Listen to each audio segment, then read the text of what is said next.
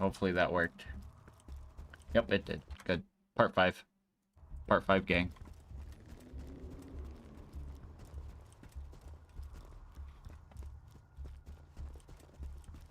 If you put me in the fridge, I am infinite. I can never rot. I'm always inevitable. I am the Dave's Triple.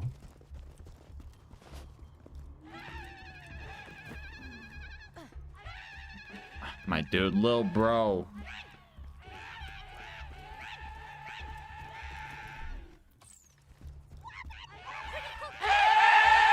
Unstoppable force it is. Oh, wait. Is there still time to get my anarchy stack off that reload? No.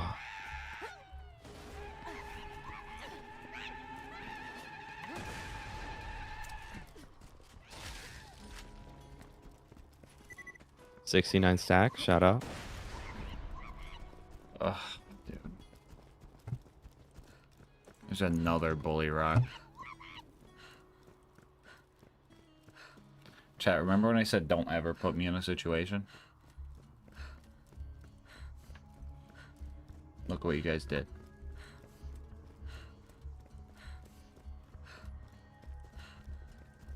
Ain't no ways the bear said just press shift, you'll run faster. No way Gia became a member on YouTube and you didn't shout them out. What? Where? Gia4321. I don't see that in my chat. Welcome to the freaking gas it's the old. mask I gang, forgot. homie. Oh my god, thank you. Hold on. It's my old chat showing up right now. Benjamin Burnley. Okay, you know what? I'll take that. I look like Benjamin Burnley. I'll take You look that. like That's Benjamin fine. Button, bro. Hold on, I gotta fix my fucking YouTube chat. I'm sorry. Yeah, I'm coming back. Ja, thank you. My chat was in my fucking... YouTube chat is so fucking busted. Why do they have to make me do a new fucking chat bubble and adjust my dock on every stream? I don't know. I don't know. Apply. That's Thank you annoying. for becoming a member. I'm adding 1 minute to the clock. I appreciate you, homie. Thank Literally, you notice how all YouTube issues come from the chat? If Yeah. YouTube chat was as good as Twitch chat, Caster Labs also just isn't fucking working today. So It's I have not 2 chats perfect. right now. it's not perfect. Get ready to kill this bully rot, dude.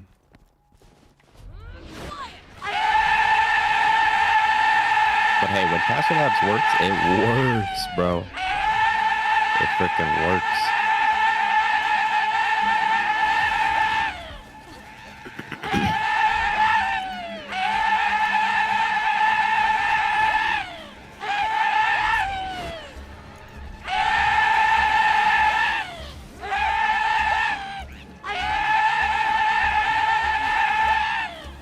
We're making progress, and this time I won't call Death Trap out to alert the racks. Literally, it's always Death Trap. Death Trap's just the bane of the bane? The bane This of my... guy out of here. Get this The man. bane? Dave's triple. Give me a Dave's triple. Get him a Dave's triple. Somebody needs to Lucas, nerf this come man. over. Give me Dave's triple, me. I want to watch How many you YouTube dollars eat time it. has been yet to been added? At least a couple hours, it looks like, from today. Maybe a few. 3, 4, maybe. Dave's triple in the chat says, yes, I got you. Spend of your thought, but you could try to give her something to make you a partner flavor tastes like Monster Assault. Dude, I don't know. If I could get them to make a flavor that tasted like OG Monster Assault, I would cry. I almost cried earlier, but I would cry. Imagine drinking that OG Monster Assault on Borderlands the pre-sequel, playing as Krieg, and teleporting from the pre-sequel map over to the frickin' Terramorphous Arena or some crap. What? Life would Crazy be old gamer, good. how's it going?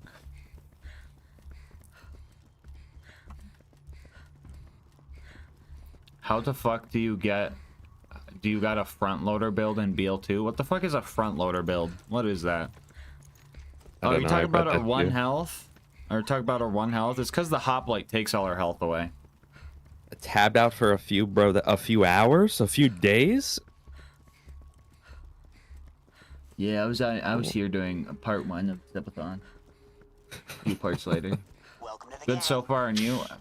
We're trucking along. Mayhem, he just can't see the problem. Dude, I just now got the notification for Ja becoming a member. What the fuck? Thank you, Ja. Dude. On Ja, bro.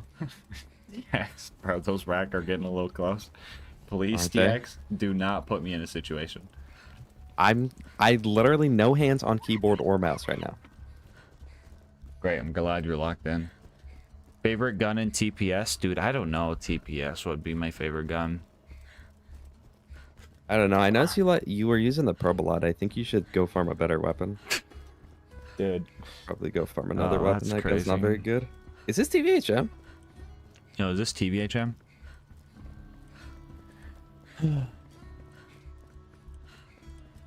I just want to say you guys are awesome and give some freshness to the YouTube BL2 community. Love you. Happy 4 years. Thank you, Aiden. I appreciate you saying that.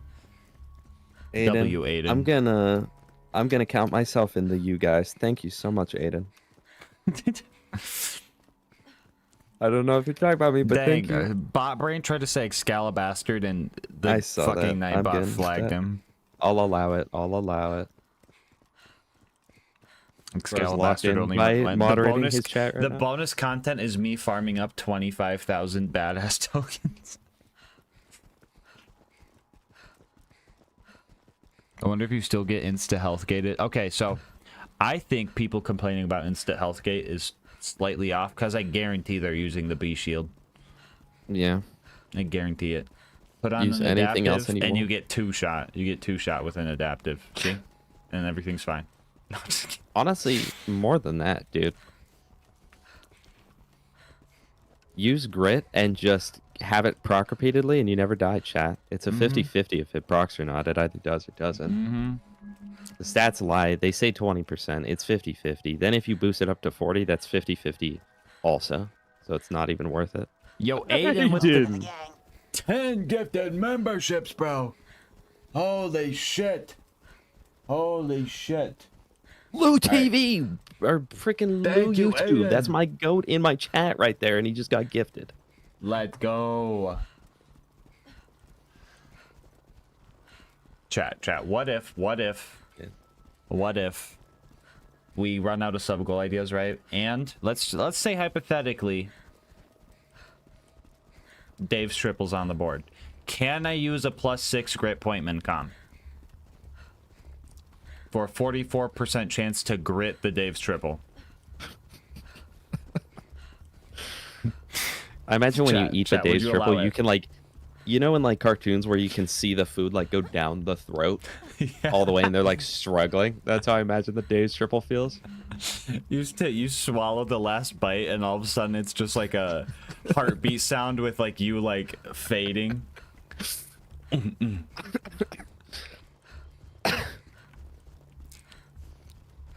It does the Grinch X-ray close-up on your heart, but instead Yeah. of growing 3 times, it just explodes. It's the Dave's triple turning into 80,000 knives and bullets and nuclear bombs and uranium. Guys, the salt and vinegar Dave's triple. Think about that. You gonna grit That the dot? could go Hell hard. yeah, I'm gonna grit the dot. He's running for variance.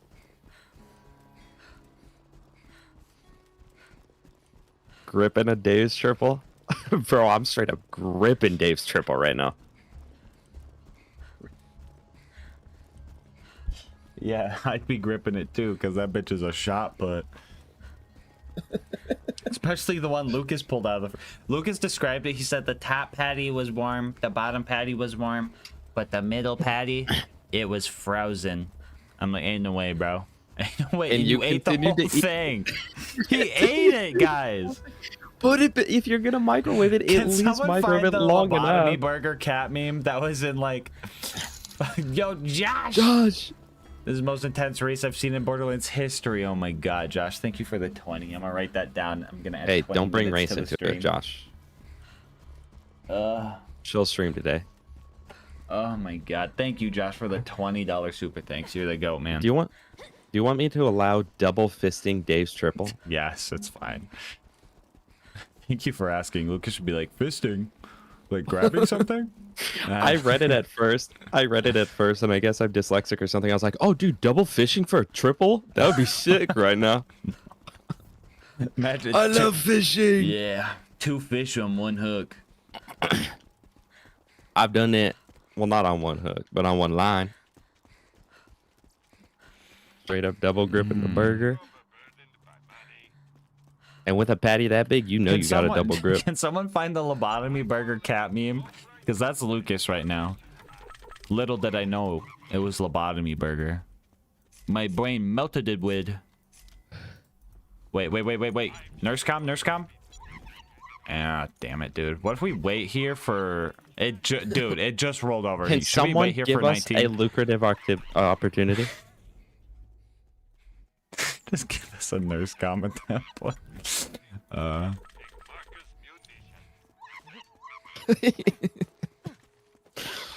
Nah, triple penetrating Dave's triple. Ain't no way. Is Lucas still with us? In spirit. Hey, shout out to the grind, Josh. Did you know you can't legally ask for more patties on a Dave's triple? Why'd they make 4 the limit? They should have made 3. Brody. You seem to be struggling for money. Where are Mr. TX's 100 hoplites?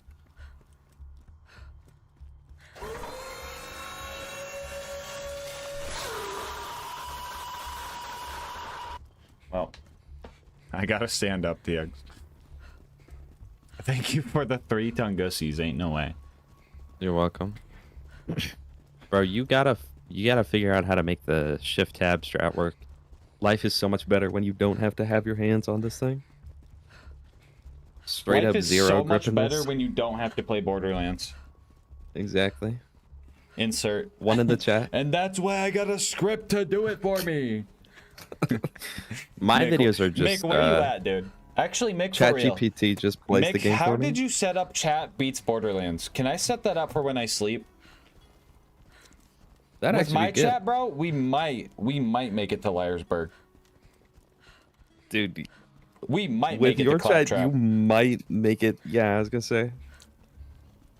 You might be able to select the character with your chat. Why are there 3 Tunkskas? World drops. World drops, yeah.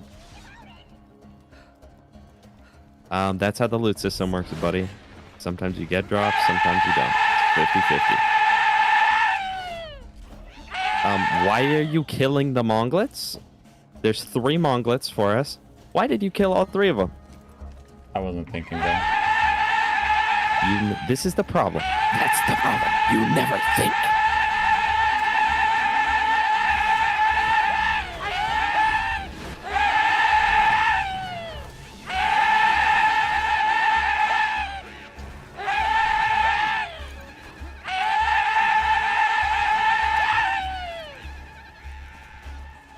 DX, I'm gonna need you to stay 8 years away from that stinging cactus, okay? I'm about to shoot it, bro. I'm stacking.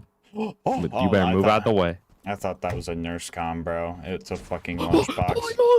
Oh, it's a Monglet. It's a Monglet. Yay, Hype, little baby! Hype in the chat. Hey, well, he's gone now. Well. Where's Lobotomum Burger? The sound of a Dave's triple being digested, yeah. Frog in a frozen Dave's triple. Fun factoid, the Bane was created when someone got the bunker SMG and fed it a Dave's triple. Dang, bro, got some air on that one. Yeah, dude. Oh.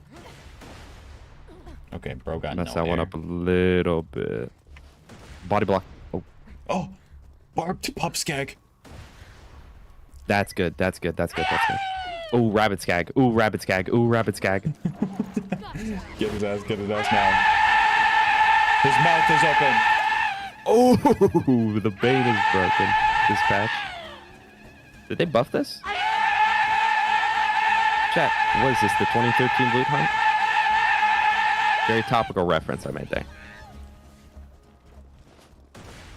So if Chat, you were born, gas glitch if you were allowed born, for the hunt this year.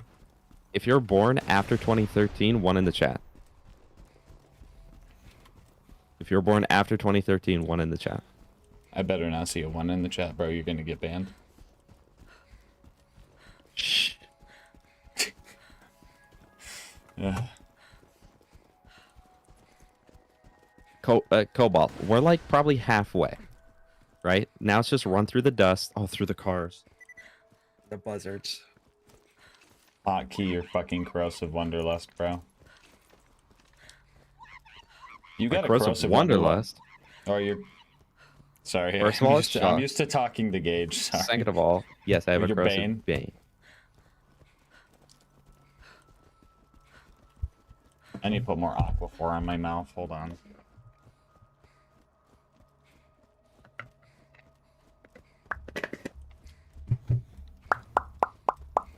What is bro doing? Put an Aquaphor on my mouth. What the heck is Aquaform? Bro, just drink water. Aquaphor. It's healing ointment. Aquaform, yeah, no, it's a liquid. It's the only defense against the Dave stream.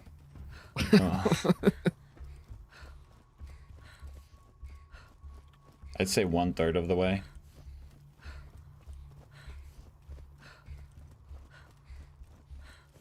The Dave's triple has been around since 2011. You guys remember 2010 when things were good?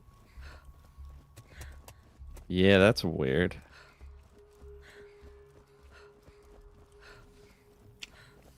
We're gonna grow up, chat, one day, and kids are gonna be like a year old, haha. But they don't know. We survived in a timeline where COVID and the Dave's triple both existed simultaneously. People are always saying like, "Oh, I'm gonna tell my kids about COVID. We were locked in our houses." Like, bro, you were playing video games for 4 years straight. Don't tell your kids about that, man. Like, oh, big whoop. My day, we had to be sick at home. Back in my day, we had 70 ping. You kids with your 0 ping online gaming. Okay, careful at our rack. Oh my god. TX, if you're not full health, you gotta remind me, dude. You almost just lost us the round. What did I do? What do you mean I almost just lost it? I'm walking in a straight line, dude. Okay, 2 pup skags, 2 pup skags. We could get through this section quick. Okay, I'm worried because I have close enough, so I might ricochet a rack. It's fine, that's fine, that's fine. Ooh, Toro. Oh, those don't boost you as much as Monglets do, huh? I mean, it's slightly faster.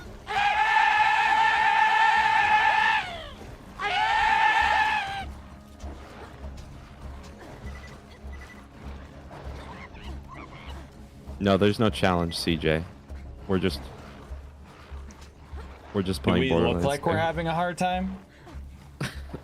Does this look like a challenge to you? We're kicking ass, bro. Look, these guys can't even Taking hurt names, us. and I'm all out of names.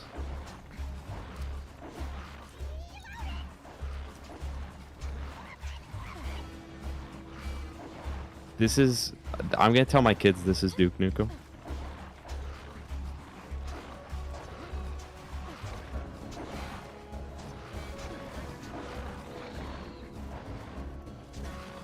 Okay, I am worried though that my shield's about to like get low enough.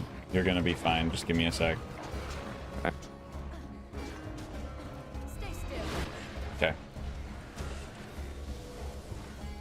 Oh yeah, baby. But because I have Myelin, it actually takes longer to fully recharge the shield. Okay. Oh no.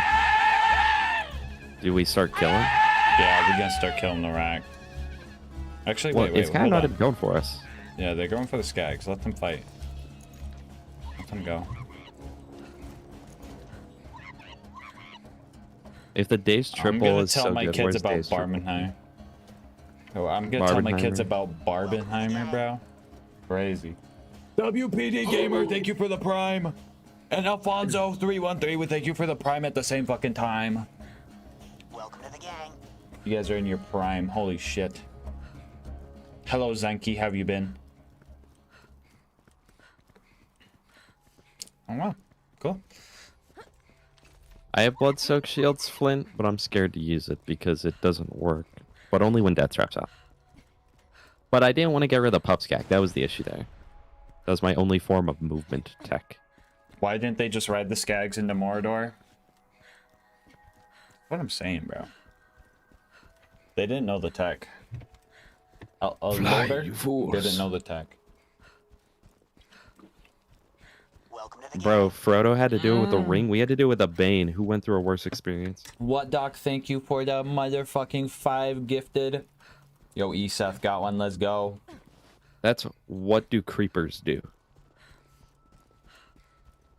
I know his name's... Dude, what, Doc? Are you going to be mad at me if I keep calling you what, Doc? Because it's so ingrained in my head now. What do creepers do? I know Bugs that's your name. We Bunny talked out about this here. earlier. Chat, Bugs what's up, Bunny Doc? out here. Literally. I'm sorry, dude. What do creepers do has been so supportive today. And I keep saying his name wrong, dude. Imagine being an L streamer like me. No, I like chat, what, Doc? what Good. do creepers do? That's sort of one of those, like... Ask me for a fucking stepping on can body pillow. That's one of those, like, oh, thank you so much, bend over for the subs, you know? But instead, it just makes you look like you don't know how Minecraft works.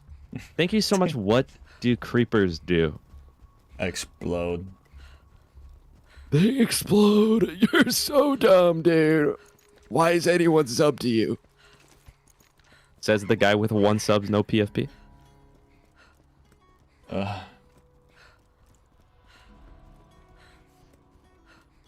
Chat, Well, if you one have in a the Dave Triple, one in now the imagine having chat two. if you have 1 sub on YouTube. Oh, hello, You're a real one. Puxy. Imagine doing Banes and not even gunzerking them on Sal. Dude, I just had this save file, dude. I didn't want to... We gotta restart, dude. We gotta choose Sal. Yeah, you're right. Is Never this mind. TVHM? Is this TVHM?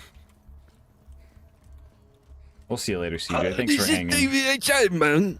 Go for Betty. Bro, what? Dude, you gotta learn British, man. Learn to speak it. Yeah, let me just get my Duolingo. Why aren't you using the grog as great? Me nappers. Got me nappers. Oh, the bounce. Wait, that's a tech. Actually, if you Wait, can get on leapfrog my guy. head. Stop. Wait, stop moving for a sec. Okay. Okay.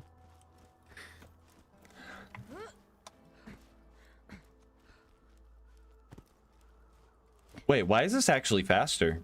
Wait. Oh, look at that. How to bounce. do the Bane Easter egg?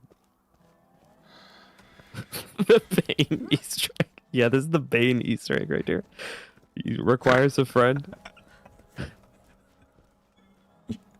I failed on step 1. I have no friends. I haven't seen this comment 9 other times in the short section.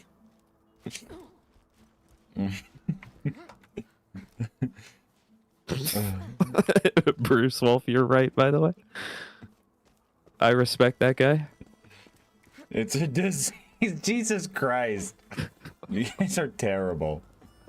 Oh. This is so tech, dude. Why do I hear airplane noises coming from my... Oh, yeah, Lucas is in there. That's why. Okay. He's going through stage 4. Stage 4, he's watching airplane YouTube shorts.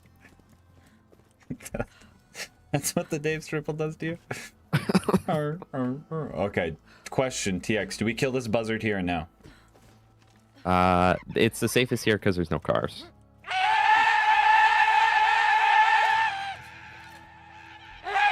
Oh, when we hit though. That's at 90 stacks right now. If I wouldn't have thrown out Death Trap earlier, I'd be over 100 for sure.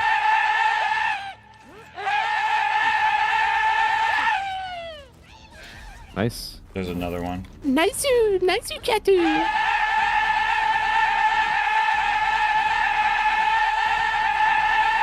What is bro saying? It's anime. If you have a problem with that, you have a problem with me. Oni-sama would not agree with your actions right now. Uno in the chat for that one. Chat, what are the odds we die where Dark Smoke died?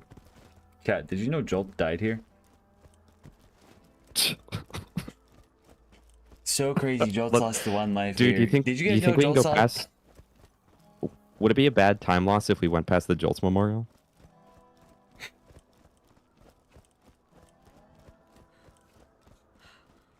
Fucking what, dude?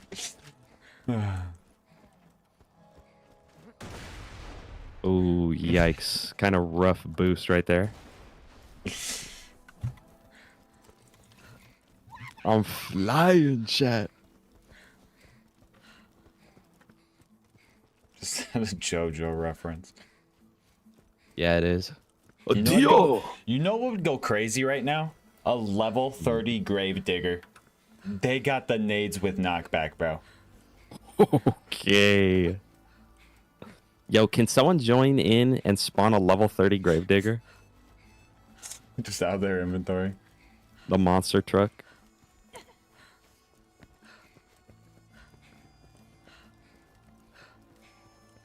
I'm hearing scary noises coming from my living room. That's the SCP. Can't believe you're playing this game based off the hit game Fortnite. Hello, Michael. How's it It's going? making its way out of Lucas as we speak. I wonder how. Can you Lucas guys feels. hurry up? You're banned. Get Frost out of here. Get him out! Bro spent 100 tabs for that. Yeah. Guess what, kid? Now you gotta watch the stream for another 5 minutes to earn those back. Get played. Scammer get scammed. Scammer gets scammed. Scammer get scammed. Flint to go. I'm bored. Crazy. Can you guys go slower? Crouch. Car. Bro said don't lock in.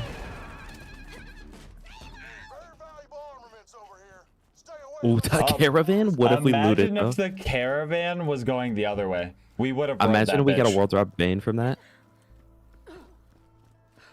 Are you both doing Bane only? No, I'm actually no, neither of us are actually using the Bane. He's using the Bane, but my character's just like that. That's how Gage works. Oh no! That would be how Gage works. Well, imagine. Wait. Instead of losing accuracy, you lose movement speed. Movement? Oh, someone make that a mod. This game will never I don't die. hate you, Frosty. I hope BL4 is good too. It is almost 2 a.m. I can't believe this, dude.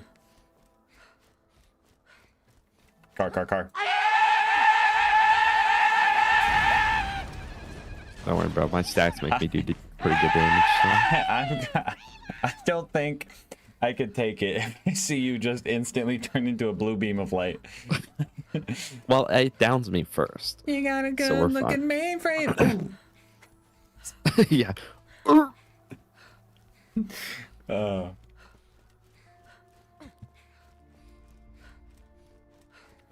We could go get a Gwen's head real quick. Bro's gonna be falling asleep at the dentist. Gambo. Be careful, you never know what they'll do while you're out. Mouth open, it's like a sleepover, bro. Never fall asleep first at the sleepover. Craziest moments of my life happened at a sleepover, bro.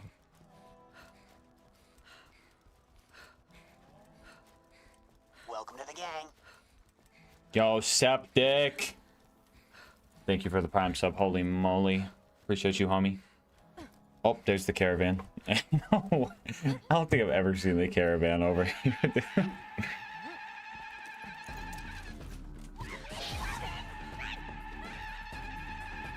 Dude, when I hit him, that's stacks, bro. Damage.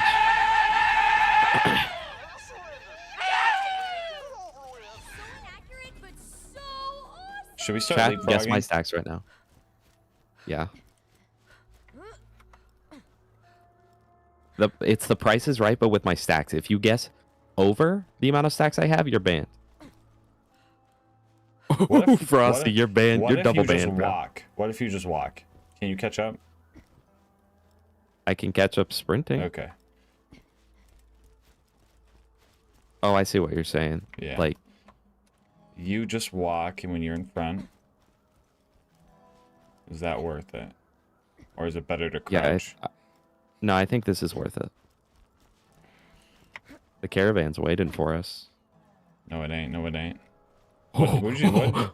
The craziest thing is, if it wanted, it could run us over. I once had a glitch where the caravan just started blasting my ears out. Pretty cool. Whatchamacallit, the booze runner. Anytime you hit it with a barrel. Yeah, it was like that, but like quadruple volume. Oh my god. Guys, I have 110 stacks. That's the answer to the question.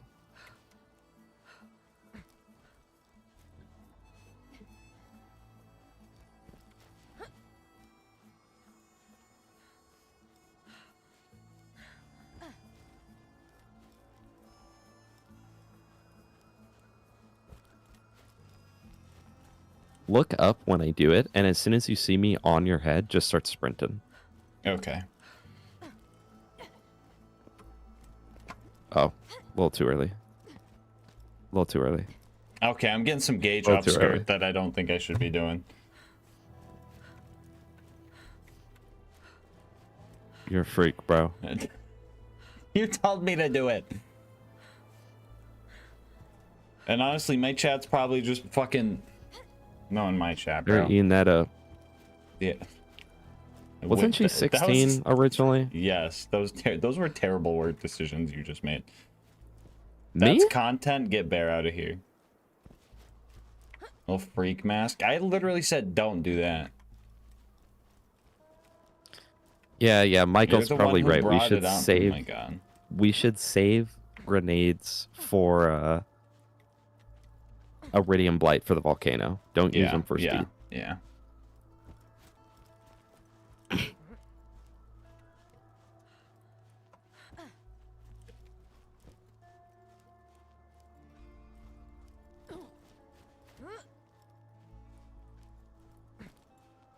Maybe she got held back. No, pro gaming because she actually got held back. She actually got held back 8 years. Whoever said she got held back, dude, red flag. Guys, Ava just looks and acts younger than 18, but she is, so it's okay. She's just mentally a Borderlands child. 3 came out 6 years ago at the time. She lived in a cave. She lived in a cave, so she's only mentally a child. Her dad was Salvador, that's why she's so short. I don't know how anybody looked at Ava and said, yeah, that's over 18. Absolutely just, ugh. Dude. Yo, Grandma Torg, though, that's true. With the dentures in or out, chat. One for Grandma dentures Torg's in, fair 2 game, for dentures bro. out. Everyone's going to jail, yeah. Whoever said 3's freaky deaky, bro.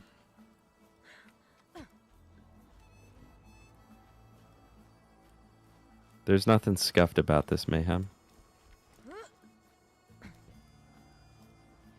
Alright, we're getting over the hill. I'd say let's line up to wherever the actual entrance to the bite is. Bro, it's like really? straight. Yeah, but it's this blade of grass right here. Just keep walking forward. Bro really said let's do a just chatting stream, but with extra steps. Ava might not be 18, but an airlock doesn't care. Okay. Let's just hope the Wanderlust comes back for Borderlands 4. Hekakiro, you're banned. This is what I'm talking about. I told you the other day, guys. I was like, there's one guy in your chat every time I join. He's out of here. It's frickin' Keck. You're banned, bro. I have mod privileges. Okay, I see. And I'm not afraid to abuse them. I'm just kidding, Keck. You're probably the most goated person in his entire chat. Okay, bandits on the left, bro. Don't. Buzzard, buzzard, Yeah, buzzard, buzzard, yeah. buzzard, buzzard, buzzard. Good excuse. I was on my way to work. That's what my dad said before he left. Just kidding. I have a great dad.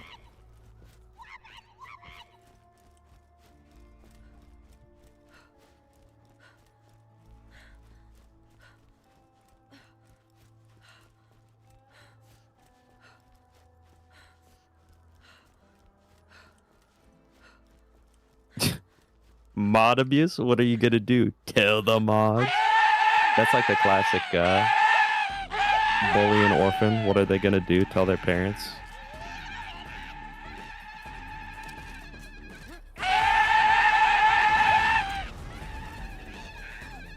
No offense. My heart goes out to you. You brothers and sisters. Badass bandit technical. Ain't no way. Yeah, ain't no way he's even making it to us, bro. I got unstoppable force. You better catch up, man. Slow down. Wait for me. You're cheating! You're cheating! We just got the blight after this, chat. Just the blight after this. You guys think we could find a baby spider ant for baby boosting? Bro, first you're talking about freaking Ava, now you're talking about baby boosting. Oh my god. Get this guy out of here. Dude. She just lived in a cave. She only looks in Acts 12, guys. The game was released 18 years ago. Oh, buzzer, buzzer, buzzer. Buzz off, man. Buzz off.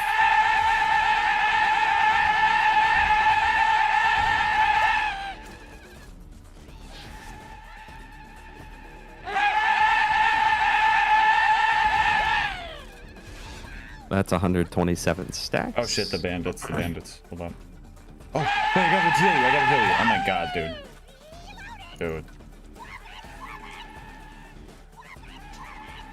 Slag him up. It's OP10. Slag him up. Nah, save Perfect. ammo, bro. Save ammo. I've got 1600 still. I'm I've been doing all stacking, the bro. work. I'm at 400. No, I have a yeah, SMG you have ammo the- relic. I remember now. That was 2 stacks right there. That was 2 stacks. Chat, we're hitting 150. Supa, the hoplite does, which is what we have. And the more people you have, the slower it makes you.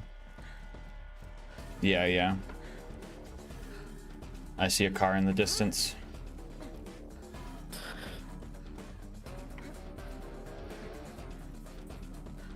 Badassosaurus Bane only. I mean, that would go the same way Badasaurus always goes. You just hide behind the concrete and don't matter. Bruce Wolf, the Iridium Blight threat is the volcano spewing magma into us. Yeah. So.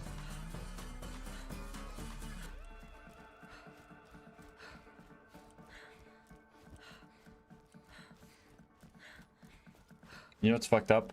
I'm pretty sure Mopey lost Loot Rando 1 life to that lava just doing crazy damage. You So, just did it wrong. and dude, you know what's fucked up? Everything's slanted there. We are not getting a flag. I know, grenade I game. was literally just thinking about that. I was thinking, how the heck are we gonna grenade jump that? If we had the bada boom here. We learn about the third King Mong spawn at the top of the volcano. Honestly, pro gaming's trying to give you an easy one. Beat Borderlands 2 using only the hail. Have you seen what this guy's done? Yeah. Bro's giving me a Moxie weapon. Literally. And one of the best ones at that. I should start doing challenge runs, but like of things that are obviously not a challenge, but act like they're really tough. Can Yeah. you beat the game shame fleeting? Can you beat And Borderlands just like 2 with only a Deepa? No, here's what I do. Here's what I do. I do that, right? But then Where'd that at car go? some Is he gonna point, sneak up on us? at some point, I'll just shoot my death counter really high, Yeah. so they see that I have like 500 deaths on the Northfleet only run. You do every time you kill something, you put a death up, and then they just. Yeah, that's the enemy death counter. Wabaki, what are you doing? I think the screen shows it off well enough, Wabaki. The Don't make me screen describe says it all. We're doing the Don't Lord make of the me Rings describe it, Easter bro. egg. Never put me in a situation. Cream pie Zay. Anyway, I don't think the Who? Whiskey Tango only is actually possible, guys. Nah, that'd have to be normal mode. Maybe TVHM, but yeah, no. Is this TVHM? Is this TVHM? We do have res, Keki. We do have res. It came in clutch. For some reason, he had it. Wait. Next time we're down to one. Car! Bro, Oh, I can't see it. I see it. next time we're down to one. Only one person having stock grenades. We need to duel. Hey, to your right, to your right. Oh my god, what the fuck are these guys doing in there? Two dudes chilling They're in the hut. inside? What? One in the chat if you've been in this building. Did we get the car? No. Oh, I see it.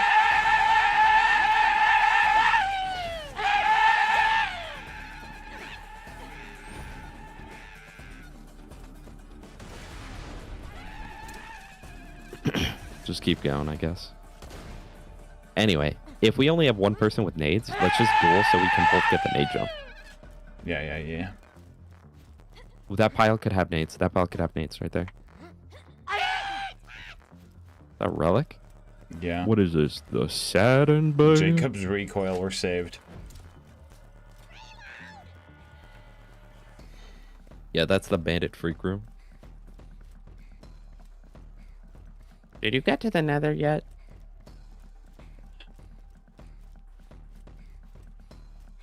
Gas, why didn't you use the world burn during your Nukem run? Dude. You know what's crazy? So, dude, the amount of people that, like, on the Terramorphous fucking Krieg and be like, this would have been easy on Sal. Nuh-uh. The amount of people who think Sal is just busted because he exists. Dude. Why do I keep getting ads for ED? I mean, shit's catered to your liking, I guess. Hey, no shame if you got it, bro. It happens.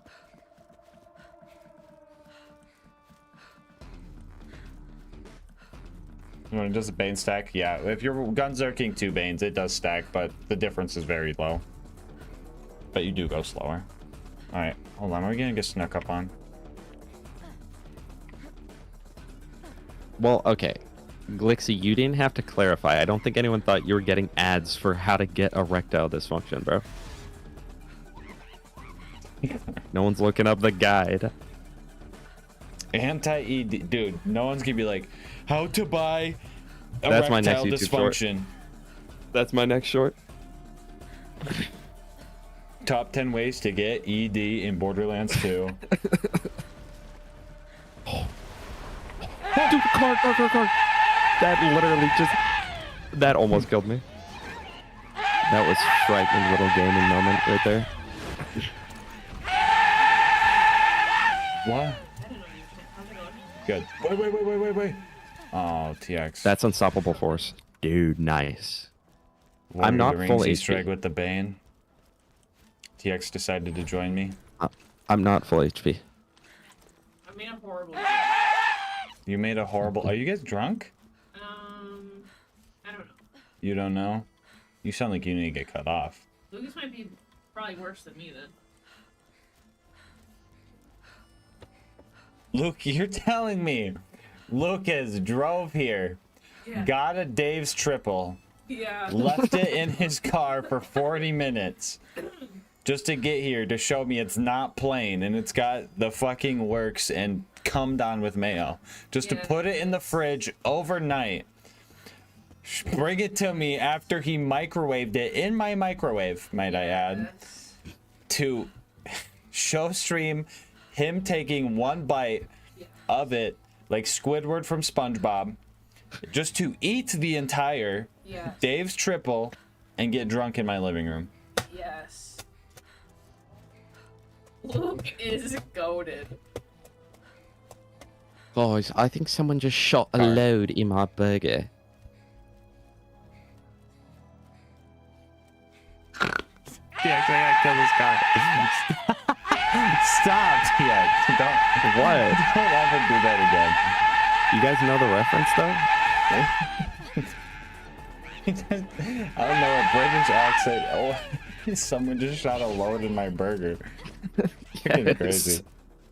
It's that the girl in the car. Yeah, I'll be honest. One of the drinks we made was just half rum, and I don't think that math. Yeah, no. And I was like, Is he passed out or something? No, he's good. Oh. I just was like, I want to be real. I think I did like 3 or 4 shots of just rum. Actually, I will say the pina coladas were There's fine. another car behind us. We had pina coladas and those were like great. Do I hear a buzzard? I also had glitter. Okay. Edible glitter. But then we made this drink called the zombie, Oh, brother. and Half rum, half Dave's triple, well, bro. we had dark rum and light rum, and triple sec and like simple syrups and stuff. Okay.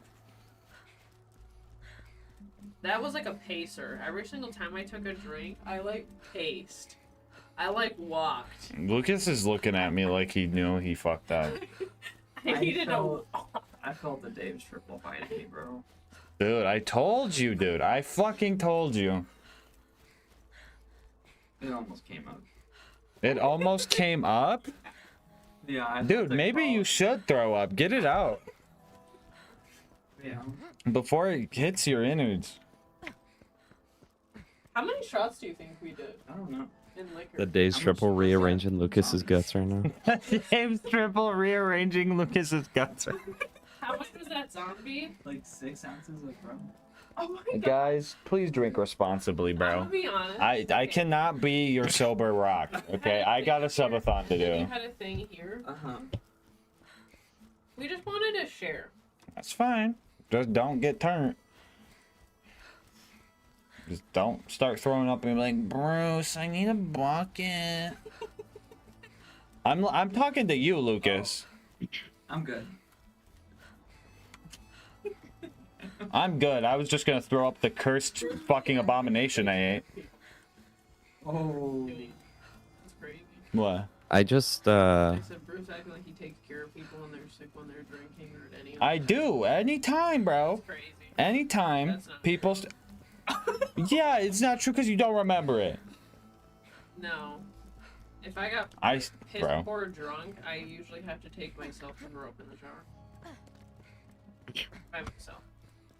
That's not true. Bruh. You can't even take care of yourself when what? you're sick. What are you even saying? I'll throw up for you next time. Like, what?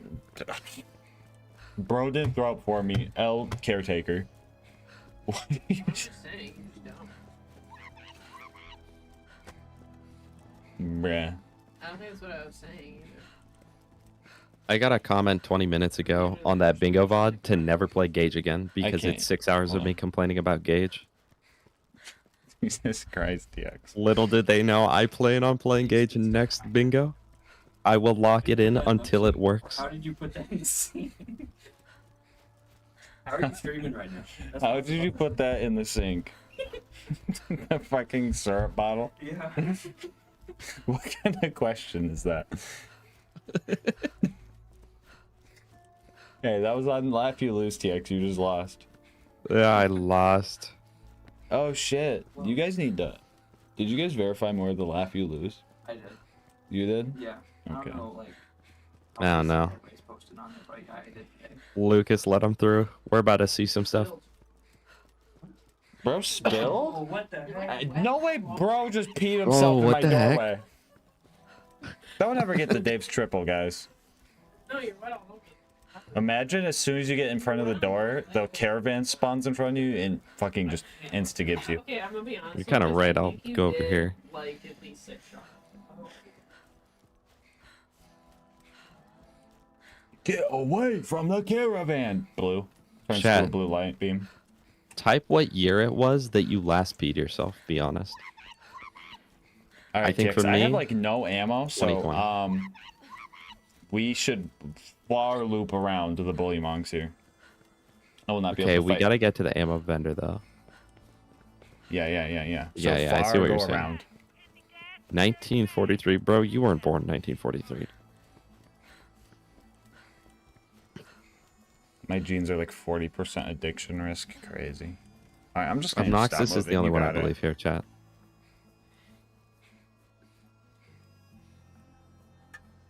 Yeah, I mean, Glixie, if you have the specific date, like,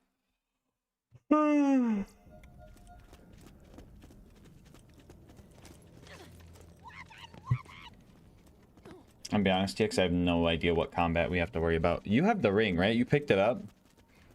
yes. Oh, thank God, dude. But now I'm like kind of psyching out about it now that you said that. Oh, no, dude. It counts. It counts either way. We'll say game glitched. Mhm. When you hold the bane, it disables the Easter egg. God, someone just shot a load in my burger. Hey, no. You don't have to know. Not asking a question.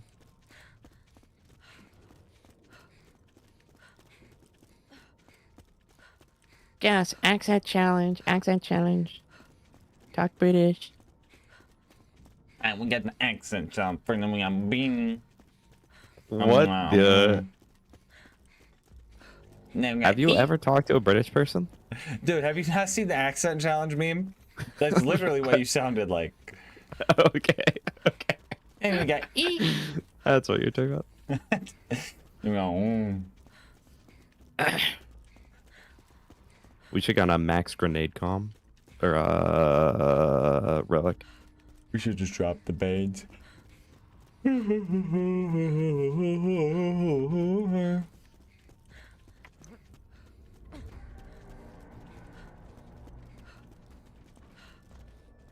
You told me to wide angle it. Well, whatever. Wetting the bed counts, by the way, Roland. Sorry, I just saw your message. That does count. That's peeing yourself. No matter if you're awake, in the frickin' bathtub, in the bed, at school. Sorry. How dare you? I aggro 14 D-monks. All we have loaded are fire banes.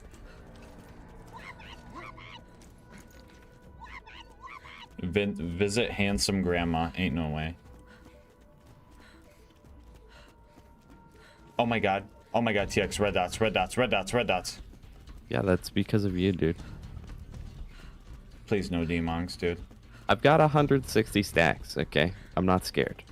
Okay. They, yeah, Ping someone else's pants? Yeah, sure. With context, that might work. Any more sub goals? Yeah, there will be more. I just can't think of any right now.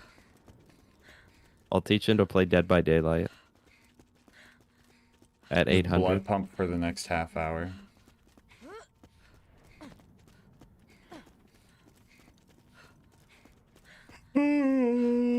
So, Roller Eagle, that is I true. have screwed my laptop, yippee. In a good way, asks Cambo. What the fuck does that mean? He screwed it up. Like, he put the screws back in. He just changed If his you two RAM fight while you before were the talking lava, to you'd be Lucas. affected by each other's stock grenade. Yeah, I know. The problem with that is, the person who goes first is going to have to chuck a perfect grenade over to the other person to make that. So what's going to happen, Doable. Kicks? This is how it's going to work. You're going to go first. You're going to get as far as you can. And then right before you die, I'm going to res you. What if I fall into the lava? Don't do that, dude. I swear to easy.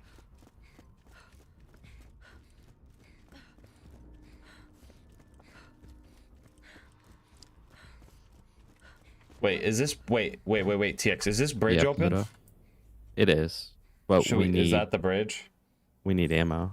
Yeah, But yeah, yeah. yeah. Okay. No good things ever happen So on bridges. sometimes that bridge is not there. Do you know what triggers that bridge showing up? It's after you complete part of the story, I think. Oh, interesting. Because every time you first get there, the bridge is cut off. Mm-hmm. I think it's after Sawtooth or something. What are plans if or when double death not have double death? So Geary just needs to punch you, right? And then he jumps into the volcano or whatever? Yeah. Okay.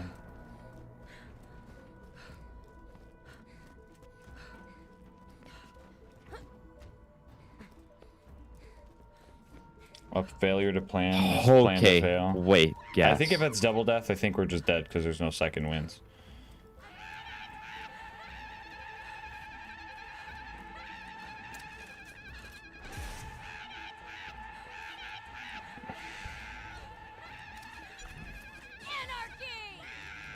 But you can't do Gary 5 could times be a 1,000. challenge.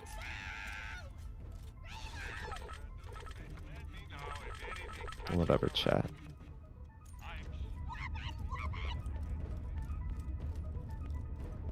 Cage mains be like. Gauge plays when they see an unattended small child at the mall.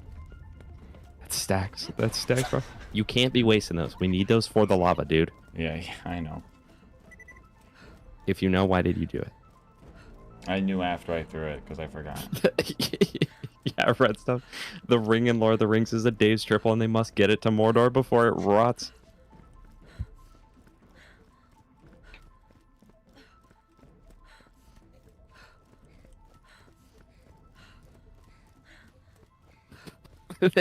Yeah, you guys know how like Frodo slowly goes like insane from the ring? It's the fumes Ash getting to him. Blossoms with the prime, bro. I just got hand trapped. Let's go, Ash Blossoms. What, like a saw trap? No, hand traps are. It's a Yu-Gi-Oh thing, bro. No. Oh, okay. Ah, dude doesn't know what Ash Blossom of Joyous Spring does, Guys, dude. Speaking of Dave's triple Bro's gonna fumes, get there was- his add from deck or fucking summon from deck or add to graveyard negated, and he's gonna just be baffled. Hands on head, dude. there was one time that I went on vacation and came back, and I was like, dude, my room literally smells like something died. But then I looked around, I looked at like the mouse traps And I he had sees the because I used to Dave's have a mouse triple. problem. The Dave's There triple was- wrapper. I didn't see anything. There was nothing. And for literally 2 weeks, it just smelled like death in there, and I didn't know why. And then I realized that that trap did have a dead mouse in it. I just didn't see it. So I was literally breathing in dead There rat fumes is for 2 weeks a straight. caustic Goliath up there. What's the plan? Kill him? Do we start? I mean, we could lure him to the bridge, I guess. And a slag think we psycho, dude. Wait, what if we shoot his mask off? And then he goes and kills everyone else? Should I try? He's got a shield though. Why are you sideways? You're just straight up sideways. Screenshot it, bro. He shot, What happened to you, man? he shot him. What? Bro, is this the Dave's triple? Hold on, you want to see my screen? Yeah. This was what happened when you breathe the Dave's triple fumes, dude.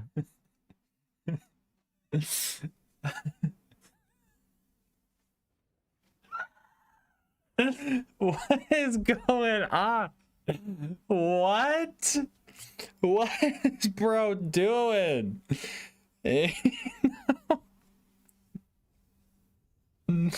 What? The Dave. No, chat. The Dave's triple is like. Remember when Michelle Obama put in the new school lunches? That's what she put in. She put in Dave Wait, triples for all the kids. Am I still sideways? Yeah, you're still sideways. Oh. Whoa, when you jump, you like fix for half a second. Hold on, let me see.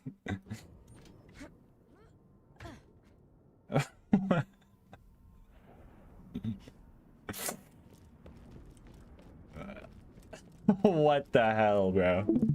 That shit is Curse crazy. run. Curse run. Spuddy, in honor of you, since we're accidentally sideways, will reset. Oh, wait, it's this platform. Look at me. Am I doing it? No, you're not. Oh, as soon as you Funny left the in honor of you platform, it since we're fixed it. sideways.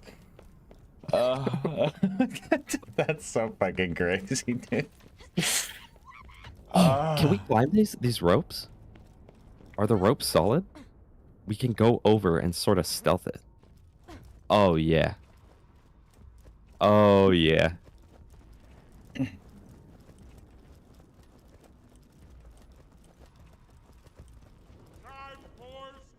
They're red.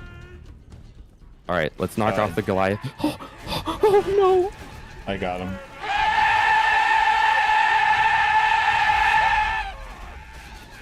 I'm running, dude. I'm running.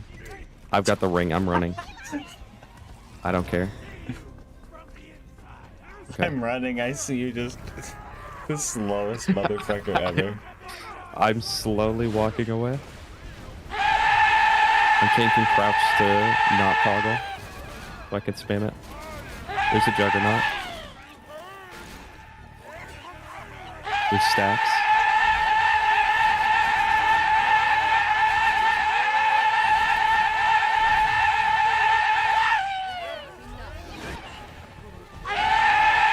The third caustic Goliath. So you know how this gun's really inaccurate? Well, Gage actually has a skill where if you miss, the bullets can bounce. Gage is actually one of the best users of the Bane. And since you can only get one per playthrough without a reset, you can actually get it as shock, and Gage actually boosts shock, and shock's the best element if you don't want to be swapping elements.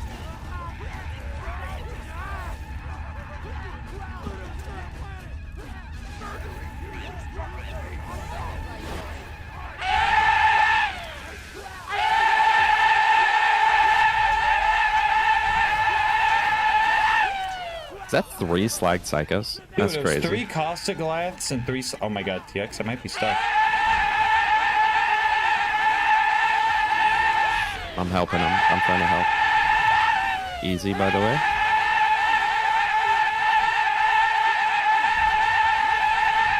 Dude, you're a tank, by the way. That shield is broken.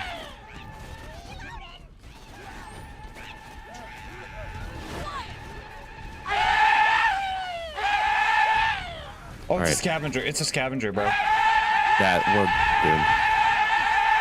Chat, it's over. Oh, like, I might actually go down. Okay, hold on, hold on. Down, down, down, down, down, down. I got stuck on an invisible wall. Back up, back up, back up, back I'm up. back back and up. I'm trying. I'm moving at, like, no speed. I mean, technically, if you die, we're still good. But you won't die.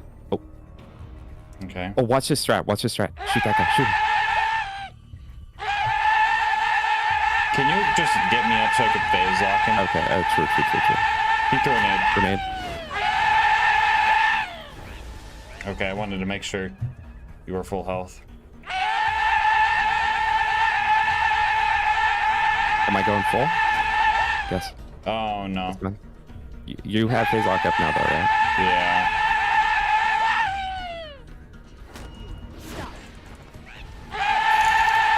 Come on. Easy. Now we just wait out your fight for your lifetime. You don't wait it out. My next one will insta-bleed me no matter how long we wait. I bet if we waited long enough, the game would fix itself. Like a couple hours. Like a couple of years, maybe. Until the game crashed. So we could try and reset me. Shout out Mercamilli. Maybe the duel will reset. Maybe a duel will reset me. Give it 26 seconds and we'll do it. It's not gonna hurt. Alright, just tell me when. Just do it. Once we get to before the edge of the boat. Yeah. That'll be 26 seconds. Shout out Mercamilli for the 5 on YouTube.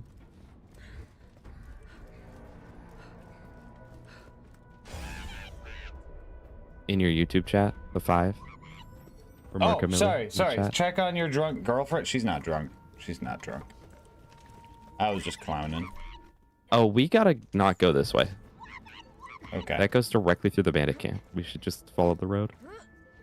You're so right.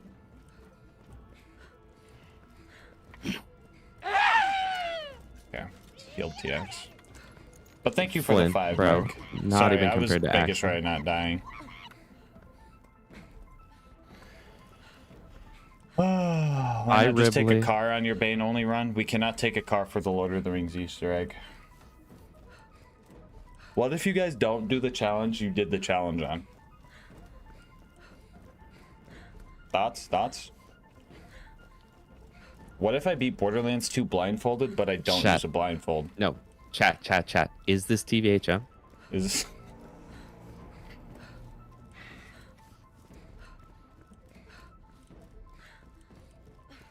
I'm pretty sure you can actually take cars as long as you don't teleport into it. Did you test that? I've tested every method, bro. I have tested every single method on that because of people like you, Spuddy, commenting, you can actually take a car. I've not gotten it to work with any method aside from not getting into a car. I've tried getting into the car by teleporting. They're I've rage tried baiting you getting and into they're the car making by you not. doing the Easter egg 80 times. I've tried doing it where I spawn the car, then walk over to it, get in it, get out before the fast travel or before the next travel, spawn another car, walk to it, open, do that every time. That doesn't work. Respawning the car every time and teleporting doesn't work. Doing it once and teleporting to the car doesn't work. Doing it once and walking to the car doesn't work. And Spuddy, you're banned.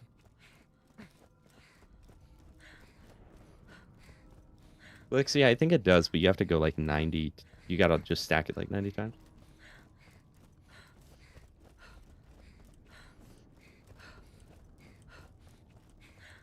Can you beat Borderlands 2 with on your feet? No, don't ever talk to me ever again. Oh, I gotta write the 5 down.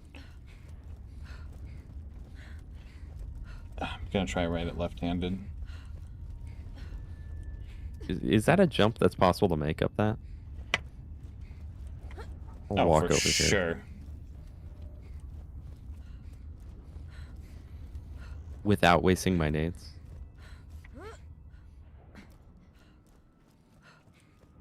Maybe not. It looked a lot smaller up close. That's Oh, what no. she said.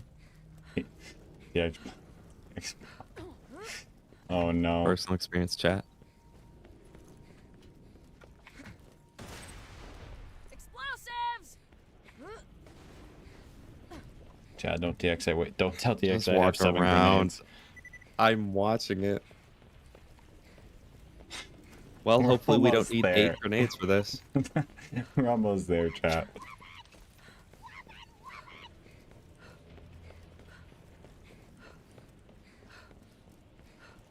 Okay, Tyler. How They did your literally action go? patched Did it you out become a in fastball 2012. build? It's just throw everything you have build. The fastball started to fall off towards the end of normal mode, but I mean it's still mob.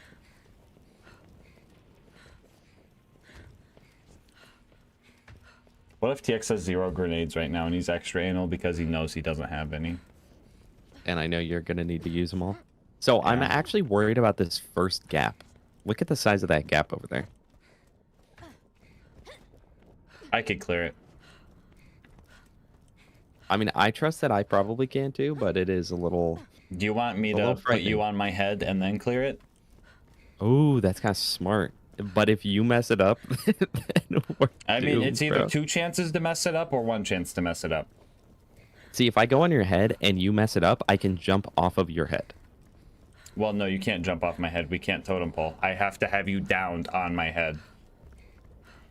Wait, but I thought, is Krieg the only one Krieg's that the only one that can... stays on and revived because he never crouches. Oh, You need light diffuse. okay.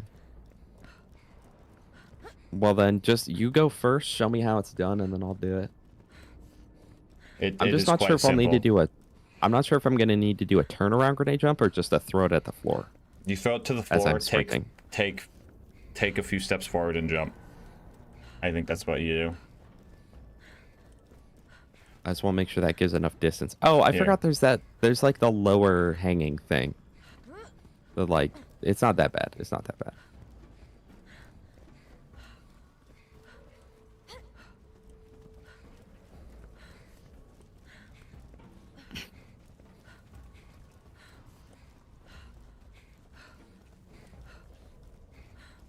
No, Eagle, it's an Easter egg more than a mission, so there's no like waypoint or anything.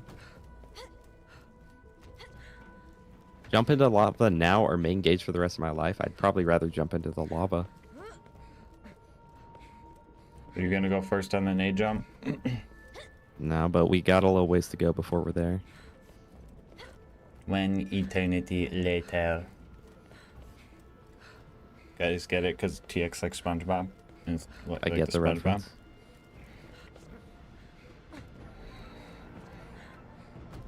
Alright, show the chat how it's done, bro. Show us how it's done.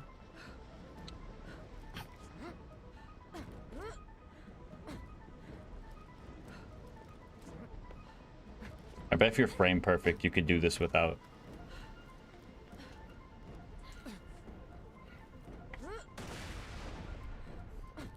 Easy. Alright. Well, like right here. Take a few. Ooh, You got a little squirrely with that, dude. That looked like you were curving. Yours did too, okay, man? Okay, okay. I believe. Ad break in progress. That's fine. They'll come back once we're at the next jump. Magic the Gathering is making SpongeBob cards. I might get into Magic the Gathering. Yeah. Magic the who?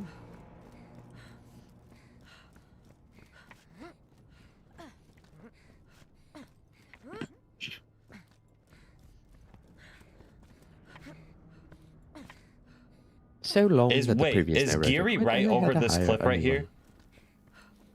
anyone. Or no? You're thinking grenade jump up it? Maybe? He's one more past that. Because he has to jump directly into the... I think he's one more past that. Let me open up the map. I don't have it unlocked. Yeah, I think you're right. I think it's more past that. Should we grenade jump up that anyway? Is the question. I don't know. See, this one's... I feel like this is the jump I'm the least worried about. But I think there's first lava place, things but that is I that don't know if we'll possible? dude, this is a free grenade jump right here. Right up there. Dude, is that Yeah, even like a try grenade that out. needed? See what happens up there. Okay, yeah. So you don't look straight down. You look a little forward. Yeah. Okay, a little too I forward. saw that go straight off. Aw, that's an invisible wall, I think.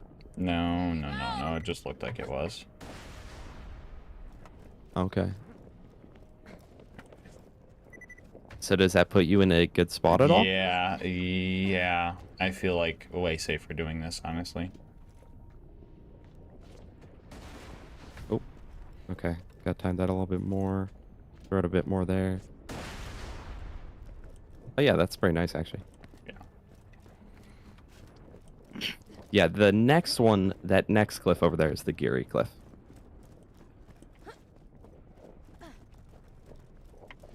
Maybe we do grenade jump and you duel me for a second one, or I do a double grenade jump or something. But also that one's next to the lava, so that one's actually kind of scary. But Let's don't get know over that there we're and making see sense what's going otherwise. on. Do we got to pull up Baru's vid of him doing it? I already did, and he died here. Ain't no way, chat. I know, I was looking it up on the run earlier while we were in Three Horns Divide.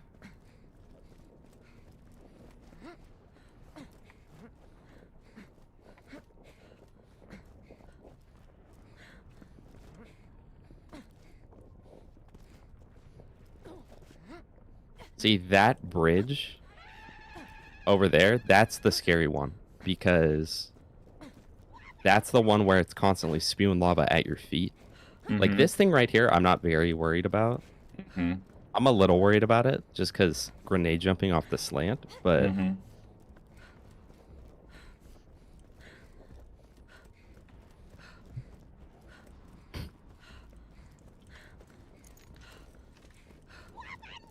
All right, here's what happens.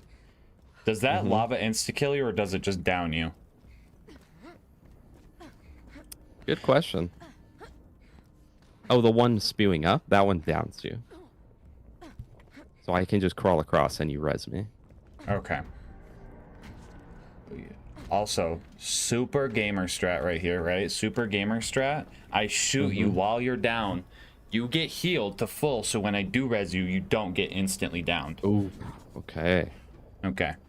Does this jump even need a grenade? I'm worried that with a grenade I'll go too far. For some crap. Yeah. You want to bounce off my head, or is that even scarier? Ooh, that might be even worse. Maybe I just go for it, but the thing is, there's no way I'm gonna make it over all that in time.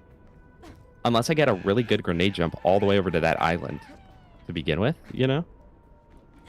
Yeah. What if I went from over there? Nah, maybe? dude, I don't trust it. Do you think... Or I do it the normal way. Get on that and then just grenade jump off the bottom of that. But it's on a slant, like a rotating It is on a slant. slant, dude. Ah, dude, what do we do? Think we can clear him entirely with a grenade jump when lava goes down? Okay, here's a theory I have. Okay, so we just need to get up on that cliff right there, right? Yeah, yeah. What if we both come over here, right? We both come over here, right? So, you know how when you stand on my head, there's like, you're not perfectly standing on my head? And you could be slightly off, right? And you could be like quite off. What if, right? I down you on my head, but you're like lipped over. So when I grenade jump, I like dunk you onto that lip and you land up there and then I res you. We can try it. Okay. How do I down you though? I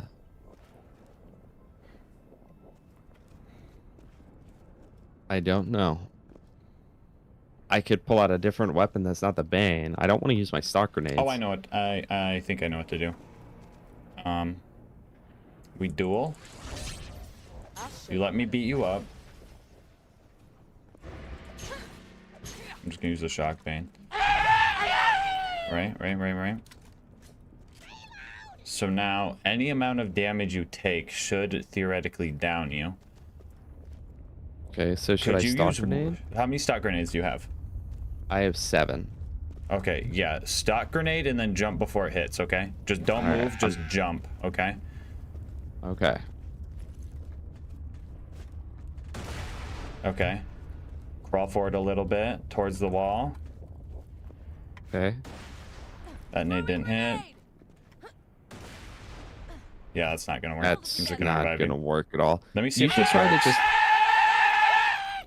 Let me see if that You should strat try works. to just straight up clear this over here.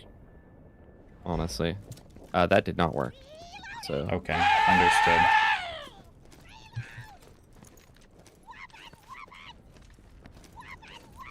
You want me to just try and clear it? I mean, we have to go that way, one way or another, and I Bro don't want has to one use it. nade. Well, if I clear it, you don't have a res target. You don't have someone to res it. Huh? So you want me to jump this? Well, no, but I mean, what do you want? Are you just not going to progress any further than here? Well, you just need to gonna- go up there, and I could res you to I the fucking know. Geary. You just Okay, need to cross okay. this. You just need to cross Okay, this. what would you do if it was you here? What would you have I did? would try a grenade jump over there. All the way over there? Just onto something. You think I should just go onto that? I think you should just try and land where there's no lava, and then time it best you can. Okay, so land on this metal pipe down Yep, here. land on the metal pipe. Grenade jump onto it. Yeah, honestly. I might even try a grenade scoot, where you don't even jump. Like if you stand on See, the I'm very thinking edge. if I get a vertical grenade jump, I can change my trajectory a lot. Okay, You know? I mean, yeah, whatever you feel most comfortable with. Okay. I've only got 6 nades, so I gotta make this count. Okay. It's easy, Okay. easy. Okay? And Now then this you is run the with hard part lava. because it's gonna be at an angle. Yeah.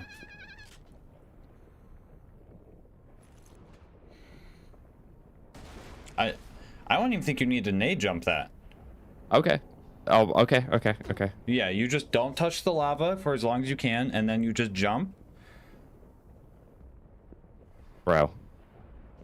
I need to nade jump that. I need to nade jump that. You There's think you no need to way nade I jump make that.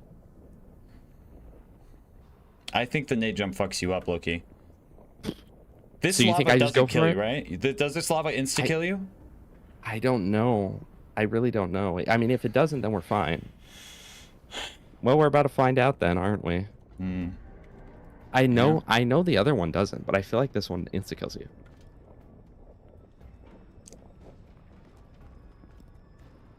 I have Harry an idea. wants to load it up.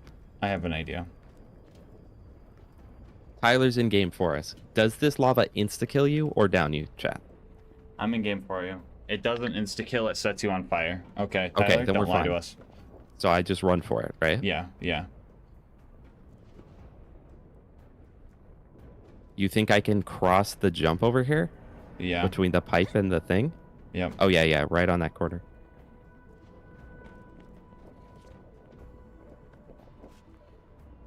Oh, dude, easy. What the It frick? doesn't even... Easy.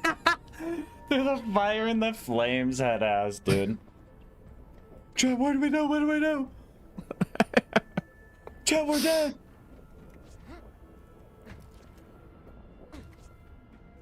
Thank you, Fuck. Tyler. Tyler the goat.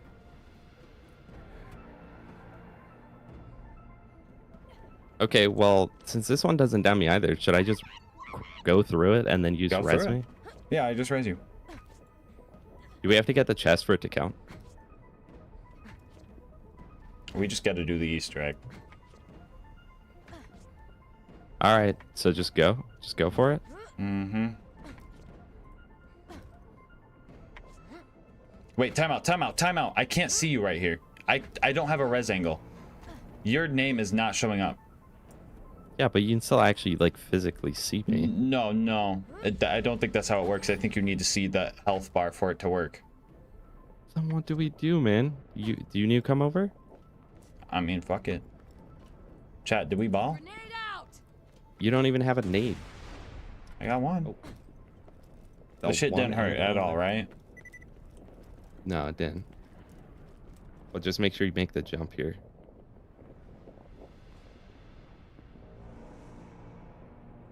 Is this lava not even real? What? It's crazy stuff. Oh, but, it's like, real. you can't jump. You can't jump in there. It is damaging me. We're good, though. Hold on, I'm coming.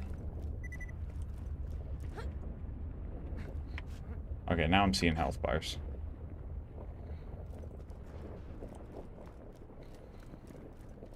Alright. You should be good to go. I'll wait. We're- I'll wait until you're in maximum angle. Just in Baru case. couldn't. I'm just kidding. No, it's true. Alright, Oh, dude, I lost some of my stacks when I got down crazy. in the duel. All right. Let's get this. I'm going to try to time it so I don't blow up, though. Right here. It's like one of those montages, bro. Let's see the damage. Oh. Alright, wait for me, I guess. I'm coming. We really had nothing to worry about, huh? Watch me get down here. Well, I guess we'll try for the chests. Oh, there's no I took some. There's no damage, dude. What the You were fuck telling me were to we scale the worried about? OP10, bro. No. I just see. I think in normal mode that shit's super deadly. It is. No, in normal mode, you just die. I've been here so many times. Okay, so he needs to punch you, right? Uh-huh. Okay. I'll allow it.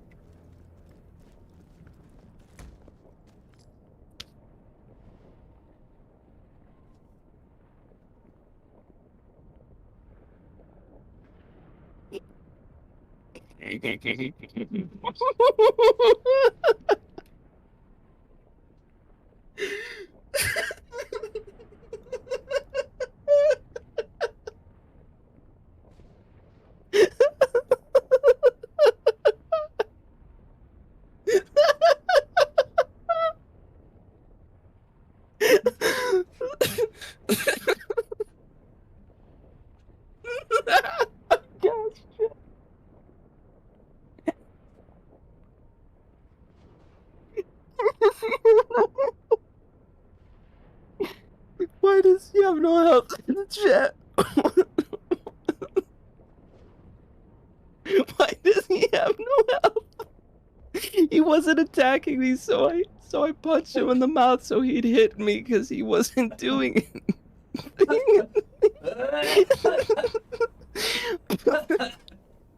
And then bro's head just fell off.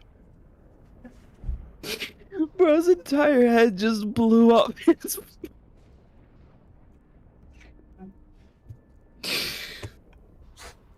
Ever to go subscribe to the youtube.com/MrTX01. Hey, it's the Necromancer head. Wait, guys. Oh, why did he die? I punched him. But why did he die in one hit? It's OP10. There ain't no way, bro. That was so anticlimactic. 2 hours of that crap. He just fell over and his head just came straight off. Wait, who? Tyler, do you have Commander, bro? Tyler, can you speed up the game and see if he respawns? And if he respawns in 25 minutes, we're waiting. Oh no, bro. I have not laughed that hard in a while. TX, do you want to see my POV of that? I do. Oh my god, check stream, dude. Okay. Oh my god. Here, I'm a little delayed. I'll watch the clip itself. Oh. The noise! He just falls over and his head falls straight off. Bro is built like a cricket, dude. Literally, why? Okay, so he needs to punch you, right? Uh-huh. Okay. He needs to punch you, right? I'll allow it. I'll allow it. I'll allow it. This is why Gage is too powerful. Ain't no way, guys. Your laugh, dude. Your fucking laugh. Oh.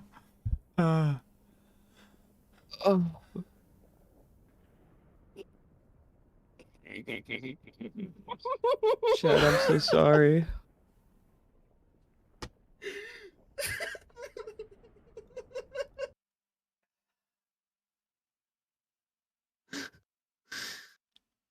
Have it running 32 times, nothing yet.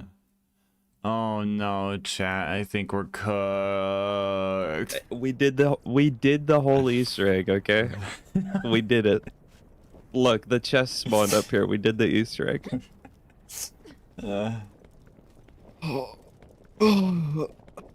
What if you leave the map? Yeah, you should try that out, guy. Tyler, leave the map, come back. Oh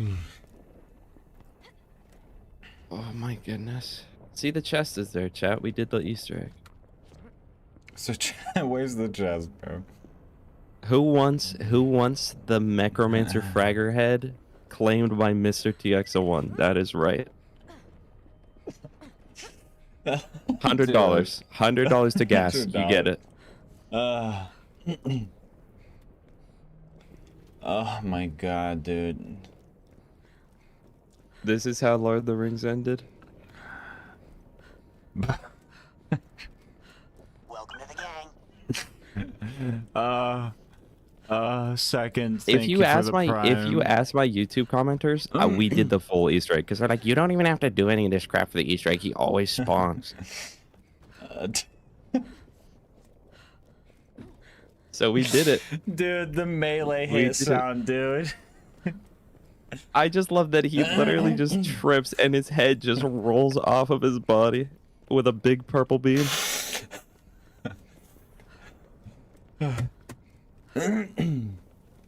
All right, one in the chat if that counted.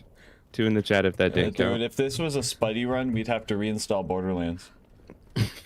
If this was a Spuddy run, we'd have to replay through Borderlands 1 for the first time. Yeah.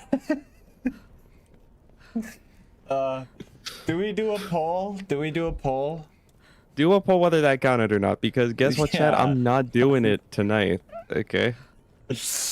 Do a poll whether that counted or not, bro. I don't want to do this shit again because TX threw. If it was me, How was I supposed to know that he gets one shot at OP10 with melee gauge? You know what it was? Strength of 5 gorillas, 10 out of 5. We lost, chat. bro has glass bones. He's like that fish from SpongeBob. Yeah.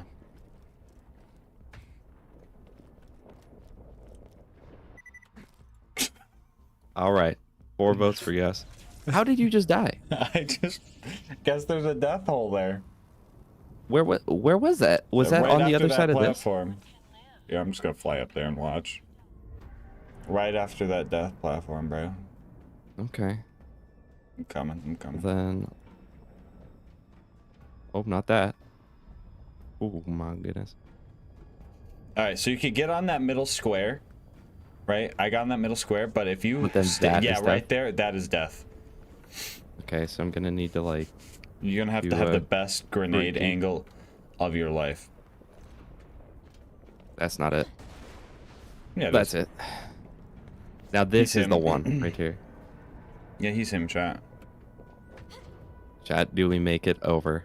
That's the question. Oh here. shit, this is terrifying. Chat, he's him. He's him.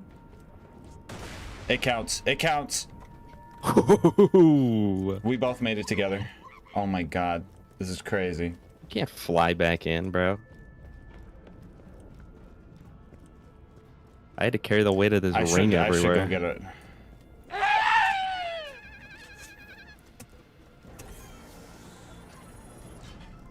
Is there a nurse comm? There's a binder. That could Ain't be no good for way. next time. Ain't no way we did all that for a +5 wires don't talk comm. And +5 Blight Phoenix. He. All right, you guys want me to throw myself in the lava? We'll do it. I will roleplay what Geary should have done. Ooh. Chat said it counts. Thank God, bro. Chat said it counts. Yeah, when you purposely end the poll while it's on yes. No, I watched it end. Bro, rigged the election. Nice. So anyone want this head though? Signed? $100. This head is now a what are they called? STD. What's it Dude. called? Huh? What are those called? It's like the stupid Bored Ape things. What are they called? The fucking non-fungible token NFTs. That's what they're called. Oh. It's an STD. Let me tell you, I've never been so disappointed that I wasn't recording something in my life. Bragger. Oh my god. This would have been the most Second, legendary. thank you for the 5. So no head. This head is worth $1 million. That's the craziest thing. You better pick it up, man. Why is this worth $1 million? I don't know.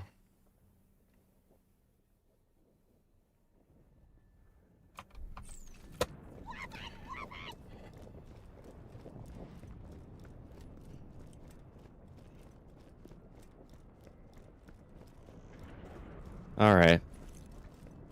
Bye, chat.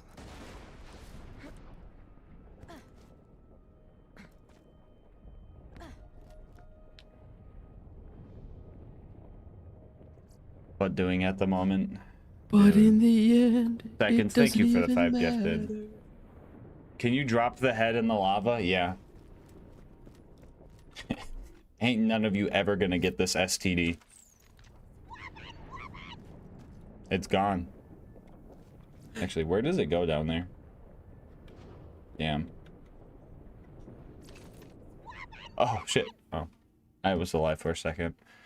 Dude, I need to watch this clip again. That shit was so funny. Why do I literally dude. go? Yeah, what was that? What was that, dude? I don't know, dude. I don't freaking know. Okay, so he needs to punch you, right? Well, sorry, Chad. I blew it. Okay. I really wish I would have recorded that. I'll now. allow it. That was so funny.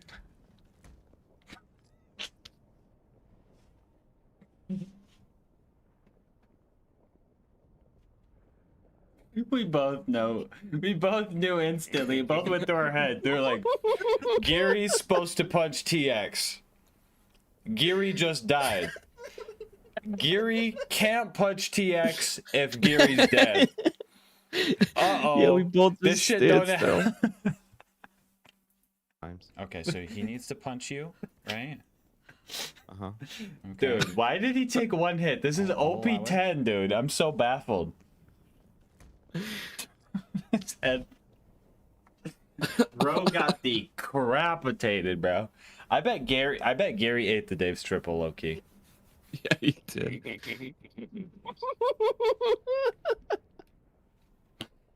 Dude, TX's laugh, bro.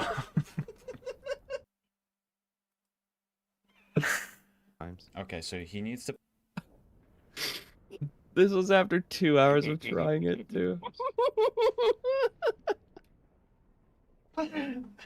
Well run and valid from Spuddy is crazy, dude.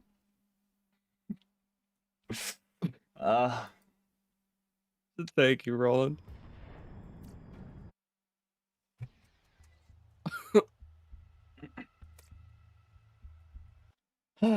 My god, dude.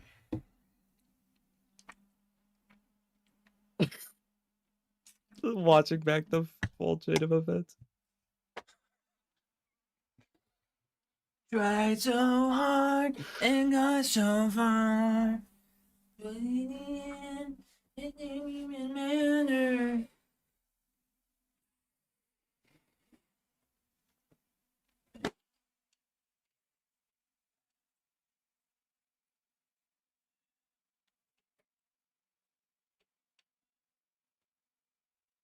Oh my god.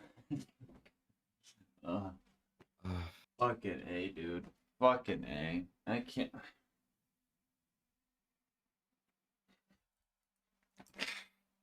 Thump. Dude, I need that thump to be a sound redeem. I don't know. Chat, would you would have gritted that hammer hit? Would you would have grit that? I would have grit that if I was I Gary. would regret that. No, for sure. Oh, dude. Oh my. Oh my god, there's Well, no, Chat, not sorry I S- threw it. guys, it's SCP-3306-2.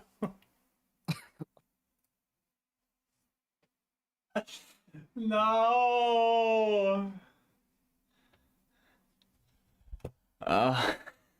Chat. I'm sorry I blew it, but that was probably the funniest thing that could have possibly happened there. Literally, the sound of the weak hit. I hit him in like 3 frames of animation. His head rolls to the floor. Body collapses. Both of us go AFK, just staring at the screen. I hit the.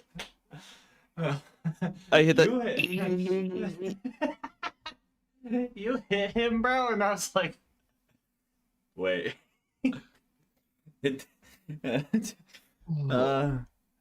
Oh my god, dude. Yeah, get that on a Jolt stream, huh? You don't get that on a Jolt stream. Oh my god. All right. He would have rocket jumped there. He would have gibbed in the head. Straight blew his head smooth off.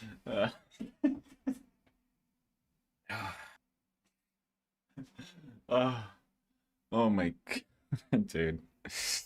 SCP-3306-2 microwave triple. I wish I had the view to nutsack. I wish I did.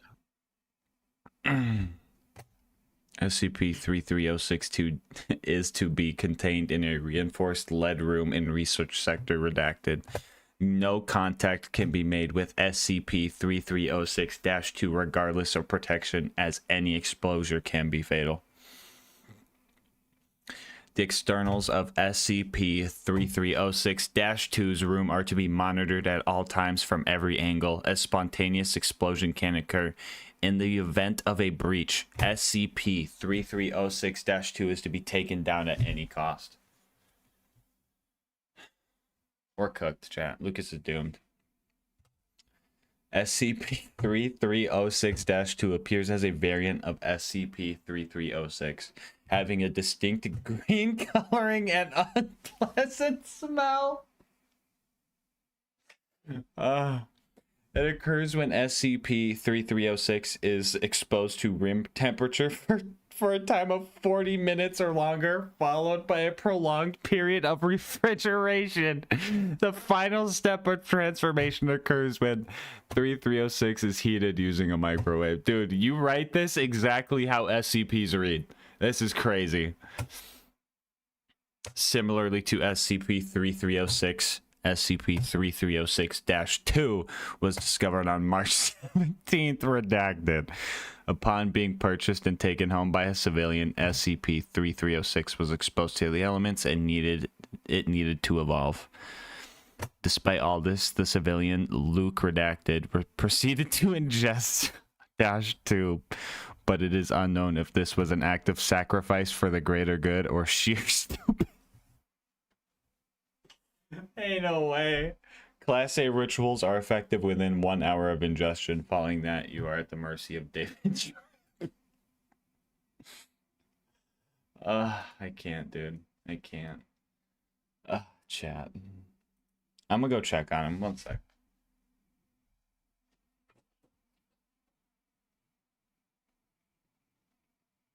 Chat. This was the best night of my life.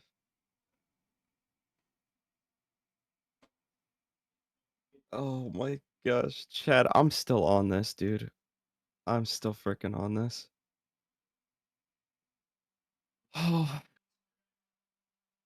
Who else enjoyed the Geary run? I know I had a good time. Even though I literally threw it like 4 times in a row. Still had a great time.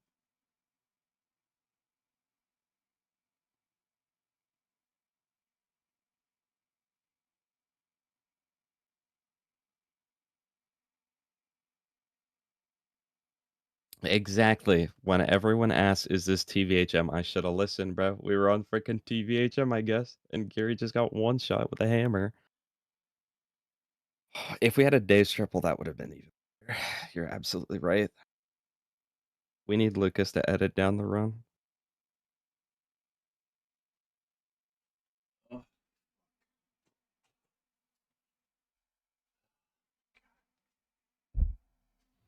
Dave's triple Well, and Luke bang.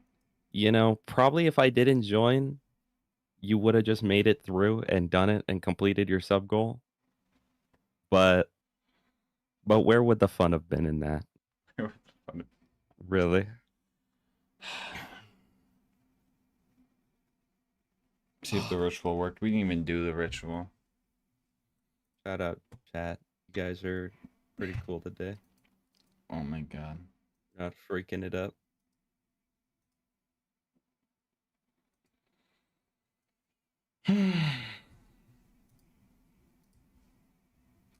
Oh. Alright. I need to start getting ready for sleepy time. Chat, so do I. Oh. That was nice. That was nice. That was nice, chat. But I think I should also probably get ready for a little bit of sleepy time. Because I think tomorrow I'll be streaming One Life, youtube.com/MrTX1 or twitch.com/MrTX1. I'm gonna join in Yeah, and so I'll also drop be him a doing a hop Subathon, light. but whatever. Yeah, drop me a hoplite and then ruin my run too while you're at it. Ruin the one. Ruin the one life. Killed Gary for me. Oh, kill Geary yeah. for you like you can't. Oh my god. on Salvador, my Salvador one life. Anyway, Chad, thanks for allowing me to force myself into his lobby, ruin his run 3 times in a row, one time after an hour and a half of running in a straight line. Oh my god, dude. That was crazy. But what can I say? Gage is just that good. She can one-shot anything in the game. That's the comment I always get, and it's true. Someone told me she can bore every raid boss.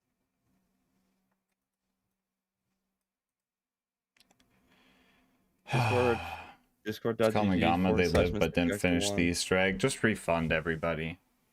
Guys, Humble Bundle /Mr. TX1. Dude. What? Gamersubs.gg /LGM.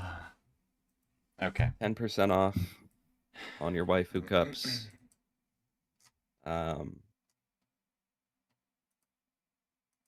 Alright, while I get my bed set up and shit and think of a sub goal, we're gonna play some marbles, bro. Guys, I'll stick around for marbles. Did you see the marbles TX clip? I did. Someone posted it in my clips chat on my Discord. Crazy. .gg /Mr. TX1. Do we do long deadly track? No.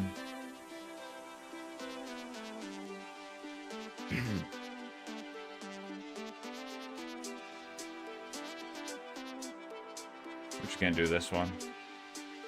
Sorry to anyone who got scammed on any polls there. And for the record, we did not end off with 150 sacks. We went down to 88. So. Alright, 3 minutes to play.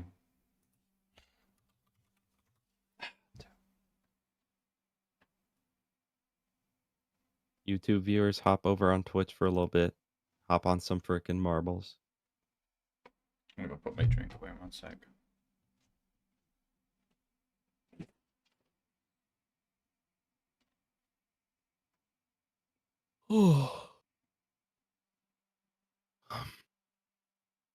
Chad, thanks for being here in his subathon. You're really making his day, his week, his month, his half year. You're making it. You're bringing him happiness up until his next subathon. In fact, Chat, let's try to make this subathon go till the next subathon. How about that?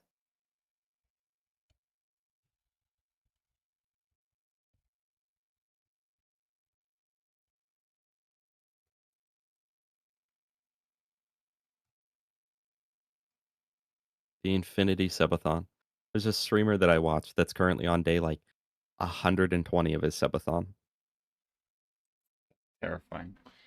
I That is know. terrifying. Okay. Chat, what do we do for the next sub goal? I don't know what to fucking write it in as.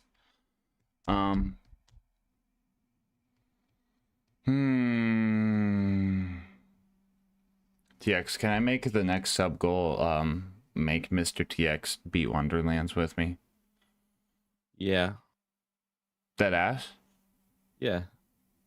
Wait, I just can't do it on the spot, but I can do that. We will work at it eventually and it will happen? We'll have to work at it over time a little bit. Okay. What should I put But, that at? I don't know. Guys, 10,000. We're at 721 10,000. right now. If you have time to watch his stream, you have enough to buy 10,000 subs. Put at 750. Why did I literally... I'm just rewatching the clip because it's the only thing that brings me happiness. And I like revved up my engine to start laughing. And the way that you just stare at your screen blank face, mouth slightly open. Oh, All right, beat Wonderland. I'm sorry, Omega. Omega, you missed it. I'm going to try to beat Wonderlands because if my eyes are killing it. 750 for What's trying to so beat funny? Wonderlands, dude. Getting We that in like spent an hour doing some Lord of the Rings fucking 2 journey hours. type shit. 2 hours. Just for TX to kill the guy that we needed to stay alive. In the most comical way. It was so dumb. But how was I supposed to know Gage could one-shot any enemy in the game? Gage Main's got fuel, bro. Gage Main's got fuel now. 100% Wonderlands. We're just gonna say Between complete the that- story. We're just gonna say Between complete that the and story. us winning the last bingo while I was Gage mains are actually so happy. Gage Mains are not fuming right Never now. never mind me having to get you to spawn in as Money Shot Sal to kill the freaking skeleton in the Hollowed Hollow. Never mind that. Ugh, dude.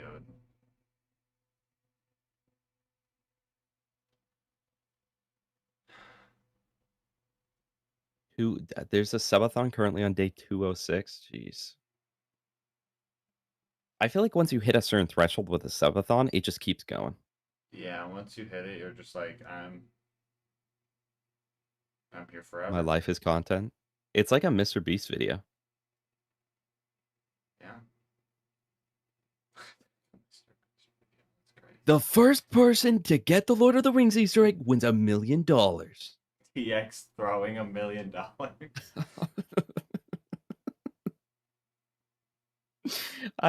He was just looking at me. He wasn't walking at me. He wasn't pathing at me. He wasn't doing anything. So you decided to just decapitate him. That's how they did it back in old France.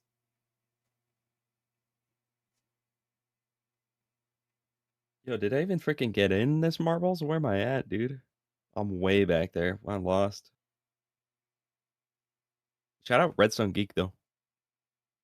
Oh, never mind. You just got passed up. Yo, dude, you got hard passed up. Dude, Frop is clutching. Clutching these nuts. It was self-defense. Thank you.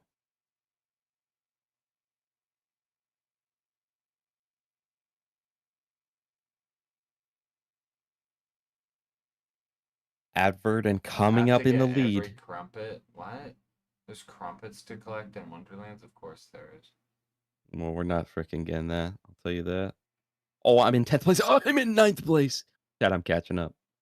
Wait, how am I in 5th place? I'm way behind these people. Dude, the How is... placing is just relative to like actual distance to the goal, so these spirals make it confusing. Oh, so we're just like way in the back, actually. Okay, good to know.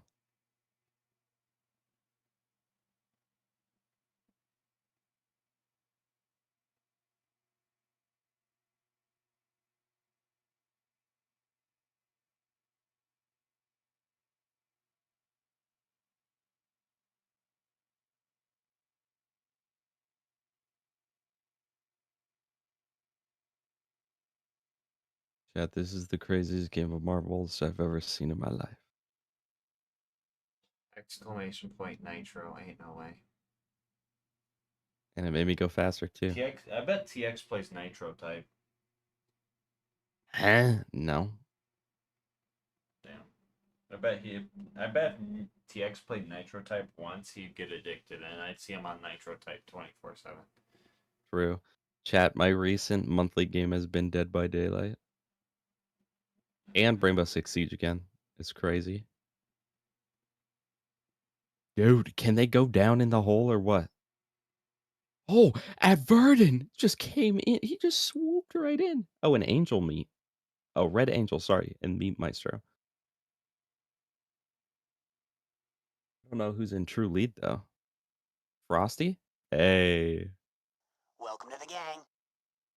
Anonymous gifter gave I'm a Slut for Pizza Hut a tier 1 sub. Thank you so much, Anonymous How gifter. do you have that name? How do you have I'm a Slut for Pizza Hut? That is crazy. Ain't no way. Because they Someone really just like died. Pizza Hut, bro.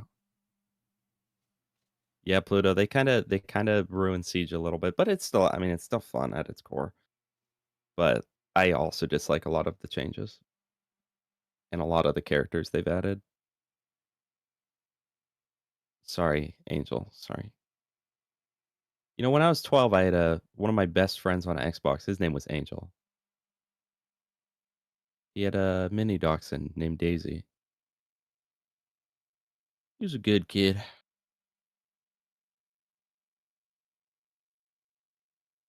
I 1v1'd him on Dark Souls because he thought he was better than me, and then he got whooped. TX lore. Rip bad deck guy. Ain't no way. Ain't no way. Everybody's dying. Wait, Ash Blossoms won. Holy shit! I just realized. Ash Blossom, shout out. You just won. GG. Nah, I'm not gonna. I'll probably get you banned for like fake rewards or some crap. You just won the head that we threw in the volcano. You gotta go find it. Yeah, go fishing.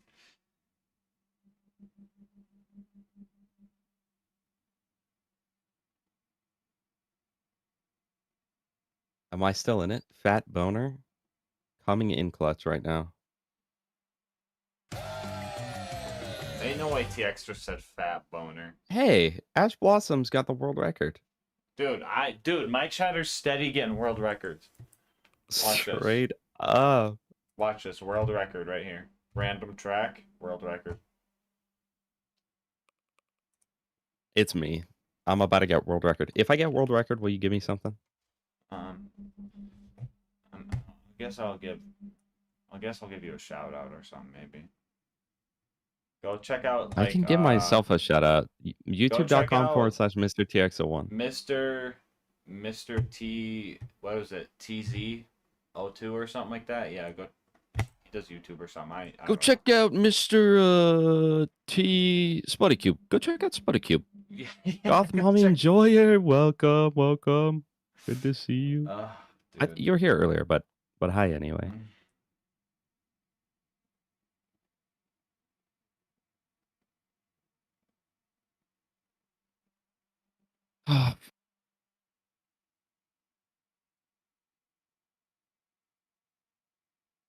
See, but Gas, doesn't it feel so good knowing that you now stream multi and that whole run we did will forever be solidified and you don't have to worry about it deleting Right. in 50 days? Right. As long as they don't fuck up the bot timer. Yeah.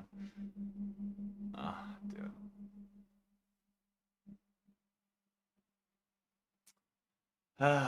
Sorry, John. I'm doing some like life stuff on my phone. I gotta check my emails and shit. Chatters, I got you.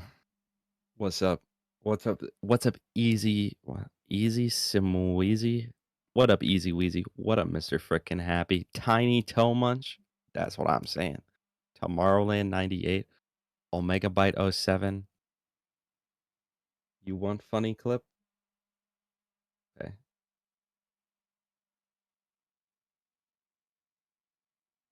There you go. That's the full 60-second clip of it all. You're welcome, Mr. Omega Byte 07. Oh, race is starting in 1 minute, chat. Ooh, you better hurry up. You better frickin' hurry up. I notice that Gas's timer is getting a little low, just below 34 hours. Ain't no way. Sub 34, guys. Although you still gotta account for the YouTube ones, Yeah, right? I gotta add the YouTube stuff. So, if you guys want the stream to end, I guess you can stop gifting subs. I guess. Dude, TX, I'm just so you know, dude. What? It's Wonderlands, bro. That's fine. That's fine. Bro hasn't played. I don't know why you set the goal 30 away. Bro knows he's gonna get that. Bro, no, it was actually 50 away from the last one because like I forgot to set it so late. So I was like, ugh. Okay, Not 1,000 though, and we will hit max level on Wonderlands.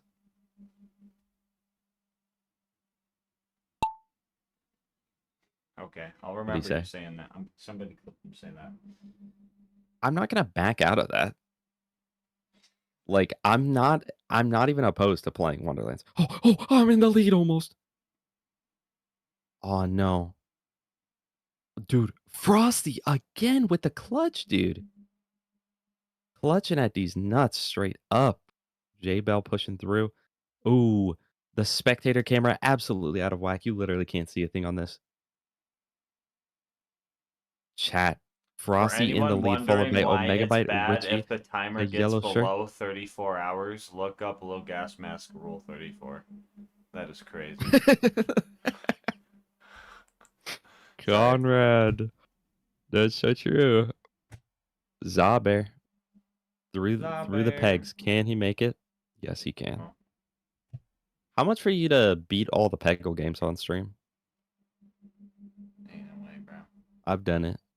Actually, I didn't. I didn't beat Peggle Knights. Zaber just skipped half the map. Yeah, Zaber's gonna This get is a the world record. You got 26 seconds to do it, but I believe.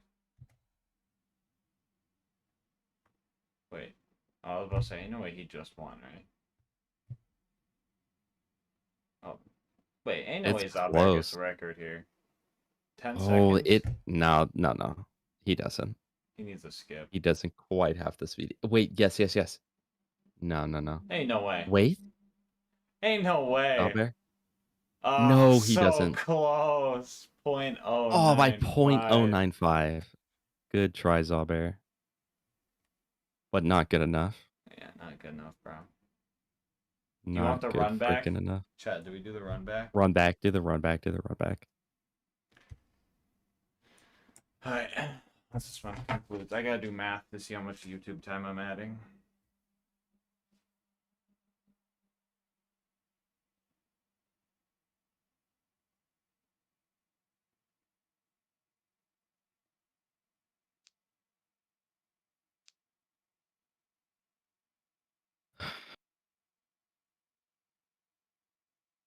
Hey, that's me.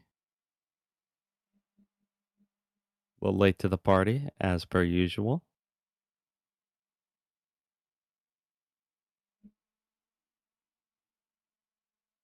No, there's no way you died, Omega. That's like the easy. No, I see you in there, Omega. I see you.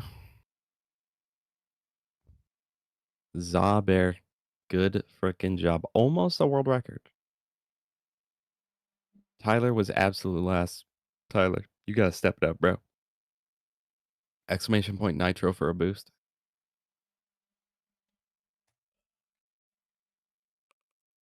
Nine-hour spin paid off. Never give up. Never back down. Play Never again. what?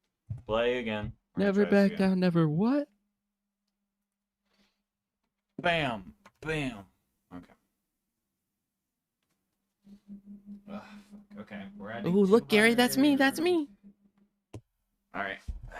YouTube. Why, yes, time I am that add. guy on Marbles on stream. Oh, brother. Add time.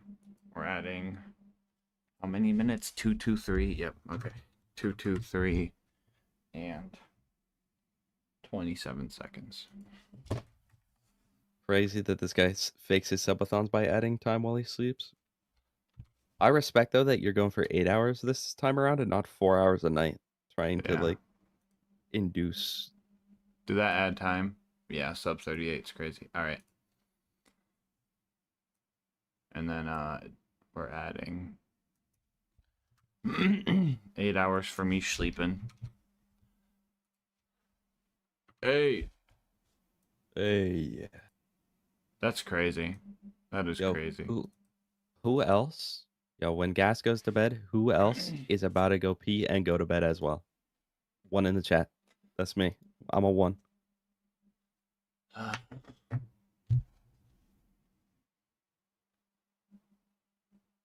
Literally you. No, literally. Go to bed, then pee. That's how I like it, bro. Because then you wake up nice and warm, bro. I think I might shower before bed, actually, so I might throw on a long deadly track or something and go shower.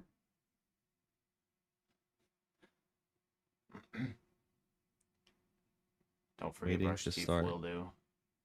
Bro, lock us in. Everyone's here. Oh shit! I didn't. I thought I We're hit waiting the for the timer. run back, man. Oh my gosh. Look at this dude. Look at this dude.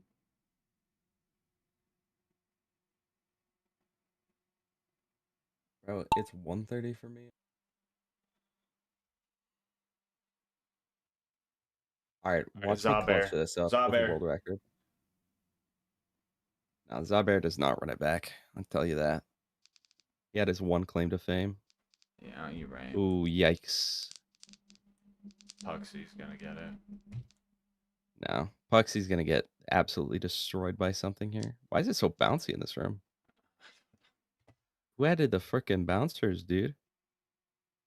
Oh, we didn't even Oh, see these tubes last time. Twi. Oh no, Twi. Yeah, it's time loss. Oh. Ooh, but the time loss might not even matter. It still might be. Oh.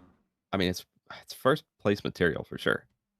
If the ball has that much motivation, Oh my god. Can Twi do or were the this in red 40 pads seconds? slow pads or what? I don't know. Oh. No. Oh. Yeah, Ooh, I don't. very, very, very sloppy. Oh no. Might be a loss angle. Mr. Yeah. TX01 could come out from nowhere.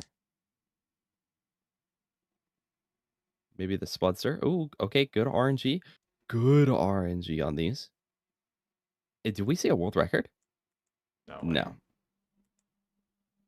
No, we do not. Oh yeah, no. Ain't no way. Wait, unless Omega Byte does a crazy skip here? There's no shot. No. Yeah. No. We are so unbelievably. Zaber, you gave a good effort on that last one. Yeah. What The happened? fact that you got within 1 second, Twi wins it though. that's crazy. Damn. I really thought Twi was not gonna. TX died, Lamount. Rip TX. All right, Omega, where you at, dude? Oh, nice, 18th place. Guess what? We both lost, buddy. I just lost quicker. Jarvis, get us world record. Jarvis, exclamation point play. Welcome to the gang.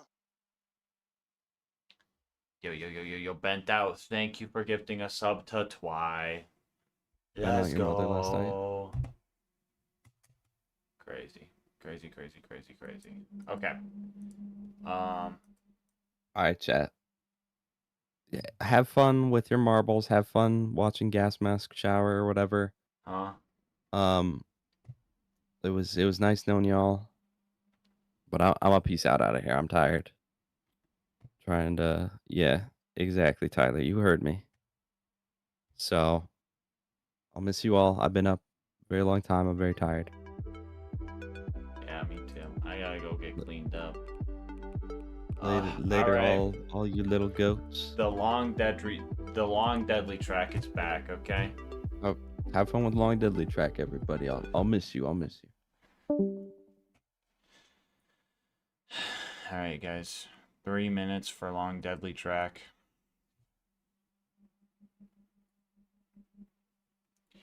There's a good chance that nobody wins this, okay?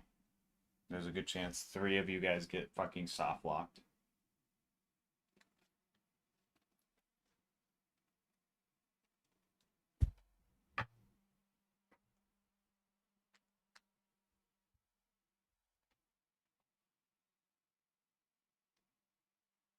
For eternity, yeah. Pretty much.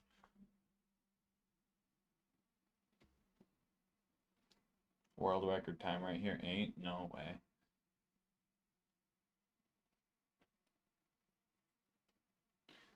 All right.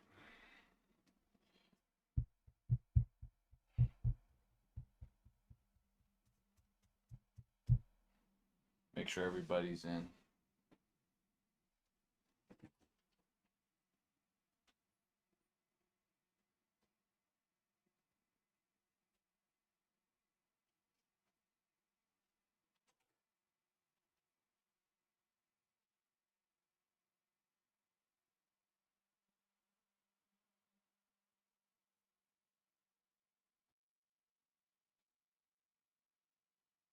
ABC and read subs if anybody does. I'll check them when I get back.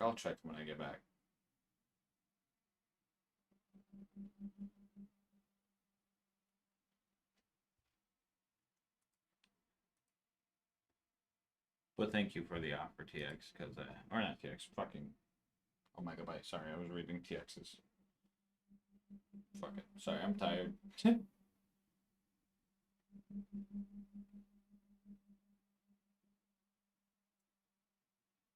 Who won the last round? Twy.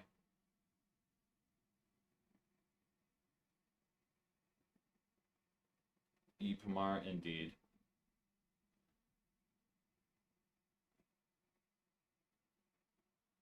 Oh, last time we did this map, nobody won. Everybody died except 2 people, but the 2 people got stuck.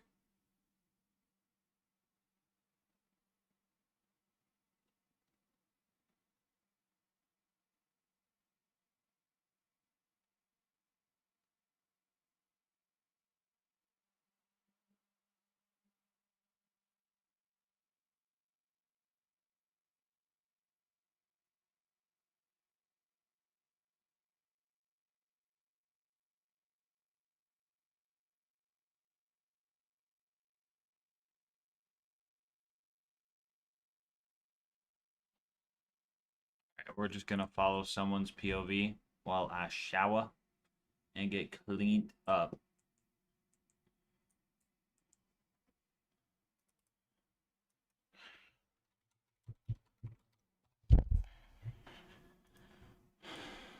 All right, wait for. Oh, where am I? Where am I? Okay. Oh, oh, oh, 1, 2. Oh, what?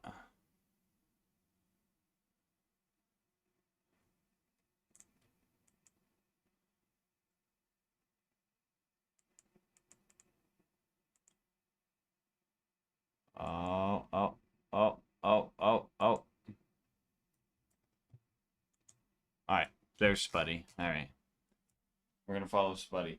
Yo, yo, yo, yo, yo, Gurno, thank you for the 1. I'm gonna add that to the list. Thank you, Gurno. Appreciate you, homie. All right, I'm gonna go shower. I'll be back.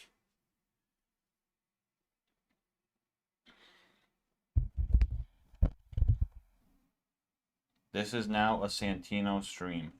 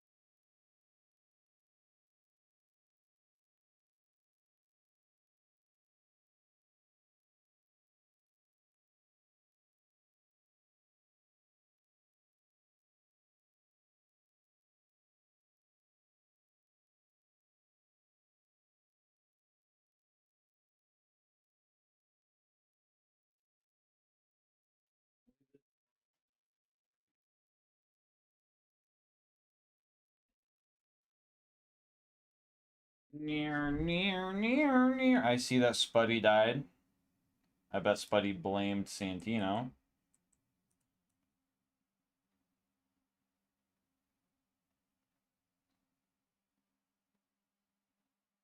What?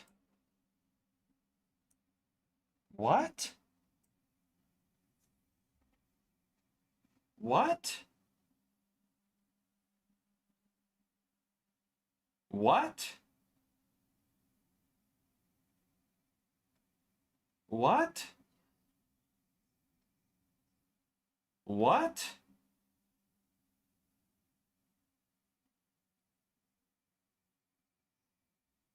What? What?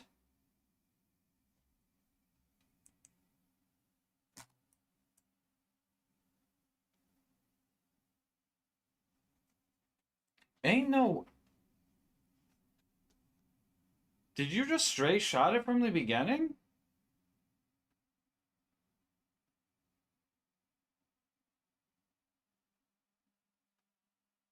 That's my first marble game for real.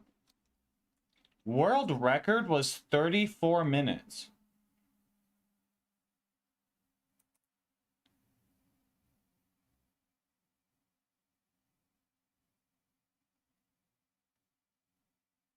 And you did it in 16?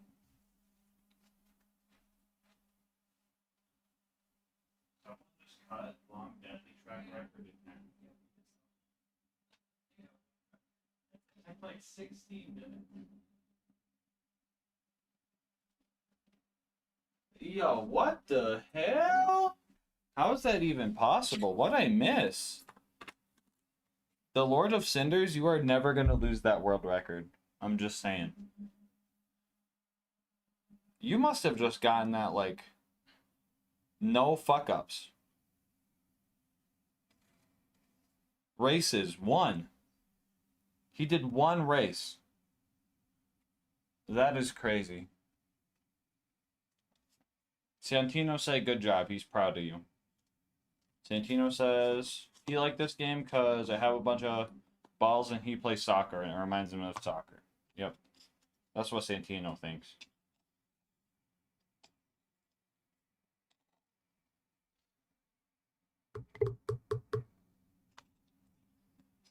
Santino was talking mad shit? I doubt it. Santino don't nothing about nothing. I'm pretty sure Santino don't even know how to count right. He always forget numbers.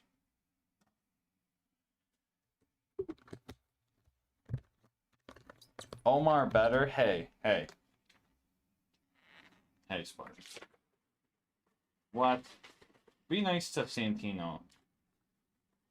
Santino's there for me when I need him the most. Okay? And I'll always know he's my Santino because he have this head done. He got a soft spot right here. See? That's how I know it's my Santino. Get dribbled.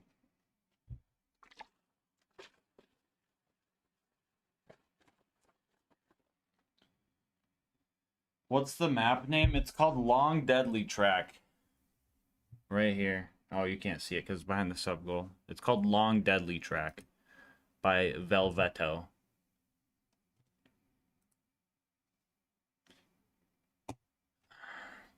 Oh, alright.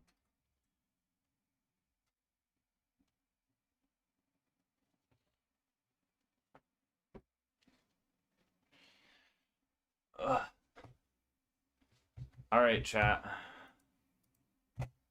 It is time to do some shaleepin'. Time to do some shaleepin'. So, fuck, what did we put on for sleep? Did we just do the YouTube playlist again?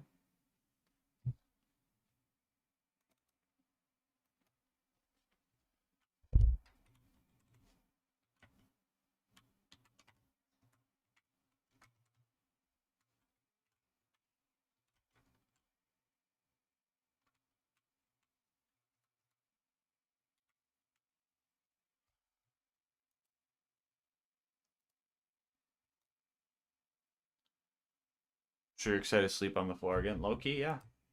It's sleepy time. Boom. Wait, wrong button. Boom. Buddy's playlist? Nah, I'd want to make sure he gets the ad rev from those. You could just go watch those. Yo, J-Bell. Do a Jolts Dude playthrough? Bro. Ain't no way. Imagine I put on Jolts Dude. That'd be fucking crazy.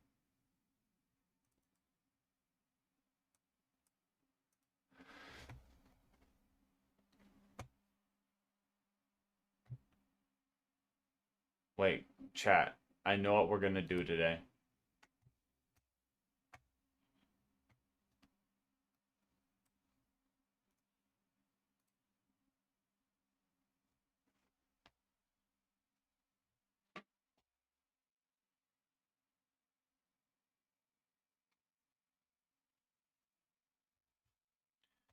Alright, watch this.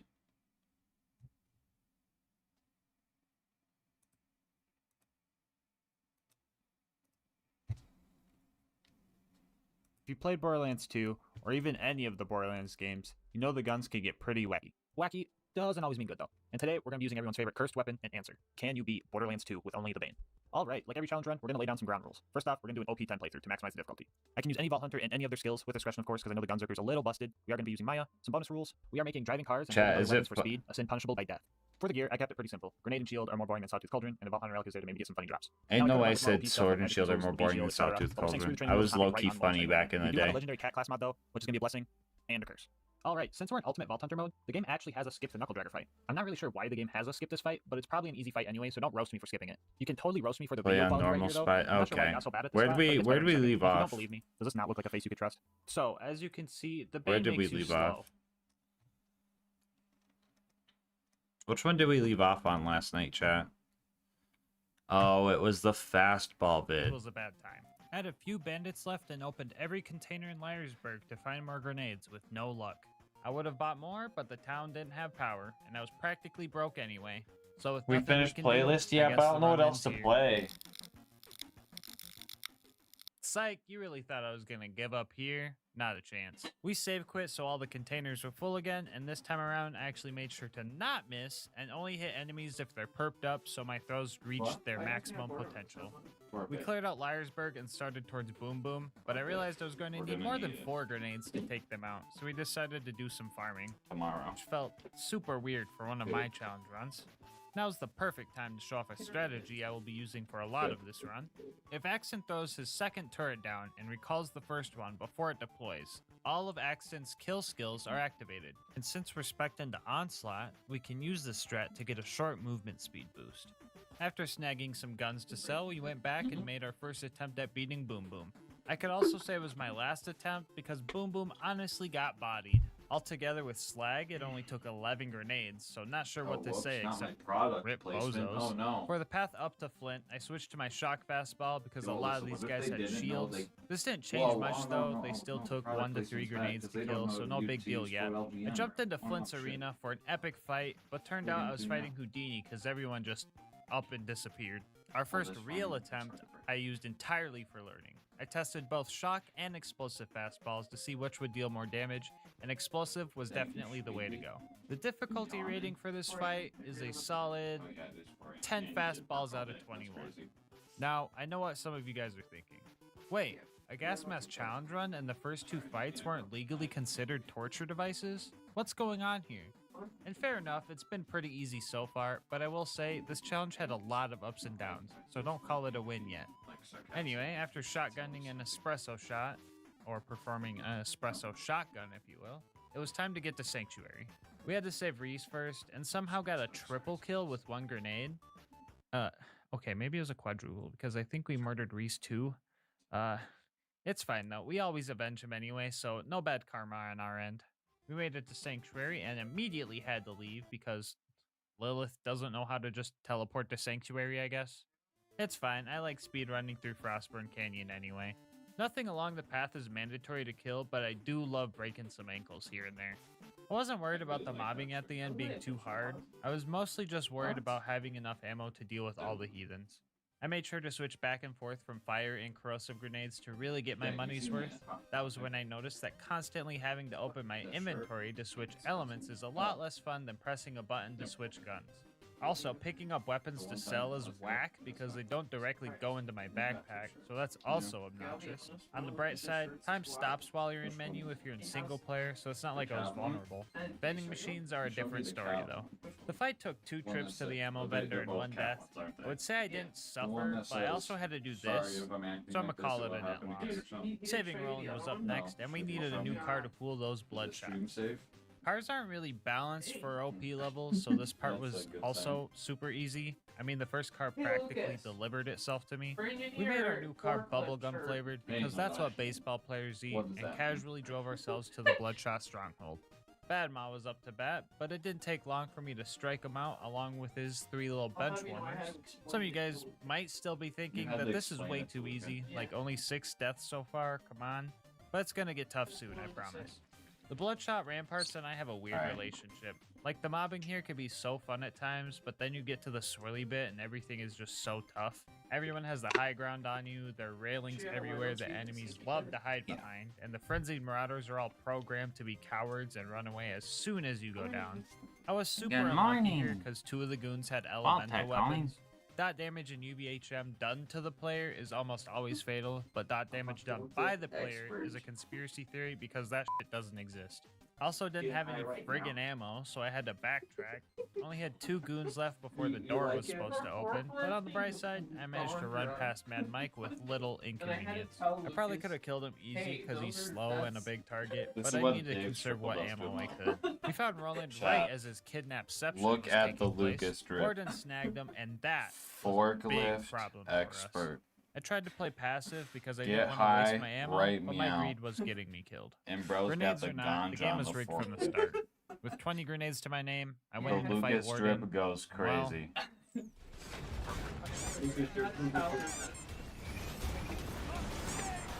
Yeah, I did.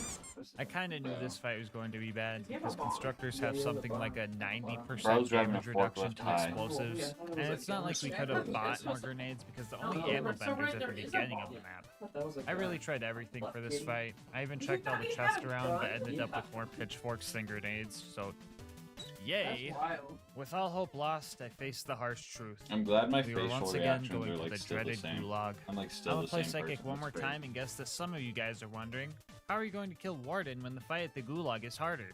Worry not. I had a plan. So we head over to the frickin' Cromerax headhunter to farm this chest until We we need to hit do a max cap, Lucas reveal. and had We an did inventory earlier, full but of guns that We were might all do worth another at one least tomorrow. $3 million. Alright, chat. 30 minutes Tomorrow. of that mind-numbing activity later, we headed towards the gulag to make our first Welcome to the attempt gang. against Warden.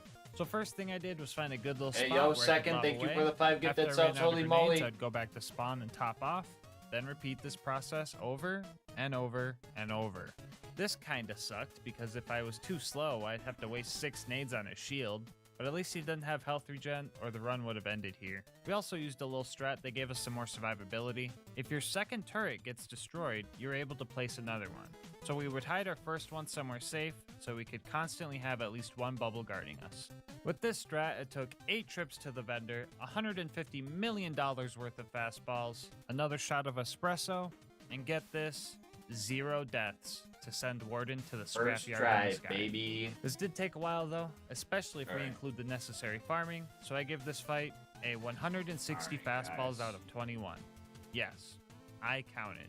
Roland and I dealt with the rest of the loaders together, but Warden decided to crush Roland with its dying they're breath, watching and I Queso couldn't out turn there. the I'm mission so in. jealous, bro. It's about time something cursed happened. This is a gas mask challenge one we're talking about. A quick save quit fixed it though, and Roland was finally saved. Our next homies Mordo and Tina were going to help us blow up and rob a train, surprisingly in that order. No mobbing here, just collection objectives, so I was on the defensive for this part. I devised a strat where I would throw my 2 bubble shields down as cover and use them as bases to run to, which is perfect, because I've never actually made it past second base. What? Why are you guys laughing at me? Come on, guys, I only ever played baseball once. Leave me alone. With the train derailed, we made our way to fight Wilhelm.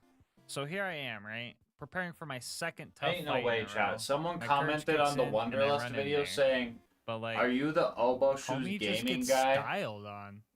Good Nay, No. nay. No. I literally just stood Quite there frankly, pressing that's one offensive button. to Obo. Like, you see I'm this not that confusion in funny. my eyes? It was so easy that I had to double check that I was still on OP10. Tell me, who would you rather fight?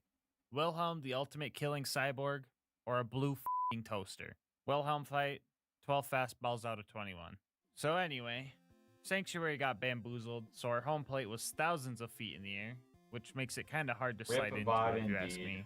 Next, we had to run through the fridge, which, here's a clip to sum that Anyway, up. Seconds, thank you for another 5 gifted, Milk homie. it. I appreciate you, Milk big. it. Chat, I think I'm gonna have to make some crazy Running sub through the goals. outwash didn't I seem don't bad even at know the what to do time at this until I point. realized I forgot to hit the fast travel. Chat, how many objective. subs to get Here's a pro Chaos tip. 100 if you in don't see a Wonderlands? constructor spawn here, you forgot to hit the fast travel. Welcome to the Bozo Gang. Mr. Noodle's health bar honestly intimidated the heck out of me, so I Triples numbed Dave myself equals out of good. there until That's the crazy. loaders came to help. Not only did he have a tanky health bar, but homie also got telekinesis from that beacon he ate.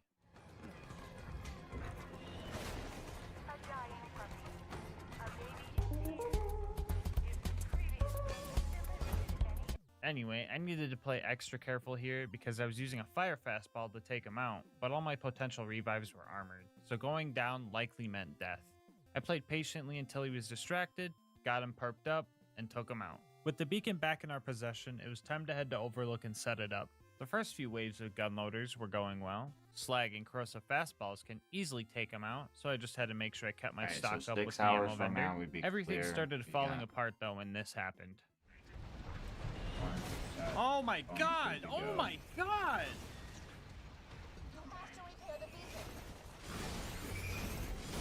Okay, holy fudge! I kinda held it together after that, at least up until another constructor popped up. Some speedy dodging and a whole lot of turret diversion is what got me through this fight. At one point, I tried to hide from a nuke inside of my bubble and barely survived. I sold all of my leftovers from the chest farm and just barely had enough to kill the constructor, and the rest of the bots used up the rest of the ammo I could find in town. So that was a pretty close call. Finally, at Sanctuary, we reunited with our homies and devised our next plan. I, however, didn't listen to the plan at all because I ended up going to Brick's place instead of the preserve. Maybe that's just my subconscious trying to drown this heck hole out of my brain. I'm not sure. The loader wounding bit wasn't bad, but we had some close calls. The mobbing sections were alright, just obnoxious because I had to switch between shock and corrosive a lot for loaders and stalker kills, but the ultimate loader pretty much got deleted at the end. And so did all the loot homies, but they were kinda lame with no drops. The final bit of mobbing had me super spooked when I seen a pup skag hitting Mach 20 because of their shock power up. Honestly though, it didn't matter much. Pretty sure physics says that running full speed into my fastball just guarantees their death anyway. At this point, I was pretty much to Bloodwing, but I had no grenades to my name. Any I found were used to clear out the goons in my way, so I decided to run back to the nearest vendor and just top off there. We then bubble hopped our way back and started the Bloodwing fight. We killed one bird with 9 stones. And ironically enough, that means we were efficient. This fight is so weird, because you either body Bloodwing because your damage is so overpowering, or you get decimated because you didn't kill her fast enough and her attacks are friggin' undodgeable. Anyway, the bird is bodied, which means our rivalry score was 3-2. Wait, am I in the lead? Okay, maybe this challenge is too easy. Dude, I told Nah, you I'm how just you kidding. like In me like now. I 2 was gonna minutes get from my now, I'm bot straight up demonetized. hopeless. God fucking Anyway, damn. Mordecai must have been really Sure, no angry this second. time around because he straight up deleted a tubby stalker in his rage sniping montage. At least I'm pretty sure that's what happened. I didn't get to see it, I just found the corpse and loot. Brick was the next homie to recruit, and he is usually the easiest. I apparently found muscles on the way, which was cool, but I didn't even realize who I was murdering until chat pointed it out. Rip my homie muscles. Gone, but never noticed. Anyway, Brick's initiation went something like this. We put balls in the Goliath's faces until they got angry, watched them take out all their anger on all the wrong people, ate a donut in the corner while they coached a Little League game, swept in last second to take credit for everything, and trick-shotted the sarcastic slab. Fighting loaders with Brick was tough at first because I already next to grabbed all get the Dave's balls in this triple map. burger. Get So the I fuck decided to outta just here. help Brick punch the loaders Wait, by what did holding my them in video place say there? and slapping them with my spig everything and trick-shotted the sarcastic slab. Fighting loaders with Brick Oh was my tough God, at what? first because I already grabbed Oh. all the balls in this map. Oh, so I decided to just help brick punch the loaders by holding them in place and slapping Alright, them what's with my up? spaghetti noodle melee damage until they drop some more. Speaking of slapping, it would be cool if you popped on a roid shield and annihilated that subscribe button. Only about 9% of my viewers are actually subbed, so if you're a returning viewer, might as well sub since you enjoy the content anyway. Not only does this make me feel good, but it also helps me get these videos out more often. Anyway, other than the ammo being scarce, it was pretty easy considering the bots had 3 distractions before they targeted me, so let's move on to our next subject. Oh crap, we're already done. Oh brother. Okay guys, I promise this is where the easy streak ends. It's all pain from here on out. You have my word. Up next was our climb to bunker, and to prepare, we did another run of chest farming. This time around, we found a matching grip stalker and a longbow, not sure if that word can get me demonetized right now, grenade mod. So that was pretty neat. So there are 3 doors preventing us from getting to the top of bunker. The first door is guarded by this constructor.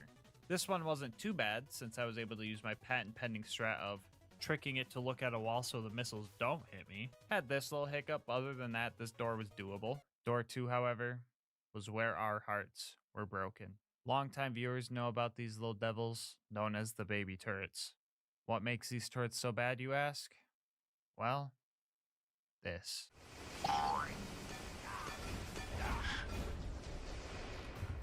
These turrets are completely immune to blast damage due to a glitch, meaning our fastball will never be able to damage them. And since they're mandatory to kill, that means you cannot beat Borderlands. Wait, hold up. Are we really going to count that as a loss because of a glitch? In my eyes, this is just a straight up oversight on Gearbox's end, so let's keep going. We could kill the turrets with our turrets if they want to be like that. After that, nothing will be able to stop. Oh, f***. Even if we consider the baby turrets as an invalid run ender due to a glitch, there's no way around justifying this thing. 21 fastballs barely scuffed the paint on them. I tried opening ammo crates to find more, but even with a godly amount of grenade RNG, I don't think it would be possible. Maybe if we had access to the whole map's worth of grenades, but the thing despawns if you get too far away and its health resets. And I wouldn't call that a glitch, but just an intended mechanic to reduce lag. The only way I could think to do this would be having a co-op partner holding it in place while you run Tomorrow, back and we forth got the buying Quesos ammo. So Wendy's no, you can't challenge. beat Borderlands 2 with only the fastball. Because What? constructor blast resistance, lack of ammo, and despawn mechanics, and also those Bro stupid failed baby to turrets. run, dude. On the bright side, Mama ain't raised Just no quitters, kidding. so we're going to see the rest of this challenge out by doing a cheesy turret kill on the constructor, and I'll make it up to you later in the run. Just you wait.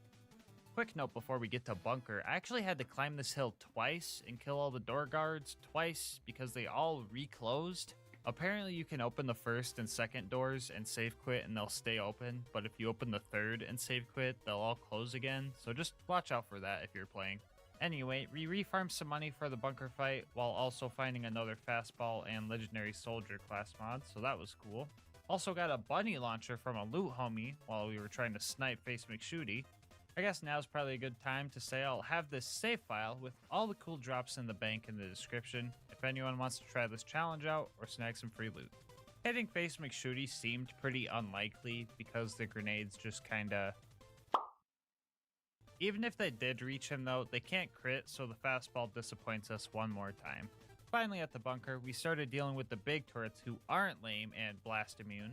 The bunker spawned in, and to play it safe, I farmed these ammo crates here for a bit, which was probably a bit overkill since I had enough money to just buy the 33 grenades I needed to destroy it. Also, it's just really wacky how the greatest defense spot ever built took a fraction of what Warden took to kill. Angel Corps was up next, and luckily we had a siren and a trained soldier helping us. Roland was there providing cover fire and health regen, and Angel was providing us with plenty of grenades to take out bots with. Oh yeah, Lil showed up too, but she just straight up ruined my day. Omar! Alright. Oh, she said the thing, bro, when I trick shot it! Oh my god! You fucking ruined my trick shot, Lilith.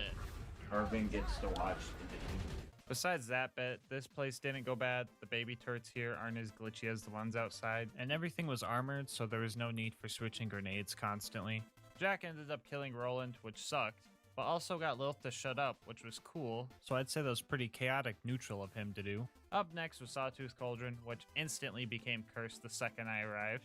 Moments after that, we were hiding for our lives as the ambush commanders waddled themselves ever closer and closer. Luckily, our turrets were ready just in time, so we managed to escape that fate for a far more toasty one. Our new purpose was now buzzard busting. We barely managed to destroy Boombringer with our last nade in breath. If a buzzard with no pilot was hard for us, 5 of them with pilot should be a piece of cake, right? Yes, actually. I don't know why, but it just worked. We speed ran through the boneyard and experienced what it truly meant to be a fastball, so that was pretty fun. But the Badlands was quite the opposite. Y'all remember that ultimate constructor I couldn't kill without using my turret?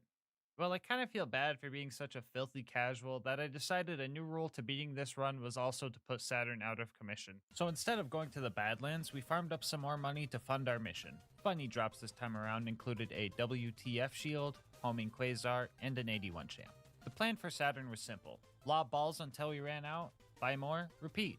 We just had to make sure his little drone strikes didn't sneak up on us.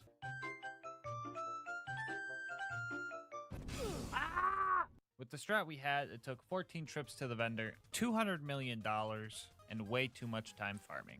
I rate this fight 201 fastballs out of 21. We made one last farming run and got a legendary Berserker class mod. Alright, So we threw it in the bank with the rest of the goodies I decided to hoard even though I can't use them. The claptrap door and all of Heroes Pass weren't too exciting, so I'll spare the details there. But finally at the vault, we face our next real challenge. Handsome Jack was watching me the whole time. He knew my fighting style. So he used his endless supply of riches to pay Gearbox off in exchange for constructor level grenade resistance. Getting through his shield alone takes more than half of my supply of grenades, and since the homie has some crazy health regen, there was no way we were going to keep up. We needed a plan, and we needed a plan fast. I knew that if we had a chance at taking Jack out, we would need him slagged, stationary, and have full ammo ready to go. Slagging Jack is super hard for some reason, so that part was luck-based. And having full nades for his health bar was going to be tough, especially because he would spawn his shield drone that just took up a lot of our resources. So with this knowledge, I devised a game-winning plan. Step 1 was to get rid of his shield. Step 2 was to use a little RNG manipulation.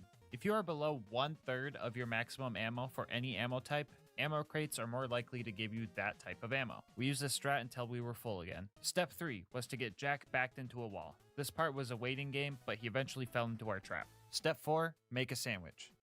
What? No, not literally. I mean like wedge him between 2 turrets and just pray for slag. Step 5, start chucking. 18 fastballs into a purple Jack and he was finished. The turrets probably did a good chunk of the damage and they also got the kill shot, but I don't care. I'm taking that dub. The Warrior was the last thing in our way of victory. Early testing showed that the shock fastball was doing the most damage. Not sure why exactly, but I didn't mind. Our game plan was to run from base to base, snagging ammo and keeping cover. Also making sure to keep ammo between 7 and 3 when possible. Below 7 so that more grenades would spawn, and above 3 so that we could get second wins in emergency situations. With this strat, the first attempt wasn't even close. The second attempt was so freaking close, but you know what they say, third time's the charm. Meaning you can beat most of Borderlands 2 with only the fastball. Thank you guys so much for watching up to this point. Before you go, I would like to say that liking, commenting, and subscribing all help me out a ton. Not only do the nice words drive me to keep doing these runs and making these videos, but it also helps with YouTube's algorithm, which helps me grow. And if you want to support me directly, I just rolled out channel memberships. 99 cents get you emotes, member badges, and videos a day early. I tried to make it cheap since I don't post too often yet, but the support could help get videos out earlier for everyone. You can also come hang out with me on Twitch or in Discord if you want. I'll have links to those in the description. And last but not least, thank you to It's Naraka for the absolutely awesome thumbnail art. I'll put links to their socials in the pinned comment. But until next time, breathe easy, homies.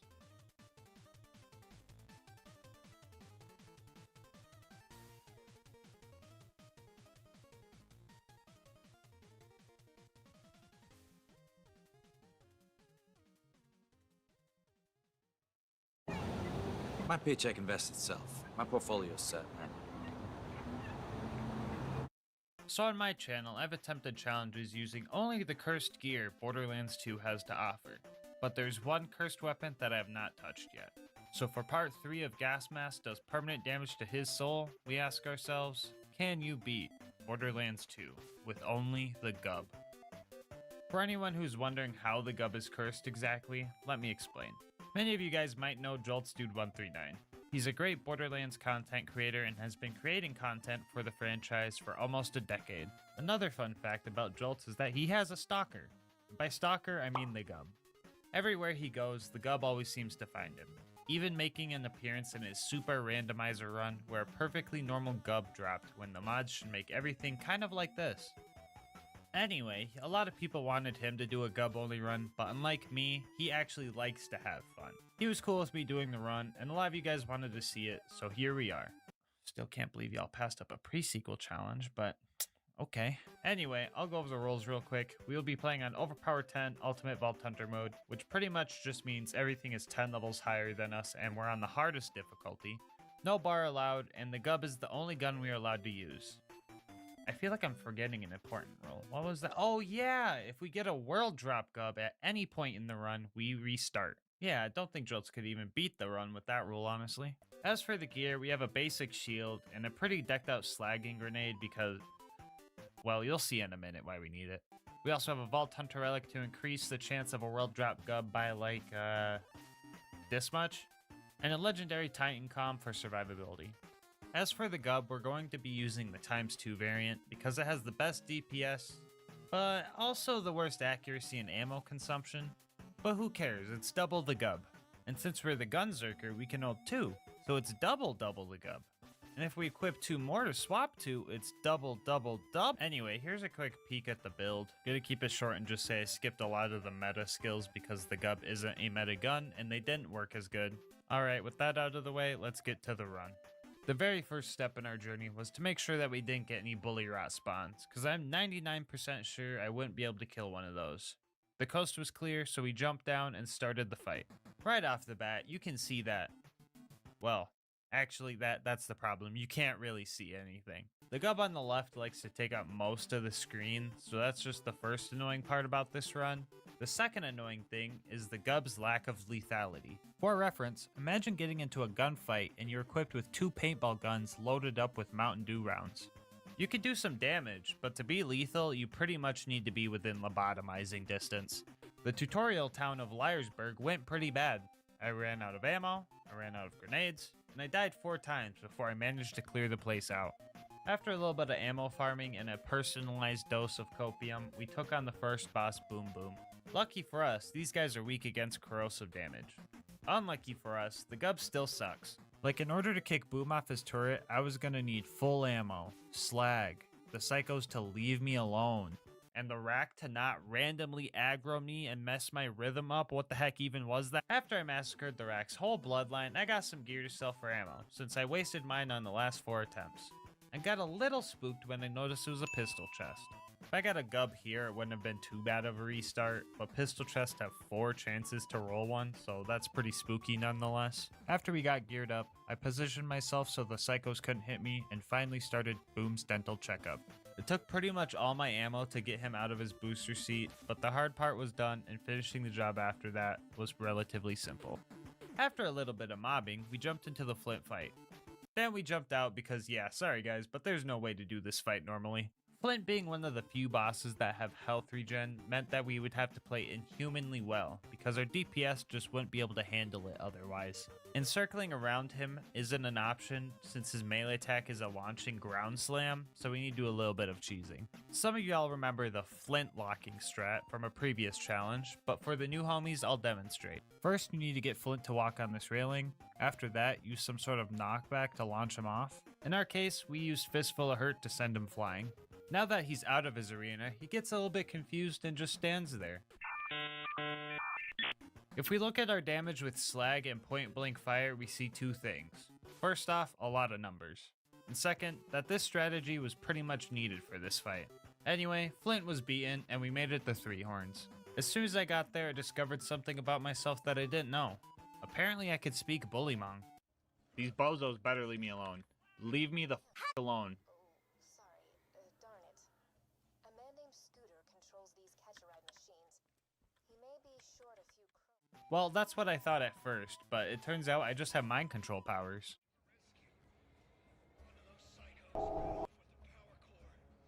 Anyway, we needed to get the power core and kill 20 bandits to avenge Reese, because that's the right thing to do.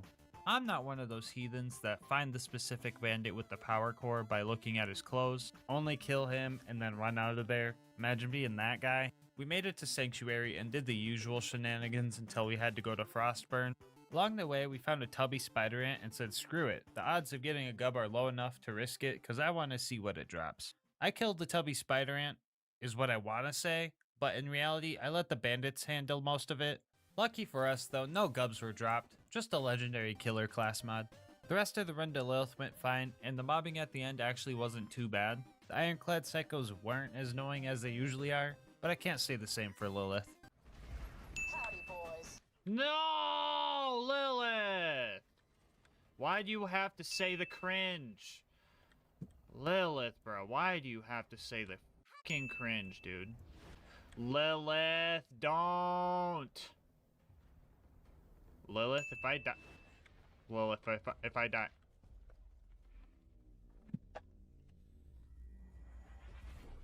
The big guys were a bit tougher, but they're definitely killable. I think I was getting a little cocky and a little loopy, though, because I started acting up. Ooh. Ooh. I put the stinky on him. Yeah, not sure why I said that, or even what it means, but I think it's safe to blame some sort of insanity. Anyway, that's done, so our next homie to meet up with is Ellie. She was gonna help us get a new car to get into that Bloodshot Dam. This is usually the easiest part of the run, since vehicles aren't scaled very well for OP levels, so the gub works even without gun zerking. The cars were actually too easy to take out, so to add a little challenge, I decided to take out the caravan as well. The best way to defeat him is to stop it close to the end of its path and start punching until the van turns to a man and you can steal magical floating loot.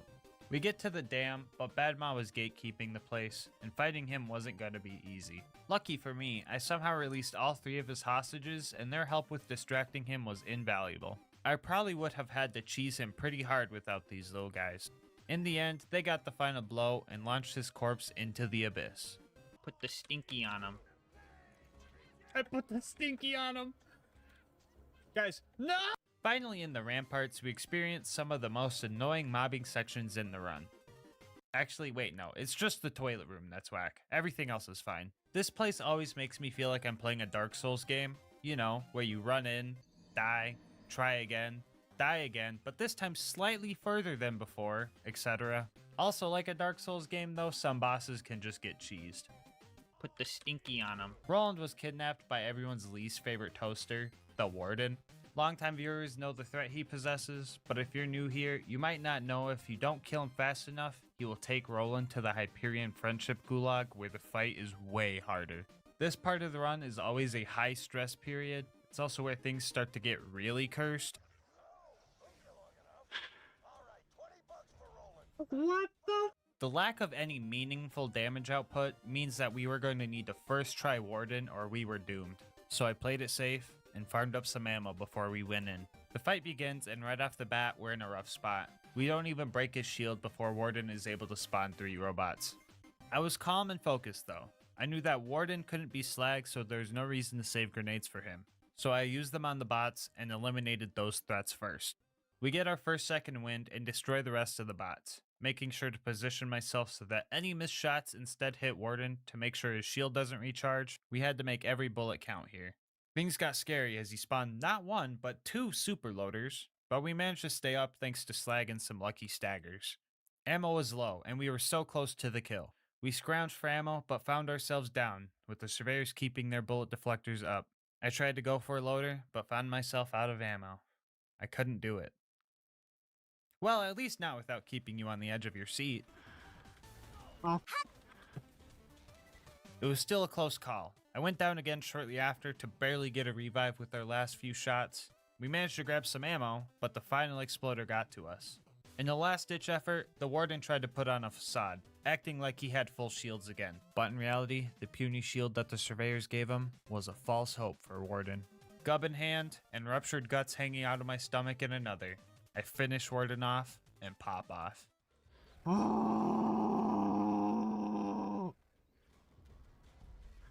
I don't even fucking care. A psychotic euphoria came over me. I felt invincible. Then these 2 world drop class mods reminded me that if I get a world drop gub, I have to do this all over again and I'll probably die and just go to the gulag anyway. Still didn't stop me from opening chests or sacrificing myself, because let's face it, if I got a gub like that, that would be hilariously depressing. Our next objective was to will Killhelm, but I kinda crashed after my psychotic episode over at the Bloodshot Dam, so I was playing really sloppy. On top of that, this loot goon Goliath gave me another chest full of pistols. The Wilhelm fight seemed doable, and this fight's usually pretty fair. That was my mentality pretty much up until the point he put the Stinky on me. I wasn't going to be able to fight him without full ammo, so I decided to head home and stock up. The second fight didn't go too well either, but the third fight went a lot better. I just had to make sure I kept grabbing ammo from the crates and keep my cool. The shield regen was making me panic a bit, but I quickly realized it's not really a threat, so I could regen my ammo as slowly as I wanted. Also, he kept chasing me, so he would just run out of range of his shield drones, which is kind of dumb on his end, but oh well. Adding that to the book of obscure strats. Day 2 of the challenge started pretty spooky when the first loading screen of the day showed me a gub. A very small part of me wanted to call that a reset, but the other larger and smarter part of me knows that you guys would want these videos out sooner than later. Speaking of getting videos out sooner, you guys should all hit that subscribe button and click the bell. This way YouTube's algorithm promotes me more, meaning I can divert more time to making videos. This way you get them sooner and you get notified when I post new ones. Anyway, back to the run. I don't recall exactly what happened at Sanctuary, but what I do know for sure is that Lilith kidnapped everyone, so that's pretty annoying. And on top of that annoyance, we also had to run through the fridge. Well, it's usually more annoying. This time I somehow made it through without a scratch. Like I didn't go down at all, which absolutely baffled me. Mr. Noodle was our next opponent, and this was probably one of the toughest fights I've had with him. The tiny things really added up during this fight. He had a big health bar, he had a recharging shield, slag would wear off every time he tunneled underground. I didn't have any ammo, and the loaders wanted to attack the poor sap using paintball guns and hiding in the corner instead of the giant whale squid. The one silver lining? One of those loaders had a slag weapon, so when it finally realized the real threat, it helped me keep Mr. Noodle perped up. I eventually had to retreat a bit because I was getting cornered. With no slag or ammo still, I ran even further back and found one grenade, which was enough to finally take him down. Finally at Overlook, we set up and started protecting the I was annihilated. Truly decimated. Absolutely rolled in the first 15 seconds. All I could do was watch as the loaders marched past me, not even recognizing me as a threat. The beacon was destroyed 8 times, so it became invincible, but I kept trying my hardest, throwing myself into the fight, even though the constructor would just mow me down. After a lot of pain and failure, the fast travel landed, and I made my quick and shameful escape. All that, and the pain is only just beginning. Our next goal was to get Claptrap's upgrade from the Preserve. Right off the bat, we agreed with this tubby stalker, and I probably would have killed it for the adrenaline rush, but the thing was too strong. I literally couldn't break his shield before he murked me, so sorry guys, I'm terrible. The mobbing through this place was doable. Surprisingly enough, the normal stalkers weren't too much of a nightmare. The main strat was to make sure I had some loaders on the field to distract them while I tried to get rid of them. I usually never mention this guy because for some reason the super stalkers are just like 3 times easier than the normal ones. I'm not complaining though. Could you imagine if they were worse than rabbits? I'm willing to bet you can't because there's nothing worse than rabid stalkers. Anyway, I tried to kill the loot homies, but my DPS was straight up not enough. It felt like the gub on the left was for stopping their health regen, and the gub on the right was for dealing damage. So I enlisted the help of the local wildlife to get through this faster. Alright, let's check out the loot. So here we have a stalker pistol, that's pretty neat. Over here we have a bearcat. Those sell for a pretty penny, that's pretty cool. And what's that over there?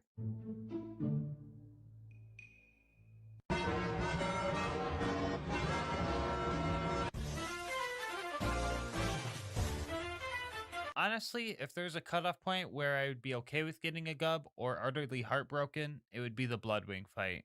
This fight was by far the worst fight in Gas Mask Challenge history. The fight's main 2 problems are the undodgeable attacks from Bloodwing and the relentless skag spawns.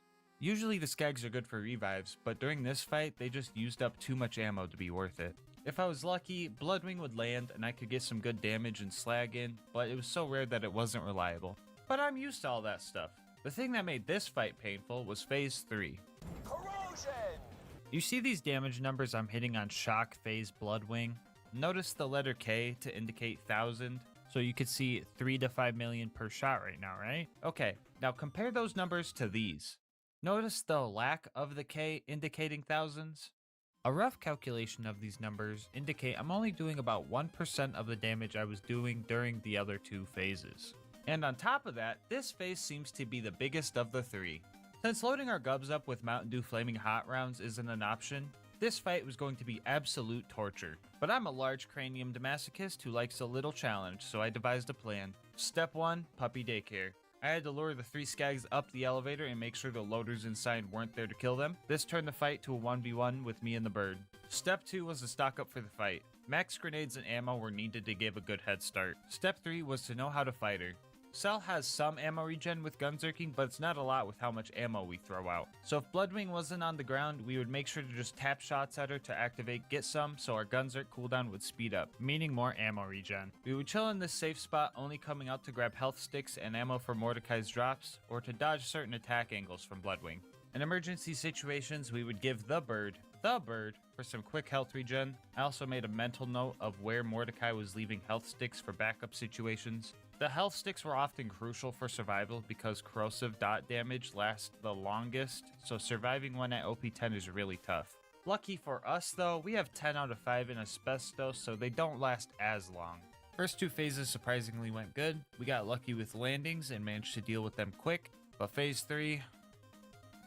oh my gosh, phase 3, dude. Bloodwing did not land a single time, meaning this fight was going to take even longer. On top of being mentally drained at this point, I constantly had to be on my guard because a single mistake could set me back another hour. I just had to keep fighting with the little hope I had left. This isn't some anime where a bunch of your friends come in last minute to cheer you on to victory, so all I could do was... Hey, yo, wait, am I really accepting my fate when the bird is almost dead? I can't give up with all the homies rooting for me. Alright, let's get pumped up. It might seem far now, but we're closer than we think. We gotta be optimistic. This part of Bloodwing's health bar is fake for some reason, so let's hit it home, right here and now. MVP asbestos skill. Oh my god, let's... oh, I knew she had a fake health bar. Oh, let's freaking go, dude!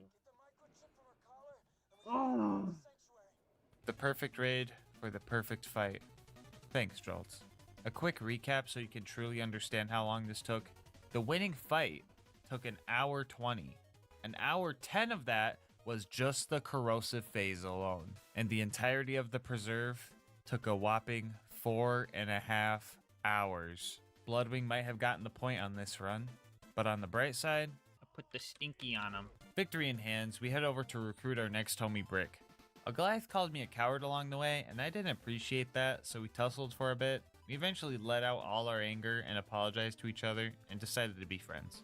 Anyway, Brick's initiation went a bit differently than usual. I like to make a couple Godlights to help me out, but I wasn't sure if I'd be able to take them down after that. It also seemed like there was twice the amount of big bandits. The first 2 stood still for me, but everyone else would get so far away that I wasn't able to get the kill before bleeding out. Fistful of Hurt eventually bugged both of them out, and they just started floating in place, which was pretty neat.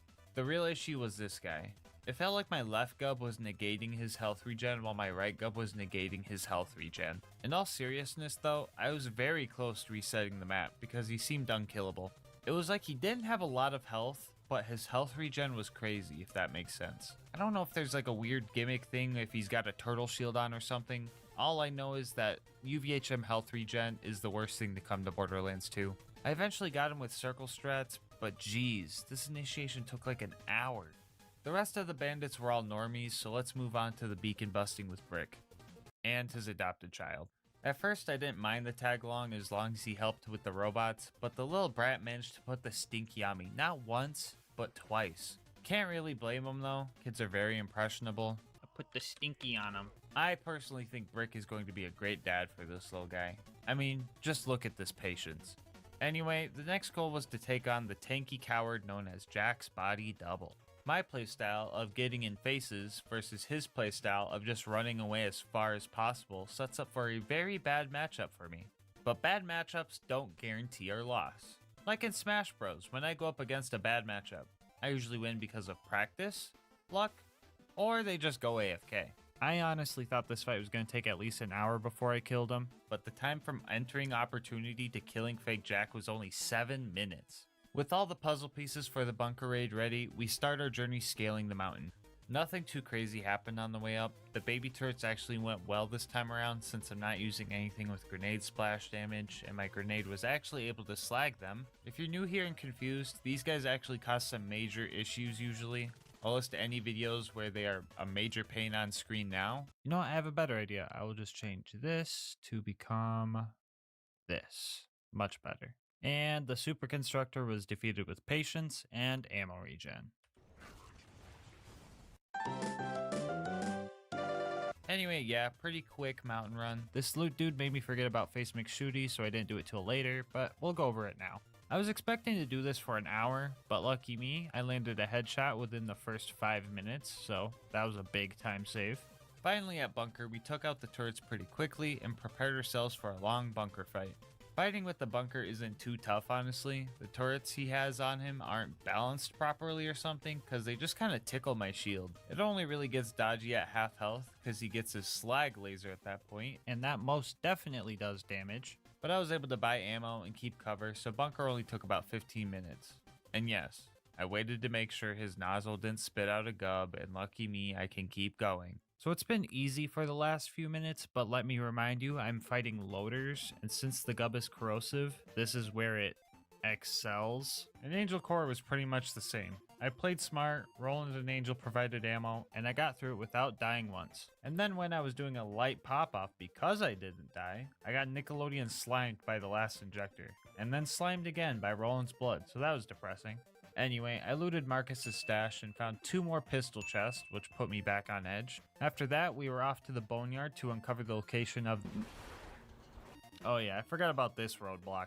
Well, in that case, let me introduce you to the Death Cubby.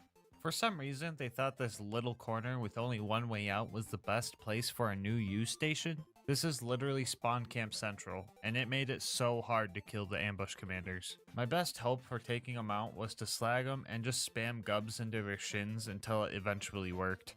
After what seemed like 100 attempts, we finally killed the last one and proceeded on. Mortar's prized buzzard Boombringer took like 2 bullets to destroy, so maybe I did Mortar a favor by getting rid of it, because it probably would have exploded upon starting anyway.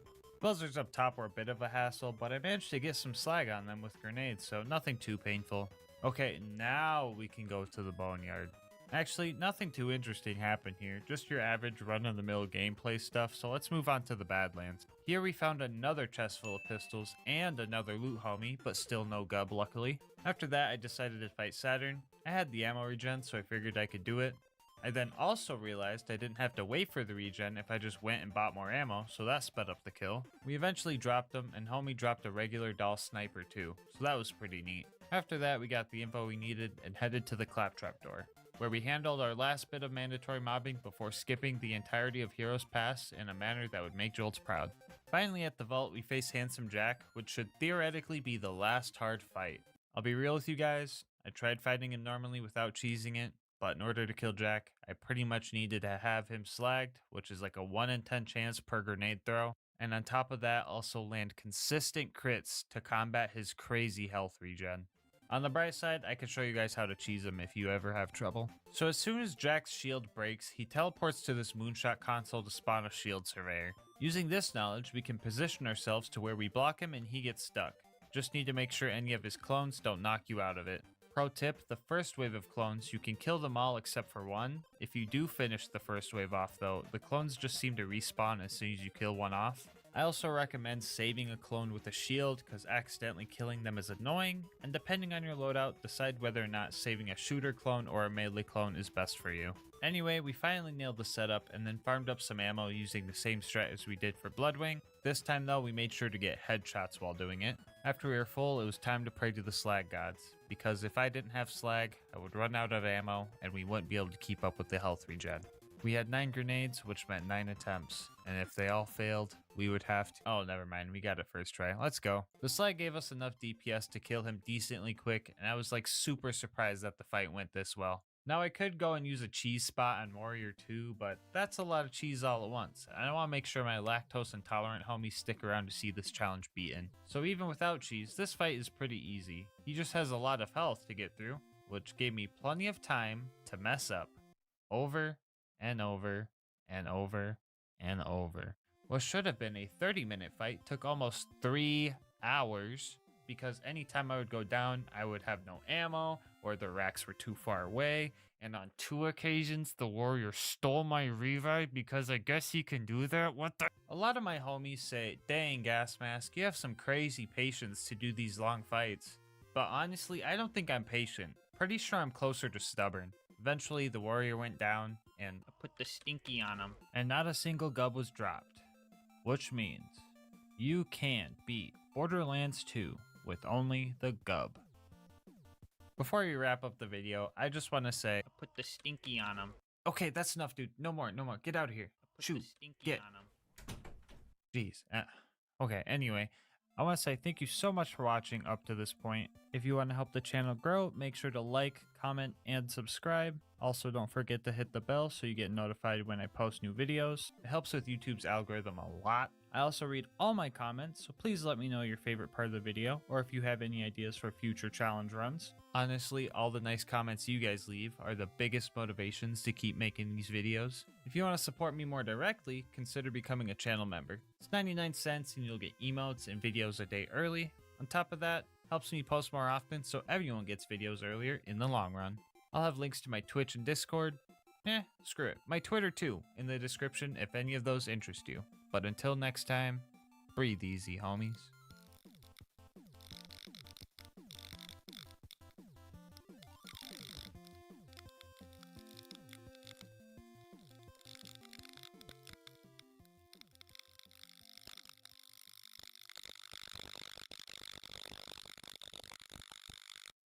You live in a Pulte home? You live in an innovative home that's built for you. And a home that's built for you has plenty of storage and clean water filtration, a dedicated home office that has enhanced Wi-Fi, and spaces built for entertaining friends. Pulte Homes. More life built in. And present it the way you envision it. From the biggest ideas to the smallest details. Your website, your voice, your platform. Alright, so if you clicked on this video, you might be hoping I'm going to be running around the Borderlands as some crazy tentacle monster, like something you'd see in a COD Zombies map maybe. But sadly, Borderlands modding just isn't that good yet. So today, we will be trying our best to cosplay as everyone's favorite giant space whale squid, and ask ourselves, can you beat Borderlands 2 as Terramorphous? It should be common knowledge that all you need to cosplay as someone, or something in this case, is their hide, blood, teeth, and breath. If you don't know what these do, I'll show you real quick. The Breath of Terra is a neat fire grenade mod that makes tiny volcanoes under the feet of the bad guys. The Teeth of Terra is a shotgun that shoots bullets in a biting pattern and does a little bit of grenade splash at the end. The Hide of Terra is a Roid/Nova/Spike combo shield, usually regarded as the best Roid shield in the game, but I went to the absolute lowest Roid damage, so the challenge wasn't too easy. And then there's the Blood, which is kinda... yeah, it's kinda bad. Then in our class mod slot, we're going to be using the Slayer of Terramorphous Com to keep it thematic. I will quickly go through the rules. We will be playing on Overpower 10 UVHM, which is just the hardest difficulty, and all the enemies are 10 levels higher than us.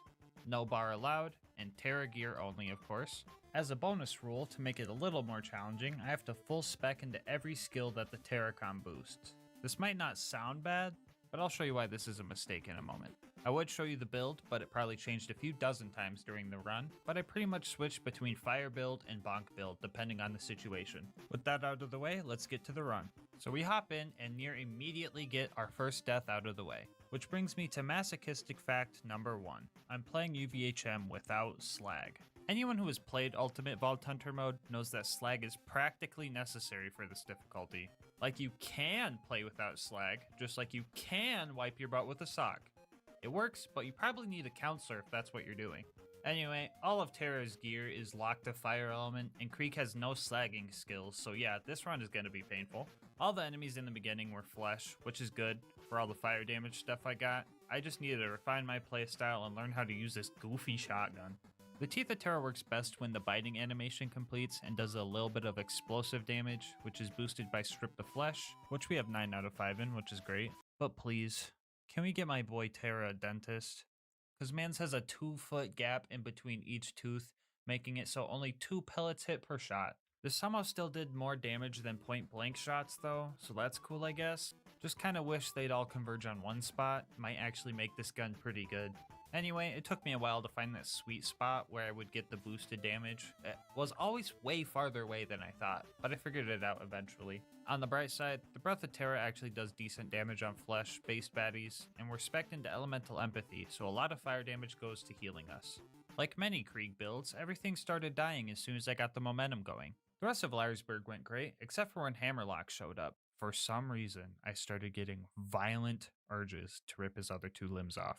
It's probably the Thresher hormones from Terramorphous' blood. I think that's how biology works, I don't know. I was going to take the relic off, but decided that wasn't allowed. I had to face my demons the right way, by severing the limbs of some guy that I won't feel morally bad about. It's time for masochistic fact number 2. Full specking the Terra skills. So some of these are good, like Strip the Flesh is great for explosive damage, and Thrill the Kill is good for healing, but in OP levels you only really need 2 points to fill your health bar. Burn Baby Burn increases fire dot damage, which isn't lethal cause UVHM health regen, but I think it's good for healing maybe? Flame Flare pretty much just makes me stay on fire longer, which can be absolutely deadly if an enemy decides to put a fire dot on me. And then we have Blood Trance, which makes Buzzak's Rampage last longer based on how many Bloodlust stacks you have, which might sound good at face value, but a lot of melee builds use Release the Beast to get health back frequently, and if you're in Buzzak's Rampage, you can't do it again until it ends. On top of that, you can't use grenades, or pull out a slag weapon, not that that matters, or pull out a moxie weapon, not that that matters, and I can't even light people on fire for stat boosts, unless I want to waste another 5 points for 50% chance to deal fire damage. Wait. What better way to combat a bad skill than with another bad skill? Woo! Hellfire Halitosis, or for the scientist watching, Fire Breath, is usually a skill that has very, very niche uses, but it's going to come in handy for this run. This way I can activate all my fire buffs and get a little healing while on Buzzak's Rampage. After making it to Boom Boom, we find our first instance of masochistic fact number 3, fire only on armor. Boom Boom was going to be a tough fight, and I didn't want to cheese it if I didn't have to. We bopped Boom and decided to go for a cool gun kill on Big Bertha instead of the usual cheese strat. I wanted to proc Bloodbath from one of these psychos and spam shotgun damage to kill the turret, but this setup was super hard and took a while because I also had to fight against his health regen. We managed to knock Boom out of his turret and then we bonked him just like we bonked Boom. Shortly after our fire resistant boss, we face our fire proof boss. Oh boy. Okay, so Flint has fire resistance, but when he goes into fire phase, fire damage actually heals him. So it looks like we're gonna have to resort to... Oh, 1 second. Hello? Hey bro, you can't melee kill Flint, dude. What? Why not? His launching AoE slam will just launch you away. It won't work. Trust me. Wait, what? Didn't they make Krieg heavier than other characters so he wouldn't get launched in melee combat? Yeah, but even so, your shield has fire spike and nova damage, so you'll just heal him anyway. Okay, well, what do I do then? You know what you have to do. No, wait, are you... Please don't tell me. Yep. Alright, I'll tell him. Good luck! Alright guys, my boss called. I've got some bad news. We're going to have to cheese the Flint fight. I know, I've never did anything like this before. I usually body Flint face to face, but this time I'm gonna have to play a little unfair. So Borderlands 2 has this little quirk called Infinite Vertical Melee, which means anything directly above or below you can be meleeed no matter how far away they are. So we respec for bonk mode, lured Flint over to this pole, got some stacks, and started slicing from 3 stories away. 1 eternity later. Woo, we did it! Good news, we officially made it past the part of the run I didn't think was going to be possible. Bad news, I didn't plan to make it this far, so now I have no idea what I'm doing. After making it to 3 horns, I managed to steal the interface adapter without a single bandit noticing me. Got some wheels, belly bump door guy vehicular style, saved Reese, avenged Reese by killing exactly 20 bandits in no less, and made it to Sanctuary. Lilith, being the immature human she is, left a cryptic note in my locker like some kind of cringe high school rom-com stuff. So let's get her mission done with. I usually like speedrunning this place, and this time I had an extra reason to skip a lot of the pointless combat. Anyway, we find Lilith and start fighting all the psychos, right? And I discover a cool trick with this Breath of Terror grenade. So I'm pretty sure bandits are programmed to dodge grenades if you try to chuck them at them. But when you throw a Teeth of Terra, they just kinda... Yeah, so the strat of just making a firewall to create distance and land the strong hits of the Teeth of Terror is actually a useful one. Not as useful as the low-hanging doorway, though. If you want to know how long all this took, just know that Lilith was able to say howdy boys 4 freaking times before we were done dealing with all these cowards. Our next goal was to infiltrate the Bloodshot Dam and save Roland. Only problem is that our car wasn't good enough apparently, so we needed to get an entirely new one from Ellie, even though I think a simple oil change would have been able to fix this one's issues. My favorite 56 seconds of every run is when I get to destroy the bandit technicals that aren't balanced properly for OP levels and feel like a super cool god among men. The Teeth of Terror was actually able to deal some damage even though it was a fire on armor situation, and we managed to get a new car pretty quick. Anyway, that one nomad before you enter the Bloodshot Dam was giving me a rough time. On top of that, I also had to fight Badmaw. Fire being good on flesh and Badmaw being a big target sounds like a benefit, but for some reason, I felt like I was just throwing teeth at a giant metal door. This was also where the super long buzz axe duration really started to melt my brain. After about an hour of all that, I finally managed to take him down. So I run into the Bloodshot stronghold and everything was terrible. We had ironclad psychos up the wazoo, so I decided to respec for a bit more fire damage to keep my healing up. This time everything went great right up to the dreaded toilet room, where things started to go absolutely fantastic. And that's not me being sarcastic, I actually managed to get some great momentum going. Plenty of fleshy vessels to use for healing, and the cowardice of the crazed marauders was actually backfiring on them. These guys usually run pretty far away if you get too close to them, and they ran just far enough for the Teeth of Terror to hit their sweet spot. I only died once here, but by the time that happened, the door was already open. Holy crap. We blew through the toilet room so quick. But like many small victories on this challenge, the next objective is going to utterly destroy my psyche. Roland was kidnapped by one of the scariest bosses in the game. You could call me an oikophobic all you want. This toaster has literally shaved years off of my lifespan. If you're good at the game or new to the channel, you might not know that Warden can actually take Roland to the Hyperion Friendship Gulag if you don't kill him fast enough. And since killing things fast isn't my forte, I pretty much accepted my fate as soon as I seen an angelic guard. Oh, it's an angelic guard. Nope, we're done. Yeah, we're doomed. The fight at the Gulag is way harder because on top of Warden just being Warden, he also gains the ability to moonshot even more robots into the battle. This is also where I learned that the Teeth of Terra cannot kill loaders. Like for real, it just can't. So for the second time this run, I had to do some cheesy strats that I wasn't very proud of. I felt really bad for doing this, but as punishment for using too much cheese, chat sentenced me to cheese shaming, as I ate a block of extra sharp cheddar. After getting my public execution rescheduled to a later date, I made off to befriend Mordo and Tina. One of the objectives in this mission is to light 3 Varkids on fire, which you think would be super easy. I could probably just let a shield nova go off and it would be fine, but in reality it was 10 times easier than that even. So this Varkid tried to jump me, but somehow set off this whole fire melon, which lit both of us on fire. Now that I was on fire, Raving Retribution was starting to set off, and since it thought the fire melon was attacking me, it just started sending fireballs in that direction, and completed the objective. Absolutely nothing about my gear I was using played a part in doing this, and I just thought that was funny. Anyway, I got to taste grape flavored combat for a little bit since Mordecai was sniping the baddies for me. I mean, he still wasn't doing, like, any damage, but anything was better than Wilhelm. When I took on this challenge, I really didn't think it would be this hard. I knew I wouldn't have slag, and I knew fire and armor sucks, but I really thought that this gun would be able to do something, and that even the worst version of the best melee shield in the game would make this relatively doable. But no, every part of my kit was just absolute trash. This fight was looking impossible, but giving up wasn't an option. I couldn't let one boss, okay, maybe every boss after this plus a couple loaders, stop me from securing my victory. Step 1 was to respec. building for melee damage, Buzzax Bombardier, and Fuel the Blood. Step 2 was to fuel up, and step 3 was to mask up. In order to kill Wilhelm, we cannot rely on our gear. We need to rely on Krieg and his skills. The plan was to do what damage we could while waiting for surveyors to spawn, aka Fuel the Blood fodder. After we get a melee kill, Fuel the Blood boosts our explosive damage and makes the effectiveness of Buzzax Bombardier a lot stronger. The only thing about this strat is how risky it was. We had to get down to low health constantly in order for Release the Beast to activate and have our action skill ready. If we went down, it was likely a death sentence, unless we were already within sweet spot distance of a surveyor, so I had to focus. I had to make sure I killed him quick as well. Otherwise, the loaders he spawns from under the trains respawn, and it pretty much means I'm dead. After 2 hours and 43 more deaths added to the counter, we finally survived long enough to take Wilhelm down.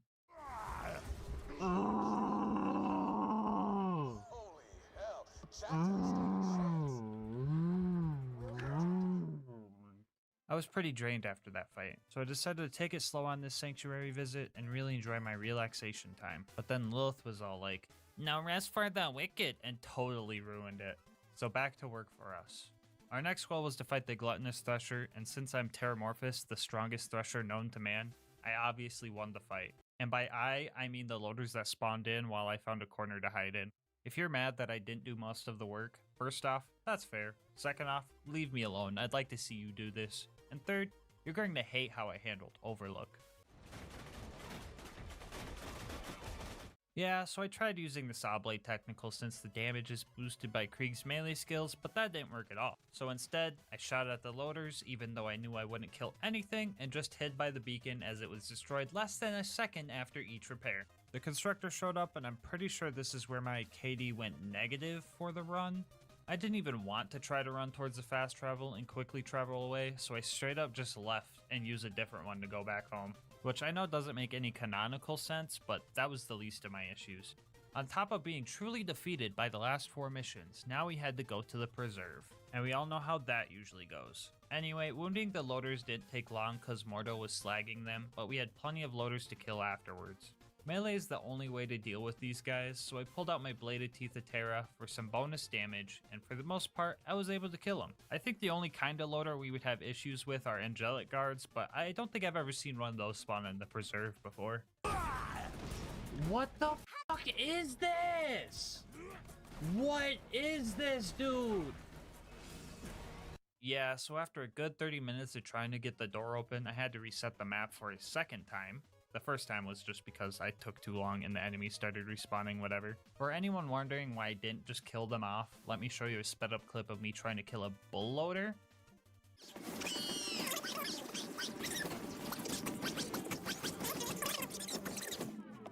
This leads me to masochistic fact number 4. This is now just a glorified melee run. The second half of this game has very little amounts of combat with non-armored enemies, and since my shotgun heals them, I'm pretty much going to be in bonk mode for the rest of this run. It wasn't until our 3rd attempt that we made it past the loader who skips leg day, and at this point we were probably in the Preserve for a little over 2 hours. Up next, I hired the loot homies to take out the skags for me, while also hiring the skags to take out the loot homies for me so I could snag their loot, but they didn't drop anything because they're lame. Usually the significant mobbing is all done by now, and we could go straight to Bloodwing, but the game is cursed and decided to give me 3 rabid skags to deal with. I tried some bullfighting strats, but those didn't work well. Jump at me? I tried this for way too long before I just decided to commit to going for a melee kill. The funniest part is after I killed the first one, a bunch of pup skags spawned, and I just had to kill several of those to get the door open. Anyway, you know what time it is.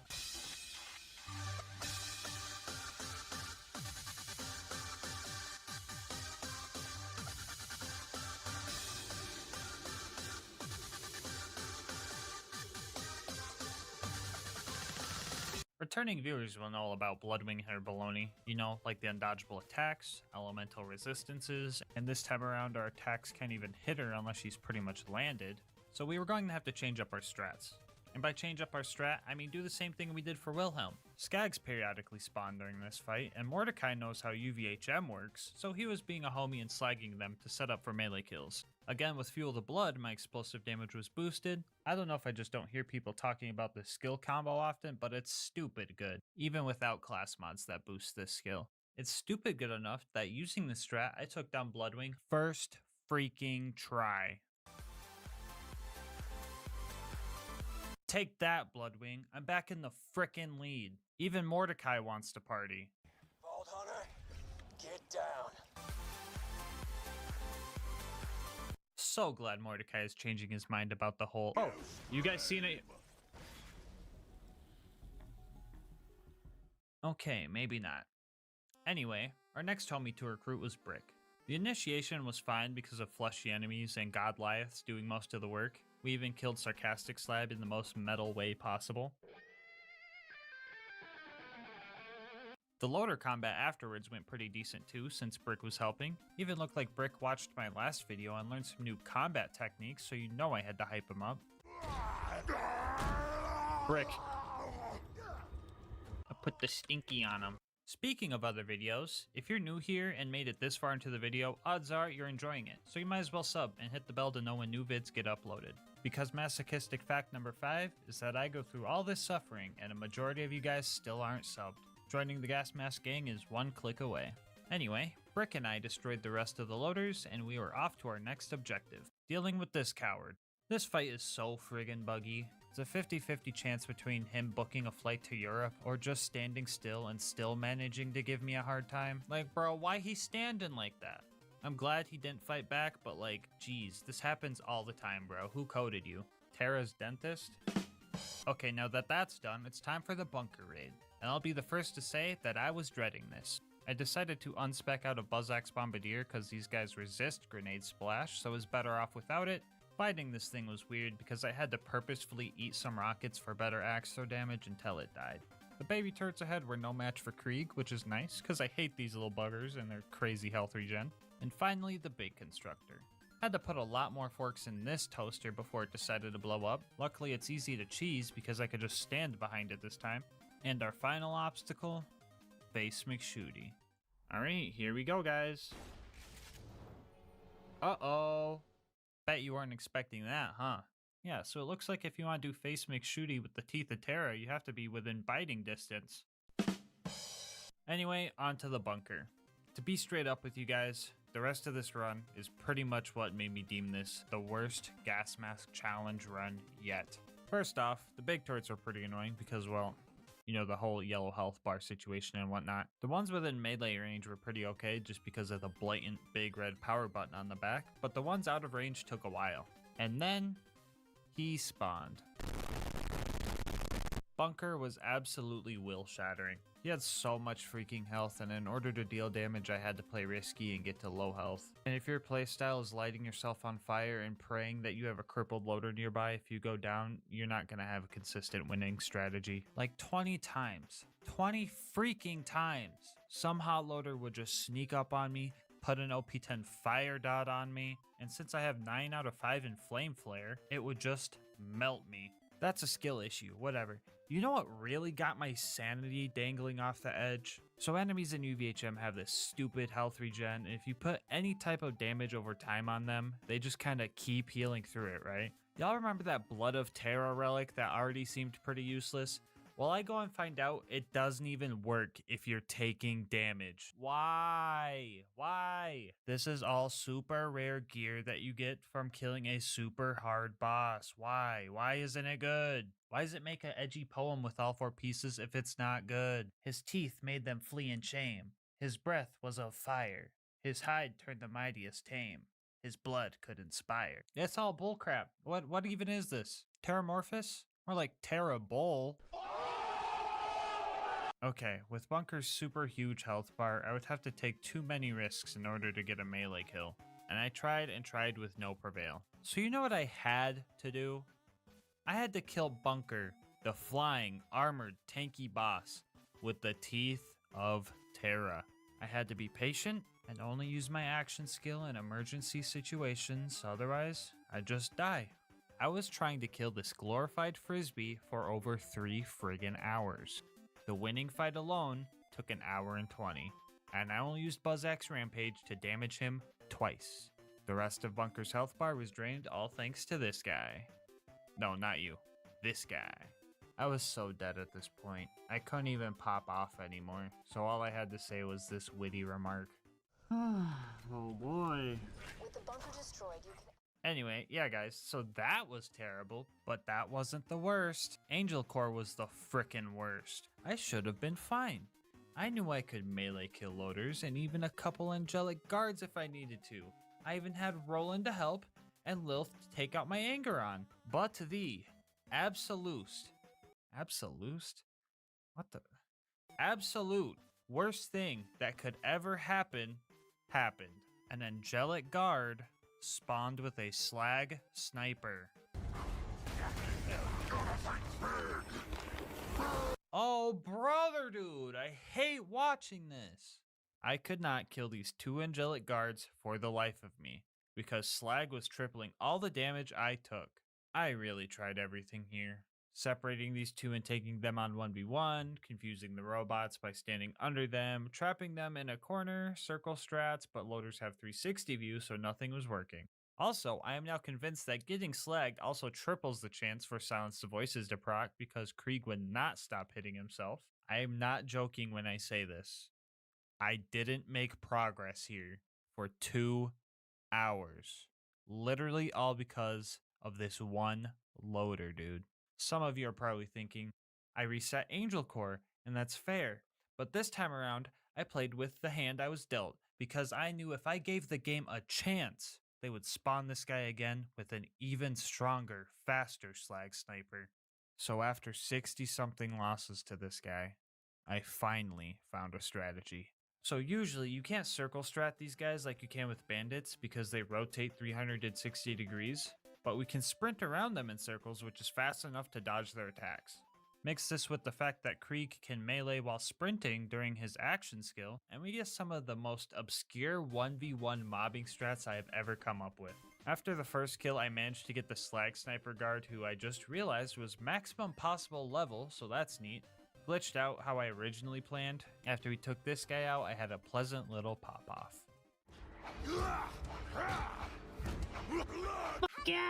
Okay, we're good. This one loader brought me more pain than any other fight in any challenge I've done so far. Even you, Bloodwing. This was by far the worst fight I've had to deal with, but it's over now. Now I get to suffer elsewhere! Ironically enough, when I got to Sawtooth Cauldron, I was relieved, because the enemies here were all fleshy and I could get multiple kills before dying. Yeah, the fire damage is working. It's working. The gear's working as intended. Everything's great. I could use my grenades and just burn everything and melt everything. And it's so good and fun. Look at my health bar. It's staying pretty much full. You guys hear that optimism in my voice? Yeah? Okay, well watch this. Take out those buzzards. I don't need these buzzards, man. These freaking buzzards. It'd be one thing if they didn't have health regen. But every time I land a couple of shots, they just come back good as new. It wasn't until 4 hours of attempts that I managed to destroy one buzzard. And here's how I did it. First off, we need to rig some fights. Each attempt would consist of me spawning in, running to the buzzard nest, and checking the buzzard's level. If it was higher than level 89, I wouldn't even bother. After we found our level 89 buzzard, we would farm up stacks with our fire grenade and find a psycho or weaker mob. This wasn't always guaranteed. Sometimes I'd get nothing but scavengers, grave diggers, and juggernauts. Anyway, after we found a good setup with an 89 buzzard and easy mobs, we would do the good old punch and chuck strat using Fuel the Blood and Buzzak's Bombardier. Once we had the setup, we had roughly 7 seconds to land 2 or 3 Buzzak's throws on a buzzard. Which is tough since the first 3 seconds are wasted looking for the dang thing, but when the stars align, you could pull off a beautiful kill. Let's go! Oh, that's 2. 4 hours into Sawtooth, the first one got stuck. At 4.5 hours, we got our second. At 5 hours, we got our third. And at 6 hours, this happened.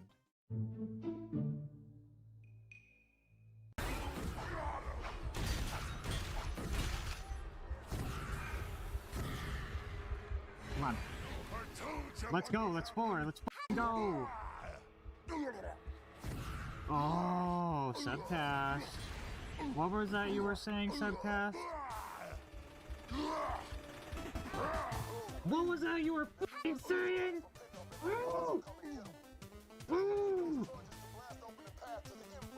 This was by far the worst fight I've had to deal with, but it's over now. And for anyone wondering, yes, I did just copy and paste that last voice clip from the Angelic Guard fight like 30 seconds ago. After that conniption, I felt invincible for all of 2 minutes, mostly because I was just speedrunning through the Boneyard and Badlands. I did not kill Saturn this time around for obvious reasons, and if it's not obvious, the first 25 minutes of the video explains this in great detail, so go ahead and just rewatch that and come back. Or you could just download the save file in the description and test it out yourself. Up to you.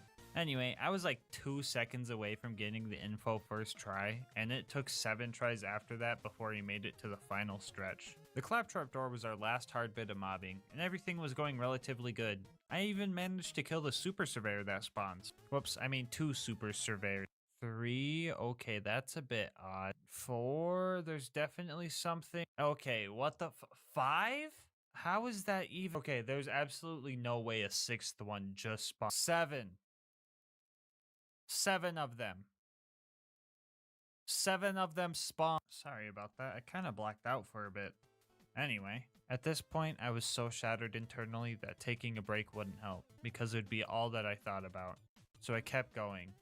Brick and Mortar definitely carried me through Heroes Pass, but altogether the claptrap door and this place almost took 2 hours, and this challenge's playtime was really starting to wear on my mental. Jack and his stupid health regen was my last worry of the run. I made my few legit attempts before I decided that the good old block him at the terminal strat was going to be needed. Melee was definitely the way to go, but I wanted to show you guys my insane DPS I was getting with the shotgun. Mind you, this is point blank, doing nothing but crit damage. Glad I had 4 of these, because if I had to reload, I would just lose all my progress from the last mag anyway. So we took Jack out and started the warrior fight. And surprise, surprise, using a fire weapon on a giant fire-breathing fire demon from hell where fire comes from doesn't work great, and now that I think about it, whoever said fight fire with fire was an absolute bozo if I'm being frank. And I was being frank, because the warrior is practically throwing me on his barbecue like a pack of ballparks. So we had to do something no one would have guessed, and go for a melee kill. Luckily, these crystal dudes are super susceptible to melee damage, except for when they're not susceptible to anything, of course. Anyway, the good old punch thing for explosive damage strat was working great, except for when it backfired on me, or the crystalisks would do more damage to me than I wanted it to, or Krieg would do more damage to me than I wanted him to. My favorite one is when I was throwing axes and this rack swoops in and takes it point blank, do it for the vine style, which downs me because that's just my luck. But I promised I wouldn't take the mask off until it was done. And there was one thing driving me. You know I haven't had a fucking monster all stream? I can't fucking drink a monster with this thing on, guys. You're driving me nuts. After 30 hours and 58 minutes, after 506 deaths, the warrior accepted his fate. I decided to finish warrior off using the Teeth of Terra, because I really wanted to savor this moment, that I beat the hardest gas mask challenge so far. I proudly say, you can beat Borderlands 2 as Terramorphous. This run was 100 times worse than I thought it was going to be, but what matters is that we beat it, and the fact that you made it this far into the video makes it all worth it for me. If you want to see more runs like these, make sure to like, comment, and subscribe. It helps with YouTube's algorithms and helps the channel a lot. I also read all my comments and love hearing your guys' ideas for future runs. If you want to support me more directly, consider becoming a channel member. 99 cents gets you videos a day early and also supports me so I can get videos out faster for everyone. I'll have my Discord, Twitter, and Twitch channel where I stream these runs, all linked in the description, along with the socials of Mango Soda, who created this absolutely awesome thumbnail art. But until next time, breathe easy, homies.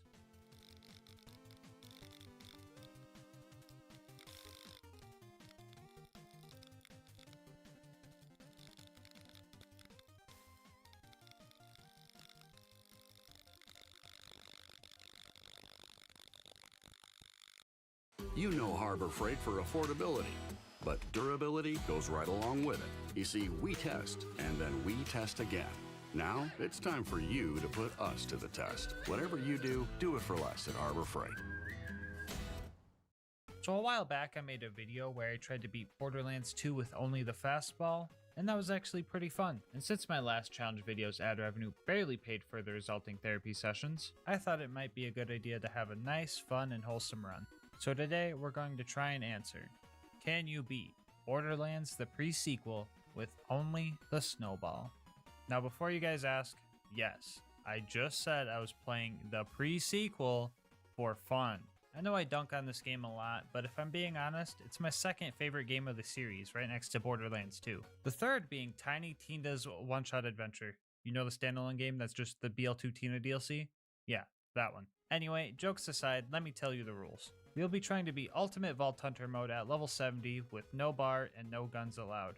We are going to be playing as Jack the Doppelganger, and his action skill is kinda allowed, but I'll go over that more in a bit. And most importantly, the snowball is the only grenade we're allowed to use. As for the other gear, we have a pretty normal shield, a level 1 Oz kit so that we can abuse slams, and the best main class mod for grenade damage, and 5 extra points in just compensation, which makes grenade damage higher for every grenade ammo I'm missing.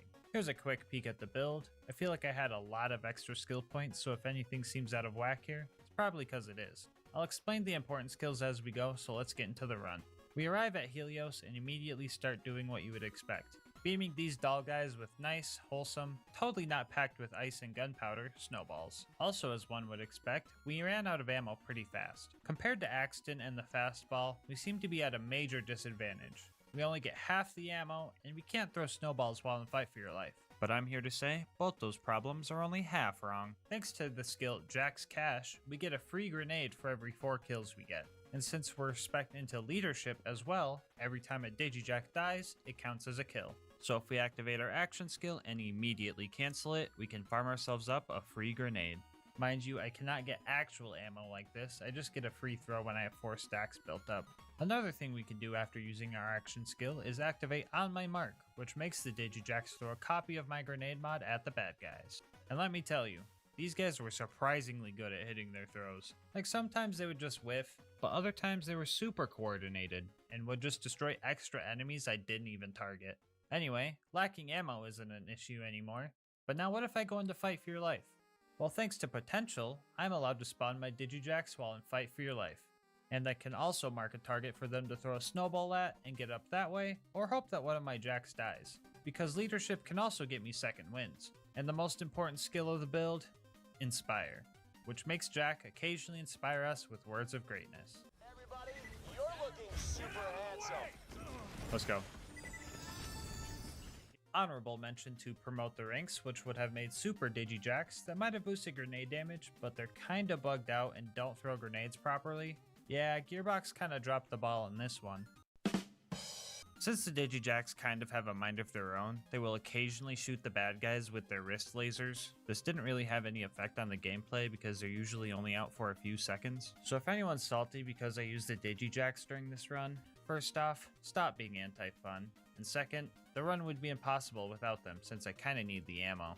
Anyway, after dealing with these guys, we had to fight one of the several pyromaniacs in the Borderlands series, this one being named Flame Knuckle. Now if this was Pokemon, we would be pretty screwed right now. If this was Borderlands 3, he would be pretty screwed right now. But this is TPS, so the fight was pretty fair. Jack was super helpful with distracting him, so I was even able to fend off any extra troops that were flying in. Also during the fight, I used a little bit of RNG manipulation to get more ammo drops from the containers. So if you're below, I believe, 1/3 of your maximum ammo with any type, you are more likely to get that ammo type from ammo crates. So if we had 3 or less ammo, we could open up the crates and get more ammo than usual. Constantly having a low supply of grenades is kinda good since we're spec'd into that just compensation skill, so we're getting the best value for our chucks. After we busted Flame Knuckles' power suit, Jack, and Jack helped me finish him off. Right after that, we got moonshot down to the moon and met Janie Springs. We needed to help her take out Deadlift. Deadlift tried to take her out, on a date that is, and when she said she wasn't into guys, he got all mad and stole her Moonzumi key, which we need to get to Concordia. If the Borderlands 2 players are confused, Concordia is just Sanctuary, but on the moon. Anyway, with a little bit of inspiration from Zarpedon, I guess, we set off on our journey to beat Deadlift in a snowball fight. But first, we had to take care of a bunch of his lackeys. My favorite part about using this grenade mod is that every time you kill a scav... Uh-oh, looks like the Borderlands 2 players are confused again. Okay, scavs are just bandits, but on the moon. Anyway, every time you kill a scav with a snowball, they get launched and literally break orbit. For real, they don't come back down. The scavs were getting so messed up by my snowballs that they eventually decided to chill out. We can finally fight Deadlift, and there's a lot more on the line than you think. This run was still on its first life, and when I'm on my first life, my focus and skill are tenfold, because I make diamonds under pressure. Just, don't quote me on that if you watch the last run, okay? Deadlift is like the Captain Flint of the pre-sequel. He's got enough annoying and unfair mechanics to absolutely torture you during your first playthrough. Talking electrifying the floor, homing blue balls, stop laughing that's not funny, evasive maneuvers, and a lot of minions to keep you on edge. Lucky for us, I know this guy's patterns pretty well and went straight for the safety stairs. Right here you have access to cover, you have an escape route, and the stairs don't get electrified. Patience was key to winning this fight. Well, that and a little Matrix style dodging in order to get all the ammo crates in the arena. After some close calls, we finally broke his shield and the rest was history. Still a 1 life, baby, woo! Anyway, we got the Moonzumi station working and carefully jumped the scap. There are 3 jumps in this game that are very wonky and will punish you with death if you mess them up. The next one being on the way to Concordia. My first death being a cliff would be super cringe, so I made sure to hit this carefully. Right as we get into town, the cop claptrap was trying to give us a ticket, and I didn't appreciate that too much. Anyway, we got shafted by the Marif, that's an elevator joke, and Roland was busy dealing with the secondhand embarrassment of Lilith doing the hokey pokey on the dance floor, so there was only one thing left that could solve our loneliness. Looking for me, sugar? What? No, not Moxie. I'm talking about a monster inhale style and some inspiring words from Crazy Earl himself. After we hijacked some cellular towers and found the location of the jamming signal, we were off to Crisis Scar to shut it down so we could get Jack off of Helios. I was going to pick a cool icy looking skin for our car, but noticed that this one was literally my outro catchphrase, so I couldn't pass it up. Scavtrap said I had to show my worthiness of joining Red Belly's gang in order to get in, but I had a different idea. Second option. Let me in. So the Darksiders were our next target. One of the main bosses here ended up dropping a Jackal cannon. Not sure if it was because we were playing as Jack or the fact that it was October at the time, but I'm willing to bet it was both. Anyway, after killing all the edgy guys, we finally were allowed into Crisis Scar. We were blowing right through Red Belly's defenses. That was until this super bad mugger showed up. To my knowledge, the scaling in Ultimate Vault Hunter mode is a lot different in this game than in Borderlands 2. I'm pretty sure every enemy gets their health boosted, but big guys get a bigger boost. So this info's from the wiki, so definitely take it with a grain of salt. But according to them, normal enemies get a 1.5 times health and shield boost from True Vault Hunter mode to Ultimate Vault Hunter mode, and big guys get a 2.5 times boost to their health and a 3.5 times boost to their shields. So these guys are pretty tanky. I had to make sure I played smart and farmed my grenades safely. After killing Mugger number 1, I had to also kill Mugger number 2. Luckily, my mans fell right into my trap and I was able to get an early chunk of his health out of the way before I let the boys put the ice on him. We also ended up bullying the local grade schoolers, and that was pretty fun. And after that, we were off to fight Red Belly. The game made this pretty easy for me. Why farm up nades with Digijacks when I could just walk over to this vendor and trade all the loot I found for some more? We had a couple close calls early on, but Red and Belly split up, which allowed me to gang up on them one-on-one. Belly was a scary powerhouse who dropped us a striker, and Red was just kind of AFK for the most part. After we dealt with them, we shut down the jamming signal, got skimmed out of our moonstones by this chest, and found out the Marif was working for the bad guys. We started interrogating him, and he said Dahl was making him do it. So I was like, don't worry man, just be cool. Anyway, we were gonna let the Merif live, but he tried to kill Jack, and so did Jack's lifelong murderous trust issues. Now that Jack was rescued, we needed to start building an army to take Helios back. I tried using the snowball to put the door code in and was a little spooked when it didn't work, but I was able to just use the interact button to punch in the door code, so the run doesn't end here. Janie Springs helped us get a new vehicle. This one can fly. Kinda. So I wasn't about to trust it with my life. A cool trick you could do with the Stingray is to boost up a little bit, press the slam key, and then boost again as you bounce to get more height for your jump. I was a bit rusty, so I took a couple of minutes to make sure I got this, because holy crap, how am I still alive? I don't know if the snowball is just that good, or the pre-sequel is just too easy, or if Jack is too OP, or what. Actually, you know what? I think it's just definitely Jack being too OP. Anyway, after meeting Pickle, we set off to get a military AI from the bosun. I had to do a bunch of annoying things to get to his ship, but for the most part, I was ballin'. And by ballin', I mean bawling my friggin' eyes out, because I finally died. Back. Beam him. No!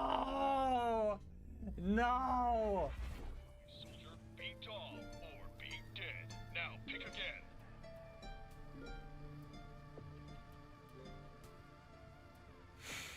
For some reason, the guy that killed me shrunk after I respawned and was easier to kill, so that's pretty neat. After a few close calls and dying again because I went down right as I hit a jump pad, we managed to get the methane flowing again so that we could get across this lava lake. Waiting for us on the other side were a bunch of cheaters, and I didn't like that too much, but I wasn't exactly playing fair either.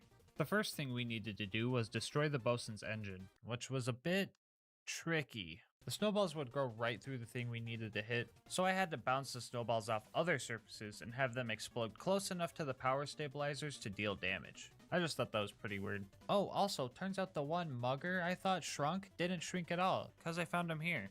Homie was screaming at me a lot, something about how could I do that to his son or something, not really sure what that was all about, but he seemed pretty mad. He got his revenge, and he was even fighting honorably using a snowball himself, and I barely had enough energy left to fight Poop Deck after.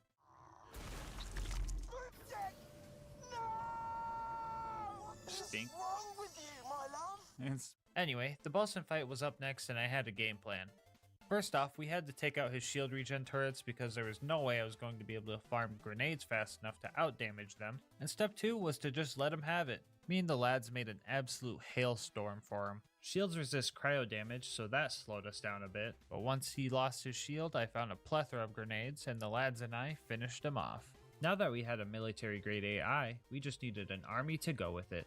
As we were fighting our way through the torque-infested robot factory, we came across Gladstone, aka the inventor of the toaster, aka the inventor of the blue toaster, aka the man that sent me to the gulag too many times. Okay, sorry about that pent-up rage. Anyway, he's going to help us create the constructor bot, which is good for us right now, but absolutely tragic for my Borderlands 2 runs. Once inside, I found a very obnoxious mugger who kept lighting me on fire. Guess it was super effective after all because man's killed me 4 times before I beat him. Pretty sure these guys are to blame for most of my deaths this run, and this guy alone was responsible for half of them. Because of his fire weapon, not being in a vacuum sucked.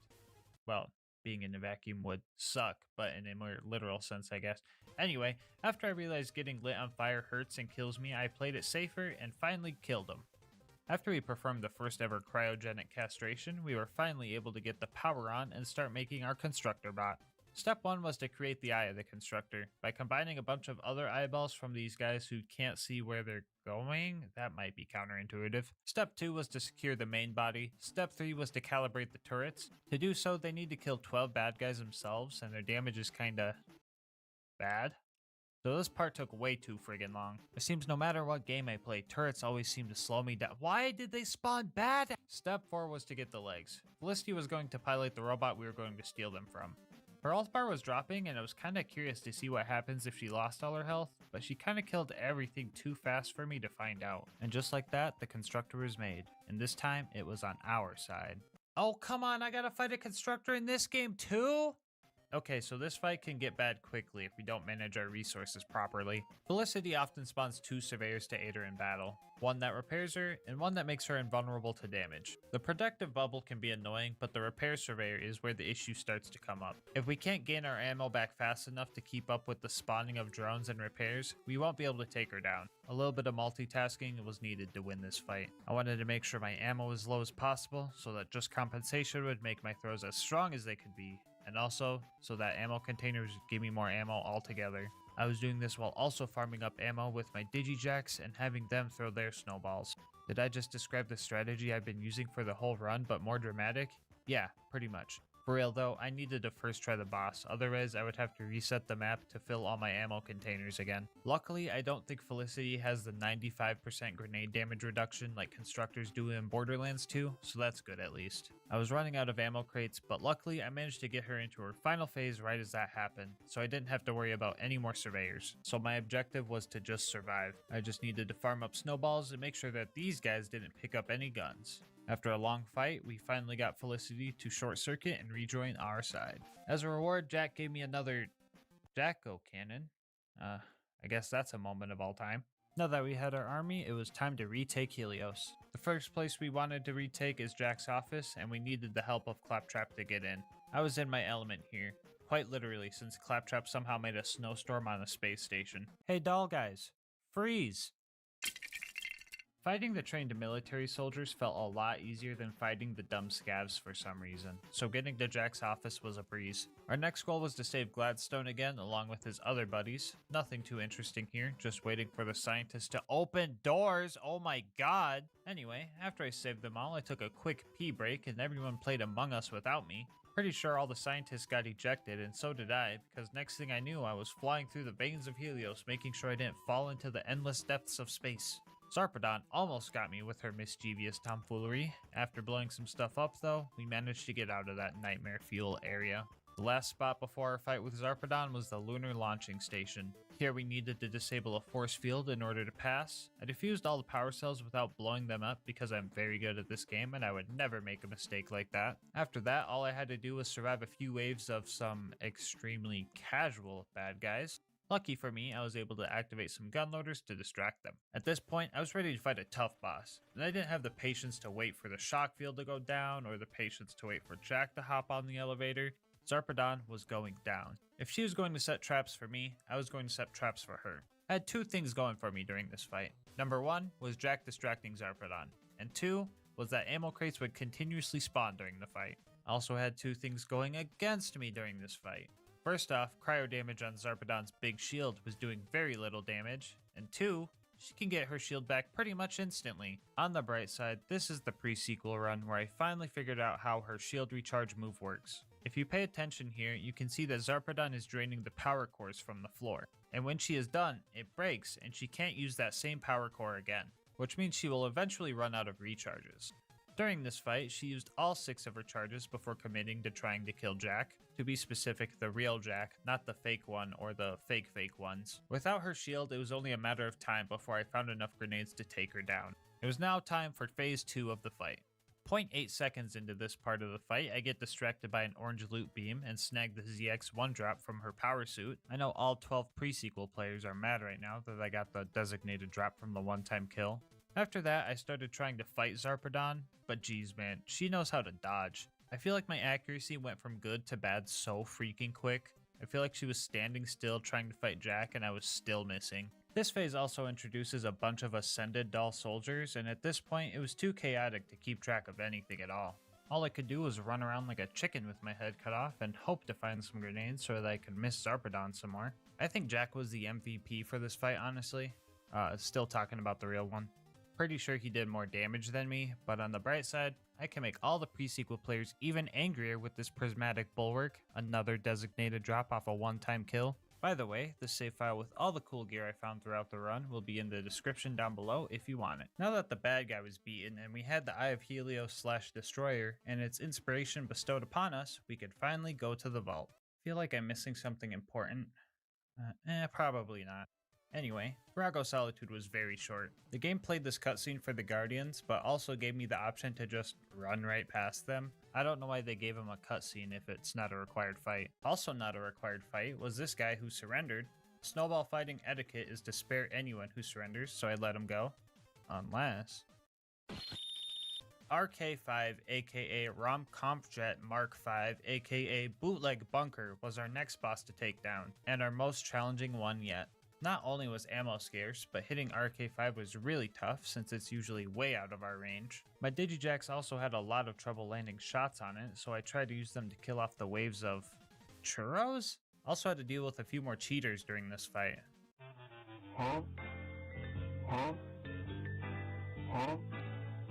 Much like Felicity, if I were to die during this fight, I would have to save quit to reset all the ammo crates, or I'd just be making the fight a lot harder than it needed to be. My best bet with this fight was to fight Flyer with Flyer. There are 2 jump pads on this map that gave me a great deal of mobility. On top of getting me out of sticky situations, they also helped me farm up grenades because Digijax die if they're too far away from you.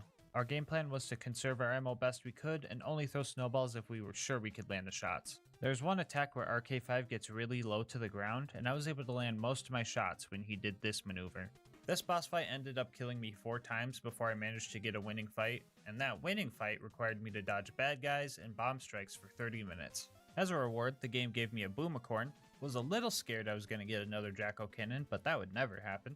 Now that RK5 was out of the way, I was allowed to do the pre-sequels version of the whole percent speedrun.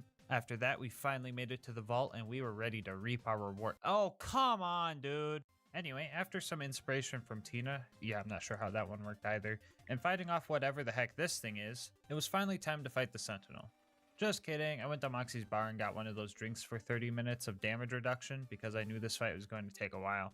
The Sentinel is a 7-phase fight, but it has always been fair. This time around, I was really able to take advantage of his bullet deflecting move by simply not using bullets. However, the 3rd phase was an ice phase, so my damage really dropped off and it took a while. But the game plan was pretty much the same. The big Sentinel was a bit more tricky to deal with. Instead of just running around in circles, I had to play an elaborate game of the floor is lava. I also had to make sure I was nailing this guy in the head, because my grenades weren't doing damage otherwise. We had a lot of close calls during this fight, and towards the end we were running low on damage reduction. This is also where the Sentinel started doing some really cursed strats. I don't know exactly what was happening. All I knew is that I was taking knockback constantly. I think he knew the end was near, so he was trying to get me as far away from him as possible. It wasn't gonna work though.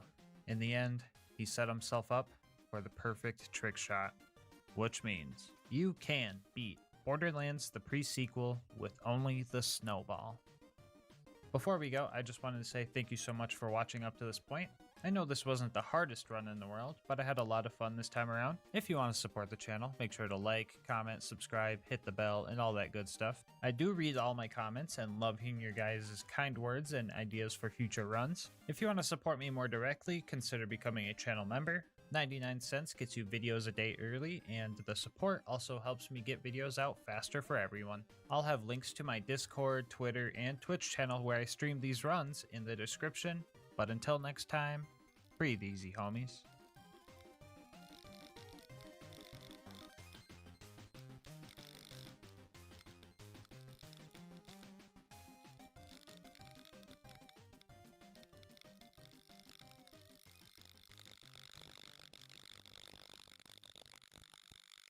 Pandora's always been a lawless place, but what if we wanted to bring some order to this wasteland of a planet?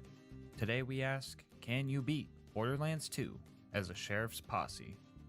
To start, let me tell you what exactly this challenge is. First off, the basic rules. We will attempt to beat the game at Overpower 10 Ultimate Vault Hunter mode. To the new Borderlands recruits, that pretty much just means the hardest difficulty and everything is 10 levels higher than us. Also, bar will not be allowed during this run. On to the fun stuff.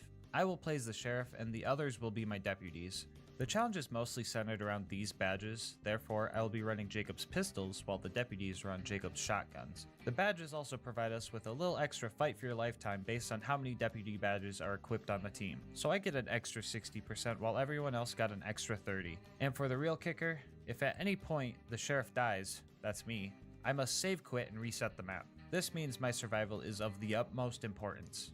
Last thing before we get started, I'll show you all the rest of the gear and builds. We all have a basic shield and low-level grenade mod just for slagging purposes, and in the comm slot, I will be running the legendary Titan for tankiness, and the deputies will be running the legendary Gunzerker comms for some DPS and longer Gunzerk duration.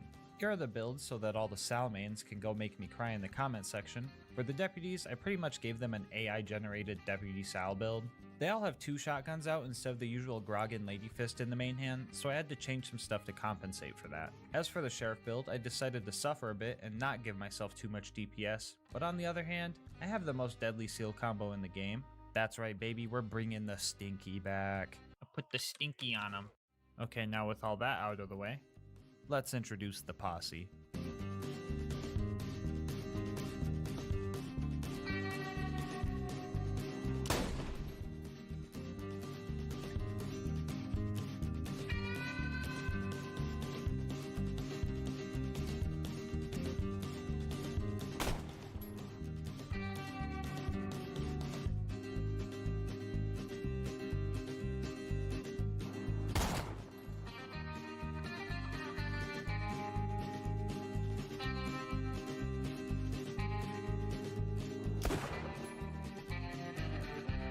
With my trained deputies... Wait, you guys are trained, right? Raise your hand if you played Deputy Sal before. Okay, raise your hand if you've ever played Sal before. Oh god, what did I get myself into? Anyway, we started clearing out Tutorial Town and found that 6 shotguns all going off at once not only drops me to what I'm guessing was 30 frames per second, but it's also pretty funny to listen to. Oh my god, hearing all the Jacob shotguns go off, dude. Not too many issues came up here, and honestly, we kind of rolled the place. Anyway, we saved Hamulok and set off to take on Boom Boom. Along the way, we discovered that the accuracy and range of the shotguns was going to be the deputy's biggest challenge. Well, besides making sure my clumsy butt doesn't fall off a cliff or something, of course. I had a feeling that this would be an issue, so I made sure to give everyone 5 in insight and busts that can't slow down, so that we could get into the enemy's faces quickly and also rush to each other's aid in case we went down. Mix that with the fact that our bleed out timer is super long because of our badges, and the fact that you can fire your left gun while reviving, you get a strat that just might get us through this game. The plan for Boom Boom was to let me take the cheese bowl fight with my lower DPS while my deputies handled the other boom. They did a great job, but on my end, I was having some trouble. Luckily, Deputy Lucas came in and helped kick Boom Boom out of his turret. I didn't have much ammo to help with this fight, so I decided to promote myself to Medic Sheriff Gas Mask and just help that way. I started to run back so I could top off my pistols, and the lads accidentally let all of the outlaws out by blowing up the gate, so I made the call to go in and risk it for my homies like they would for me. This time around, I knew I couldn't revive everyone in time, so I made sure to psych everything I could so that they had a chance to get themselves up, earning me another promotion to Support Medic Sheriff Gas Mask. Anyway, we dealt with the very thrusty bad guys, and we all made it out of this fandango alive. And then Queen Knight did the bleed out any percent speedrun on accident while trying to save me, so that was hella depressing. Oh, this is a perfect time to point out that the death counter will only count my deaths. If you need an explanation on why, just go check out our other co-op challenge. I'm sure that will clear everything up for you. Anyway, after many armpit moistening battles and stinky plays, we made it to Flint. Initial results showed that this fight was going to be super tough. After a lot of really scary close calls, we retreated and went to make a game plan. We decided that we should just go in and milk the fight for your life timer and just spam shotguns at ankle biting range, while I would try and stay back and deal damage from a distance. I really didn't want to cheese Flint by punching him off his arena again. Flint, however, never forgot that day, and he came for his revenge.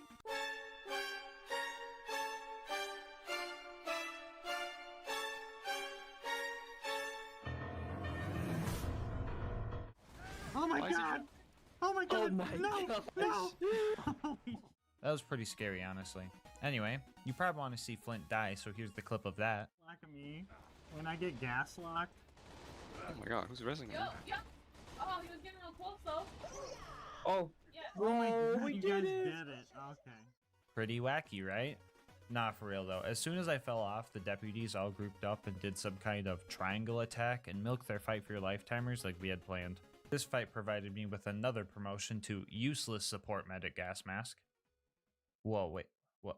Wait, that doesn't sound... Anyway, we hopped on a boat and found ourselves in Three Horns, where I got my real promotion of Support Medic Sheriff Gas Mask, the Bullymong Whisperer. Oh, sorry. Darn it. A man You named make a Stu run for it controls in a these moment. casualties. Ow. He may be short a few chromosomes, but he's a savant when it comes to vehicles. He's locked the station to prevent the bandits from... Lucas confiscated the keys to a car, and I decided to doll it up with some Jacobs logos. In order to get into Sanctuary, we had to help Corporal Reese and get a new power core for the shield generator. I have like almost no knowledge on the ranking system, so I don't know if him being a corporal means he was higher or lower rank than a sheriff, but but all I knew was that the rules only cared if I died. Superior or not, I still made sure to tell the deputies to kill the 20 bandits to avenge him like we always do. Anyway, after not being able to afford the best gun in the game and forgetting everything that happened at Sanctuary, we went to Frostburn Canyon. I usually speedrun to the end of this place, but this time I got to do it with the homies. I decided not to play it safe and go for the spike jump skip since my deputies have been really good at not letting me die so far. Let's see if they can save me from a cliff, am I right? Anyway, fun fact, still never missed this jump, and I'm going to keep attempting it until I do. So we found Lilith and started fighting off the psychos with her. I couldn't kill a single bandit here, but then Tom recommended that I try killing 2 instead and everything started to work out. So since we're in... Oh my god, Lilith, shut the... Wait, actually, Lilith, this is the perfect time to use that one-liner. Holy crap, okay, Lilith, we'll let you slide on that one. Back to what I was saying. Since we're in co-op, enemies have a lot more health, and in some instances, spawns are a lot different. If some of you guys remember the friendship run, you might remember we had to take on 12 big psychos as opposed to the usual 3 that spawn due to 4-player co-op scaling. If that doesn't ring a bell, you're probably new and should subscribe and check out the rest of my channel for some good laughs. Anyway, why slowly whittle down a bunch of health bars when you could just put the stinky on them?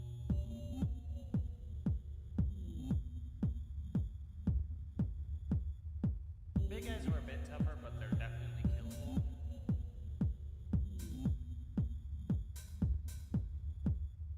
I think I was getting a little cocky and a little loopy though, because I started acting up. Put the sticky on them. Put the sticky on them. Put the sticky on them.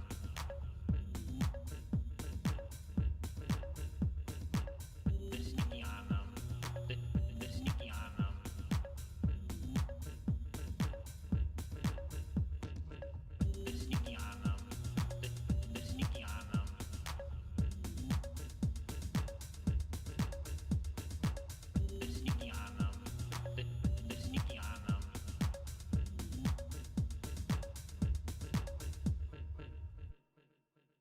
Yeah, not sure why I said that or even what it means, but I think it's safe to blame some sort of insanity. Yeah, so I ended up dying and restarting this whole fight twice because I got counter stinkied. And yes, I did do the spike skip again both times. Honestly, I didn't mind though because I got this crazy stinky clip. Oh, Lilith! No! Lilith was saved and now it was time to rescue Roland. We needed to get a new car to fool the Bloodshots, but then I realized that cowboys don't use cars, they use horses, and since we didn't have any of those, we had to fight the bandit technicals on foot. These darned horseless carriages ended up destroying Deputy Lucas early on, but after we got rid of the big one, we destroyed all the cars we needed, and then another car came up and ran me over. Joke's on them though, they just saved me a trip of running through the dust. Up next was the Badma fight, and we came prepared with a plan. Go? Here we go? Yes! The only problem with this strat is that Badma kinda took the key we need with him, so we had to re-enter the map to get the key to show up somewhere reachable. It was now time to fight through the Bloodshot Dam, or as I like to call it, Cowardsville. Using our finely tuned coordination skills, we were able to combat the cowardice of these guys by simply punching them closer to homies that needed revives. I feel like there are a lot more enemies in here than usual, probably because of the 4-player co-op scaling and whatnot, but we were keeping each other alive. Mad Mike and his toilet room were the last things I was worried about here, but there was nothing a little teamwork couldn't handle. He's standing by the fence, can you do Combo? something? No. Oh! Somehow we turned one of the worst mobbing sections in the game into a really fun fight by putting the Stinky on so many bandits. It's Stinky. Lucas even styled on Mad Mike in the end. He's looking at me. Oh, nice. Oh my. Oh, I got him. Oh, you got him. Let's go. After that, we just had to run to Roland and then get stressed out about this toaster we had to fight. I'm willing to bet that some of you guys don't know that the Warden can actually take Roland to the Hyperion Friendship Gulag if you take too long to rescue him. If you didn't know, don't feel bad, that just means you're good at the game. Anyway, I wasn't sure if dying and the resulting save quit would cause us to automatically go to the Gulag, so I had even more to stress about than usual. So running through the dam was pretty scary. We all went down a few times and there were very few spots where we were actually safe. Deputies Tom and Queen Knight made it there before Lucas and I, and then I noticed that the Warden was already spawned and the clock was already ticking. I ordered them to rush in and await our backup. Moments later, I made it to the fight and single-handedly saved everyone from the big bad scary toaster with no help from Tom whatsoever. No gulag for us, baby. Anyway, after clearing out all the loaders and saving Roland, our next job was to meet Tina and Mordo and help them with a good old-fashioned train robbery. That might sound like we're breaking the law, but I'm the sheriff and I make the rules and I say it's legal. Anyway, after roasting up some critters, we confiscated some TNT from the local bandits, and we blew up the train in a safe and controlled manner. It was the end of the line, and Wilhelm wasn't going down without a fight. A long, cursed fight. The plan was simple. Loaders were going to be our priority 1 enemies until Wilhelm ran out of troops. Priority 2 for the deputies was going after Wilhelm himself, since they had all of our DPS. While priority 2 for me was dealing with the surveyors, since I had the accuracy to deal with them better. We were able to put the stinky on some of the loaders, but a couple of stinky-proof big loaders really drained all our ammo and grenades. And then, something extremely cursed happened. Something I could only imagine would come from my worst nightmares. Something so unheard of and absurd that I still don't believe it happened, even though I see it with my own 2 eyes. This was the incident. Well, YOLO. What? There's a badass constructor. Constructor? Why is it so small? There's 2 of them. What is going on?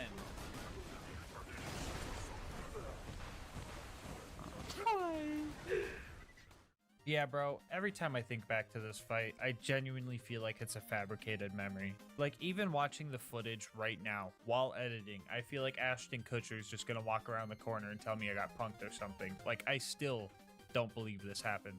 The fight was hard, and I had to really focus so that I didn't die. But, like, it only took 8 minutes to kill Wilhelm. I've had runs where I'm getting bodied by him for hours, and I have never seen these cursed baby turret toaster crossbred abominations in my life. The game really seen this and was like, oh, okay, let me help you out with that.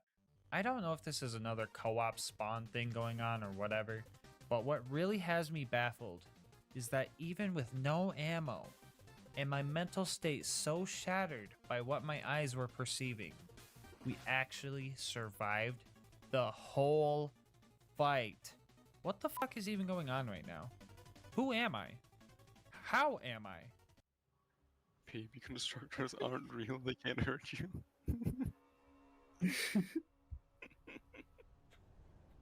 After I save quit to make sure I didn't have any mods running, we made it back to Sanctuary, and never mind, it's flying now. That's a problem.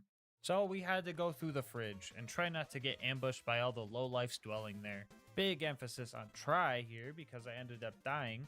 Deputy Tom was at the end of the map ready to travel, but we all went down, and hitting rats in general is just not easy.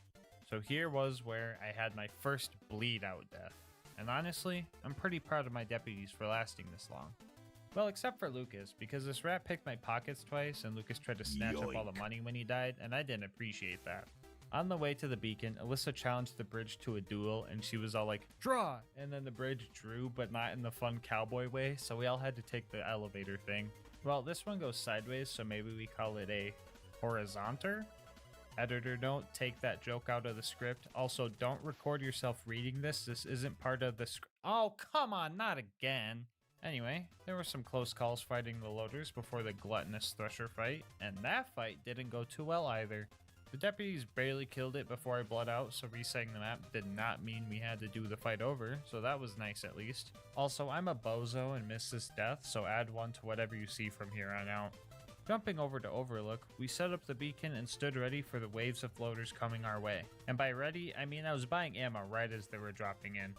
I was kinda hoping the game would realize we seen 2 more toasters than we should have so far and that they wouldn't send in more, but surprise surprise, hope is useless when it comes to gas mask challenge runs. This was a tough fight. Other than Lucas redeeming himself after the whole fridge fiasco, we were getting real close to losing. We tried our best to keep the beacon alive, but it got destroyed 8 times and just became invincible, which is good for our progress, but harsh on our pride. Also harsh on our pride was the escape we had to pull off. Usually you can teleport away as soon as you choose a location, but in co-op there's this 5-second timer, and if one of you guys go down, it's just like, no, and makes you stay there in pain. After the 6th attempt at escaping, we made it to the dust. Yep, I was like, literally anywhere but here, please. Up next was the dreaded preserve. This is a big map, which means a death would make us lose a lot of progress and make us do a lot of the mobbing over again. I also made it a rule that we had to take out the loot homies in a 4v4 in order to progress, just to make it a little bit more challenging. Our first obstacle of wounding loaders was pretty easy since we could all focus on different baddies. We all probably went down like a dozen times at this little dock area, but we managed to set each other up with revives really well actually. Pomone and Toomba showed up after that to torture us, and attempts to kill them proved to be useless, so we decided that those guys were not our problem. Instead, we bullied this loot homie we found on the way to the other loot homies. The primary mobbing section here was chaotic. Fighting the stalkers here felt like fighting a Minecraft Enderman with a bow. Shooting won't help you, you're gonna have to whack them with it. Anyway, after dealing with those guys, the ultimate loader was surprisingly easy to take down, and now it was time for the 4v4 with the... Hey, yo, Queen, wait, we're not ready yet, oh my god. Oh, brother, dude. Okay, so I was afraid that this would happen, so I made sure to grab the feather so that we could respawn near the creature slaughter dome instead of at the very beginning of the map, so that lessened the blow. So after that, we did all the mobbing again, re-killed the loot dudes, got a stalker, participated in a stinky conga line, killed all the mobs again, killed the loot dudes again, got a storm again. Wait, no, that was the first time that happened, right? Anyway, died again. Yeah, so this map really friggin' sucks, dude. Even with all these deaths, I'm pretty sure we're still on record pace for a preserve run. Fourth time was the charm, and we finally had a run that got to Bloodwing, and we needed to make it count. So I fueled up to maximize our chances for survival. The last time the four of us tackled Bloodwing together, she brought a homie of her own in the form of a jet loader loot homie. This time though, she had nobody to back her. Okay, now hold up, wait a minute, let's talk about this. Besides that scary factor, Bloodwing was in for a fight. She thought the sky would be safe, but from my point of view, all the pellets in the air made it look like someone snuck in a conference call to the fight. And it didn't take long before Bloodwing made the mistake of landing, and we took her down. The Tubby dropped a legendary Gunzerker if anyone was wondering. Also, I have the save files with all the cool gear I found along the run in the description if anyone wants to try this for themselves. Everybody say cheese! After our 2.5 hours in the preserve, it was time to recruit Brick to the squad. I wanted to hire a temp deputy to help us out, but homie's helmet did not want to come off for the longest time. It eventually worked and we gave him the orders of punch the purple guys, and that plan was working for the most part. I mean, he was punching us and we weren't purple, but he was punching the purple guys too, so technically following orders. The big guy didn't take being fired too well, but he's the one who was forced into a temp job, so his fault. Anyway, after our initiation, we worked together to take the sarcastic slab over to a cliff to do exactly what you would expect us to do with the bad guy in a cliff. Everybody on 3. 1, 2, 3.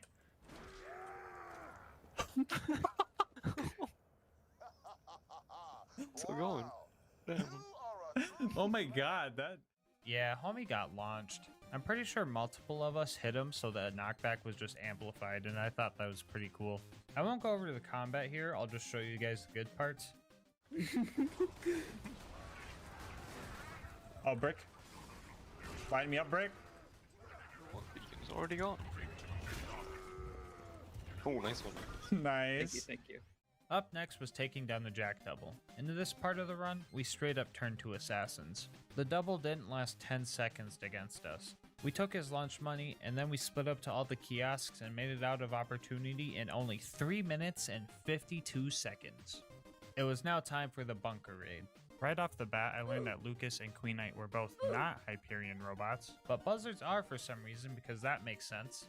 Anyway, Tom used the strat he learned from a very cool and handsome YouTuber to get the constructor to look at the wall, which makes us safe from his rockets. This made it super easy to abuse his crit spot as a squad.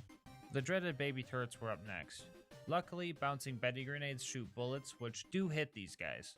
For anyone new to the game or the channel, these guys are glitched and straight up don't take any splash damage at all.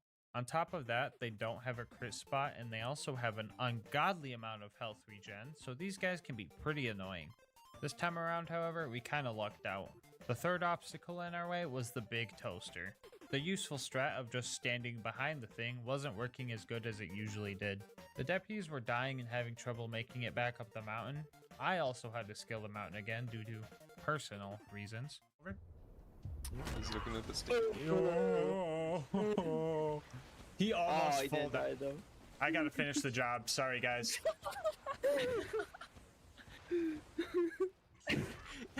Wow. Okay, I'm coming back up. After about 10 minutes of struggling, we managed to all meet up and finally took it down. The final obstacle before the bunker was Face McShooty, who volunteered for death via firing squad. While we sit here and spam at him, I guess I'll give you a cool history lesson. Did you know that in old-timey firing squads, only one person in the firing squad would have an actual bullet? They did this so that the men in the firing squad could find some solace in the fact that the rifle they fired likely had a blank in it and not an actual bullet inside. We, however, did not do any of that goofy stuff because we weren't even sure we could land a hit on him from this far. Oh, look, we got him. That was so fast. The bunker fight was upon us, and I definitely didn't die to something embarrassing again like a cliff. Anyway, we took out the turrets, the actual bunker fight started, and the first thing it did was try to assert its dominance with a friggin' T-pose. But it kinda backfired, because it just made it way easier to hit for all the deputies. So yeah, homie just started T-posing and kinda kept T-posing every time he flew up to us. We were all capable of hitting the broad side of a bunker, so this fight was actually pretty simple. Jack was hiding something in this mountain, and we were gonna get to the bottom of this. Up next was the Angel Core, and I was dreading this place. Even if you destroy one or two of the injectors, save quitting will reset the whole fight, so you have to do everything over again. So I was pretty stressed out about this part. I already don't pay these guys to do these runs with me, so I didn't want to make them suffer more than what they already have, you know. Wait, Tom, no, don't leave! Anyway, after giving away my 4 skins to persuade Tom to come back, we started the Angel Core fight. We devised an order of operations for which targets we were to prioritize. Ion loaders were at the top of our hit list, mainly because of their cheap bubble. When they bubble, every loader in the area starts running to it like the cowards they are. Lucky for us, Fistful of Hurt is a great counter to this because we can interrupt the process entirely. Up next are Angelic Guards. With no way to dismember these guys, it was important to take the tanky ones out first. And last on the list were gun loaders. One could argue that killing these guys off before the Angelic Guards would be better since you could get incoming damage off the table faster, but in reality, these guys were just our revive fodder for emergencies. War and super loaders are arguably less dangerous than the rest of these guys because of their big charge up duration and lack of mobility, and the turrets were usually the first thing taken out while the rest of the wave was still digistructing in. Our coordination was kinda at its peak in here. We were saving each other, setting up slag, and oh my god, Lilith. You had one chance and you overdid it. I'm never letting you slide again. You know what? Fuck you. Frickin' howdy, boys. Good. Anyway, we made it through Angel Court and tried to kill Jack in the cutscene to save Roland. Don't think it helped at all though, and we're pretty sure all we did was slag Roland, so whoops. The next day I came down with a cold, so my voice was pretty bad. Even though I took proper precaution by taking my cold medicine and drinking my tea, I wasn't going to be able to give out orders to my deputies. Which really didn't matter because they all know how to play the game and know what they're doing. Our next stop was Sawtooth Cauldron. There was a scary part where we had to fight off a few big nomads, but luckily they came with instructions, so we knew exactly what to do. The rest of the instructions weren't that clear, like Boombringer? I hardly know her. For real though, this part was really scary. The first time we got up here, we had to bail, and the second time I was deep behind enemy lines when deputies Queen Knight and Lucas kicked the bucket. I thought it was done for, but Deputy Tom finally managed to land the grenade jump with his across the planet 600 ping. Oh, did I forget to mention that Tom is practically playing in the past and the future simultaneously? Rubber banding, never knowing what is real? Because that's what he has been putting up with for the whole run. Tom, when you watch this, thank you. Anyway, my hero arrived and we made it back to the elevator. Up top, we were the most coordinated that we ever were. Got Alyssa? Do you? Yep. Sure about that? You don't? I thought I was reviving Alyssa. I'm so sorry. Whoa, wait a minute. That was the wrong clip. Hold on.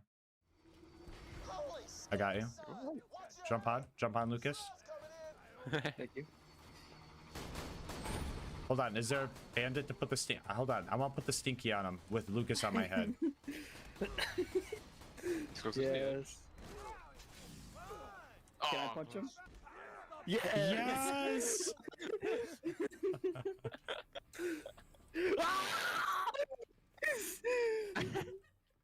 Buzzards were actually pretty easy to take down because our nades stuck to them, so let's talk about the boneyard. I wanted to split up and hit all the pumping stations quick, but this one station has nothing but sergeant and ion loaders, so I wasn't about to go in alone.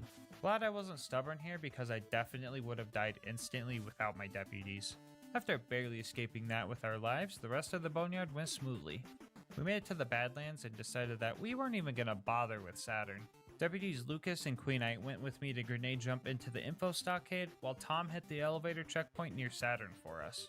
With our coordination, we were quickly in and out and finally on our way to the vault.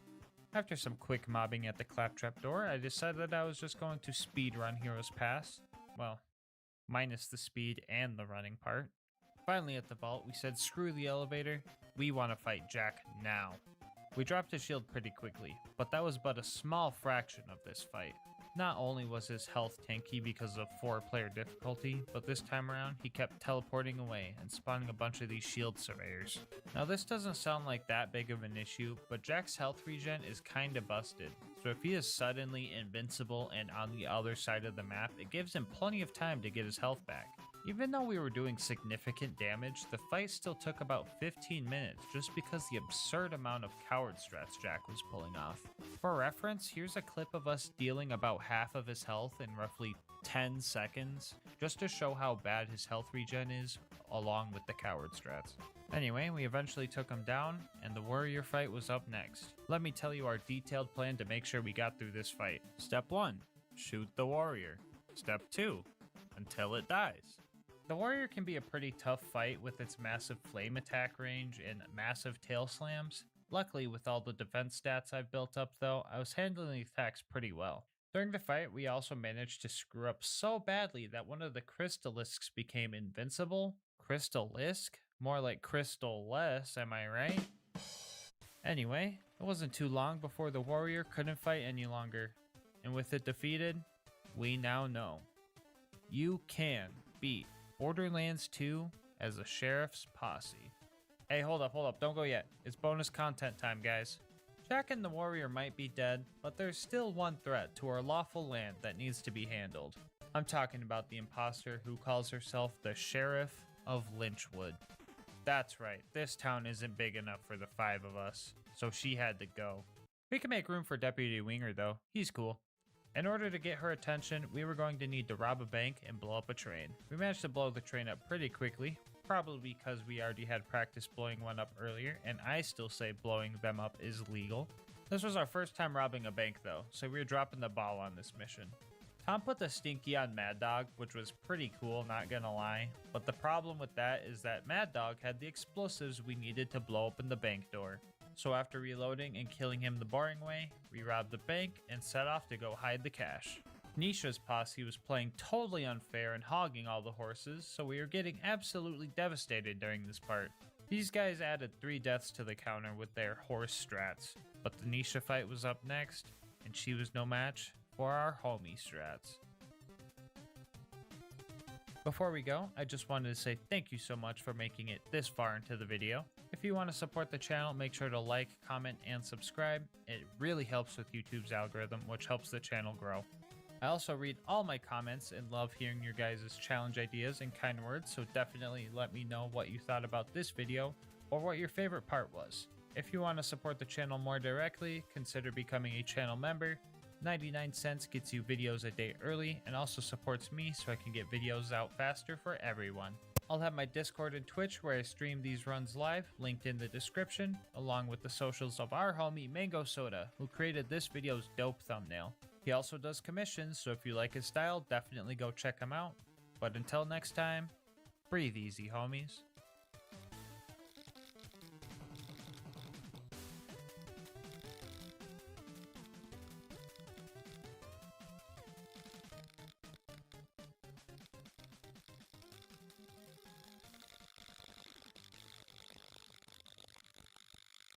With millions of guns, Borderlands 2 gives you so many options for your loadout. But today, we look at the nuclear option and ask, can you beat Borderlands 2 with only the Nukem? I will briefly go over the rules. First off, we will be playing on UVHM OP10. If you're new to the game, that just means we're playing on the hardest difficulty and everything is 10 levels higher than us. Bar will not be allowed for the run, and the Nukem is the only gun I'm allowed to use, which means using a Logan's gun and a sham to absorb ammo is strictly off the table. In that case, you might be thinking I'm going to be using the big boom blaster to get ammo, but wrong. If I want ammo, I'm going to have to find some or buy some. The only other unique pieces of gear I'm allowed to use are the legendary point in class mod for survivability and the Vault Hunter relic, which doesn't help me combat wise at all and is mostly there as a placeholder. For our other 2 gear slots, we have a basic T-Yor shield and a low level grenade mod for slagging enemies. Anything non-unique is fair game, but I only use these for the challenge. This run will introduce 2 emergency crutch items. If I deem that the run requires them, I will use a stockpile relic and or a non-unique absorb shield. As for the build, I'll show it here. Since this challenge is all about nukes, I decided that Axton's nuke skill was allowed. I also skipped all the offensive turret skills because I pick up the turrets immediately after they release their nuclear explosions. If you want to call this challenge Borderlands with only nukes instead of only the Nukem, that's fine by me. I just figured that this would be more interesting than throwing on a big boom blaster and having a field day. Now the turrets might be able to get some shots off before they get recalled, but these things don't really deal that much damage, so as long as they don't steal any major boss kills, I'll let a few shots slide. Now that we got the rules and build covered, let's hop into the run. Right off the bat, the good old gas mask curse kicks in, and we start out with 2 bully rods. Dealing with them wasn't necessarily hard, but these guys are so tanky that we ran out of ammo before we even made it to Tutorial Town. With all of Crazy Earl's ammo upgrades, the maximum amount of rockets you can hold is 33. Divide that by 2 and round up, we're left with 17 shots since the Nukem takes 2 ammo to fire. So with no ammo and no money to buy any more yet, we had to get creative. Cue the turret nukes. If we compare the Nukem nukes and the nuke skilled nukes, we get a sentence with the word nuke in it too many times and also see that the nukes are very different. For example, the turrets deal a lot less damage, but they also light the enemies on fire. The Nukem's projectiles just deal damage, while the turret's explosion has some very strong knockback properties. Returning viewers know I love those. And the turret nukes are also pretty much infinite, but they lose their value past generic mobs, since the cooldown of our action skill is too slow to outdamage the health regen of most bad guys in UVHM. But here in Tutorial Town, everyone is soft. Soft enough to kill with a little grape juice and 2 turret chucks. After Hemlock got the power back on, we were able to buy a little bit of ammo and set off to clear the way to Boom Boom. That ammo was specifically used for the Ironclad lads, because the turret nukes were too weak for them. A little bit of patience and careful planning and we were able to finish the mobs off. So as we were steps away from fighting Boom Boom, we were once again broke and lacking the proper ammo to take on this fight. So I did what anyone would do when they're strapped for cash. Go to the beach and look for treasure chests. Here I would farm up until I hit the money cap and also fill my inventory with items so I had extra items to sell for when I ran out. Anyway, loaded up and ready to go, we start the Boom Boom fight. After I lured Boom to the back alley and mugged him at portable nuclear warhead launcher point, we made our first attempt at killing Boom. Testing the likely highly irradiated waters of this fight, we find that it was going to be a very close fight, even with full ammo. After a practically perfect attempt with lining up kill skill combos, slag, and making sure I fire all my nukes quickly, I was still coming up short. So this fight was undoable. Which means no. You can't beat... Wait, did you guys see that? Reroll the footage, hold on. You see it now? The run is saved, all thanks to this do-cut. In Borderlands 2, when you pick up a gun or grenade mod, it gives you some ammo of the weapon type you just picked up. So when I opened up this porta potty and seen this long brown log looking thing, I was filled with joy. So on our next attempt, we made sure to set up everything perfectly, grabbed the launcher for the ammo, and managed to just barely kick him out of his turret. The moment of truth was when I ran back to fill my ammo, not knowing if he would just hop back into his booster seat. But lucky for us, he doesn't get back in unless you die, so we managed to finish him off for good. After clearing out all the mandatory bad guys on the way up to our boat, we start our fight with Flint. My plan was to just fight him from down here, but I forgot that my turrets had knockback for a second, and I ended up launching him out of his arena, which bugged out his AI. Again. But it looked like this was going to be necessary to cheese him like this anyway. While lobbing these nukes, I was slowly realizing that I wasn't going to have enough money to keep buying the ammo I would need to take him down, so after round 2 of farming the money, we knocked Flint off again and spent like 10 minutes trying to get him into a good spot closer to the ammo vendor. Slide to the left. By now you've probably seen that the nukes we're firing don't go very far. That's because this thing is nothing but Torgue parts, so firing at anything while below eye level likely means I'm getting a dose of the radiation too. Anyway, after lobbing 61 nukes down at Captain Lead here, he finally died. Arriving at Three Horns, I used my Bullymong whispering skills to convince the Bullymongs into fighting the local bandits while I decked out my new ride. I didn't know the blue steel skin was a Torgue skin, so I was pretty hyped to show up to Sanctuary with style. Dorguy thought it was cringe though, so I decided to give him the good old 1-2, or as I like to call it, the Deuce Nukem. Anyway, Corporal Reese needed our help. Excuse me. Should I leave that in the video? Screw it. Long story short, I learned a little something about collateral damage. To make up for my friendly fire shenanigans, I made sure to kill the 20 bandits in his honor. I mean, I shot a nuke into their camp, and realistically, there's no surviving that, so I'm pretty sure I killed more than 20. After making it to Sanctuary to realize that all the important people that we were supposed to meet there weren't even there, we set off to Frostburn Canyon to meet the least important person there is. Blowing up the psychos here was pretty easy with my noob tube launcher, right up until they class swapped into Black Ops 1 flak jacket builds. Joke's on them though, because they can't have flak jacket and lightweight pro, so using gravity against these guys made it child's play. We also dropped the nuclear stinky on the big psychos because I didn't feel like taking another loan out to pay for the ammo costs. Here we took our first death after running out of grape flavored grenades, but I didn't let that stop my gamer momentum and I was still bodying these bandits. Oh!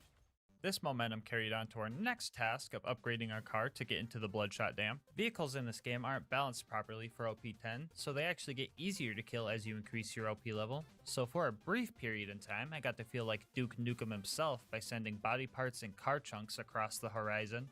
This was honestly therapeutic, and in my masochistic profession, you learn to milk the good times. So I destroyed a few more cars, bodied this tubby spider ant, and even took on the caravan just for the heck of it. I was going to ride the caravan back to Ellie's before this spider ant ruined everything, and I discovered some goofy stuff with the nuke turrets. I managed to hitch a ride on the back and experience the first ever Borderlands 2 cliche car chase mission, and honestly felt pretty cool doing so. After pulling a prank on myself, I decided that I wanted to destroy the caravan, so I set up a roadblock and blew the thing straight off the cliff, finding one more reason why nuke turret wasn't as bad as I thought it was. Anyway, Badma was our next target, and I wanted to get rid of him as quickly as possible. Wanna meet my girlfriend? Watch out, they got a badass.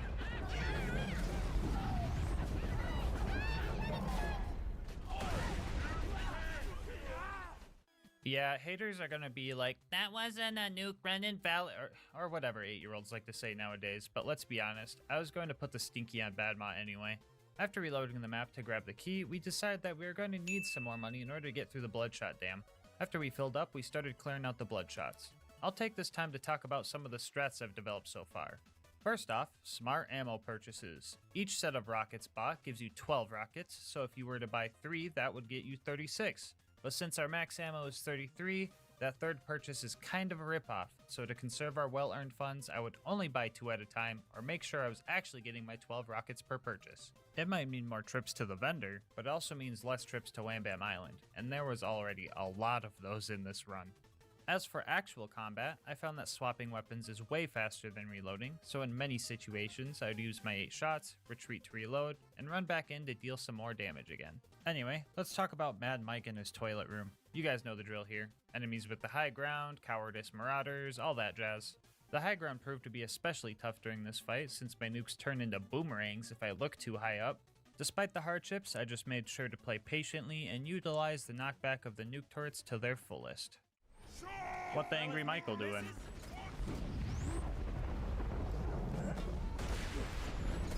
Oh!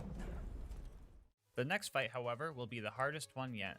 The Warden posed an actual threat here. With no ammo vendor nearby, I wasn't sure if we were going to have enough firepower to destroy the Warden before he flew off and took Roland to the Friendship Gulag. So I had to make sure not to use any of our ammo on the mobs along the way, which resulted in a few of our untimely demises.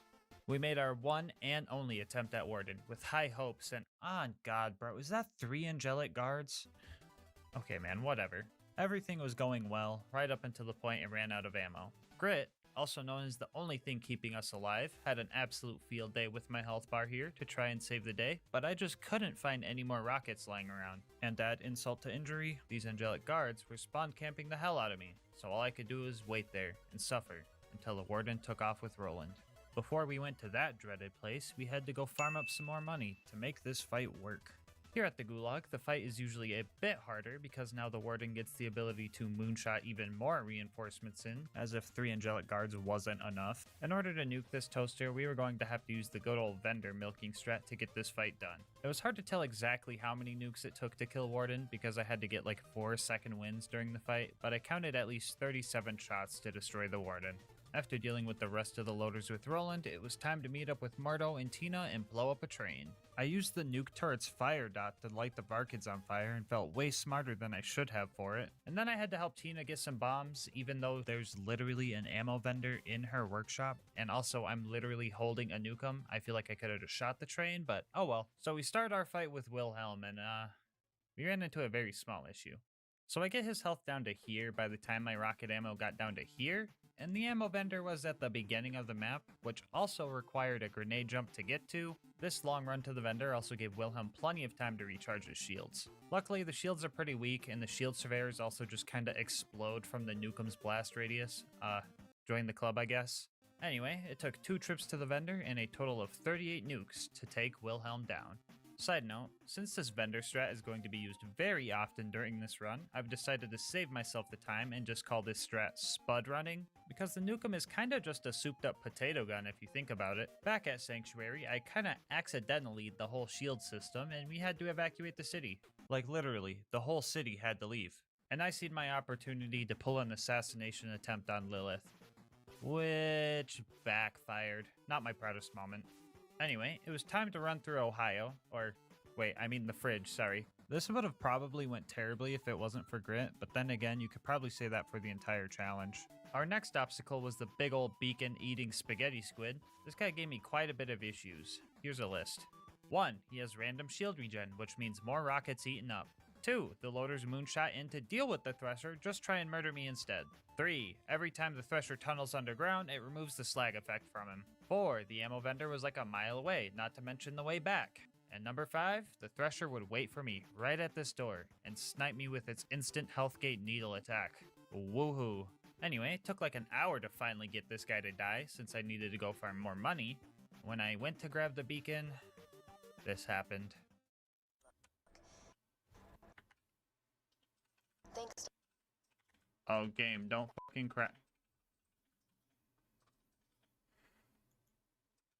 Yeah, so another farming trip and another hour and a half later, we got him again, and we could finally go defend Overlook by dropping multiple nuclear bombs there. I didn't have high expectations for this fight, but to my own surprise, I was surviving and killing off all the loaders pretty well. I mean, the beacon got bodied like every 10 seconds, and it eventually went invincible, but I was on track to surviving all the way up until the fast travel showed up, which I did technically do. Anyway, compared to the rough rest of this run, that was a major dub in my book. The Preserve and the Big Bird were up next, and after a little preparation, we jumped in and started making our way through the bad guys. Wounding the loaders went fine, since wounding one loader at a time is super hard. Nukes aren't really the assassin's weapon of choice. Remember, I learned that the hard way. Anyway, after taking half an hour to kill Pomone and Toomba for literally no reason, and needing to refarm ammo again because of it, we pushed through and very slowly used spud running strats to handle all the mandatory mobbing before our 1v4 with the loot. I forgot doctor's orders. Jeez man, I'm really dropping the ball, aren't I? Long story short, I decided to keep trucking towards Bloodwing, and then right before the fight, our homie Tom, you might recognize him from the co-op challenges we do, used his Twitch channel points to redeem Turn On PhysX, which is a Borderlands graphics setting that makes cool puddles of elements and stuff, but also makes your game crash from slag particles, especially during the Bloodwing cutscene. But we didn't realize in order for PhysX to be enabled, we would have to completely restart the game. Tom agreed that I could just turn it on after the fight, but he was also all like, I suppose, and I already felt bad for missing doctor's orders, and I had to do it. I had to do it. So we restart the preserve, this time with doctor's orders and with physics on, with the agreement that it would stay on until the game crashed at least once. After refarming and remobbing, we killed the loot dudes and got one of the grenade mods of all time. After that, we made our way to our first attempt on Bloodwing. The strat for this fight was a bit different since there are no vendors we can run to, so we had to make sure to wait for her to land so we could get slag and utilize our 2 free nukes from the turret. The fight was going good, right up until the very end. Maybe. The slag's kicking. Oh my god! I was so close to taking this dub, but the game-winning rocket was a complete whiff of a shot. What could have been a spectacular ending set off a chain of events that really messed me up. Turrets, don't take my kill, that'd be cringe. Turrets, don't take my kill, that'd be cringe. I'm loading the trade dart. Was she really that close? Won't hurt, I promise. That's cringe. Preserve round 3, here we go!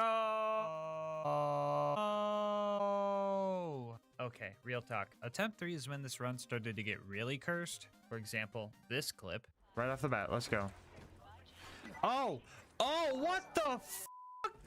No way! This attempt ended better, but it was a nuke from the turret that got her, and that was so freaking unsatisfying. But oh well, we had to continue. To round 4, the preserve! No, don't fucking steal my kill. Don't steal my kill turret. Round 5 of the preserve really started to break me. Fun fact, if you save quit during the Bloodwing fight and retry it later, Mordecai just stops helping you, so I had to slag the skags if I wanted to survive, but also resource manage my grenades so I had enough for Big Bird over here. I was in the preserve for 5.5 hours in total, before I finally got over my skill issues and nuked this friggin' bird. The rivalry score between us prior to this run was 5-3, and I'm not really sure who to give this point to. On one hand, I technically killed her first try, and on the other hand, I was here for almost 6 hours, so, let's just give the point to the turret this time. The next homie we had to recruit was Brick. In order to recruit Brick, we had to get recruited by Brick.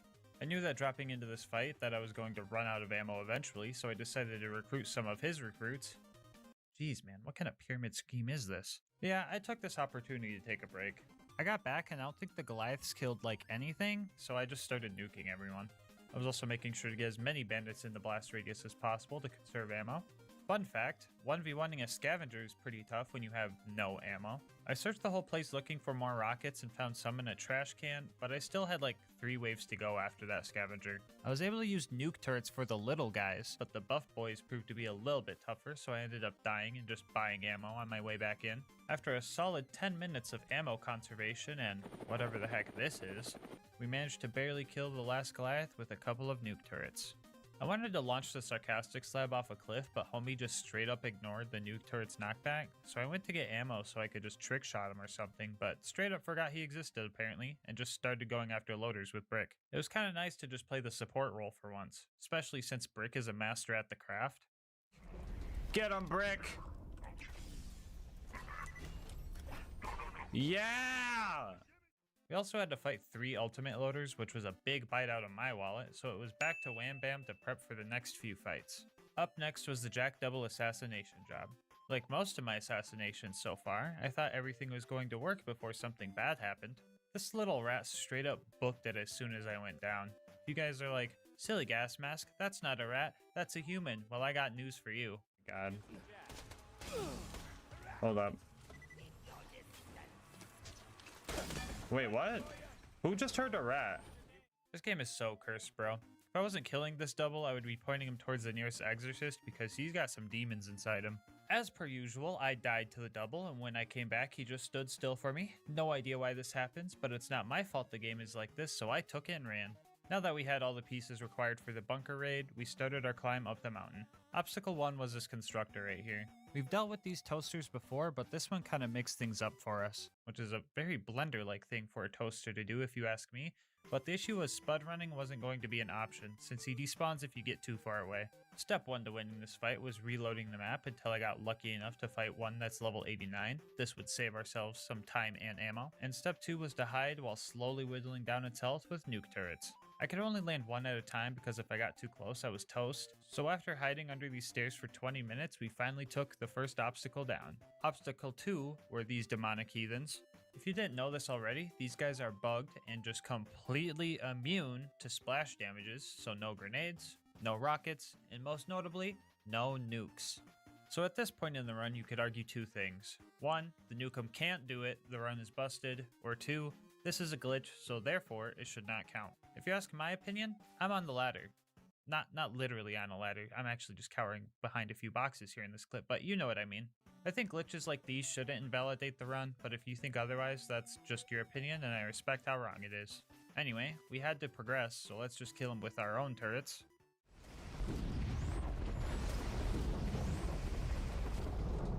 They actually take nuke turret damage?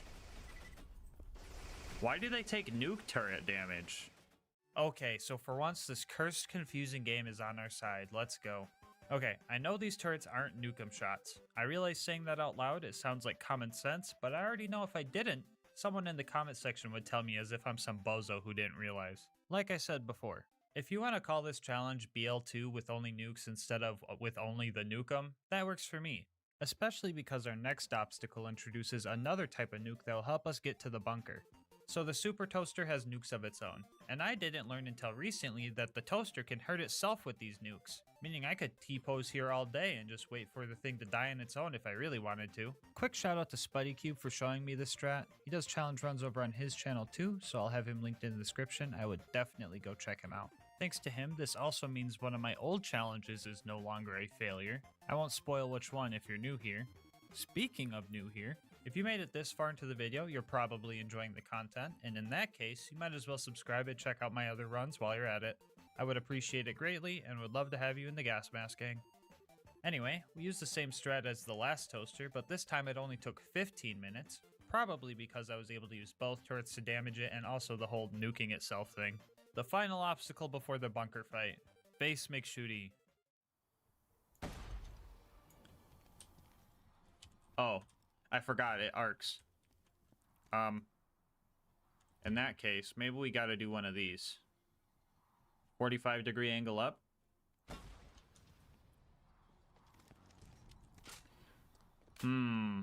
Maybe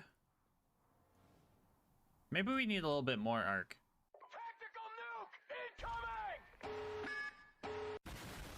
Yeah, so our nukems didn't have enough rocket speed, so I tried with a full Mollywan parted nukem to see if hitting him from this distance was even possible.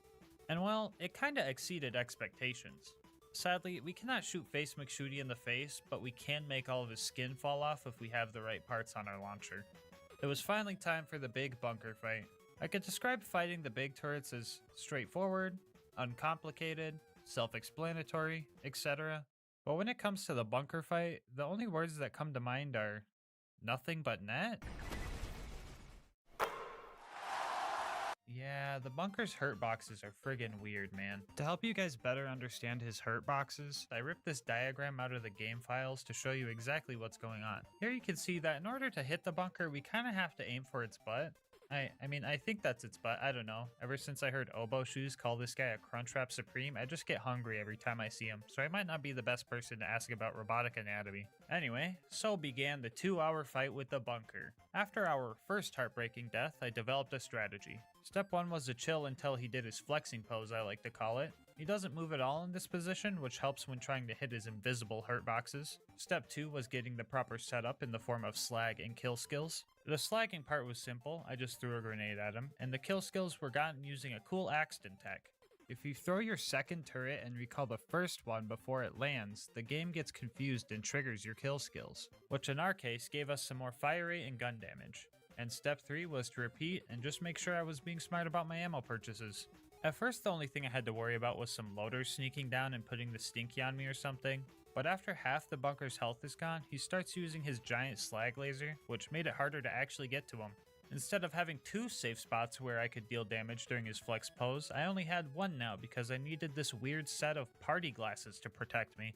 While we waited, chat started bringing up cursed Borderlands enemy crossbreed ideas like angelic jet loaders, so I at least had something to talk about while we waited 2 hours in order to progress. We eventually got through the whole fight and destroyed the bunker for good. All it took was 2 hours and 109 nukes.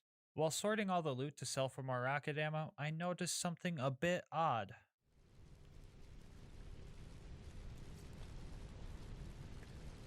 Oh, okay. Dude, I seen the Lil Molly one tip. I was like, if I get a motherfucking 94 sham in the run where I'm not allowed to use it, but it would be the best fucking thing ever, I was gonna fucking... The game was really tempting me. And I mean like, really tempting me, because it knew what we were going to have to do next. That being Angel Core. Let's do some math real quick. Multiple waves of loaders, including angelic guards, plus there's no vendor to buy ammo, plus if you leave or save quit, you reset the whole Angel Core fight, equals quite the predicament. I tried the fight and ran out of ammo pretty quick, and I waited around for like an hour hoping Angel Core would drop some rocket ammo, and at first I wasn't sure if it was possible to get more ammo. So with most of our hope lost, we started looking for answers. On a separate save, we tried testing absorbing super loader rockets for ammo. Yes, this would require the absorb shield crutch item, but I wasn't sure what to do otherwise. It didn't work anyway, but the crutch items would get us through Angel Core faster. Also while testing, we found that one enemy crossbreed chat was talking about.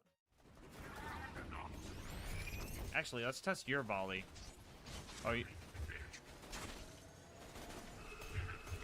somebody clip that. I know that angelic guard didn't just fucking fly. I know that angelic guard didn't just fucking fly. Can somebody clip that? Was that not just a jet loader?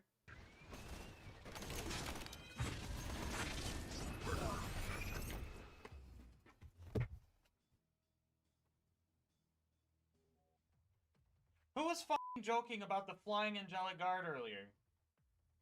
Who was it? Which one of you motherfuckers was it? It's not funny because now it exists. Anyway, it was confirmed by Dark Smoke 11 that you can, in fact, get rocket ammo in Angel Core. So I had 2 options. I could suffer through it without the crutch items, or I could use them and get through the core faster. And oh boy, did I have a decision to make. After the testing, I ended the stream and took a few days off. I went to my hometown, visited friends. I even drank a Monster, normally for once. It was nice living life so calmly. I learned that not everything has to be balls to the wall all the time. It's okay to take the easy route and enjoy the ride sometimes. But this was not one of those times.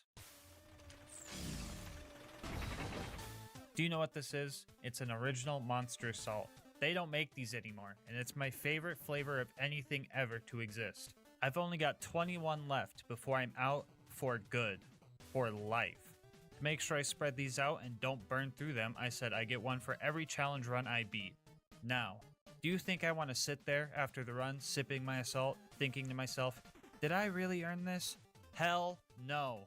Do you think that monster would taste its absolute best with that question swimming around in my head?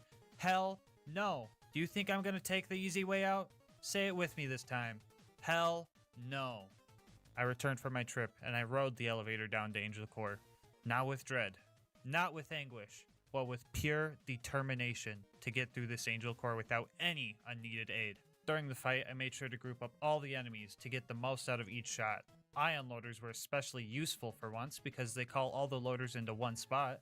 But even with maximizing our damage per rocket, we ran out a few rounds in, and the waiting game began. I was able to slowly kill some enemies with slag and nuke turrets, but with the long cooldown, 95% of the damage I dealt was healed by the time I could throw more. On average, I was getting rocket ammo every 15 minutes, and each drop gives you 4 shots, which would allow me to kill about 1 angelic guards, assuming I didn't waste the ammo on failed kills. At some points in this, I was super helpless because I had 3 loaders and 3 laser turrets focused on me while I was trying to rush the ammo drops. So the death counter got a huge increase here. There was some hope along the way in the form of Roland and his turret, He was actually killing some of the loaders, but this help was short-lived when Lilith showed up. Don't get me wrong, with how dumb this situation is, I would take all the help I could get. But Lilith was literally doing no damage, woohoo. I got so excited every time I found a rocket ammo. It meant I was one step closer to getting away from Lilith and her aggressive cowboyism.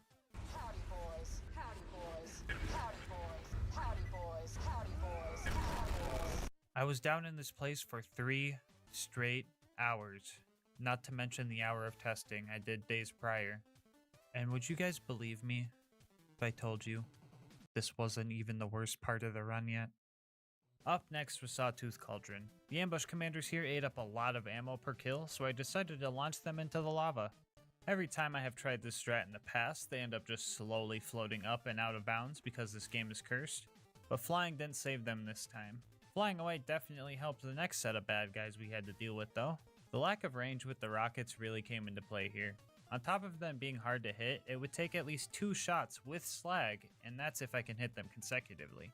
Otherwise, they just fly away and get all their health back. With one exception of the level 89 buzzard, who would only require 1 nuke while slagged. So now it was time to farm weak enemy RNG again. This was actually pretty simple since all you had to do to reset their level was jump back down the elevator shaft and just ride it back up. Even with this strat, it took upwards of an hour and a half to kill them all. I partially blame this uncontrollable Goliath who put the stinky on everything it saw, including me. I mean, it's respectable as hell, but not something I want to be on the receiving end of. Anyway, you might want to remember this math for later. Why will we need it for later? Well, I decided that I'm going to tackle both the Torg DLCs for the bonus content in this run, so stick around for that. Fun. Anyway, we stole all the explosives, which again, I have literal nukes, not sure why we needed these, and then hitched a ride on one of the buzzards all the way to the boneyard. Which, hold on, why didn't they just fly us over the bridge? Dude, these friggin' plot holes, man. After another money farming run, we hit all the pumping stations. Some went smoothly, others didn't. But in the end, we were able to hit the pipe with our car and managed to even fit the entire Bandit Technical inside. Now, I'm not really sure why, but I decided to kill Saturn on this run. Long story short, Saturn is a cheater. During multiple attempts, he would just disappear when he was almost dead. I found out that if the junk loaders respawned, that is what triggers him disappearing. It's like Hyperion was just like, this thing's almost broken, let's just scrap it, turn it to a bunch of junk loaders. Yeah, so I had to modify our spud running strats in order to kill Saturn fast enough. I threw the whole smart ammo purchases thing out the window and just full bot. We were spending too much time running back and forth and not enough time shooting potatoes, so this strat actually helped. Altogether, the win and kill took 164 nukes. Makes me wonder what would happen if we sent that many to the actual planet. To the scientists watching, feel free to teach me in the comment section. Anyway, we got the info we needed and set off to our last few fights. The claptrap door wasn't prepared for our spud running strats. Well, actually, it kinda was because running too far away makes the turrets respawn and now they're hostile again, so yeah, that sucked. But overall, the door wasn't too bad. Heroes Pass has no mandatory combat, so a couple of skips got us through here, and now we could finally fight Jack and the Warrior. I was honestly worried about both of these fights, but let's talk about Jack first. Destroying his shield was the first challenge. His health bar has like crazy regen, but his shield doesn't regen unless you just stop damaging him for like 10 minutes. Knowing this, I decided to use the nuke turrets on his shield to save the rockets for his health bar. My first attempt at fighting him without blocking him at the terminal turned out to be very bad, slag being very hard to apply to Jack, and the shield surveyor he spawns making him immune to my nukes makes this fight super tough. Even with the blocking him at the terminal strat, nuking someone that you're practically hugging isn't the smartest thing to do, so this strat wasn't very foolproof. During a failed attempt at blocking him, I found out that he is very easy to slag while he has this bubble up for some reason, and I just kinda took the chance. Okay, everyone's slagged.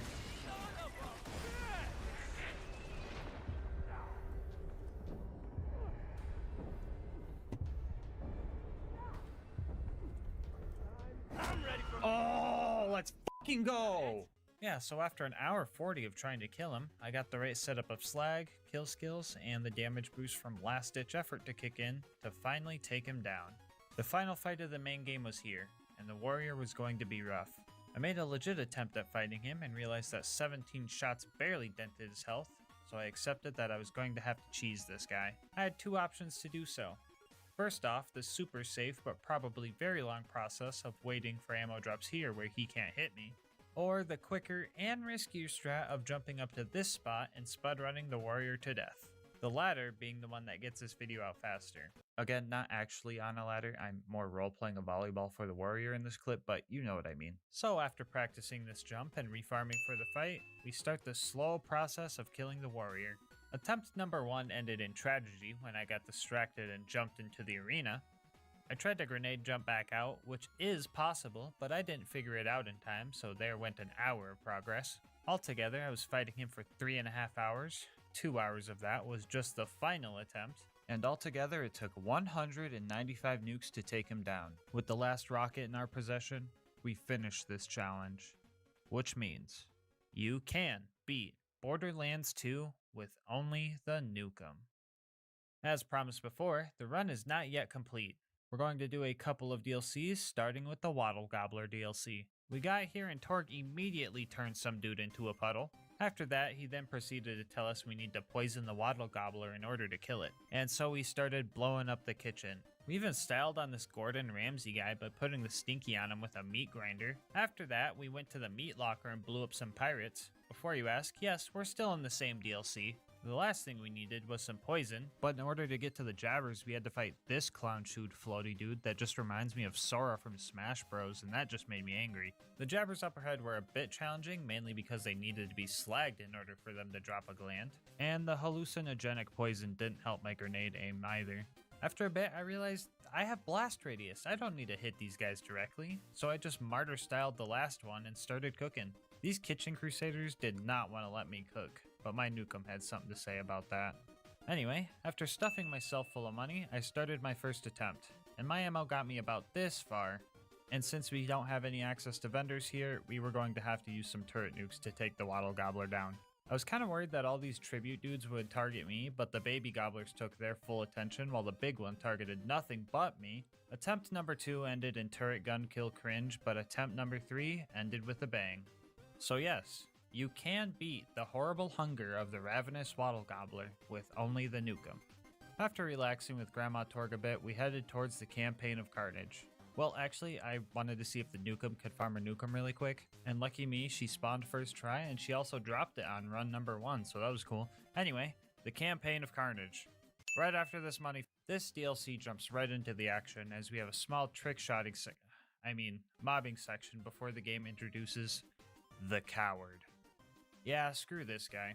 At this point, he was our sponsor, I guess, and set us up with our first fight in the arena. At first, I thought this fight was going to have a timer on it, but we lucked out and there wasn't, so as long as we didn't die, which we did, we would be fine. Our second try, I decided to get as many nuke turret kills as I could so I could save ammo for the arena Goliath. Spud running wasn't an option here, so I was hoping to maybe find some launcher drops on the ground, but that's not exactly what happened.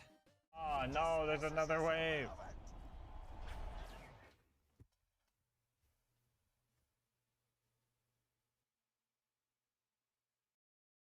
Yeah, that was my first ever Cobra drop. It feels kinda wild that I found one during a goofy challenge run like this. I wanted to do a Cobra run eventually and call it an excuse to farm a Cobra at the end of it, but now it's not really an excuse anymore, so now I gotta get another Cobra eventually. Anyway, I literally failed my only job when I forgot to wear my gas mask like an idiot when the Coward filled the arena with Armstrong gas, so big oops on my part. With our sponsor now being our enemy, we had to get a new one, and Torg knew exactly where to find one. During this challenge fight, we only had to kill off the buff dudes, which we had enough ammo to do so this part was actually pretty simple. Then we jump into the Pyro Pete fight, which shouldn't be anything too hard. Sure, we will probably run out of ammo, but we can just use our nuke turret. Oh, what is that? Okay, real talk guys. This fight is super dumb because of this health regen. If we break his shield before using any of our rockets, full ammo will maybe take 40% of his health away. And if we want more ammo, we have to use these 2 respawnable crates and get lucky. But even with extreme luck and getting 1 drop each, that only gives us 16 rockets, which would get him down to 40% health maybe. And since these crates have a timer on them, we still wouldn't have enough ammo. Even if we got a double drop and then immediately reopened them and got another double drop of ammo, it still wouldn't be enough. And to make matters worse, the game started tempting me again by giving me another Logan's gun and sham during a money farm for this fight.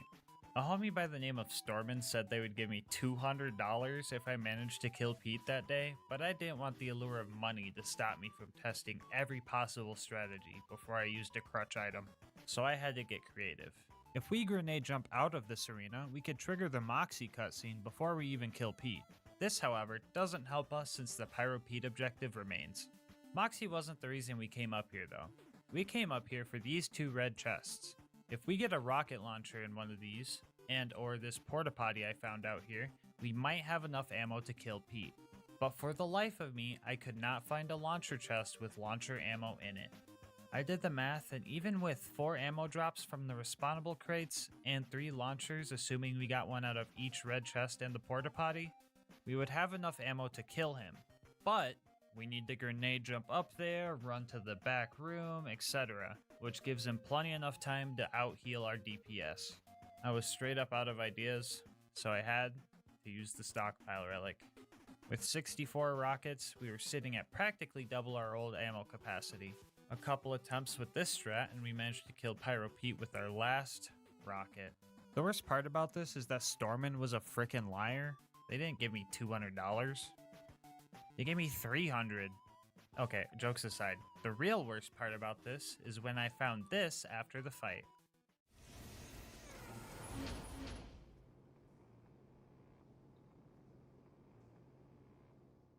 So, with this knowledge, I think this fight is possible without the stockpile relic. You just need to make an attempt, and then open these chests when you're empty on ammo. Then pray for rocket launchers, I guess. If you're lucky enough and fast enough, I think this is possible. I made a few attempts like this, but with my hard drive running out of room for footage and some other fights coming up, I made the call to just put a bounty on this fight. The first person to show me that they can do this will get $20 on Steam. I'll have specific rules and the save file in the description for you, but I just want to see if someone with this build, this gear, and no stockpile relic can do this fight. If anyone beats it, I'll have a pinned comment letting everybody know, so make sure to check that first. Anyway, let's move on. We met Tina and blew up some heathenistic cookies as a training segment, and after that we did Death Race to get the attention of Motor Mama. Motor Mama didn't have health regen because, well, I'm not really sure actually. It's kind of weird who they do and don't throw the health regen at, honestly. Anyway, we blew up her ride and started phase 2 of the fight where we had to simultaneously dodge rockets and make sure her shield didn't recharge. Ammo wasn't too much of an issue since we were practically hugging a vendor the entire time, and after a while she eventually kicked the bucket. We now had the number 3 ranking and needed to go after Flyboy for the 2nd place spot. So we headed towards the Forge. We all think dunking on Sawtooth Cauldron is fun and funny, whatever. But after this run, I don't think I'm going to be able to come back to this map and not relive trauma. Let's talk about these buzzards I gotta kill first. Now, I usually wouldn't have to kill the cargo ones, but the Nukem can't break these wooden boxes for some reason, so the only way to get them is to just destroy the whole buzzard. And these guys are also way tankier than the normal buzzards, so that's neat. I've blown up buzzards before, so this should be doable, right? No. Yeah, remember that math I was talking about earlier? Yeah, you guys can see why this isn't gonna work. So after many tries, we had to mix things up. So I figured it was time to switch up the Nukem. I wasn't going to use the full Molly-1 Nukem from Face McShooty because all I needed was to switch from damage prefix to rocket speed prefix, and I was able to do this fight. And after only 3 hours, we were able to progress. And there goes Stormin again.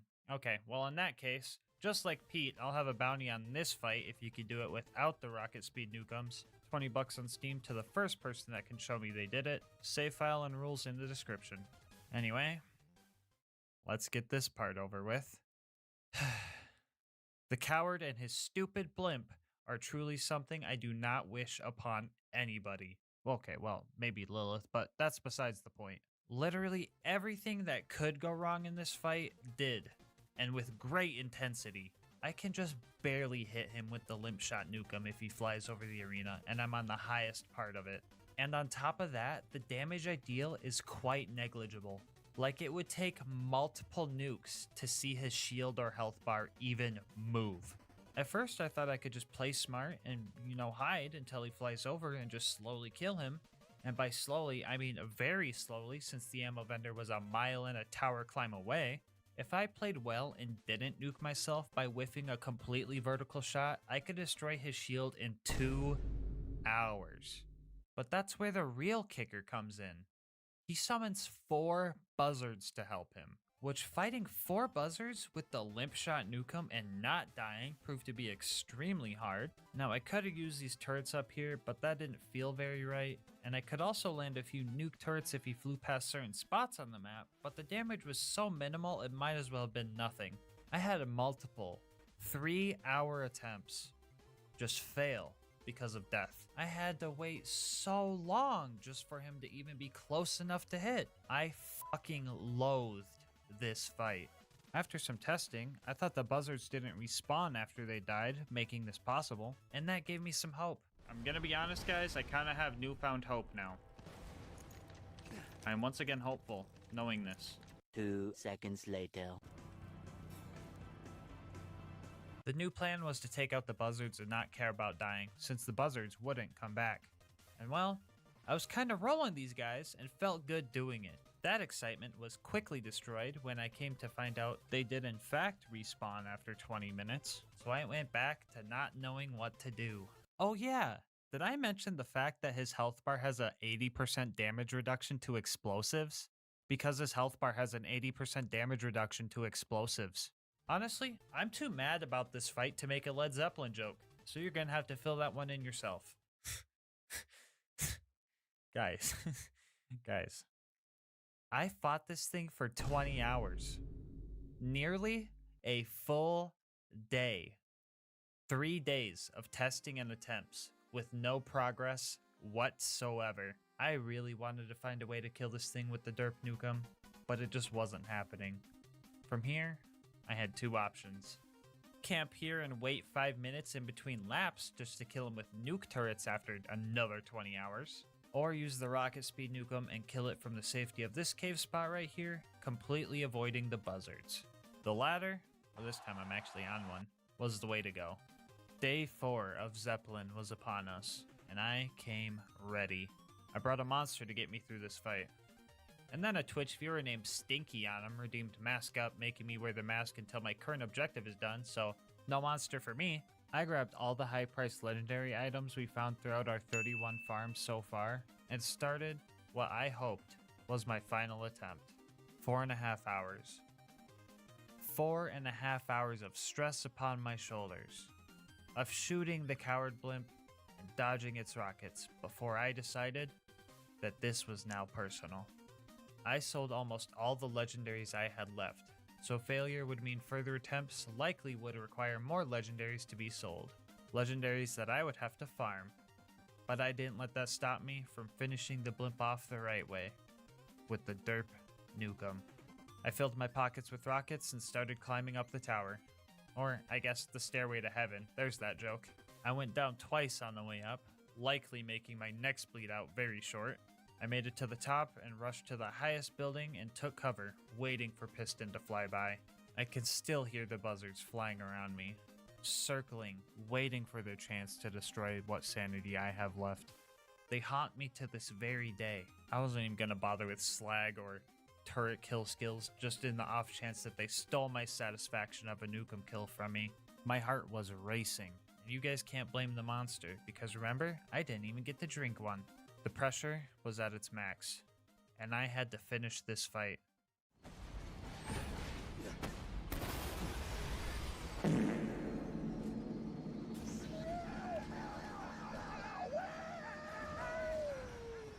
Vault Hunter, you are now the #2 ranked badass in all of Pandora. That's my Get nay-nayed.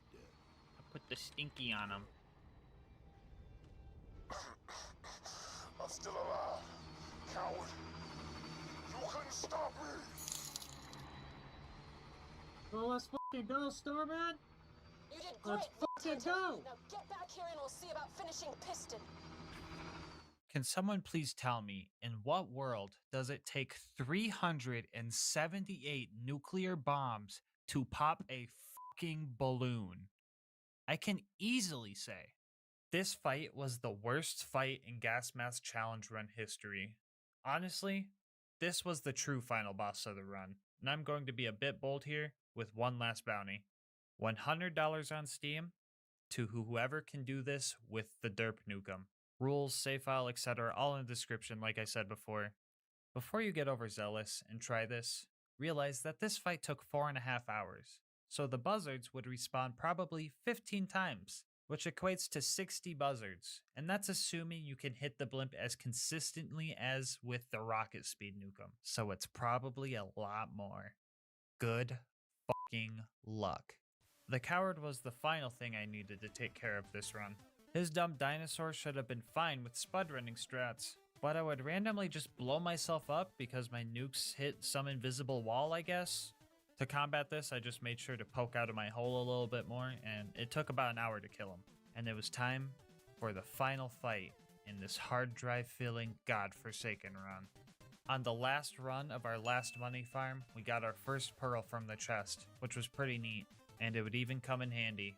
A few things stood out in this fight. First off, I don't recall his shock attacks looking this goofy. Probably a PhysX thing. Oh my god. How has the game not crashed yet? Imagine if it crashed during the You know what? It's too soon. I can't think about that. I will die. Anyway, the other thing I noticed was Piston's shield starts rapidly recharging if you don't hurt him for like 6 seconds, which is not good considering it takes full ammo to break his shield. In order to combat this rapid recharge, I devised a strategy. When I would need to retreat to buy ammo, I would try to have him close to the barrier so that the nuke turret I threw put the fire dot on him, and then I would throw the other on the way back. This, however, was a tight window, and he often got most, if not all, of his shield back. A few heartbreaking attempts later, I was on the edge of victory, and the edge of bankruptcy. I had to make a sacrifice. The storm we got earlier would save the run and secure our win against Piston. Fuck you, Piston. Fuck you, Piston. Afterwards, we sold all the loot to buy the storm back, but sold too many items, and it wasn't in the buyback anymore. But after taking a victory lap, we got a different souvenir from this run. And I'm glad to say, you can beat Mr. Torg's campaign of carnage with only the Nukem. Before you go, I just want to say thank you so much for watching up to this point. If you want to support the channel, make sure to like, comment, and subscribe. Helps with YouTube's algorithm a lot, which helps the channel grow. If you want to support me more directly, consider becoming a channel member. 99 cents gets emotes and videos a day early, and the support helps me get videos out earlier for everybody. I'll link my Discord and my Twitch channel where I stream these runs live in the description. And last but not least, quick shout out to our homie Mango Soda, who made this video's thumbnail art. He does commissions and he will also be linked down below. But until next time, breathe easy, homies.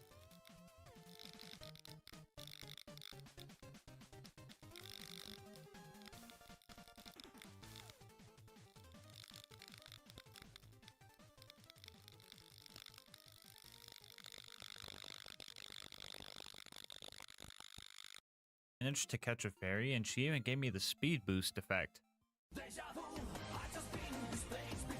After getting a speeding ticket and fighting through some spiders, we made it to our first orc camp. This is where things really started to go bad. Like, what if you wanted some blood fruit, but God said... Yeah, I don't think I have to show you the equation for a super tanky boss that's 6 levels above us and 13 levels above our gear to show that this wasn't gonna work. It was time for a new plan. That plan being stealth. All I really needed to do was get the blood fruit and head out, so if I could just get there without being seen, I would have a chance at progressing. A few tries in, we just barely got out of his reach, and he ended up getting stuck on something, so I took this chance to get some free XP. Also, you guys can't get mad at me for cheesing him like this, because he's technically hitting me, so it's really just a skill issue on his end. Yeah, this is gonna take a while. In that case, now is the perfect time to talk about today's sponsor, Instant Gaming. If you're sick of waiting for games to go on sale, Instant Gaming is the site for you. They've got all your bases covered. I'm talking Nintendo, Xbox, PlayStation, and PC. It's also super quick and easy to get access to that game that's been on your wish list for way too long. Don't make the same mistake I did when I bought this game for full price when I could have had it half off and saved $5. In GasMask currency, that's like 2 whole monsters. Maybe you're looking for a deal on a co-op game to play with your friends. Or maybe you just got a new PC and want to fill up your game library without dropping a fortune. Instant Gaming has you covered. How about this? Think of a game that you've been wanting to play right now. Then check out the link in the description and see what kind of deal Instant Gaming is offering on it. And if you like the deal and decide to make a purchase, just know that on top of saving yourself some money, you're also supporting the channel. Anyway, let's see how much progress we've made. Okay, yeah, I think I'm just gonna jump cut this one. We got our fruit and made it to the Immortal Woods. We didn't make it too far into the woods before I realized that, oh yeah, we need to farm XP for this run, so we went back to Flame Rock to grab a few side quests. We got some easy XP by watching Reginald, die. And then we got Ellie some armor. These two missions combined got us a total of 1 level, which doesn't sound like much, but it made the scary skulls next to the bad guys' names go away, so I felt a little bit more comfortable in the woods. Here we did 2 more side quests. We suffered through the Dark Souls quest that took like an hour and a half because I kept dying. Very reminiscent of when I tried to play Dark Souls for the first time. And we also completed the critical fail mission to unlock a very useful experience farm. Instead of trying to find more missions, I decided to farm Arguk the Butcher and all the tree ants along the way. We were kind of getting rolled most of the time, but it was all worth it when we got the style on Arguk at the end of each run. I put the stinky on him. We farmed up to level 21 here before we went back to the woods and met up with our homie Roland. Wait, Roland, no, I just got here, dude, wait. Anyway, another 10 minutes later, I caught up to Roland and started the scariest fight yet. The Ghost Kings are usually tough even if you're not doing a challenge run, so I was prepared to suffer here. There is no running away from these guys. Well, actually, there's no running away from anything, actually. Even the Stumpies could chase me down, but you get the point. Something kind of unexpected happened, though. They would bully me to the edge of the arena, but then their attacks would just start whiffing because I was way lower than them. This kinda felt like a cheese, but it also kinda wasn't. Okay, let's say I didn't want to kill them from this safety spot. That would require me to just run directly into oncoming attacks, which doesn't feel like I'm avoiding a cheese, it just feels like I'm throwing for content at that point. I mean, they're the ones that kept smacking me down here, so again, I have to say, it's a skill issue on their part. To be fair though, their laser eye attacks were still super deadly and they did end up killing me multiple times. I mean, come on top of my gear being level 10, these guys are also unslaggable and resistant to all elements. So getting a kill was just a matter of did he use the eye laser during the attempt or not. Even with this pseudo safe spot, it still took about an hour to fight through all the Ghost Kings. I was genuinely surprised how well that fight went and went to the mines with plenty of confidence. Yeah, then my confidence was absolutely destroyed, stepped on, kicked, lit on fire, etc. I'm going to throw up the map here and just show you guys my travel history as I talk about this dump. We start off by trying to fight the bad guys that were now 12 levels over our Banes. In order to get second wins, I had to ditch some of our Gunzerk duration skills for down not out, which allows us to Gunzerk and fight for your life. If it seems like I have a lot of skill points, that's because I do. But that's just because this game gives you 2 skill points for every level up. Anyway, this fix didn't help much, especially since the next bad guy we had to face was another Duke of Orc. Maxing out at level 27, I figured that the likelihood of me shooting this guy to death was practically non-existent. So I caved, and let my inner instincts kick in. And the nade, please. I put the stinky on him. After that, we slowly made our way to Ragnar and then proceeded to uppercut him and make many of my cloned brethren hate me. After that, we found Claptrap and started making our way to the runes to unlock the exit before realizing I didn't hit the objective for looking at the door and having to turn around. A tiny mistake I usually wouldn't bring up, but since it took up a percentage of my lifespan that could probably fit on a small calculator, I thought I would bring it up. We got our first rune by bullying Claptrap into submission and started fighting some big rocks. Here I realized I was living in a reality where rocks were more animate than me. A lot more deadly, too. After fighting and dying to a bunch of the angry clones, we made it to the jumping puzzle. Now I think this jumping puzzle is possible to do with the right grenade jumps. However, the jumps would need to be extremely precise. Like you would have to use your jump momentum from the platform launching you upward and have a grenade explode in the right spot at the exact perfect time. I failed enough times to make the bridge just pop up and felt super depressed because of my lack of skill. But where I lack in physical ability, I make up in mental ability, because I was able to complete this next puzzle with ease. After that, we jump into the fight with Greedtooth to secure our final rune piece. This is where our underleveled gear went from being an issue that slowed us down, no pun intended, to a literal impassable wall. Much like the Ghost Kings, I was bullied into a corner and was just left there to take hit after hit. Even with a damage shrine, this was about as far as I could get. Yeah, so our only hope at this point was to get to level 25 and use the next legitimately obtainable Bane. So we ran back to Claptrap to do some side missions. On the way, I found a melee shrine. Some of you guys may not know this, but on top of giving you melee damage, these shrines turn every melee hit into a strong knockback punch, meaning literally anyone could put the stinky on these doors if they wanted to. But when you combine the power of a melee shrine and the power of the best skill in the game, you unlock a move I like to call the stanky. Wait, here we go. Can you survive a punch from me? Oh my god, that does launch him. Anyway, we made it to Claptrap and took his first mission where we need to crush some dwarves in a crusher. After that, we need to run through pretty much the entire map again, just to beat this beard with a sledgehammer, I guess. And then we had to run all the way back to Claptrap. I would like to mention that the enemies have already respawned 2 or 3 times by now, so every corner of this map was still combat dense. Almost as dense as the rocks forcibly being shoved into my eye sockets. The next mission was to kill some magic enemies to charge up Clappy's wand. First off, we had to blow up a magic golem with some explosive damage. The plan was to get him low and then bounce a stock grenade at him. However, I messed up and soft-locked the mission somehow, so I had to run through the whole map again and re-stinky the Duke of Orc. That is a word now, so make sure to add it to your dictionary. Anyway, we blew up the golem, backtracked to kill a magic orc with a crit, and kill a magic spider with a shock bane. And after all of that, it was time for one of my favorite missions in Borderlands 2. Or, sorry, I should say one of my favorite missions in Tiny Tina's Assault on Dragon Keep a Wonderland's one-shot adventure. During this mission, Clappy spawns several waves of brooms that you have to fight. I would highly recommend you play this mission on Krieg with a Bloodsplosion build, because you can create a never-ending chain and get a decent chunk of XP. Anyway, we weren't Krieg, so we had to use the build and just hope we survived enough rounds. Fetch me their soul! We had some very close calls. I mean, at one point, a broom almost put the stinky on me. Yes, a broom almost humiliated me more than I have ever been. Not gonna lie, I probably would have deleted my channel if that happened to me, so thankfully it didn't. We got about 4 bars of XP for sending all those things to the storage closet in the sky, and we are really close to getting level 25. Another cool thing we got from this mission was our first kite shield. Now, if you haven't played this goofy standalone game, you probably don't know what this is. For some reason, they added a new shield type in this game. If we read the description, it says knocks back melee attackers with a burst of wind. And honestly, they had me sold at knocks back. Also, a burst of wind? Yeah, I don't know about that. I think they were just taking the stinky too literally. The stinky was now streamlined, and I was one step closer to godhood, and I couldn't be happier.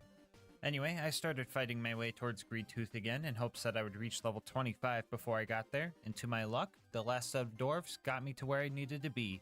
They even left some bad guys left over so I could test the new power I held. Finally at Greedtooth, we jump in for the fight. Not only were we now 1 level over-leveled for this fight, we also had the damage shrine to really secure our win. We grabbed the final rune and thanked Gearbox for putting these teleporters here, because I've already been in this cave for 6 whole hours. Anyway, here's the map with the full route that I took. And now let's add all the extra walking from dying and getting sent backwards. Yikes! Anyway, as if we weren't already barely able to walk, we now had to climb up Hatred's Shadow. On the way up, I talked to Sir Gallo and started another side mission for a little bit of XP. This made it so we had plenty of targets to take on the way up. You know, we had Sir Boyle, Sir Mash, the Darkness, and Sir Stew. We were doing pretty well, and we even got to see our kite shield put in some major work. And we made it to the top with little to no issue. And, well, the one issue we kinda needed didn't show up. And by that, I mean the handsome sorcerer's dragon just didn't show up. I tried to re-enter the area in case I missed the trigger somehow, and I was greeted with this. Yeah, I don't know what kind of cursed shenanigans were going on, but I had a theory. Bro. I know Sir Gallo doesn't count as a player now. So yeah, we went back to finish the mission and also save quit to make sure it wasn't any other glitch and just reclimbed the whole map. And yeah, that didn't work at all. I had one theory in the back of my head from the very start that I thought was so unlikely that I didn't even try it. I thought to myself, there is no way the game is that spaghetti coated, that messed up, that cursed. You would think after all my past encounters with cursed occurrences, I would have learned my lesson and never doubted how scuffed this game is. Welp, here's how I fixed it.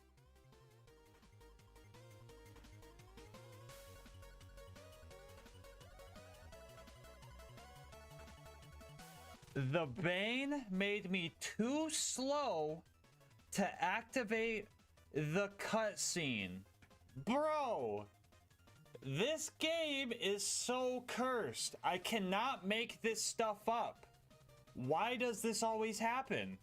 Yeah, I was literally too slow to trigger the fight. And if I had just tested my theory, I would have saved a whole trip back up here. Anyway, the dragon fight was pretty simple. Pretty sure the dragon was focused on Roland most of the time, and the game even gave me baby dragons if I ever needed a second wind, so this was pretty easy. After the dragon was killed off, we made our way to the Lair of Infinite Agony. I know this map is right down there next to Sawtooth Cauldron on the map tier list, but if you account for the name of this place and the challenge I'm doing, you would find that I fit in pretty well. After straight up outplaying this trap but having to pretend like it got me good, we met Simon, who immediately put a curse on us. Like, can you believe the audacity this man has? What does he take me for, a curse dumpster? Aw, fuck. He had us do a bunch of his dirty work, which was fine because that was more combat experience and mission experience at the end of this map. But that's just the thing. I had to get to the end of the map. And well, things just went from, oh my god, this is terrible, to, oh my god, this is terrible. But there's also a giant crusher trap preventing us from continuing on our quest. At first, I was pretty confident that I could just grenade jump through this. But I think the upward movement of the platforms ate the grenade and just made it so it didn't hit me at all. Like a lot of problems in Borderlands, I assumed it was a frame rate issue, so I capped it at 30, and this seemed to help, but I was still not getting the distance I needed. Throughout the run, many people predicted with absolute certainty that this was gonna end the run, and honestly, I didn't appreciate those doubters. Like, bro, did you see what I went through in the last video? Leave me alone! If any of you viewers didn't see the last video, there's a good chance you're new here, and in that case, consider subscribing and checking out my other runs if you like the content. It helps out the channel a lot, and I would love to have you in the LilGasmask gang. Anyway, yeah, screw these doubters, man. I still had plan B. So we head back to Flamerock Refuge and respec our skill points, this time going for double your fun so that we could throw 2 grenades while gunzerking. After that, we fought back to the Crusher Trap and did some testing, which looked very promising. Even with my confidence now at 100%, our homie Happy Turtle was still doubting me. He was so confident that he even wagered a week-long ban if I succeeded. And let's just say, we didn't hear from him for a while. Grenade jump now. Grenade jump. Grenade scoot, I should say. Grenade scoot.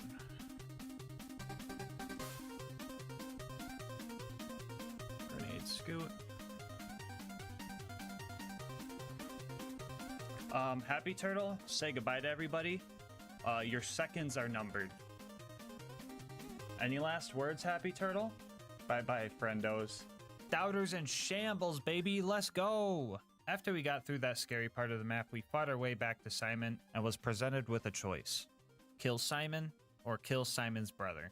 And since we still needed Simon to remove the curse he put on us or else we'd die in a week, I think the choice was obvious. After killing Simon, we only had one more obstacle in the Lair of Infinite Agony. There goes the masochism talking again, my bad. Anyway, Giant Spider Lady of Anger and Scariness was our next boss we had to tackle. This fight wouldn't be bad if it weren't for one move. No, it's not the floor spiders that I can't dodge. No, it's not the invincibility shield. It's the frickin' life drain move that really biffs up this whole run. Usually, you just have to run away from her, and she can't steal any health from you. And I swear to God, if I have to explain why that isn't an option... Oh, for the love of... What is it, Mick? Why can't you run away from the... Because I have the movement options of Flappy Bird! Anyway, our first attempt ended in big tragedy because we were actually really close to getting the kill. Worry not though, I had an absolutely masterful plan. I think Past Me explains it pretty well, so I'll just let him do the talking. Alright, I'm gonna make a tactical decision, guys. I'm supposed to be wrapping up stream right about now and starting dinner. I'm gonna go make some dinner. I'll be right back. I'm just gonna start it.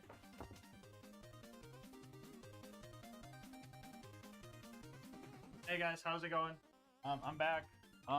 Actually, my desk is kind of messy. I'm gonna clean it up real quick. Alright, I'm back. You know, actually, I have to use the bathroom. I'll be right back. back, and we are going to fight the sorcerer's daughter now. You know what? Hold on. Actually, I'm pretty thirsty. I'll be right back. I'm gonna go get a monster.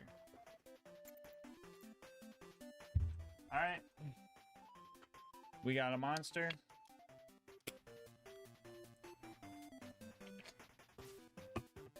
Let's kill this thing. We fucking did it. Let's go. That was fucking easy. The final thing in our way was the fight with the handsome sorcerer. Climbing up the tower proved to be pretty difficult. The sheer amount of wizards and dynamite skeletons and oh my gosh, don't even get me started with these things either. Skeleton seer? No I fucking don't, seer. Finally at the top of the tower, we start phase 1 of the fight. We quickly use a slag and shock combo to destroy the sorcerer's shield, and then a slag and fire combo to finish off the first phase. Phase 2 got a little bit tougher. On top of trying to keep the skeletons at bay, I had to make sure to shoot the skull spells out of the air in order to not get downed, which with the Bane's starting accuracy was relatively hard to do. Even if one of your Banes is at max accuracy, the recoil from a freshly reloaded one just throws everything off. This was all manageable, but phase 3 is where things started to really drag on. Get it?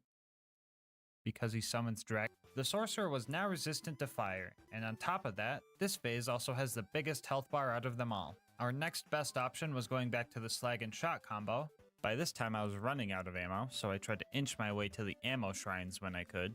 We were so close, and this challenge was almost over. But you know how these things go. Oh, he limping.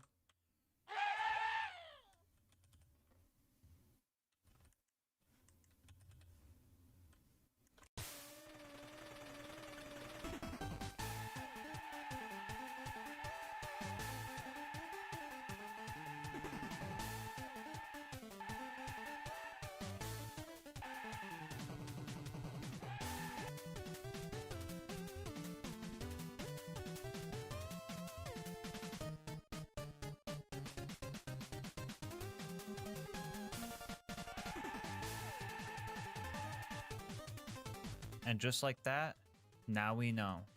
You can beat Tiny Tina's Assault on Dragon Keep with only the Bane. Bonus content time, woo! In my other Bane video, I did the Bane side quest as a way of saying goodbye to the run, and I'll do the same here. In this game, you can find the Bane quest in the Mines of Avarice, and oh my god, it turns out you could get a legit level 22 Bane. Anyway, we talked out to the dripped out version of Marcus, found Horus out by the docks, marked McNally in the forest, did a sick grenade jump to get Gar's map in Flame Rock Refuge. I promised this was first try and did not take a full hour to get right, and finally met my demons face to face. And with this, our true final victory has come. Before you go, I just want to say thank you so much for making it this far into the video. If you want to support the channel, make sure to like, comment, and subscribe. Doing all that helps with the algorithm a lot.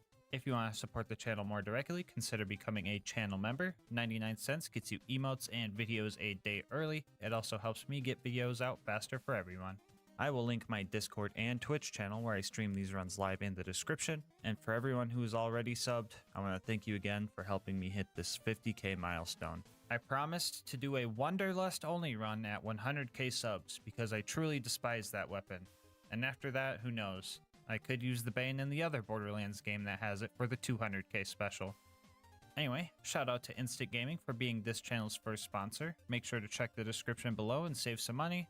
And also shout out to Mango Soda for this video's thumbnail art. He does commissions and he will also be linked in the description. But until next time, breathe easy, homies.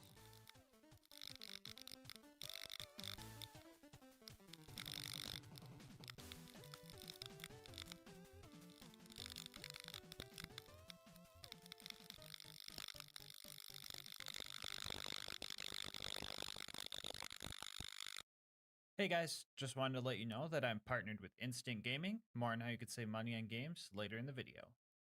So a few videos ago, I posted the Sheriff Posse Challenge run, and I got a lot of comments asking why I didn't use the Law and Order combo to make the run even more on theme. Which honestly was a fair question. I literally opened the video like, Pandora's always been a lawless place. But what if we wanted to bring some order to this wasteland of a planet? While that little tease wasn't on purpose, excluding the Law and Order was, because I wanted to make a challenge out of the combo on its own. So here we are. Today we ask, can you beat Borderlands 2 with only the Law and Order? Before we start, let's go over the rules. Or should I say laws. We'll be playing on Overpower 10 Ultimate Vault Hunter mode. If you're new to the game and not sure what that means yet, it just means that everyone has 4 times health, health regen, and they're all 10 levels higher than us. No big deal. Bar will not be allowed for this run, and of course, the Law and Order are the only gun and shield I can use.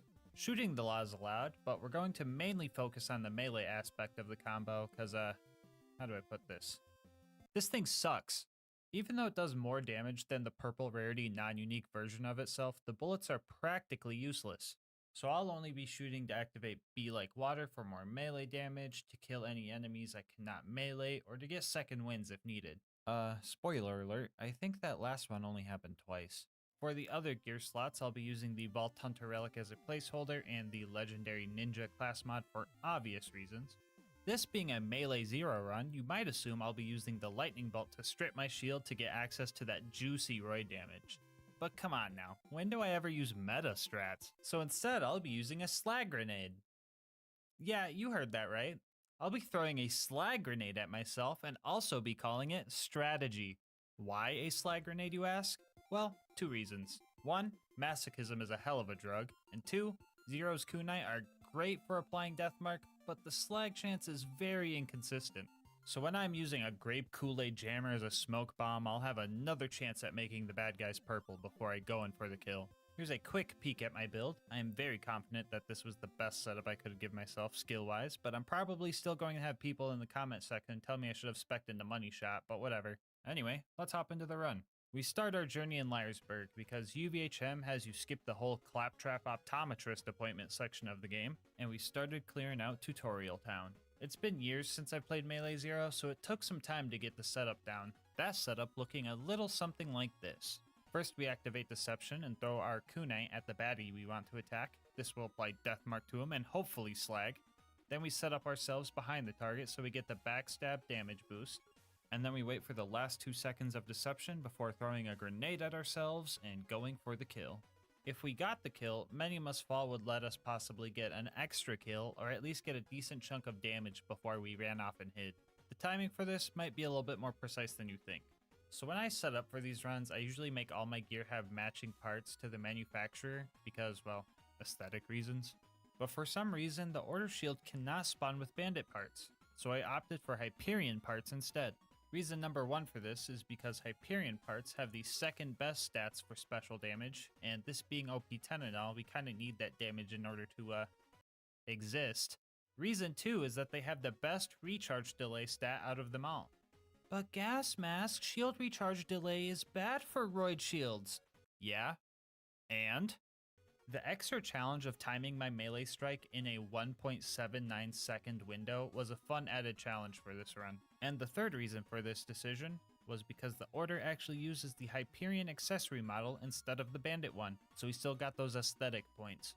Anyway, we cleared out Tutorial Town with 1 casualty and headed towards Boom Boom. Mobbing along the way was simple enough. After I got rid of all the gun guys, 1v1ing the Ironclad Psychos was a piece of cake. Them being 10 levels higher than me and all meant that 1 slap would healthgate me instantly, but the Law and Order combo heals us for all melee damage we deal.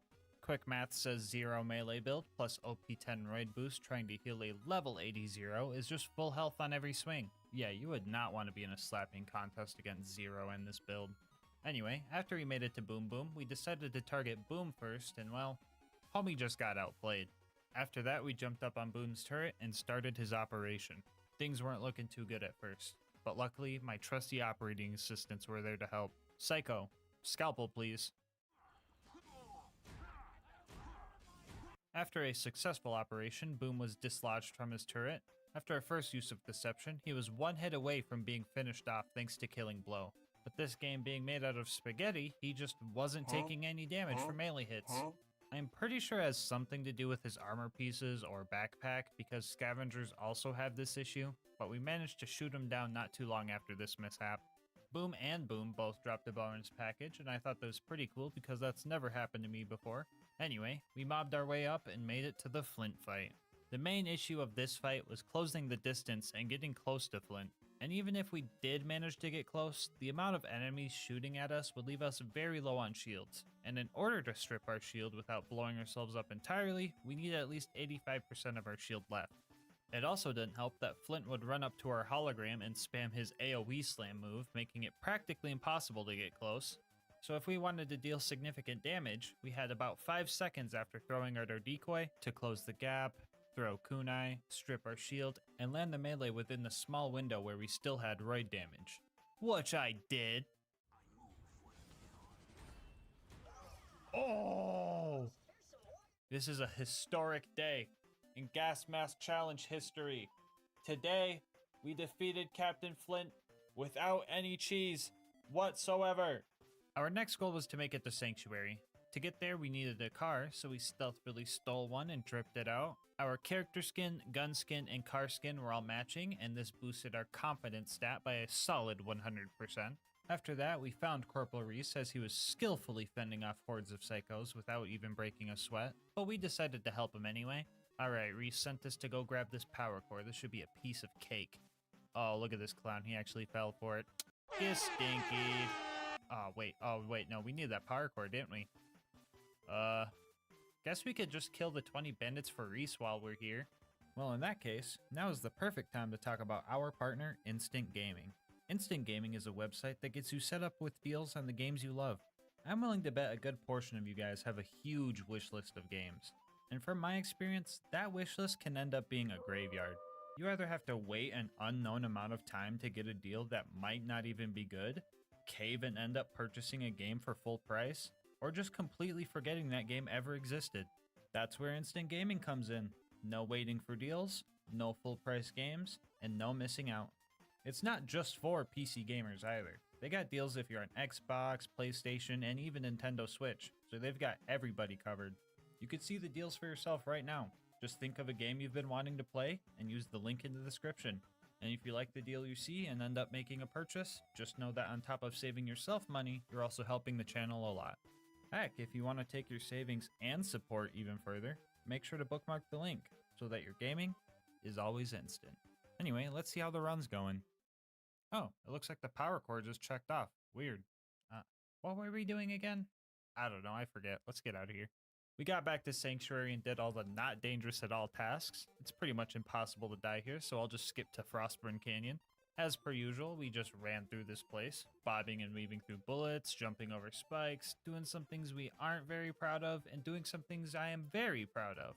Oh yeah, I should have specified this earlier, but Zero's execute skill has the stinky property, aka knockback, which if you've watched this video, you would know is my favorite way to deal with bad guys, especially these tanky psychos. The rest of the mobbing was going great. As long as Lilith didn't say her cringe one-liner, everything was gonna be... Okay, Lilith, I'm going to be extra nice one last time. I'm going to let this slide since we're kinda doing a cowboy run, but this is the last time ever, okay? You got that? Thank you. Anyway, after all that, we had to go rescue one of the cool vault hunters. In order to get into the Bloodshot stronghold where Roland was being held, we needed to go to Ellie's and get a new bandit car to sneak in. While fighting the cars with cars is allowed for the run, I usually like fighting them without them, because these guys aren't balanced properly for Ultimate Vault Hunter mode, and I just like the power trip. I mean, just throwing my kunai at them would likely handle the situation on its own. We decked out our new whip and headed towards the Bloodshot Dam, where Bad Ma was already waiting for us. And well, we made pretty quick work of him, honestly. While I was kinda sad that we didn't get to put the stinky on Bad Ma this time around, it was nice seeing the little homies rejoice in their freedom. The stronghold was up next, and the main problem we ran into here was the non-stop onslaught of bullets coming from every angle. Usually the Law and Order's healing can keep us alive in one-on-one fights, but against a horde of crazed marauders, you know, the bandits that run really far away after they down you for some reason, we run into some issues. Here we got our first second wind from an actual bullet. To be fair though, I'm pretty sure they forgot to balance these turrets past normal mode, so literally anything can one-shot it, so it wasn't really that impressive. After struggling through the first part of the map, we made it to the toilet room. And this place is usually the hardest part since the bad guys all have the high ground. But Zero's deception kind of turns the tables in our favor, since we could get some great strategic positioning. Oh! Angry Michael showed up, and well, he just straight up started flying. What the hell? It didn't take more than 2 seconds before my brain's prime directive kicked in and I seen my opportunity. Dub.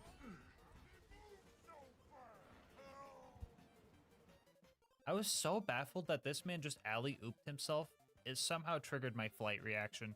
After that, Roland managed to escape his jail cell, but in probably the worst way possible. The blue toaster, known as the Warden, took Roland, and that was a big problem for us. If we don't kill Warden fast enough, he can actually take Roland to the Hyperion Friendship Gulag, where the fight can be even harder. So we needed to make sure we were focused and got this fight done here and now. We fought our way through the chaos and started our fight against Warden with a good amount of confidence, but then things started to take a turn for the worst.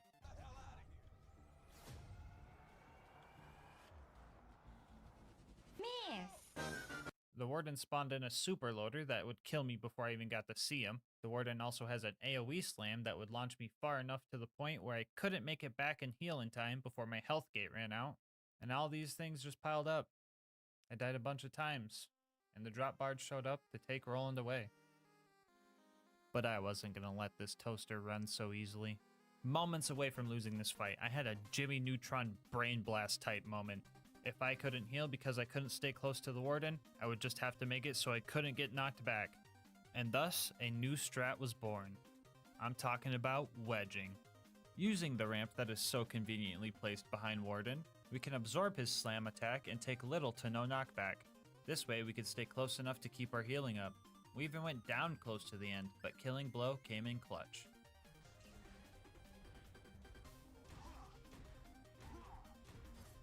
Fuck you guys.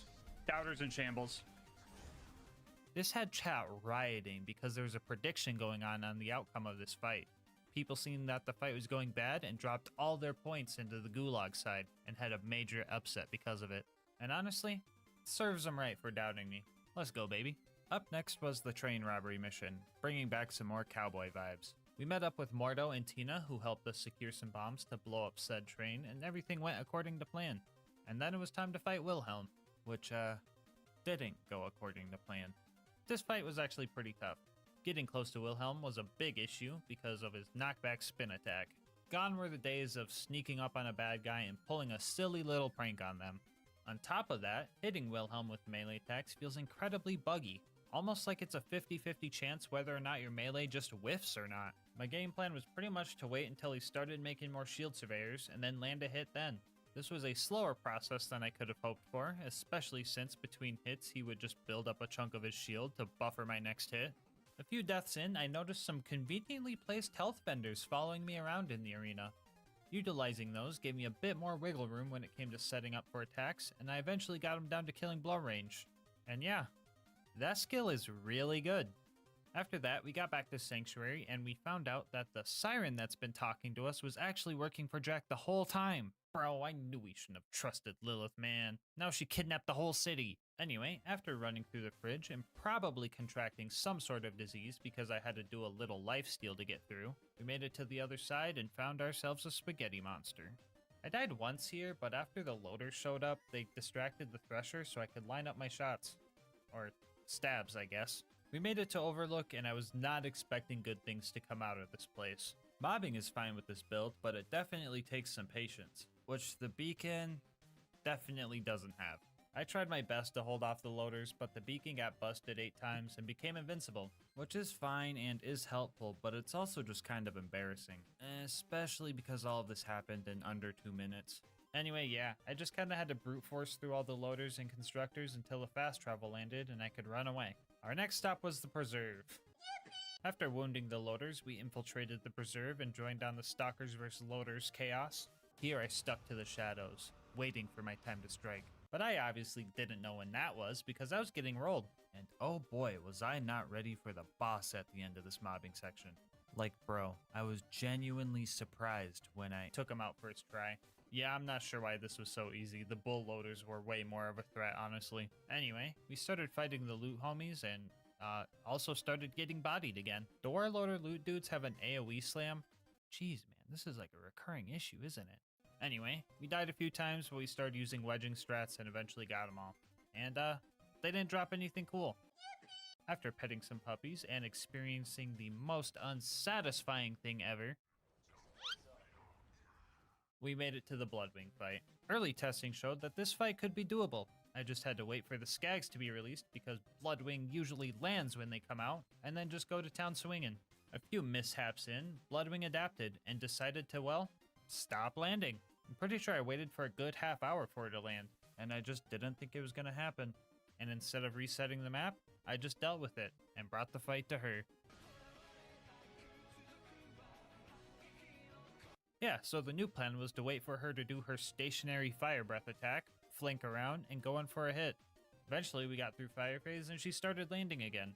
Shortly after she reached corrosive phase, the stars aligned and we got a satisfying finisher. I don't really have revives, so this is kind of scary.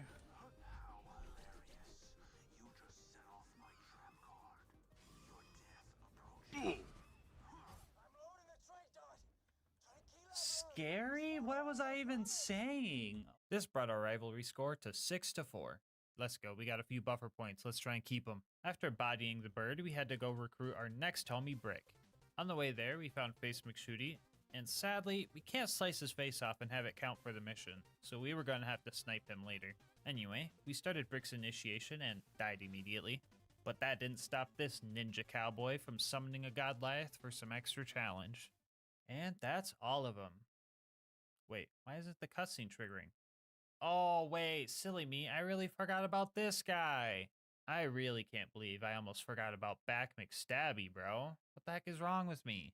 Anyway, we started clearing out loaders with our homie Brick, and after the first wave, we came back to deal with the sarcastic slab. Using the knockback property of Execute, we slowly but surely pushed him over to this cliff for hopefully obvious reasons. Since we're playing as Zero, I wrote a little haiku in honor of this moment. He was near a cliff. I put the stinky on him. R.I.P. bozo. Anyway, yeah, Brick and I were styling on these loaders. We even got the good luck Brick Stinky. We secured our final homie in the roster by finishing off the super loader, and there was one more task before the big bunker raid. That would be the Jack Doppelganger assassination job. A quick hit job here would be pretty cool, and since we're kinda built for this exact type of job, I thought it'd be fun to see how fast we could get in and out of here. So I threw up the speedrun clock and started some attempts. After a few tries of dying before I even got to Jack, I managed to line up a clean stealthy kill and started rushing to the info kiosks. We made ourselves a pocket watch and made it out of there in just under 3 minutes. You know, I really needed some stealth combat gameplay in my life, and this run is hitting the spot. Never mind, I just realized the bunker was up next. The climb up to the bunker proved to have a few challenges. Problem number 1 was this death wall that I couldn't get past. Mainly because I'm a bozo and forgot to tell Claptrap to pull up to the function. After I got that situated, the real first challenge was this toaster. In order to get past this guy, I first ran up and threw my decoy to the left of it so it would face the door. And after that, I could use my runaway prankster strats to whittle down the health bar. After a few attempts, we got lucky and had a low level one, so we were able to finish it off even though we went down. Up next were the baby turrets. Now, I want to say Execute helped us destroy these guys by letting us dash up towards them, but in reality, I think Infinite Vertical Melee was the real culprit. On the way up to the Super Toaster, we found another bonus package, making that our third one for the run. Is this a sign that we should do a bonus package only run? No, of course not. It's just pure coincidence. Don't be silly. Anyway, the big toaster got me a few times before I realized I have Boar, which allowed me to destroy a good chunk of the constructor's health by shooting the side turrets off. This also got us our second win with a bullet, while also putting the constructor within killing blow range. The last thing before the bunker was Face McShooty. Ahem. Face McShooty? I said Face McShoot. Oh, here we go. Anyway, Zero, being the skilled assassin he is, also imbued with the true spirit of the West, took aim and easily got the headshot first try after 40 warm-up shots. At the bunker, we start taking out the turrets. Most of these guys were pretty simple to fight, but 5 of them were a bit tricky. First off, 2 of them required the infinite vertical melee that this game has in order to take them out, and another 2 just couldn't be meleeed. There's an invisible wall right here that prevents me from getting close enough to destroy these things. I even tried to grenade jump over it, and that didn't work either. So for the first time in this run, we actually had to shoot something for the kill, which is, yeah, kinda lame. But if we're being fair, it's a whole lot harder since this thing sucks for bullet damage. I'm pretty sure they would out-heal my DPS if I didn't have them slagged, so yeah, this was definitely harder than just smacking them a few times. The final turret could be meleeed though, but at a cost. Since this thing is straight up hanging over the void, I just had to make sure I could kill it before I hit the death barrier, which happened a few times. Execute is great, but sometimes you just slip right past your target and fly in some random unfortunate direction. Anyway, I think I was messing up because I kept missing the roid damage window, but ended up one-shotting it in the end. It was now time for the bunker fight. The bunker, being airborne and constantly hovering over a death pit, meant that melee combat was a pretty bad idea. So the best thing we could do was just use bore. But that's boring. You're watching this video, and that means you've seen the thumbnail, so you could probably guess where this is going. If you can't tell, this strat was incredibly risky. If I didn't miss the bunker and managed to actually land on top of him, I would be in a constant state of bouncing and would have to focus on micro movements in order to not fall off. We also rarely had roid damage up here, so the process was also very slow. After the bunker had enough, he would just kind of shake us off, and that was honestly the scariest part. I'm pretty sure this would stress anyone out, knowing that at any moment, this could happen.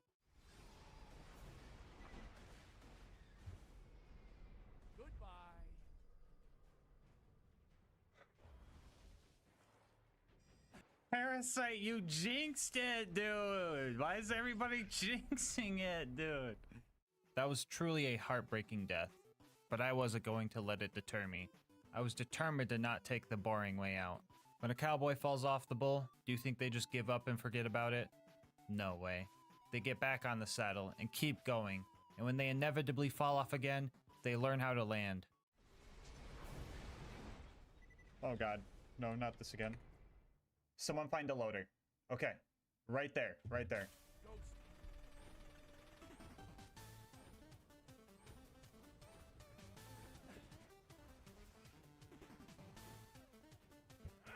Yeah, that's right. The cowboy keeps going until the job is done. After over an hour of this cycle, the bunker reached killing blow range, and victory was in our sight.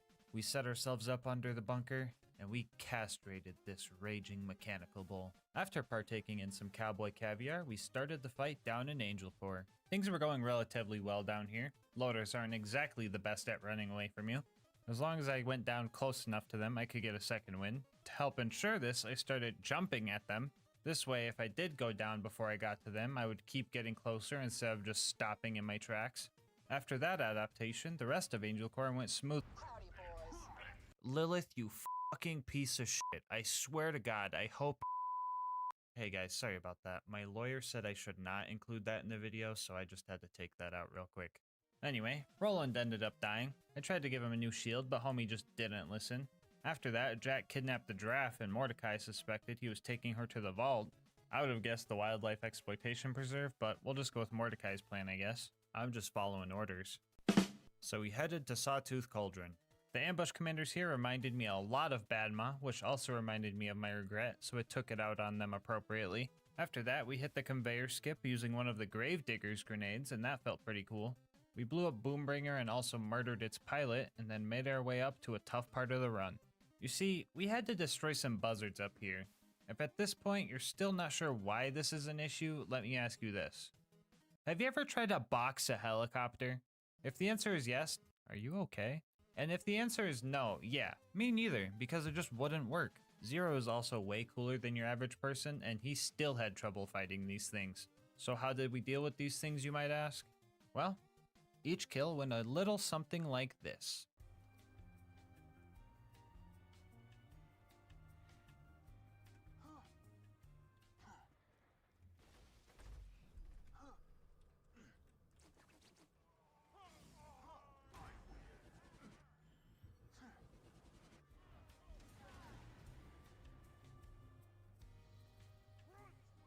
Yeah, if I wanted a chance at taking these things out, I needed to get them right as they were taking off.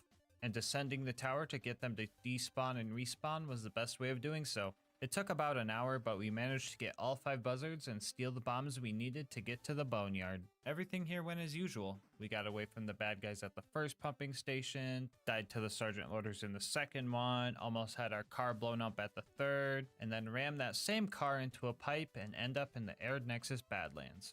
Now, I could just run through this area, but I seen Saturn and I thought, yeah, I could take him. Okay, maybe not in a fist fight alone, but I had some ideas. I started shooting at his turrets and letting Boar deal some damage. I wasn't completely killing the turrets off with this, so I was able to keep boring them by letting them heal a bit in between shots. This also staggered Saturn every time, and it felt very weird being able to bully him around like this. After I got him low enough, I figured I'd go for his Achilles heel and deliver the finishing blow. The only other thing I had to worry about here was the big toaster, but I ended up killing that thing on accident by barring both turrets at once.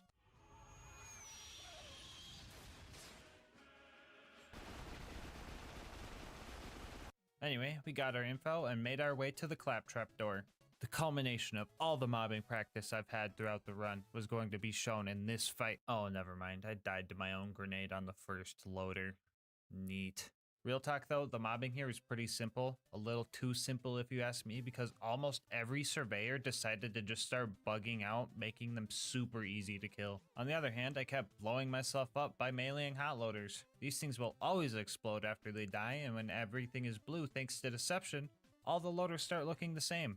And then it turns into a fun game of, am I attacking a robot or a propane tank covered in landmines? Guess we'll have to find out. I tried to use this to my advantage by targeting the hot loaders first, using their explosion to reset the 1.79 second delay on my shield, and go for a more consistent second kill, which felt pretty cool. After all those loaders were dealt with, we were able to sprint through Hero's Pass, avoiding all the unnecessary combat, and finally start our fight with Jack. I had some trouble with this fight at first. The entire run, I never realized that you only get healing from melee damage if you deal damage directly to the enemy's health bar, so Jack's shield was holding us back a bit. That issue is easily fixed compared to our next problem. You see, Jack has a number of advantages in this fight. First off, he has some very strong health regen, meaning our kill was going to need to be quick. This comboed with his ability to literally teleport away and spawn an invincibility shield drone makes it very hard to pull off a quick kill. And to top it all off, Jack is extremely hard to slag, meaning if we executed our setup perfectly, no pun intended, it was still up to chance. During our first attempt, we got lucky with slag and found out how much damage we could do in one hit to his health bar. This wasn't going to be a one-hit kill, but we could for sure get him down to killing blow range and finish him off. So what happened here, you might ask? Well, he cheated. I was literally 1/3 of a second away from finishing this guy off first freaking try, and he just leaves. And after that, things just started falling apart. Jack managed to keep getting more and more shield surveyors, which were kinda hard to kill because they moved around so awkwardly. At first I thought I was just whiffing a lot of hits, but I found out that landing a hit on this specific surveyor doesn't end your deception for some reason, and you could just get big damage at no cost. Learning this, I got used to landing consecutive hits on it and destroying it quickly. At this point, I had been playing for a while, and after several deaths, I decided to continue the next day. What's the likelihood you're gonna do this the first time? The first try? Yeah. 1 in 20, please.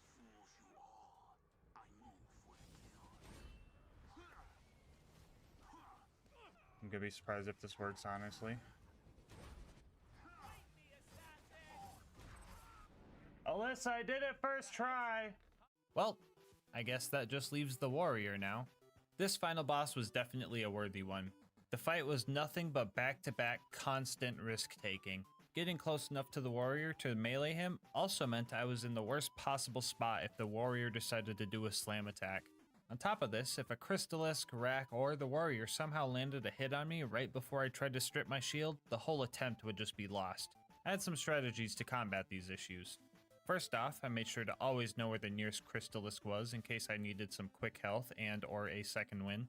I would utilize the wedging strat we learned earlier to maximize damage when the warrior was in this spot, and use this bridge to stop us from flying when he was in the other two spots. Our first attempt made it pretty far before we lost to our own mistake. Usually breaking all the crystals on a Crystallisk would be enough to kill it, but since I let this one live for so long, it managed to regen enough health to survive having all its crystals broken. If this happens, the only way to kill is if you have enough explosive damage, which we didn't. Attempt number 2 also ended pretty far into the fight. But just like before, we kept hopping on that bull, learning every time. After 20 minutes of fighting in our third attempt, we managed to get him down to killing blow range, and victory was in our sight. We landed one last power move and finished him off with one final blow to the heart. Which means you can beat Borderlands 2 with only the law and order. Bonus content time, woo! So Jack might be dead, but there's still a lot of crime on this planet, so our work isn't done yet. We're going to investigate the 2 sanctuary crimes and also go take down the outlaw Nisha. First off, let's talk about the gutter quadruplets. If you're impatient like me, you probably figured out who did the crime by accusing someone, and if you were wrong, just saying, oh well, guess I'll try again in the next playthrough. But today, I actually wanted to crack this case. Talking to Marshall Friedman, Moxie, and Zed, we found out the murder was from a single bullet. He has a shield and took some damage, but then Zed patched him up good as new. So the one who has a sniper, shield, and full health is the only person who could have done this crime. Case closed. Let's move over to the other case in Sanctuary, where we gotta find out who stole the cash from their homies. Marshall Friedman told us that only one of these guys will tell the truth and the other 3 are liars, and using that info, we can easily find out who took the money. Jim pretty much said it wasn't me, Lindy says Sam took the cash, Sam said it was O'Cantler, and O'Cantler just says Sam's full of crap. That last one was actually verbatim too. So if we factor in our 3 liars and 1, truther rule, we can quickly find our answer. Sam and O'Cantler's responses both contradict each other, so we can deduce that one of them have to be telling the truth. And in either case, that would make Jim a liar, meaning his response of, I didn't do it, is proof of his thievery. So yeah, you could solve the case in this convoluted way, or you could just look at Jim's back and see that the money is literally right there. Anyway, let's move on to Lynchwood and Nisha. The first mission here was pretty easy. We pressed a few buttons and then a train blew up, so that was pretty cool. And after that, we put the Stinky on Mad Dog while also managing to keep the dynamite from falling off this time. And then we robbed Nisha's bank and set off to hide all the money. Oh boy, I sure hope Nisha doesn't sick her posse on me. Oh my god! After all that, Nisha was mad, and now she wanted to challenge us to a pistol showdown to see who came out on top. But honestly, screw all that noise.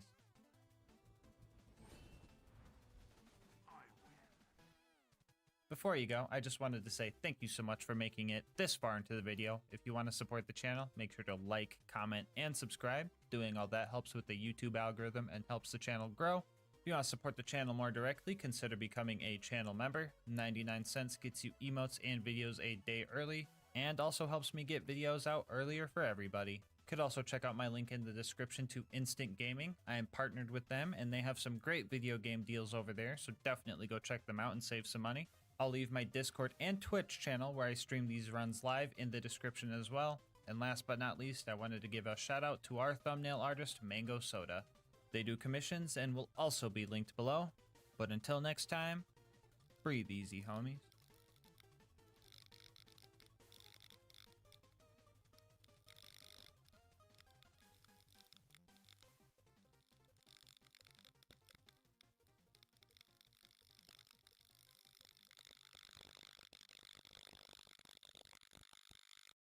Today's video is sponsored by Instant Gaming. More on how you could save money on video games later in the video. So on my channel, I usually explore the viability of cursed, low tier, and just downright bad gear in endgame Borderlands. But today, we're going to explore the viability of one of my favorite skills of all time. Today we ask, can you beat Borderlands 2 with only light the fuse? I'll go over the rules real quick. First off, we will be playing on Ultimate Vault Hunter mode and starting out on OP10, and then lowering the OP level as we go if necessary. The goal is to beat the game at the highest OP level possible. Bar will not be allowed for this run, and last but not least, all damage dealt to enemies must be a result of light the fuse. So damage from things like Bloodsplosion or barrels is allowed as long as it's initiated by light the fuse and not some other source like melee damage. And before the run and validate year-olds get to the comment section, jump damage will be allowed because it's so insignificant in UVHM that it wouldn't kill anything anyway. We are also allowing the use of pull a pin to drop a stock grenade when we end up dying. These also deal barely any damage, but I decided to allow it because it's kind of on theme with the run and the funny knockback property is just too hard to pass up. Damage done to myself can come from any source. So things like hitting myself, throwing Buzz-X bombs, throwing stock grenades, and punching barrels are all fine as long as I don't hurt the enemy in the process. As for the gear, we're only going to be using an explosive relic and a flesh crunch class mod. Both these things together gives me an extra 166% explosive damage. I should mention that if I do end up dropping my OP level, if I will also drop my gears level accordingly, which doesn't matter much. The difference in damage boost is like 8% from OP0 to OP10, but I decided to keep the playing field level anyway. Here's a quick peek at the build. If you're wondering why I picked some of these skills, it's probably because I ran out of useful skill points, so I threw them in random spots so I didn't have to see the blinking in the corner of my screen. Alright, with that out of the way, let's hop into the run. Right off the bat, we get a nice taste of gas mask luck. We got good starter spawns. Okay. Yeah, so surprising nobody, Light the Fuse was not working in OP levels. The first set of Bullymongs already had us drop down to OP 7 before we could chain together a kill. Using this knowledge, we could play a fun game. You should comment down below what OP level you'll think we'll be at by the end of the run, and see if you're right. Anyway, the bandits in Tutorial Town are usually the really squishy kind, but even so, we still needed to drop down to OP 6 to get through this part. So yeah, OP 6 is possible, but I definitely couldn't have done it without. So if you're using Light the Fuse and you want to make sure you throw as many dynamite sticks as you can before you inevitably blow your arm off, make sure you're not spamming the click button. Instead, time your clicks for right when Krieg is touching the bundle of dynamite, and you will throw them a lot faster. This allows you to throw 22 sticks of dynamite instead of the usual 14 per Light the Fuse duration. After repairing Claptrap, we started fighting our way to Boom Boom. After ignoring some major wannabes, we hop in and start our first boss fight. Light the fuses, bitches! He said the thing! I'm ready to blow! Our first attempt ended near instantly since my bleed out timer was still scuffed from the last fight. Our first real attempt made it painfully obvious that OP6 wasn't gonna happen. OP5 was better, OP4 was close, and OP3 was just barely doable. We were able to kill Boom, which triggered Psychos to start spawning, and these guys were vital to our victory. The plan was to stay close to the Psychos as I was chucking my evil candy canes at Boom's turret. This way, when my timer ran out, I would get a revive off of them and potentially deal some extra damage via Blood Explosion. This strat worked well for knocking him out of his turret, but not as well when it came to actually killing Boom. Boom's AI makes him run pretty far away from you when you go down, and it's kinda hard to hit him when he just jumps out of range. But lucky for us, we know about... If you're sick of the bad guys running away as you're trying to feed them the scary looking candles, totem trolling is just what you're looking for. When in Light the Fuse, you won't bounce off enemy heads. This allows you to effortlessly keep close to them and deal your damage. The bad guys are also so dumb that they literally don't even know you're up there. Anyway, after we killed Boom and Boom, we blasted Claptrap and made our way towards Flint. Along the way, we saw some bad guys bullying Claptrap, so I decided to join in. And then we made it to Flint.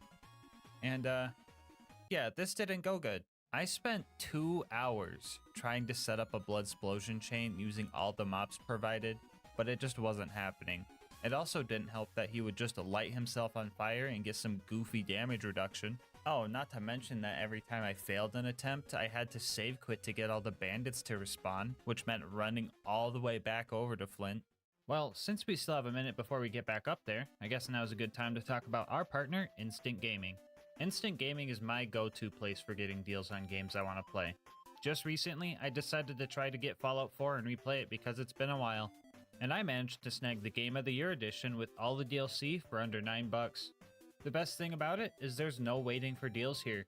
Sure, you could just wait for Steam to have a sale, but who wants to wait? And even if you did wait, the odds of their deal beating Instant Gaming's deal is pretty slim. I just checked the price on Steam, and even with it being 75% off, it's still cheaper on Instant Gaming. And now I may be on PC, but Instant Gaming also covers all of our console homies. So do us both a favor and think of a game you've been wanting to play, and use my link in the description to see if you like the deals they've got. And if you end up making a purchase, just know on top of saving yourself money, you're also supporting the channel. Anyway, let's see how far we made it. Oh, we are resetting again already. I guess I should have expected that. Anyway, Blood explosion chains are really hard to get without slag tripling your damage on every explosion, so I decided that OP2 was going to be necessary. This was still hard even on OP2, but after a while, we got a god chain.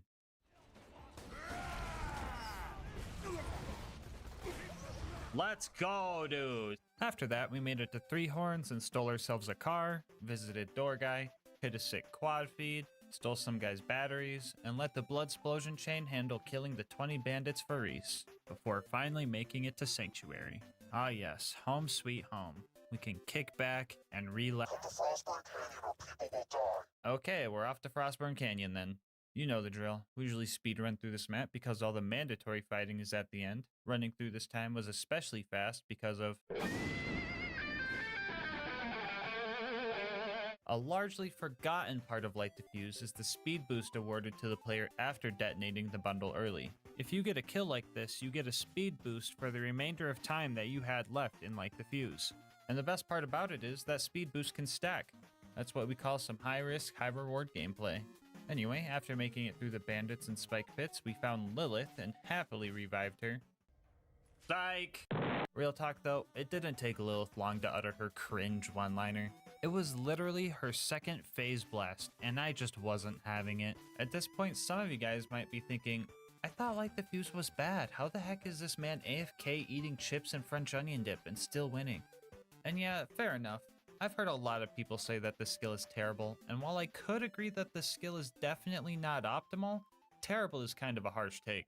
Ironically enough, I think that Light the Fuse excels in the third playthrough. Did you know that this skill receives a 600% damage boost in UVHM? Because it does. If we take the health multipliers from each playthrough, we can see that Light the Fuse has the best potential in UVHM. I also find it kind of funny that TVHM is the worst time to use this skill. Anyway, yeah, Light the Fuse isn't bad. It's just not as strong as swapping to a Norfleet. What the f, amigo? Vos estás re loco. For example, I still can't kill these big psychos, so that sucks. I had two options for these guys. I could wait for Lilith to take care of them since they don't have health regen, but relying on Lilith plus waiting on Lilith isn't something I want to do. So I just lured them over here and let Pull the Pin handle it. You can't see it in the clip, but they definitely got launched off the cliff here. After all that noise, we set off to Ellie's to get a car upgrade. I couldn't afford a new car, so I got a local job working on a food truck. They put me on hot dog duty, we destroyed the competition, and I managed to make enough money for a new car, and then we set off to the Bloodshot Stronghold. Bad Ma was waiting for us, and I had a plan for this fight. Come closer. Come closer, big man. It was at this moment that he knew. He fucked up. There we go. Easy. It was now time to fight our way through the ramparts. They thought they were going to be able to stop me with their numbers and manpower, but they didn't know about my main goal. My main goal is to blow up. The close quarters combat here made it easy to set up blood explosion chains and corner enemies.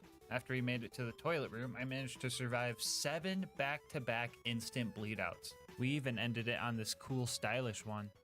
Hold that, wait. Hold on. Come down here. Truck it. Oh my god. Angry Michael showed up and he made the mistake of standing too close to the edge. And then we had a little family gathering. Oh, he's got a, that's a suit, that's one of me behind me. It's my own brethren behind me. We caught up to Roland and watched him get kidnapped by our next big problem, the Warden. Fun fact. Constructors have a 90% damage reduction to Grenade Splash. Also fun fact, Light the Fuse and Blood Explosion are both considered Grenade Splash. Another fun fact, the Warden can take Roland to the Hyperion Friendship Gulag if you don't kill it fast enough. Fun fact, we're going to the Gulag. Yeah, I tried my best here, but we just did not have enough damage to take him out. Especially because our potential revives were all super loaders or angelic guards, so bye, Roland. Anyway, usually the Gulag version of this fight can be harder because the Warden also has the ability to moonshot loaders in over there. But like, what's the worst that can happen? They down me? Yeah, the extra bad guys actually came in handy to set up for bigger blood explosion chains here. Only thing we had to be careful of is our bleed out timer not getting too low. So how bleed out timers work in this game is that every time you go down, your bleed out timer will be reduced if you went down within 26 seconds of your last second wind. In order to reset this, you would not only need to wait longer than 26 seconds before your next down, you would also need to get a second wind with that already bad bleed out timer.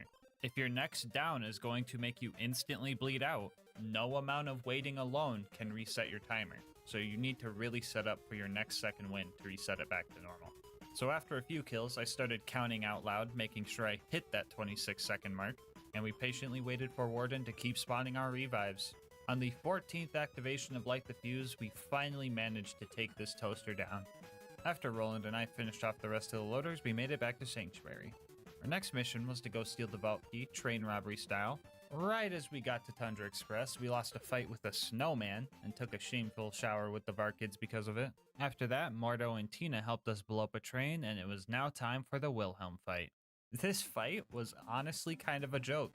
Homie straight up just spawns 2 surveyors every 20 seconds, and that makes it way too easy to just blow up. Altogether, it took 7 full detonations and 1 beef stick to take Wilhelm down. After that, we got back to Sanctuary. Lieutenant Davis wanted to try our build out, so I tried to show him the ropes, but I don't think he understood that well. Oh no, I got all of Sanctuary doing it now. What have I done? What the f***, Lilith? On the way to the fridge, we found a tubby skag and blew his cute little head right off of his body. He dropped an Unforgiven, so that's pretty cool. Which reminds me, I've got all these save files on my Discord channel. If you want to try any of the runs you've seen me do on YouTube, there's a link in the description. Anyway, after almost surviving the fridge, we fumbled again and forgot to hit the fast travel objective. After we got that fixed, we started our fight with the Hungry Moon Squid. Yeah, this one didn't go good at all. I had no hope of killing this thing, especially since it can just hide underground as I try to detonate, or just say, I have a shield now, and ruin everything. So I decided to hire some friends to help me out. Except, they weren't my friends at all, actually. It was really hard to get them to stay mad at the Thresher because as soon as it went underground, their lack of object permanence kicked in and they just started blasting me. After like an hour of trying to figure it out, I got to a spot where they would just leave me alone and fight it out themselves, and I just took my hands off the keyboard. About 2 minutes later, the Thresher kicked the bucket and I made off with the contents of its stomach. Overlook was up next, and with the hordes of loaders, you would think this wouldn't be too bad. Only problem is, they really just didn't want to target me. Shoot me! Shoot me! Shoot me!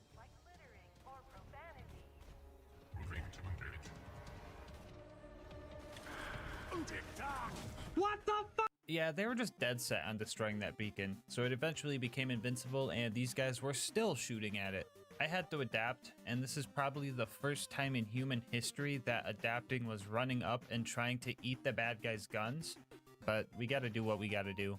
After what felt like the longest Overlook fight of my life, the fast travel landed and we made our shameful escape. We weren't at Sanctuary long before we were given another job to do while everybody else sat around. What is our job anyway? Oh, come on! Anyway, after wounding all the loaders by simply not getting a second wind, we ran through the preserve and started taking out all the required bad guys. I had to be a bit careful here because I knew an Uba was coming up. That's an acronym for this, by the way. And in order to take this thing out, I was going to need to really utilize the 2 loaders it spawns with. I was really scared that I was going to have to farm map RNG for this barrel to be slag for the kill, but I was lucky enough to kill him without needing to do that. And I was even lucky enough to do it a second time because I forgot to grab Doctor's orders. We started fighting the loot dudes, and this time around I figured bunching them all up would increase my odds of surviving. I died anyway, but on the bright side, the corrosive skag killed all the jet loaders for us, so that was cool. We ended up getting a legendary Psycho class mod and an Infinity, so that's pretty neat. And after playing fetch with the local puppies, we made it to the Bloodwing fight. At face value, you might think this fight is just not possible. She has 3 phases to fight and resets if I end up dying, and that math just doesn't add up to me winning. But lucky for us, right about the same time she lands and gets into our range, she also spawns a bunch of skags. Those skags are also getting slagged by Mordecai. I think you guys know where this is going.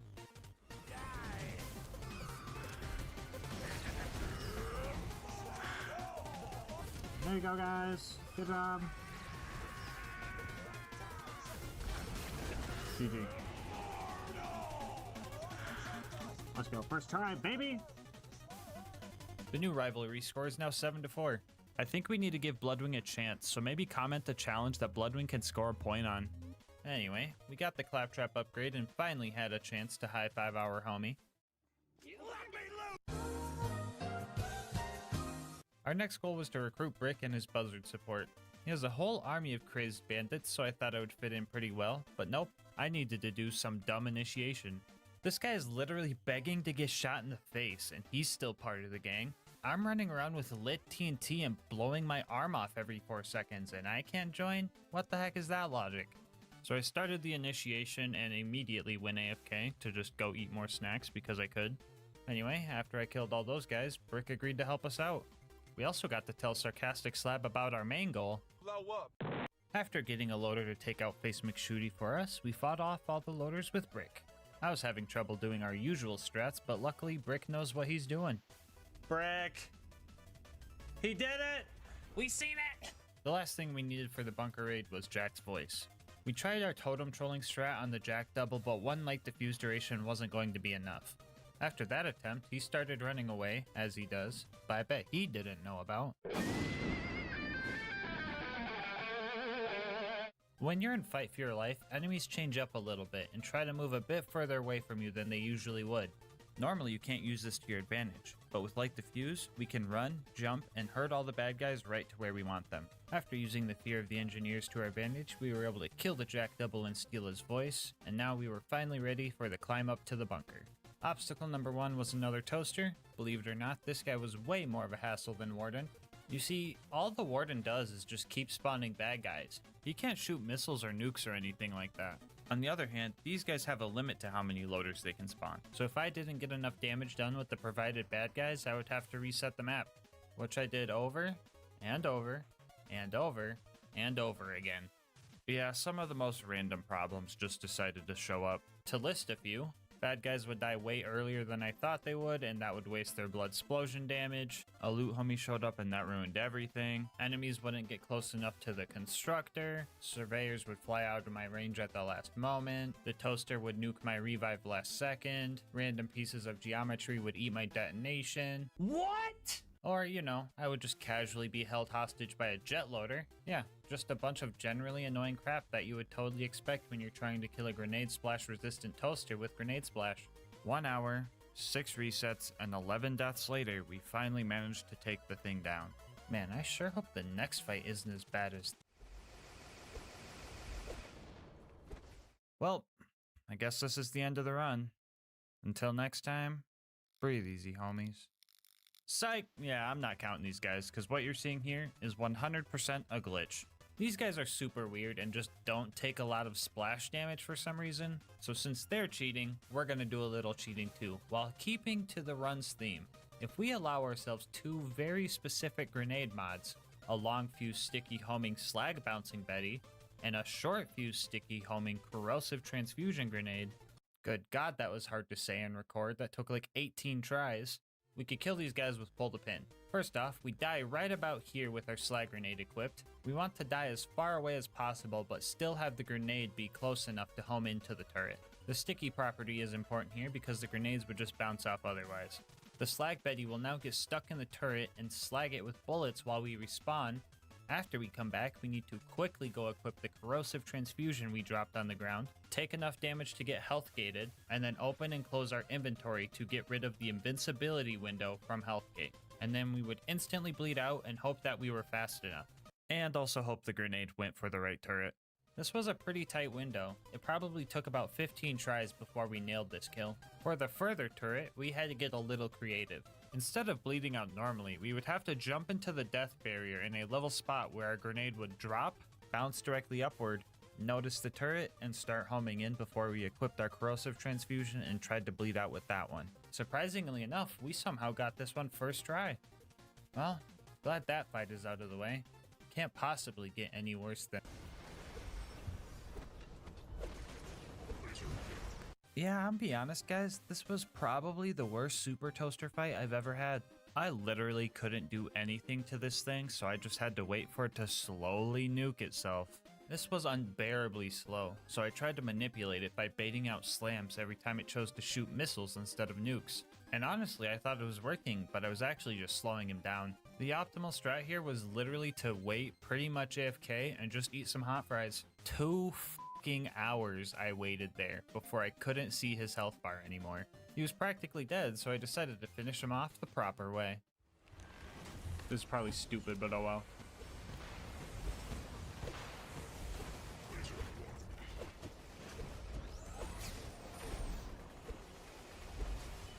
Just do it.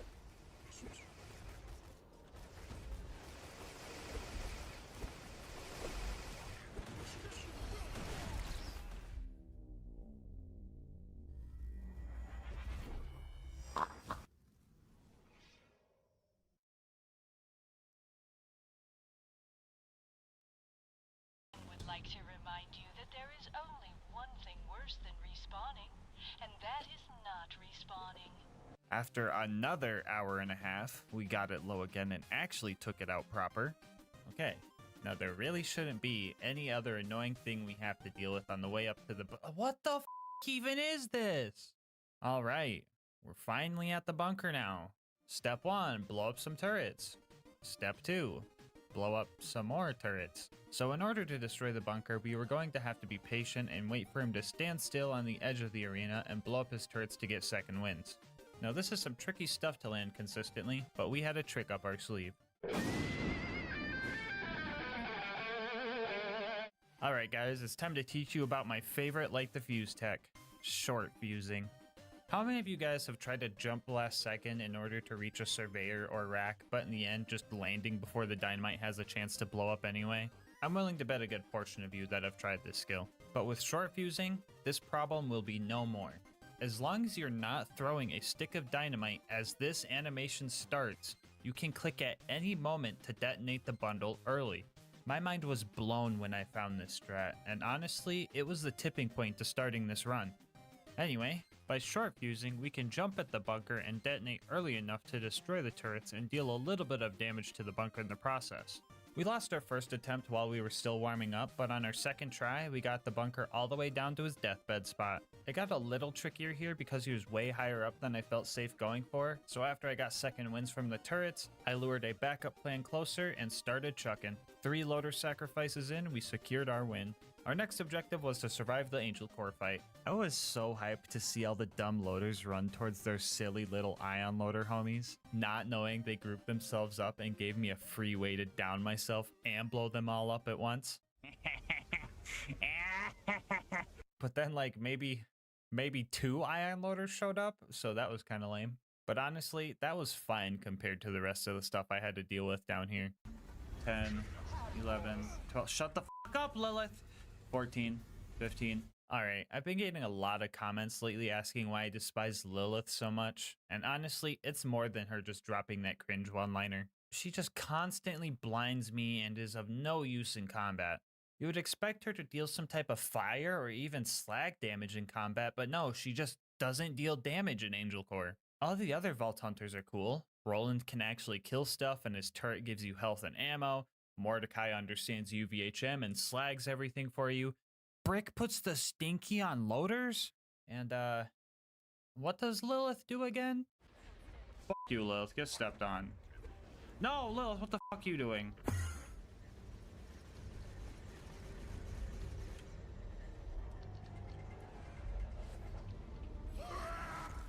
She takes me to the fucking back rooms? This game is cursed. Why does this always happen to me? I can't make this up. Anyway, so the last few loaders are all the super ones, and in order to kill those, we were going to need some fodder enemies. If we somehow messed this up and we're stuck in a 1v1 versus one of these things, we were going to have to restart Angel Core entirely. I was down to the loader and 1 turret, and needed that loader to be as close to the turret as possible. And of course, Lilith kept distracting it. Oh my god, bro. We eventually managed to take it out and did not need to redo the entirety of Angel Core, thank goodness. Anyway, Roland died. That is literally what I wrote in the script, so I'm just going to go with it. And Jack kidnapped Lilith. Great, now I won't have to listen to her. She's in my brain now, come on! We made it to Sawtooth Cauldron and started taking out the ambush commanders. This place was pretty crowded with bandits, so herding them to the big guys was actually pretty simple. I may have had a few minor blunders, but they all died in the end, and that's what matters. After those guys, we bombed Boombringer and accidentally looked at the explosion, but it somehow still counted as me not seeing it, so I'm basically a cheater now. We found Mortar and decided to let him live. We totally didn't try to kill him and failed miserably. No, that would never happen. I needed him to damage me for this next fight. So, buzzards. Not exactly something I could just chase down, so for this fight, we're going to need to do some shenanigans. Man, do I just make the same funny edit as I did in the last video? Screw it, why not? Time's up.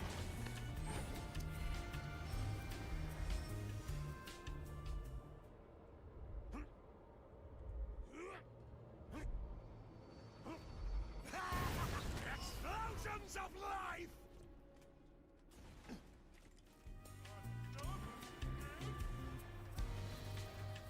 Anyway, yeah, we had to pretty much just get the buzzard as they spawned in order to get all these guys taken down. It took a while, but we got all 5 and stole a bunch of explosives.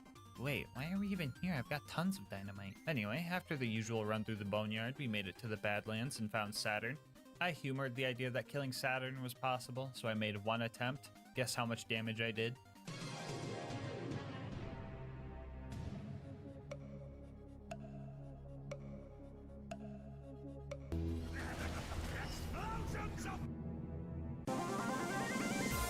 Anyway, yeah, we got the data and it was time for the final stride towards the vault. The mobbing at the claptrap door? Easy. Skipping Heroes Pass? Even easier.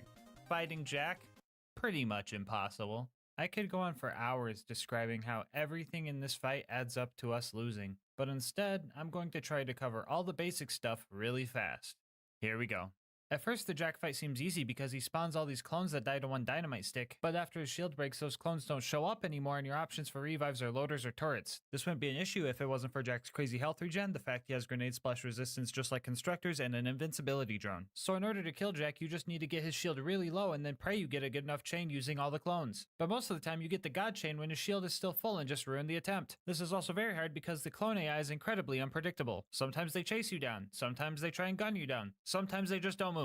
Which isn't helpful considering that we have to lure them all over to the spot for the blood explosion chain, because when Jack's shield breaks, he instantly teleports to the console, meaning the chain has to end here. But getting an actual chain is super hard because if you have too many runners, they clump up and it doesn't actually chain and it doesn't stack any damage. And if you have too many gunners, they're not close enough to get hit by the explosions. So you have to deal with their already buggy AI and spread them far enough to make the fight work. Also, apparently if multiple enemies die at the same time, only one of them will blood explode, and 99% of the time is the one that wasn't near any of the other bad guys. Yippee. I was honestly lucky to even enter Light the Fuse because these guys barely deal any damage. I could slag myself using Lilith's laser, but she can't slag Jack or any of the doubles because she's a She could slag the rack though, so maybe we can add those to the chain. Nope. You have to hit them with a stick of dynamite to get them mad, but that usually just kills them. And even if you do get them mad, they usually only do one swoop before forgetting about you again. We also need a bunch of bloodlust stacks for the chain to work, so we have to make sure to activate BuzzX Rampage after our initial detonation so that Taste of Blood gives us 45 stacks per kill instead of just 1. And then we have to try to keep these stacks by jumping on the bad guys' heads.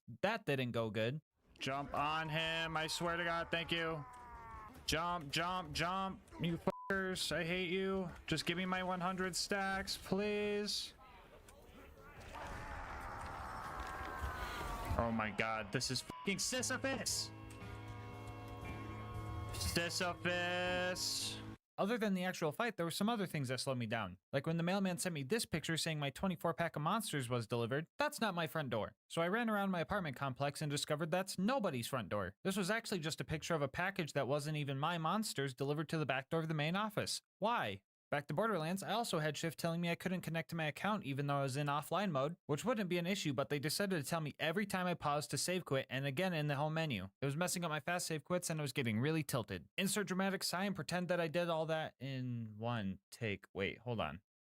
Anyway, after 6 hours, I decided that OP2 Jack just straight up wasn't possible. So this fight is going to have 2 endings. The normal ending and the stinky ending. If we allow ourselves to use pull the pin with a singularity grenade, we can win the fight like this.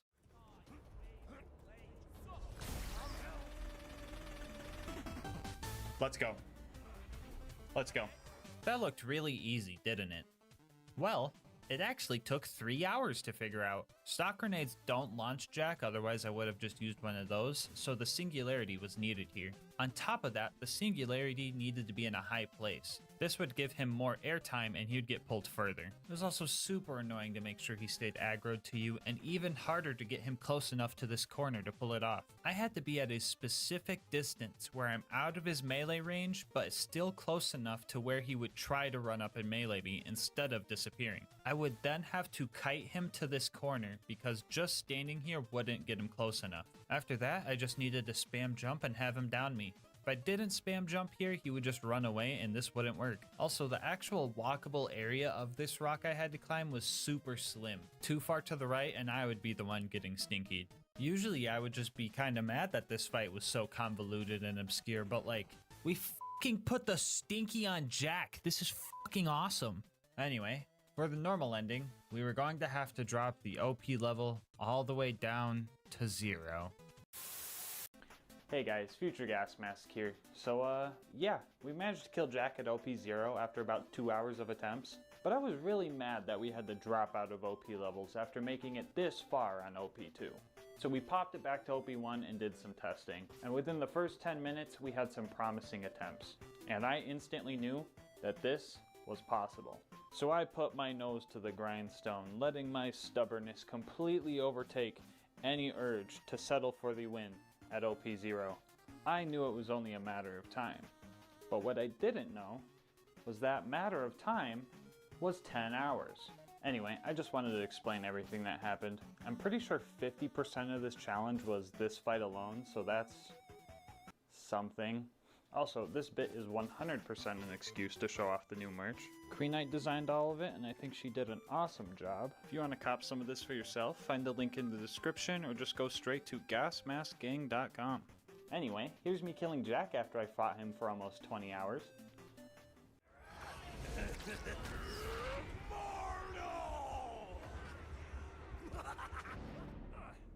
That it? Huh? We're staying OP levels! We're gonna fucking do it! And that just leaves the warrior. The plan here was to lure the crystalisks over to where the warrior stands and use them for revives while damaging the warrior with our thrown sticks. This fight was honestly so much easier compared to the Jack fight, but we still ran into some issues.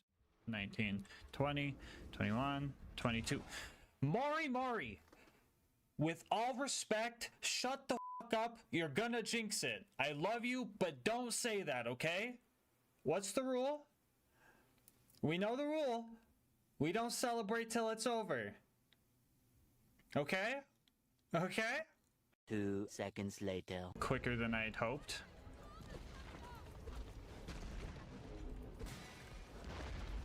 What the fuck? Whoa. Hold on.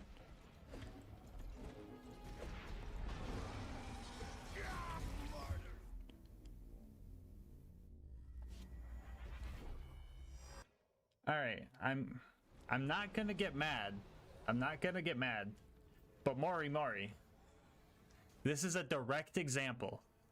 Anyway, our other issue was that the crystalisks just straight up disappear when he enters his deathbed spot, leaving our only options for revives being rack or blowing off his chest pieces. So after a few failed attempts, we devised a strategy. When the warrior was close to entering his deathbed, we would make sure not to put him under that health threshold while he was already sitting in that spot. That way, when his health did get low enough, instead of standing there with no chest pieces for revives, he would dive under the lava one last time and regain his chest armor so we could guarantee at least one revive in deathbed phase. Using those chest pieces and this rack that luckily glitched out, we were able to take down the warrior and finish this run. Which means, yeah, you can beat Borderlands 2 with only Light the Fuse, even at OP1. Bonus content time, woo! We faced many hardships in this run, and we prevailed over every fight we were faced with. All except for one, and I think revenge is a dish best served cold. So we started blowing up snowmen. All these bandits and frosty dudes were no match for me.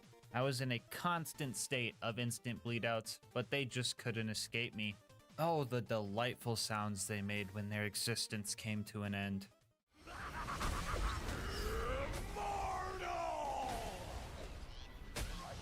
Those satisfying crunches drove me to keep going right up to the very end when we faced off against the abominable Mr. Tinder Snowflake. He threw every last one of his soldiers at me, but with my ballpark francs in hand, he suffered a cold, cold defeat. So in case anyone ever wondered this, you can beat how Marcus saved Mercenary Day with only light the fuse. Before you go, I just wanted to say thank you guys so much for making it this far into the video. If you want to support the channel, make sure to like, comment, and subscribe. Doing all that helps the channel a lot. I also read all my comments and love hearing your guys' ideas and kind words. If you want to support the channel more directly, consider becoming a channel member. 99 cents gets you emotes and videos a day early. You could also save yourself some money over at Instant Gaming using my link, or you could check out the new merch store. I will leave my Discord and Twitch channel where I stream these runs live in the description. And last but not least, shout out to Mango Soda who drew this video's thumbnail art. They do commissions and will also be linked down below. But until next time, breathe easy, homies.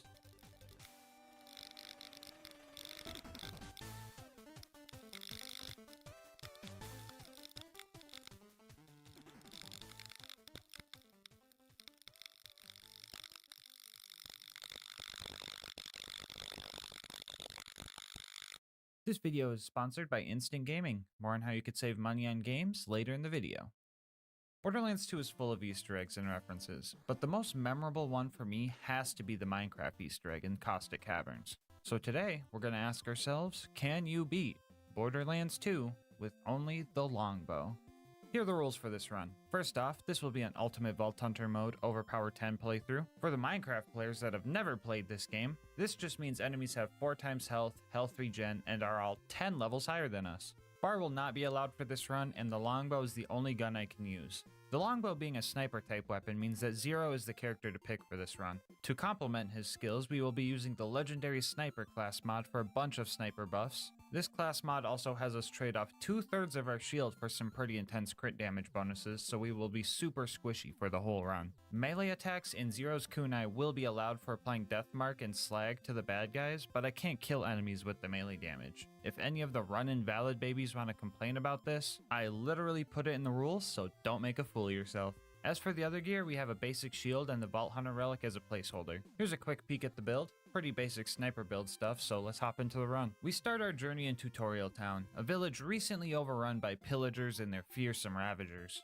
And just like any Minecraft raid, I used my bow to start taking these guys out from afar. Lucky for us, every single longbow you find in this game comes with a flame enchantment, making combat with these fleshy bandits and creatures relatively easy. I used my time here to learn the arc of the arrow shot so I could hit crits more efficiently. The longbow being one of 3 snipers in the game with no scope and also shooting Minecraft arrows at an upward angle made it a little goofy to aim. The 10 out of 5 in velocity, tripling our bullet speed, also made this pretty chaotic to learn. I found we were really accurate when we used the top of our crosshair to aim instead of the middle. Anyway, we met with the town's only surviving villager. He helped us fix up our iron golem friend, and we made our way towards the first boss fight, Boom Boom. Here we learned a pretty valuable lesson for this run. No crits, no damage. This sniper is definitely a skill cannon, especially when it comes to armored fire-resistant enemies like Boom Boom. Even on basic enemies, body shots won't get you very far, but if you set it up and land the headshots, you get the results you need.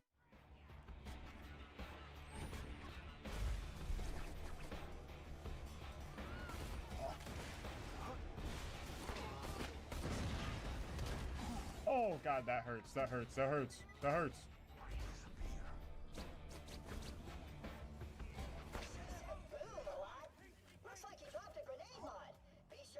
After we dealt with those guys, we fought our way up to Flint. And I actually took my time here because I somehow survived this long while being super squishy this whole time. In most of my runs, I'm around 20 deaths at this point, so I was super focused. We made it to Flint and totally expected that this run could end here. Flint being a fire-resistant boss that has a phase where fire damage heals him was one thing, but also giving him a mask that blocks most of your crits made this fight pretty dumb. Before this run, I was under the assumption that you just couldn't kill Flint with fire weapons. Like, look at this clip of me spamming him with a fire Norfleet. That's not a great sign, eh? I knew this fight could be a roadblock before I even started the run. So I came up with a strat so cheesy, so goofy, and so impractical that I really didn't want to use it if I didn't have to. I'll be calling this strat Plan B. Plan A was to knock Flint out of his arena and bug out his AI, and then we would just feed him crits and hope that we could fight against his health regeneration. And at first, it looked like my arrows weren't doing anything, but Zero had a trick up his sleeve. I'm talking about Critical Ascension. This skill gives Zero more crit and sniper damage for every crit he hits. These stacks of Critical Ascension will start decaying if you stop getting crits after a short period of time or swap to a non-sniper weapon. So now the question was, could I stack enough Critical Ascension to actually move his health bar? Slag, please. Please slag.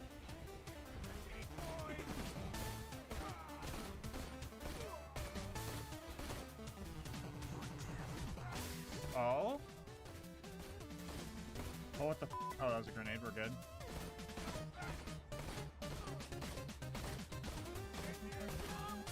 No way. We have enough ammo, dude? We don't need slag. We don't even need slag. Oh my god.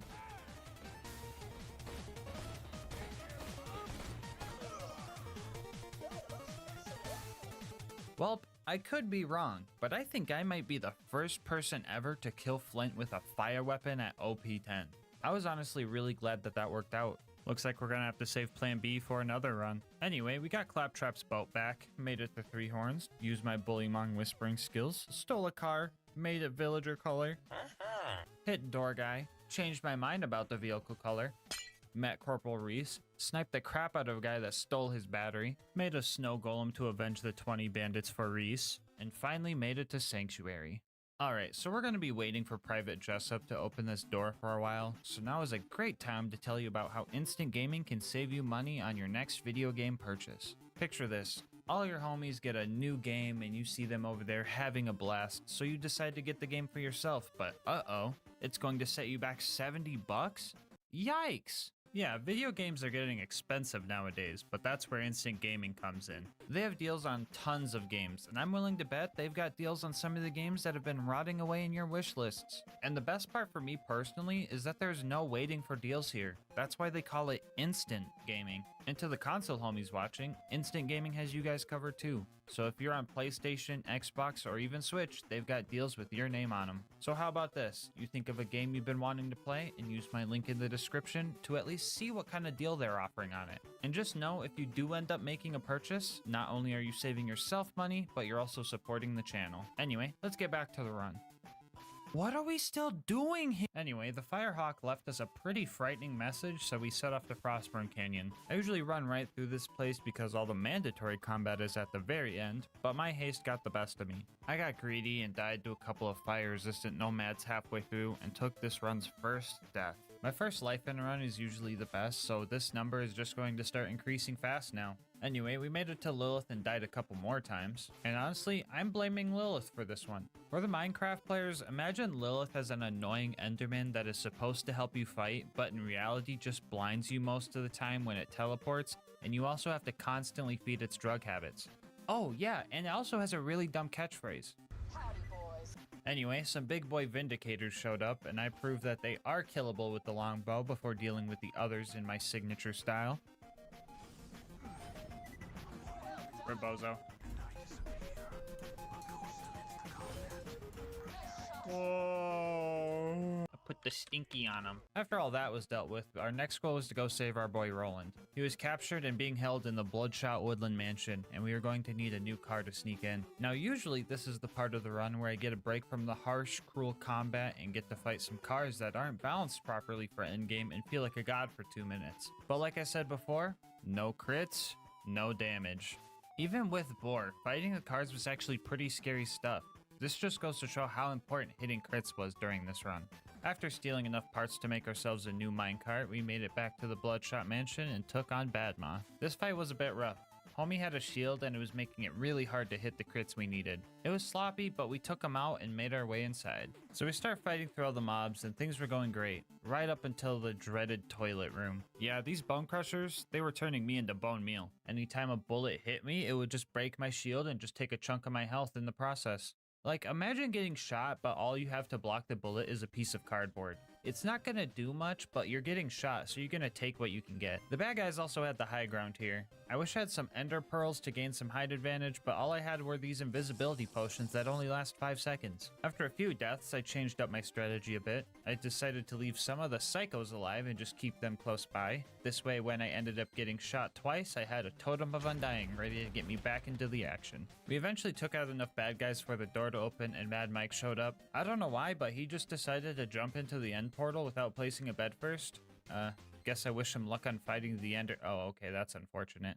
Oh well. We found Roland and he was in big trouble. Homie set off a skulk sensor and the warden came and nabbed him up. We had to be quick here because if we didn't kill the warden in time, he would take Roland to the friendship gulag where the fight is a lot harder. On the run up to him, we fought our first loaders and honestly, that didn't go too well. These yellow health bar armored enemies are fire resistant and we end up doing about a quarter of the damage that we should be doing. So if fighting these basic armored enemies is rough, how is a giant armored enemy that spawns more armored enemies going to go? Well, extremely well considering that he has a giant crit spot and doesn't move at all. Yeah, I was able to get a good amount of critical ascension stacks using this Rainbow Six Siege type angle, and I managed to take out the warden before it could even spawn any bad guys. Anyway, we fought off the rest of the loaders with Roland and made it back to Sanctuary. Our next mission was to blow up a train and steal the vault key. For the first time in a while, we were able to light the 3 Vard kids on fire without needing a fire melon. And after that, Mordo and Tina helped us make some TNT to blow up that train, but not before it could take another victim.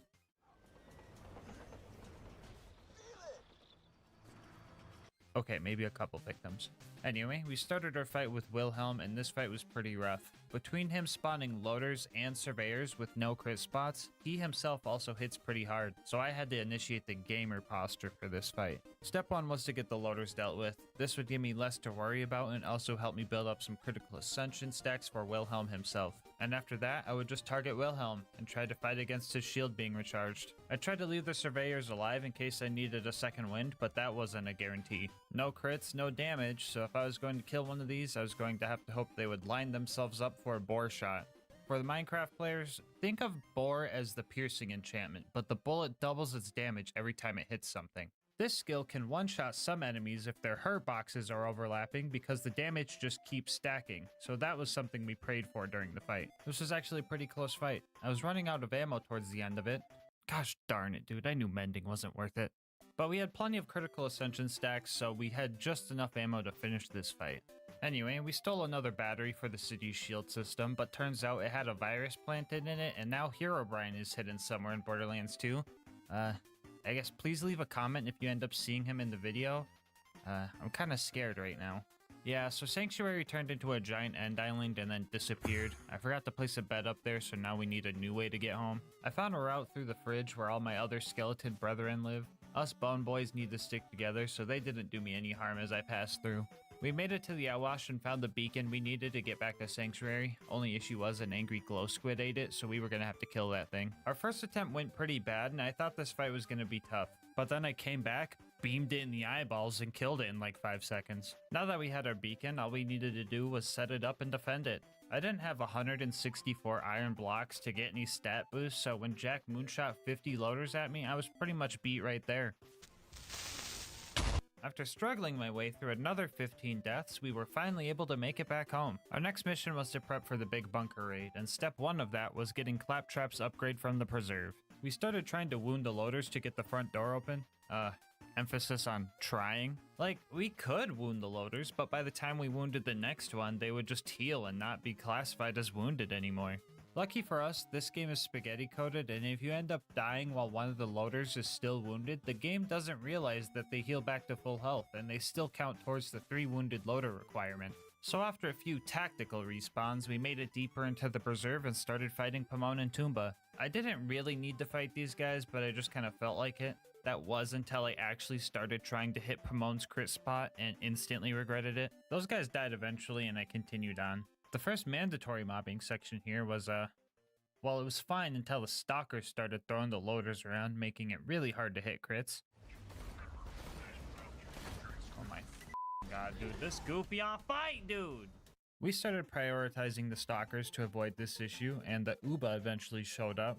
This thing is big and slow, so hitting crits on it was pretty easy. right up until both of his arms fell off and no longer had any crit spots. Honestly, not sure why his eyeball is in a crit spot, just like literally every other loader, ever, but at least these guys are one of the few enemies that don't have health regen, so we just had to be patient. But this still took a long time. Long enough that the loaders we previously killed hit their 25-minute respawn timer right as we were running out of ammo, so that was a bit scary. We managed to clutch up though and made our way to the loot dudes. Much like the baby zombies in Minecraft, you want to fight these guys one at a time because having 4 of them on you would be pretty bad. I think our gear had looting on it because this time around we got 3 legendaries. A Logan's gun, a Shred-a-Fire, and a Maggie. Pretty good haul. Which reminds me, if you want any of this cool loot or to try this challenge for yourself, I have the save file on my Discord server. Link in the description if you want to join. After that, it was pretty much a straight shot to Bloodwing. Uh-oh. Wolves, my sworn enemy. Anyway, after losing a few ribs, we made it to Bloodwing. So this fight had the potential to be pretty tough, because it's a 3-phase fight where she goes through fire, shock, and corrosive phases. During my last run where I was tied to a gun locked to one element, this fight took a long time because that last corrosive phase had so much damage reduction. Lucky for us in this fight, we take on the fire phase first, so all the pressure isn't built up to the last phase. We could die during this fight and it wouldn't be a big deal since the first phase is the only one to worry about. But honestly, we're getting ahead of ourselves and worrying too much. This gun killed Flint, and I fought the Ender Dragon before. So you think some spicy bird can stop us? Thank you.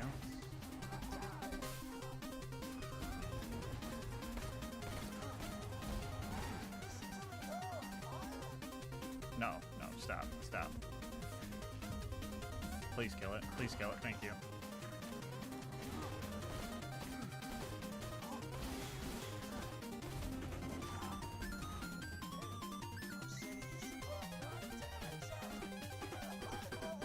Cool.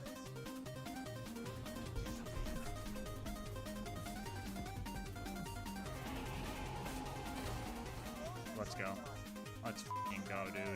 Alright guys, Bloodwing is starting to get bodied. I've got a feeling she won't back down easily though. Anyway, after stacking a bunch of critical ascension off of Bloodwing, we grabbed the Claptrap upgrade and made it back home. The next thing we needed for the bunker raid was Brick's air support, so we made our way to 1000 Cuts. And yeah, at this point the game just started falling apart. I think I tried to do that when I died. No.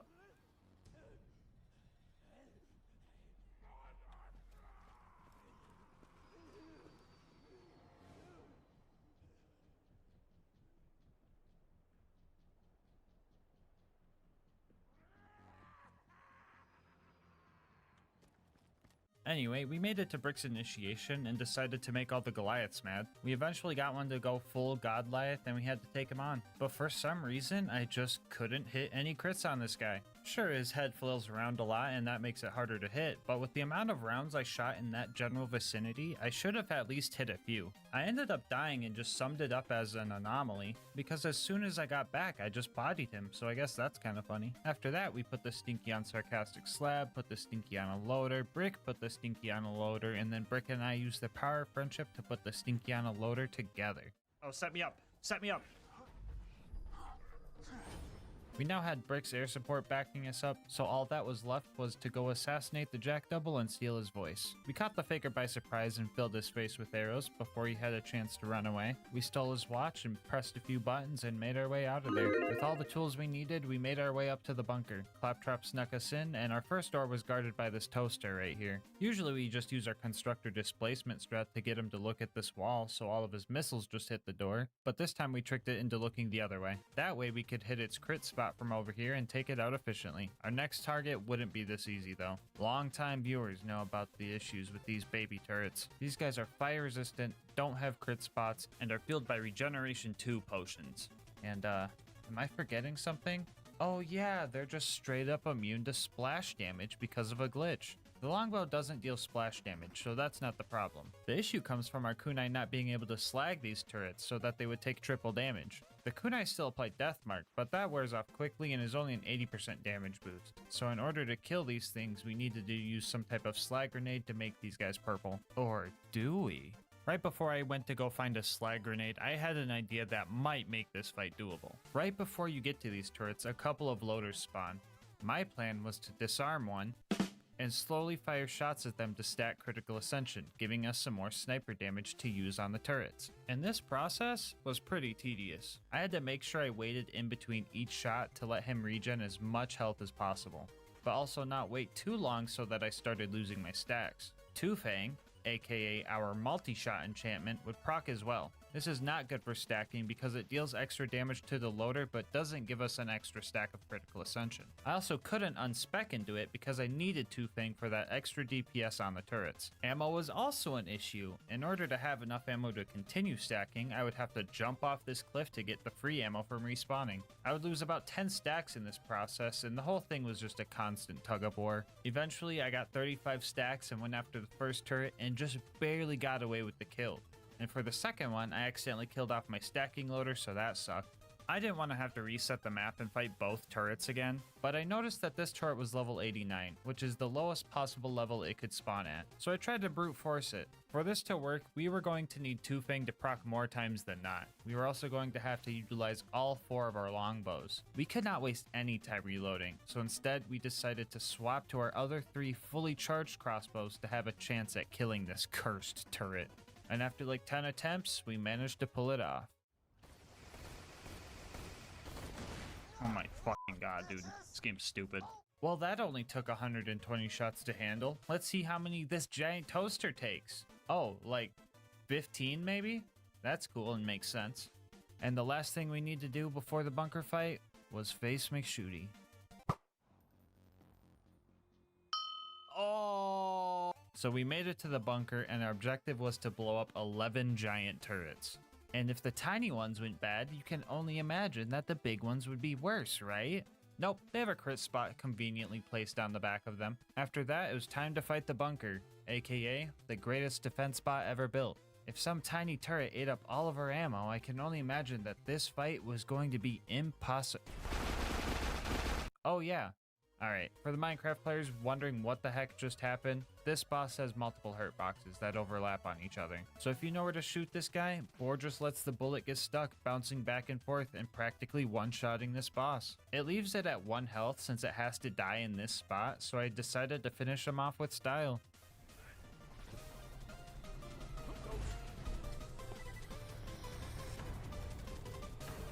Let's go.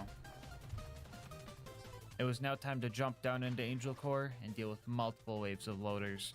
This should be fine though, right guys? Sure, the laser turrets have aimbot and no crit spot, but there will be plenty of loaders to stack critical ascension on. Everything's gonna be fine. Howdy, boys. Ah, fuck, the Enderman is back, hold on.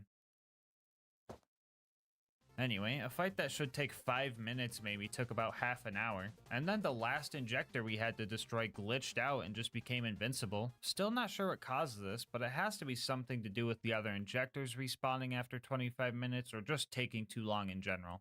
We got lucky and our kunai managed to take it out for some reason. I don't know, spaghetti code or something. I'm just glad we didn't have to redo this whole fight. Anyway, Roland died, the Enderman got kidnapped, and now we had to go to Sawtooth Cauldron. Here we had to take out 4 more shielded nomad dudes, and honestly, I was just kind of getting farmed by these guys. I was just constantly surrounded, and if you mix that with how squishy I was, you get an experience similar to falling into a mob grinder. We eventually got enough sneaky headshots and destroyed Boombringer so that Mortar would come down and fight us. The last thing we needed to do was fight a few ghasts, but this blaster Goliath was causing chaos up here. I decided to knock his helmet off so he would enter rage mode, but then my guy just started trying to punch the buzzards and just fell off the tower. That didn't matter though, because homie just set his game mode to creative and flew his way back up here.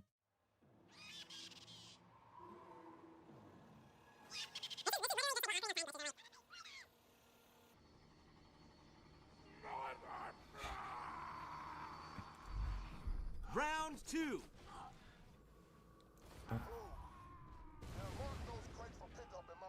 Honestly, I don't even want to talk about killing the buzzards anymore. Just know that I did. I was way too invested in this guy's journey. He was launching other bad guys around and I wanted to see what happened. But tragically, he ran off too far before I had a chance to put a name tag on him, so he despawned. We'll miss you, Blaster Goliath.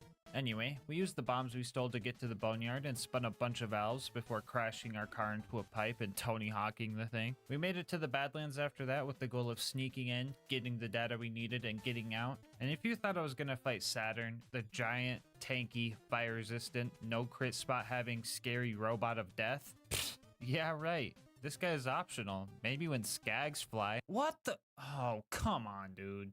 So the plan to kill Saturn was to use his little turret attachments to rack up bore damage. These turrets have separate health bars and have health regen, while Saturn doesn't. So after hitting one of these turrets, I would let them regen a little bit before continuing to use them against Saturn. After one heartbreaking fail, we managed to get the kill, sneak in, steal the data, and make it out. Were you expecting me to stay alive? Well, that's your own fault. We were finally ready for the final stride towards the vault. Combat at the claptrap door was going to be pretty scary because super surveyors spawn. Normal surveyors are an issue because they don't have crit spots, and now imagine one that's 5 times tankier. The plan for these guys was to lure them into a trap by wounding other loaders and hoping we could slag them with kunai and just brute force it. Or, you know, it could just fly too close to another surveyor and just get bored. We managed to stack a good amount of critical ascension during this big fight, and that helped us finish it relatively well. After that, we did the parkour map known as Heroes Pass and made it to our fight with Jack. The first phase of this fight isn't anything too special, but when Jack's shield breaks, 2 things happen that could cause some issues. First off, he's got some crazy health regen. And second, he spawns another one of those darn surveyors that gives him an invincibility shield. After 5 attempts, I managed to accidentally bore kill the drone, and then Jack just glitched out, letting me finish him off pretty much for free. And just like that, it was now time for our final fight with the warrior. So this fight would be pretty tough if we did it the intended way. The warrior has multiple slam attacks that are pretty much undodgeable, and our only realistic revives were phantoms, and healing was out of the question because the slams were just way too frequent.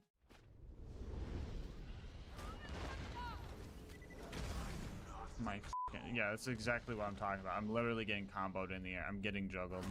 Now we could use one of the 64 different safe spots next to a respawning ammo crate on this map and just take him out the boring way. Or we could do something funnier and trick the warrior into stepping on a Lego and taking him out the boring way. As the warrior sat there with 1 HP left to spare, we set ourselves up and ended this run.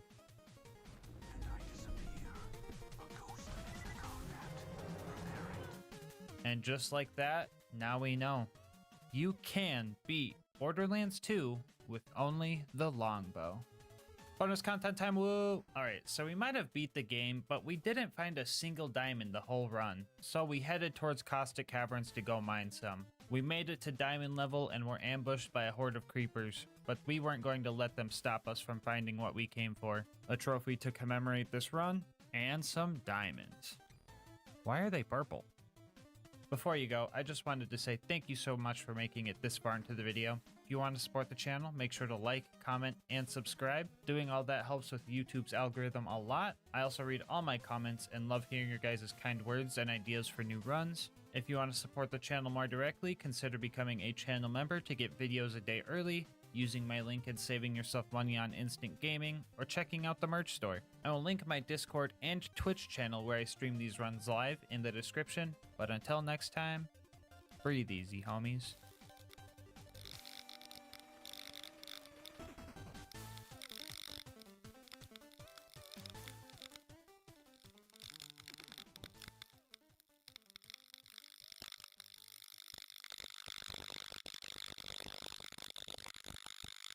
The Alien Blaster is arguably one of the best weapons in Fallout New Vegas, but when you factor in its limited ammo, you realize it won't last forever.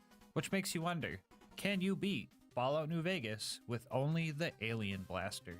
The rules for this run are simple. The Alien Blaster is the only weapon we are allowed to use. Any type of environmental damage from other NPCs or traps is fair game, with the exception of companions. It would be too easy to let them do all the work, so we're just banning them outright. And to add some challenge, we are going to be playing on hardcore, very hard difficulty. For the Fallout newbies that are usually here for my Borderlands challenges, hardcore mode adds hunger, thirst, and sleep meters and makes healing broken limbs a bit harder, and the very hard setting makes it so I take double damage and only deal out half damage.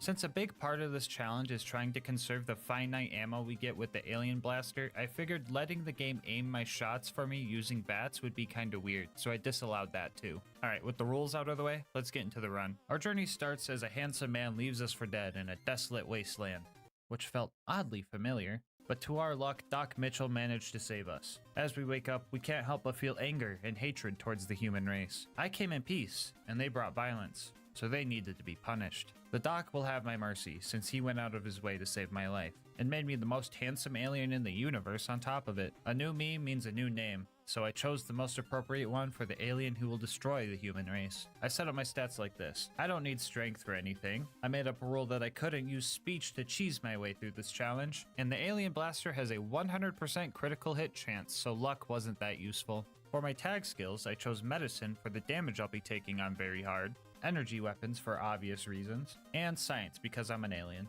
And for my starter traits, I chose trigger discipline to help with landing shots and conserving ammo, and wild wasteland because the alien blaster does not spawn without it. On our way out, we grabbed everything of use from the dock and sold everything not of use to Chet. We also stopped by the schoolhouse to grab some extra food and a stealth boy before plugging in the coordinates to the nearest alien ship, which was pretty much on the opposite side of the map. So while we try to sneak past these death claws, I'll tell you guys about our partner, Instant Gaming. Instant Gaming has been my go-to place for video game deals. Thanks to them, I got Fallout New Vegas for under $3. That's $7 I saved to buy myself a monster and get me through this challenge. And Instant Gaming has deals on all sorts of games, and their deals are hard to beat. No more full price games, no more waiting for deals, and no more games dying in your wish list. Are you a console player? Not a problem, because they've got you covered no matter if you're on PC, Xbox, PlayStation, or even Nintendo Switch.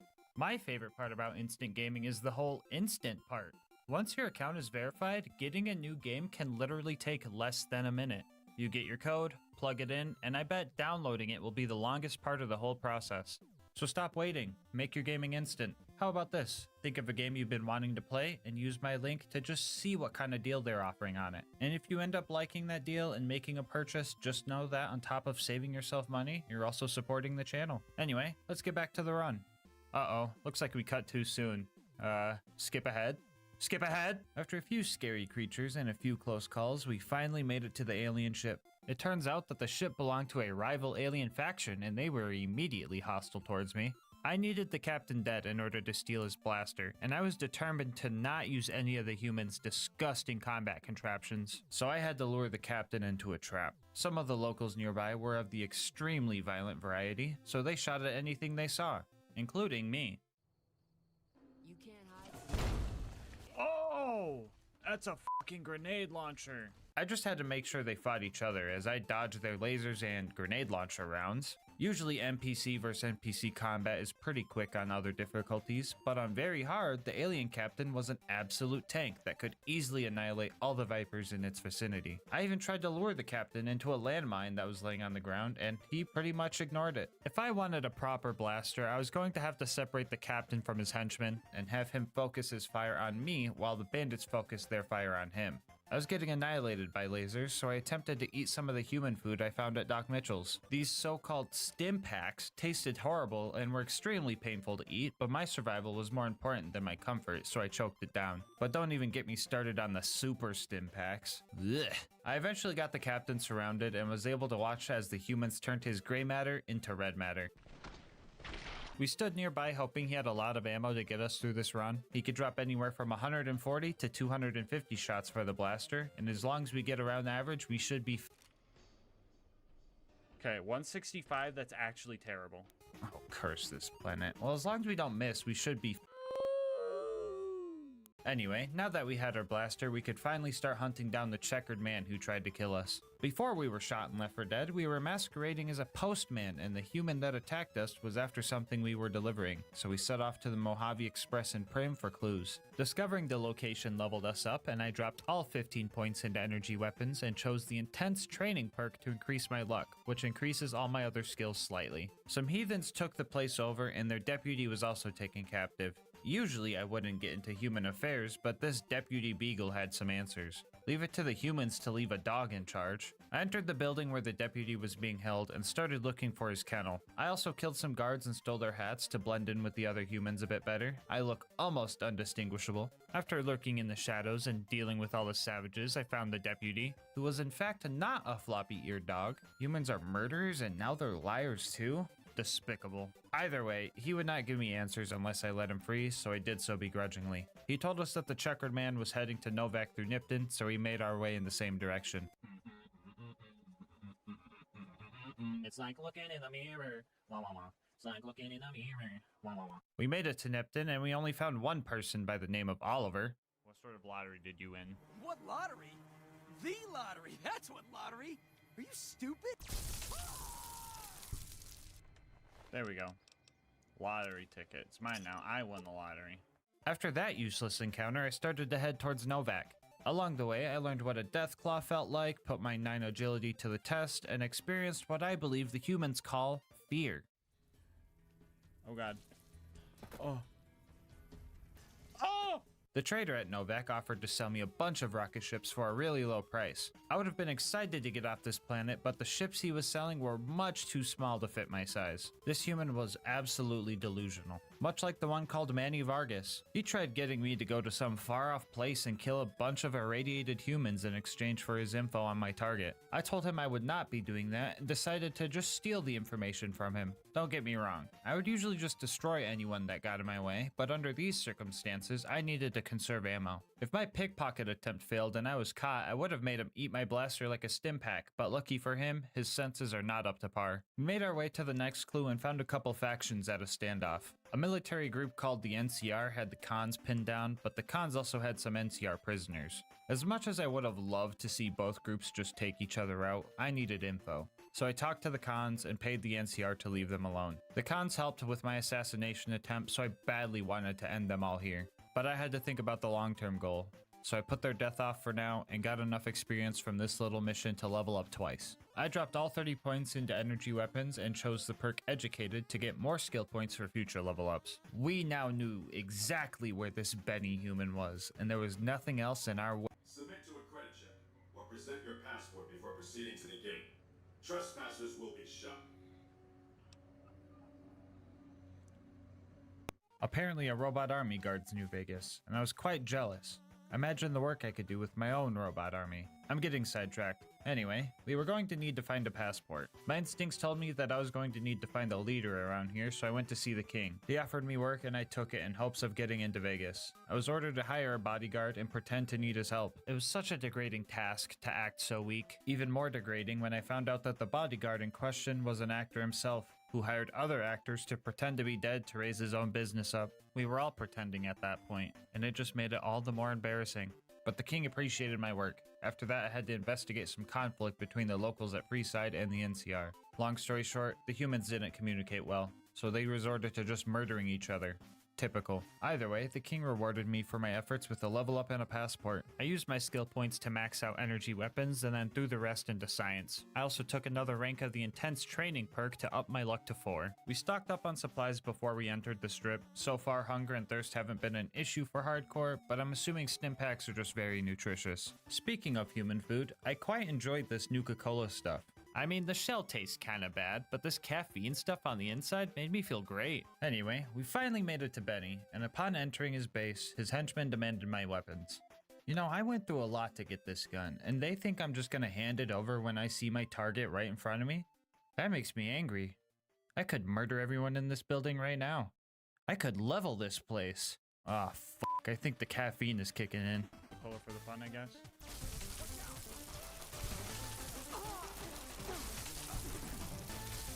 Oh god. Good. Cool. Oh. Okay. Stop. Good. Oh. Good.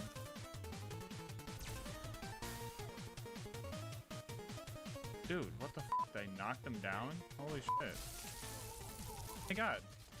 They actually do. Holy shit. Why are they fighting me? Whomp. Who's next? Womp. Anyone else? Okay. Note to self. Human food causes anger, mania, and blackouts.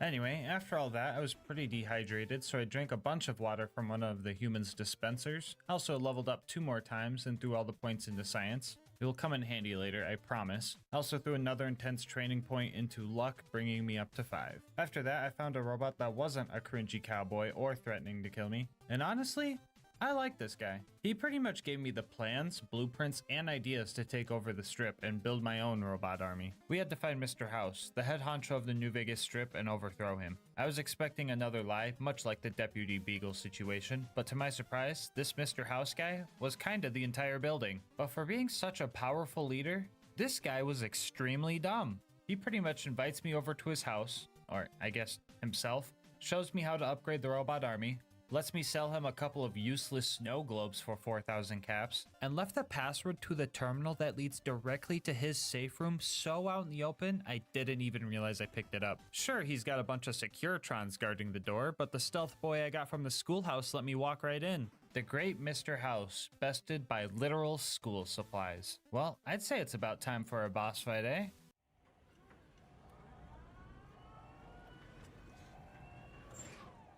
Man, what the fuck is this? I got catfished. Man, well, in that case, let's just end this guy with a headshot. Ooh-wah.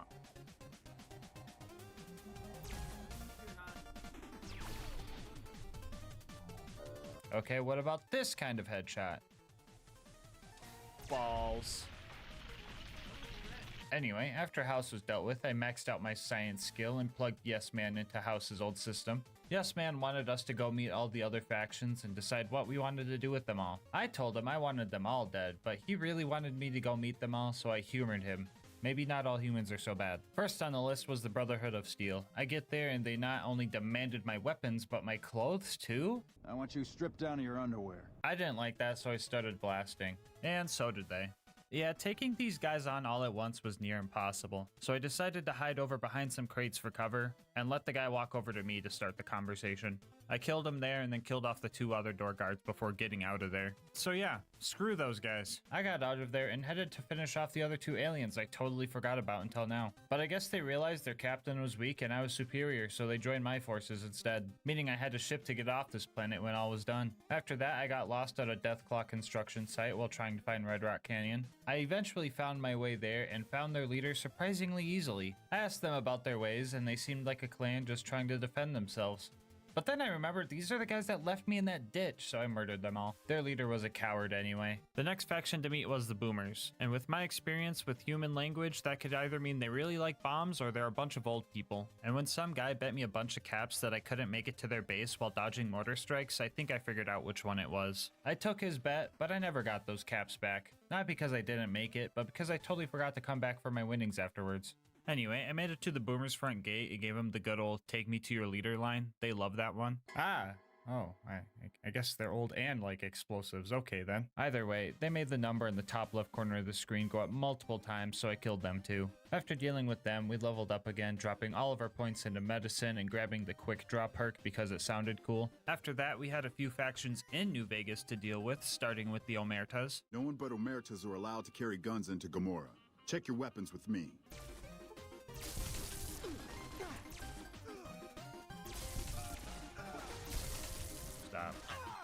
Stop moving.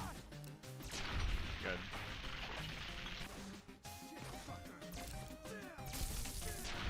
Okay. Man, I am so sick of these humans demanding my weapons. Let's hope that the white gloves are a little more understanding. Beg your pardon, but could I trouble you to turn over your weapon? Jeez, man, I don't know why people just keep demanding things from me. Is that just how humans work?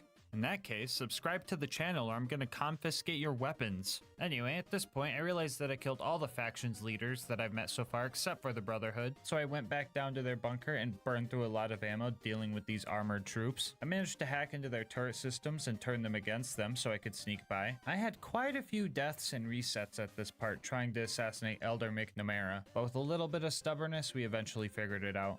Man, I told Yes Man this was gonna be a waste of time. We were down to 33 shots, which sounds like just enough for the final fight at the Hoover Dam. But just to make sure, I decided to take Yes Man's optional mission to upgrade more Securitrons over at House's hidden bunker, which at first sounds like a quick button pushing mission, but it turned out to be quite the opposite. I didn't realize Caesar's Legion was built right on top of this bunker. I played this game a few times before, but I got so into the side missions that I never really did this part. Is anyone else like that with side missions? Comment below if you do the same. Anyway, I snuck into their camp and rode the boat to the bunker, and I was immediately given the default human greeting. For anyone not looking at the screen right now, that means they shot me. With me not knowing how far I would have to go, I decided to conserve ammo and just power through it. That was a bad idea because the next hour of my life was now devoted to dying, respawning, and eating super stim packs. By the time I suffered into the actual bunker, the entire Legion was behind me with power fists and combat shotguns. A 94 sham would have been great for this part of the run, but I'm at the wrong kind of bunker for that.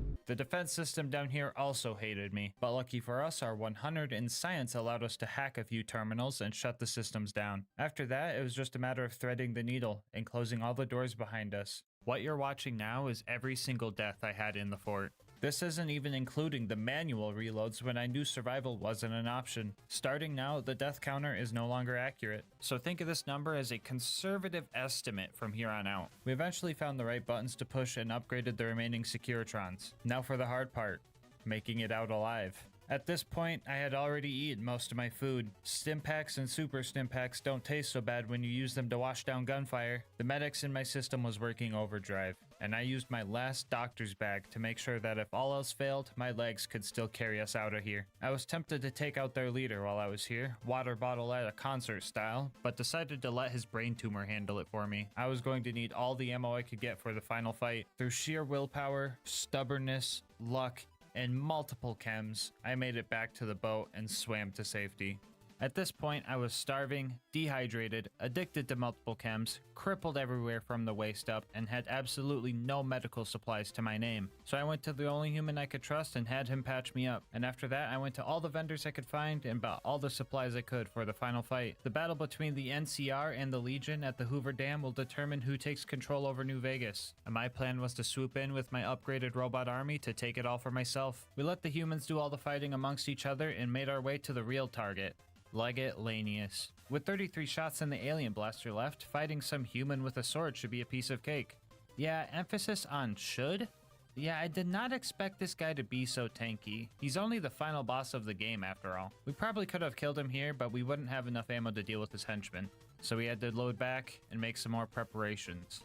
This whole next chapter of the run sucked. Basically, I wanted to get a perk called Better Criticals that would make all my critical hits do 50% more damage. And since all my shots are critical hits, that would be a flat 50% damage boost for me. Even a human could do that math. I thought all I needed to do to get this perk was to level up one more time now that I had finally gotten my luck up to 6 with the intense training perks and met the requirement. But there were two issues with this I didn't think about. First off, you only get a perk every other level, so I'd need to level up twice. And the second issue that I just now noticed while editing, I would need to level up 4 times to hit the minimum level requirement. So my whole goal of leveling up one time was a complete waste of time, but I'll go over my struggles anyway. First off, we went back to Prim and made Prim slim the sheriff to secure some mission XP. We then picked all the safe locks in the storage room for a little bit more. After that, we decided to do the tutorial mission, but didn't want to waste ammo shooting a bottle and felt like punching them would have been against the rules, so skipped all that. So I just picked their locks and hacked their computers instead. I went to Novak and finally decided to sleep for the first time. While I was there, I also did this mission for Boone to get some extra XP. He was not a companion at any point during this mission, so this was still fair. My next set of jobs would be the most degrading yet. I tried to do the bodyguard job with the Van Graffs. They demanded my weapons at the door, and I begrudgingly let them handle it. But only because I needed this job, and at least these humans know how to use energy weapons. Simon was a little grumpy that I brought my own weapon to work, but oh well, he did all the violence for me. I just got to sit here for 7 minutes as humans awkwardly walked up to me in the slowest manner possible. I thought this was a pretty easy job, but it wasn't over yet. For part 2 of this mission, Gloria sent me on a delivery. This was a bit of a hassle because that horde of legionnaires from the bunker finally caught up to me and kept scaring the client away, and even after that I didn't get my experience. The mission still wasn't over. They wanted wanted me to bring some human named Cass to them so they could murder her. They didn't even give me any coordinates or anything, but luckily I've played this game before so I knew exactly where she was. But still, there are two issues with this. First off, I wasn't persuasive enough to get her to follow me, and second, even if I was, she's a companion, and that just didn't feel right, even though she wouldn't be doing any combat. So this whole thing with the Van Graffs was just a total waste of time. If I had the ammo, I'd go back and slaughter them all. While I was here, I decided to talk to Ranger Ghost and do her mission where I check on Nipton. I thought I was going to have to go talk to some people there, but alas, Caesar's Legion still hates me. I thought this lottery ticket I stole from the annoying guy here earlier meant they would let me live.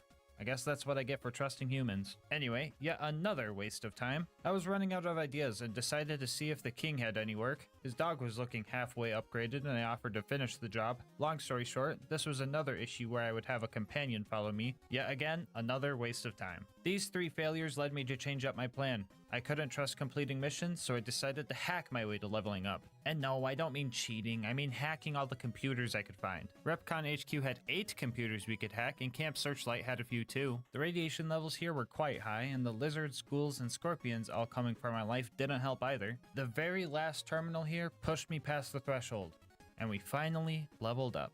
Make this next part easier.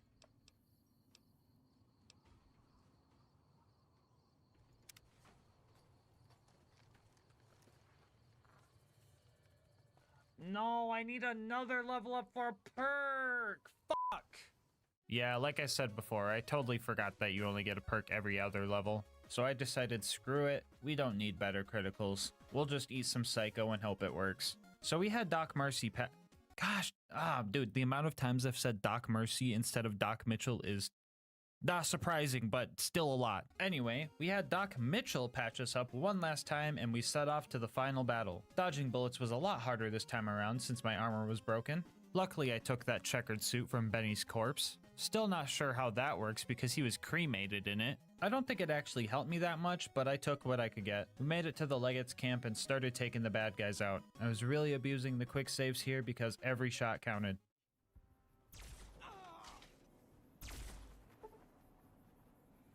Dude, you can't make this shit up, dog. Somebody clip that, man. When we got to the Legate, I pooped all my chems. I'm pretty sure I meant to write popped all my chems, but that's what the script says, so we're going with it. Hit a sneak attack headshot and quick saved after every successful headshot because, well, just watch.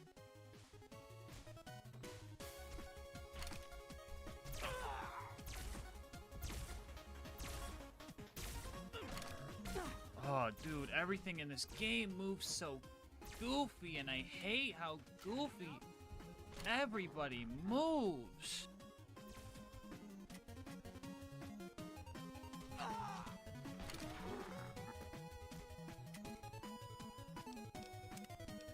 After a bunch of that, I found a rock that bugged him and his henchmen out and used that to my advantage. Halfway through the fight, he goes full coward and leaves to get more backup. When he returned, he decided to throw a bunch of grenades at me. He doesn't really care how close you are to him or his men, so I tried to have him blow himself up a little bit. That plan worked out as well as one would expect. That means it didn't. After I finally managed to survive his bombardment, we went back to our spot to finish the Legate off. At this point, I was worried that I wasn't going to finish this fight. I had 12 shots left, and it takes 2 to kill one of these guys. And I counted more than 6 bad guys, so things were looking grim. But lucky for us, it turns out we only needed to take care of a few of these guys before we could move on and deal with the NCR leader, General Oliver. The final faction leader on my hit list was right in front of me. And with my final few rounds, I secured the dam for me and my robot army. So yeah, it looks like you can beat Fallout New Vegas with only the Alien Blaster. Well, that's gonna wrap up this video. I know this is the first non-Borderlands video on the channel, so your support is very much appreciated. And honestly, this was a lot of fun. So if you want more Fallout videos sprinkled in, make sure to let me know by liking the video and dropping a comment. Also, don't forget to subscribe. It helps the channel out a lot. If you want to support the channel more directly, consider becoming a channel member to get videos a day early, checking out Instant Gaming's deals with my link, or check out gasmaskgang.com to get some merch. I'll have my Discord and Twitch channel where I stream these runs live linked down below. And last but not least, shout out to Mango Soda for making this video's thumbnail art. They do commissions and will also be linked down below. But until next time, breathe easy, homies.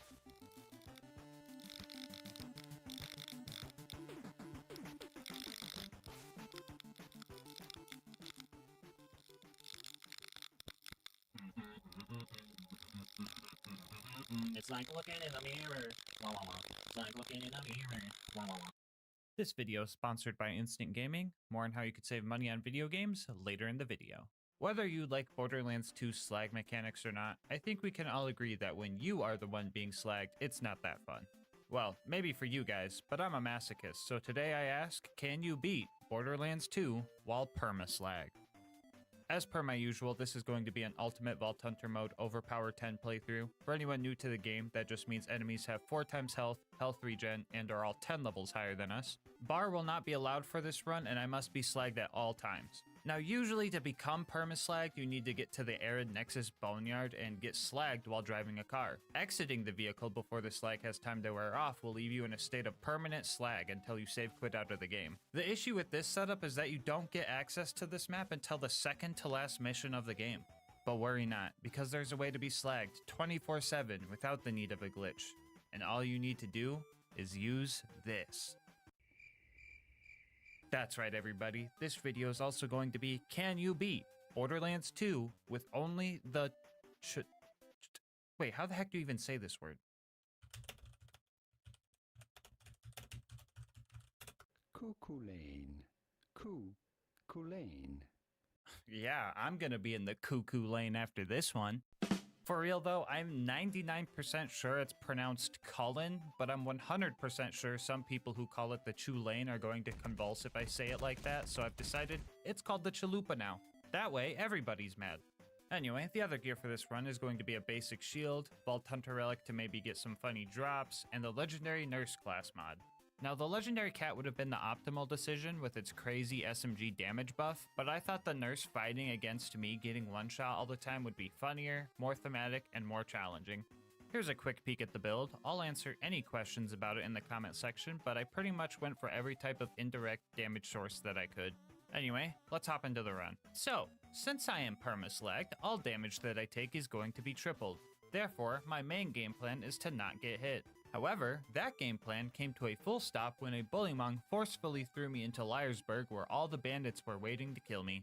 Just about any attack that hits me deals well over enough damage to just one-shot me, but BL2 has a mechanic known as Health Gate, which prevents you from getting insta-killed as long as you have over 50% of your health. This effect gives you 2 seconds to get your health back up to 50%. A good indicator of knowing if you hit that 50 is the animation of your health bar. If it's shaky, take a breaky, and if it's not, you're ready to get shot. Anyway, yeah, for a lot of this run, we're going to be playing like a cover shooter. Oh yeah, you remember that shield I showed you? Fucking worthless. Any amount of damage would just health gate me anyway, so this was pretty much just a security blanket for me. Now that we've covered damage taken, let's go over damage given, which, there's almost nothing to talk about. Enemies that are slagged would be taking triple damage, but since I'm never swapping elements, I'm not getting the full bonus. Slag damage on a slagged enemy gives you a 50% damage boost in UVHM, which is cool, but not very helpful. To offset the bad gimmick of constantly slagging the user, the Chalupa also is a dual element weapon, dealing both slag and shock damage. But even with that shock damage, this gun is just straight up bad. Lucky for us, Maya has 2 skills to help with this. First off, we all seen it coming, Cloud Kill. This skill adds corrosive damage to the mix. If any buzzkills want to complain about Cloud Kill making the run too easy, here's my argument.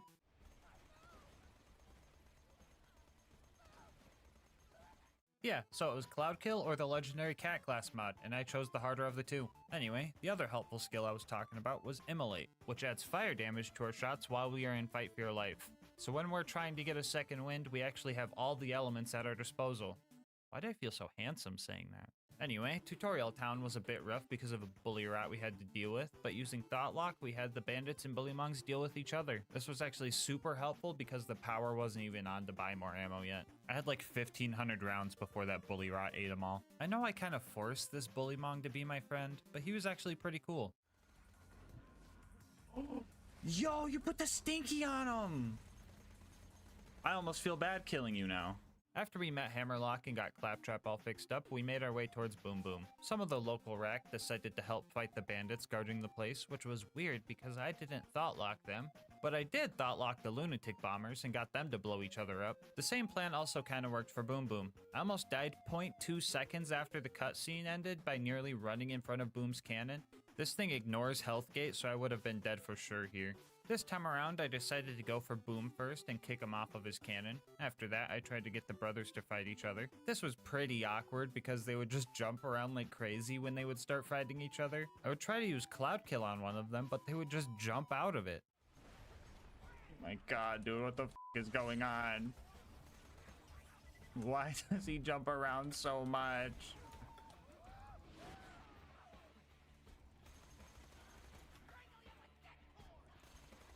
Oh my god. What the hell is he doing? What is he doing? Stop! Oh god, I'm so dead. I'm so dead here. After Boom died, I eventually distracted Boom with some psychos and put enough rounds into the back of his head to make me lose some frames.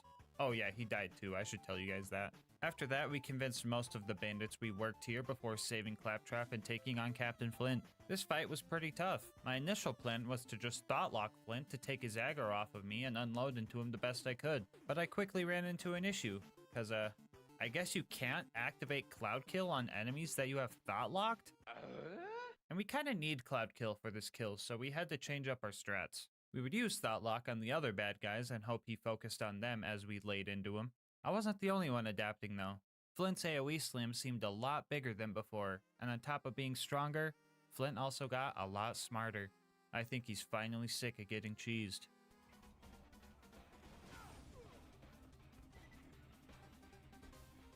He's had enough! He's had enough!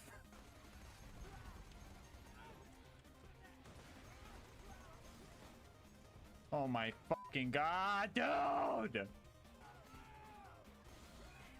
Fucking oh, I'm dead. I'm dead. I'm dead. I shouldn't have ran that way. This is staying on until Flint's dead. Huh? Huh?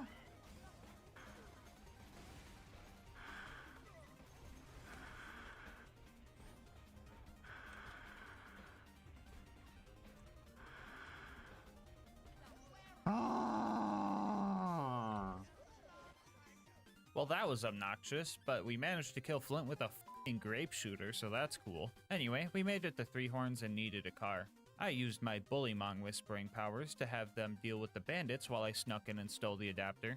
I got in my car and realized that I wasn't slagged while driving, so I made the rule of no cars right then and there. Instead of ramping over the gap, I just had one of my Bullymong homies throw me across and started our run to Sanctuary. We made it there and killed Door Guy in a solid 4 frames per second. I should probably explain why this is happening. Anyway, we had to go save Corporal Reese. He would have been fine, but I accidentally slagged him, so he ended up dying. I grabbed the power core and almost forgot to kill the 20 bandits to avenge Reese, so I went back and thought locked the Nomad to get the 20 kills for me. After that, we made it to Sanctuary, and Private Dressup got stuck in a slag puddle. So while he tries to get out of that mess, I'm going to tell you guys about our partner, Instant Gaming.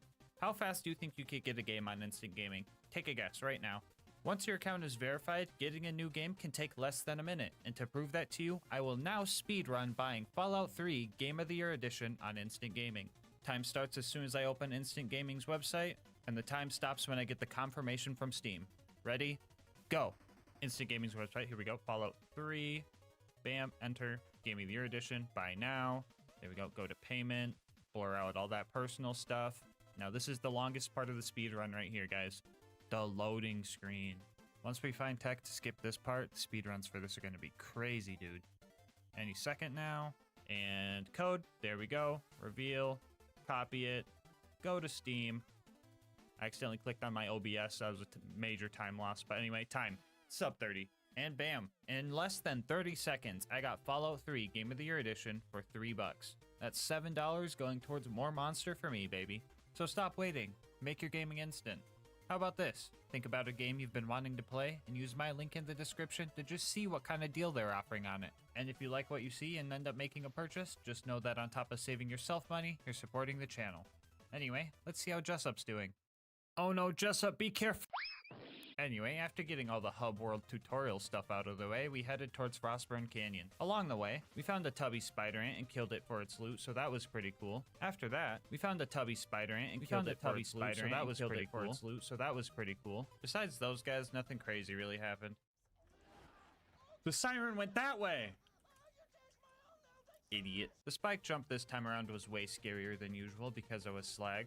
but we still made it, so it was all okay. Never mind. I managed to photobomb the cutscene here, and geez bro, do I really look like that? Lilith felt left out, so I gave her a grape Flintstone vitamin so she could be purple too. To clarify, this is not me being nice to her, this was just mandatory to progress. This was the first time in the run where I was able to play the support role. I would use my Chalupa and Maya's Scorn skill to make sure all the enemies were slagged, and Lilith would take them out with her phase walk ability. That was until she dropped the one-liner, and then I just started doing all the work myself again. I'm just asking for one run where she doesn't try to be a cowboy. Like, come on, please. Anyway, after some mobbing and watching some World Star type stuff, we got out of there. Our next goal was to save Roland, and in order to get into the Bloodshot Dam, we were going to need a car upgrade. So we went to Ellie's and started taking bandit cars out for parts. Not being able to drive there really sucked because the buzzards would just smell us from a mile away and hunt us down. Usually this part of the run is pretty easy because the cars aren't balanced properly for UVHM, so they only take a couple shots to kill. Don't get me wrong, they were still pretty easy to kill, but it just felt wrong having to shoot these things this many times. I thought Cloud Kill would have insta-killed these things, but unless they're perfectly still, they just drive out of the cloud before it has a chance to destroy it. We got all the parts we needed and walked back to the dam and punched our new car towards the front gate and quickly got in to honk the horn. I know I'm not allowed to be in the car, but I chose the Iridium metal skin, so just pretend we're slagged for a second, okay? Badma showed up and started giving us a hard time. I wanted to use Converge on one of the basic mobs around here in hopes that it would yank Badma off the cliff for us, but they just weren't cooperating. So I stuck to the usual strat of hiding, distracting, and spamming rounds at my target. I eventually took him out and made it inside the Bloodshot Dam. For being this far into the run, 6 deaths isn't so bad. I sure hope that that number doesn't quadruple from one mission alone. Anyway, you guys have probably noticed something I haven't talked about yet, so I'll take time to address this purple haze effect that's been showing up on my screen. Does it bother me? No, not really. My brain is really good at drowning that type of stuff out. Like during the Bane only run, for example. I stopped hearing the screams by the time I hit Overlook, and life just felt normal. Anyway, something you shouldn't have noticed because the gameplay is muted was the slag whispers.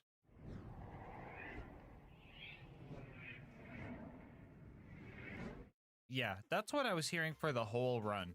They would tell me the silliest things, you know, like, become one with the purple, drink the Grimace Shake, subscribe to LilGasmask, yeah, and a bunch of other nonsense. Anyway, we pushed our way through the Bloodshots and made our way into the toilet room. The bad guys in here were just absolutely wrecking me. There's not really any good way to push forward in here without getting shot, and Thoughtlock wasn't too useful because everyone was so spread out. I tried desperately to wash the slag off of my body with no luck, and after a few annoying deaths, I decided to step up my game a bit and get back to my roots.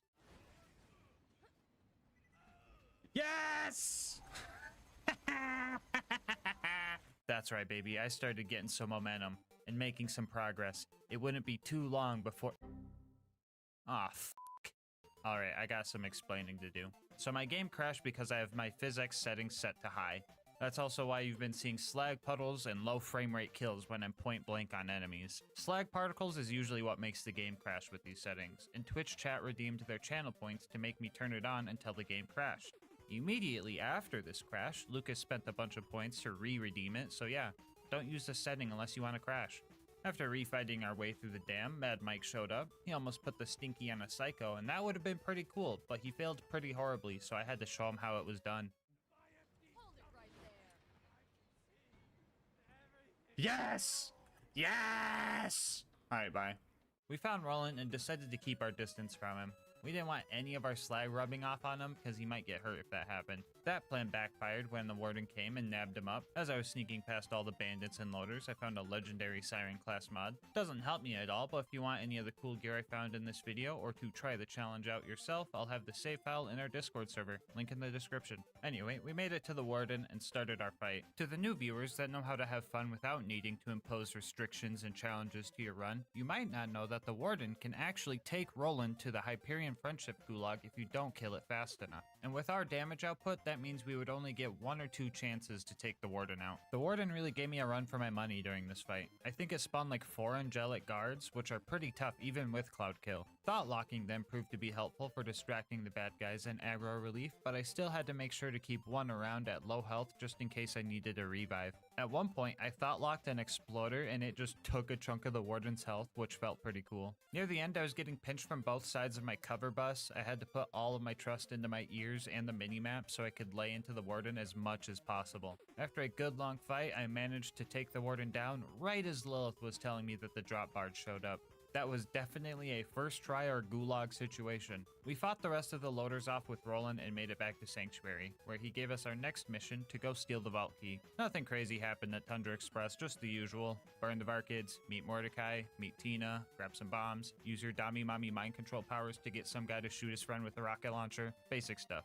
We made it to the end of the line and managed to die before I even had a chance to see any of the bad guys.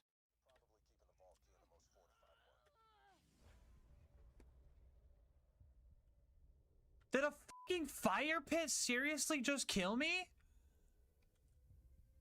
Oh, what the? After that, we found Wilhelm. This fight was honestly not bad at all. I was able to thought lock his surveyors, which got him all confused, and he would just spam his Beyblade move, which meant he would just kind of sit in my cloud kill and let me lay into him. I also tricked Wilhelm to put the stinky on one of his loader henchmen, and that was pretty cool. The rest of the fight went pretty smoothly, and we snatched up the power core for Sanctuary. As I carried it into town, some of my slag wore off on it, and Jack took the opportunity to take out Sanctuary. Sorry, guys.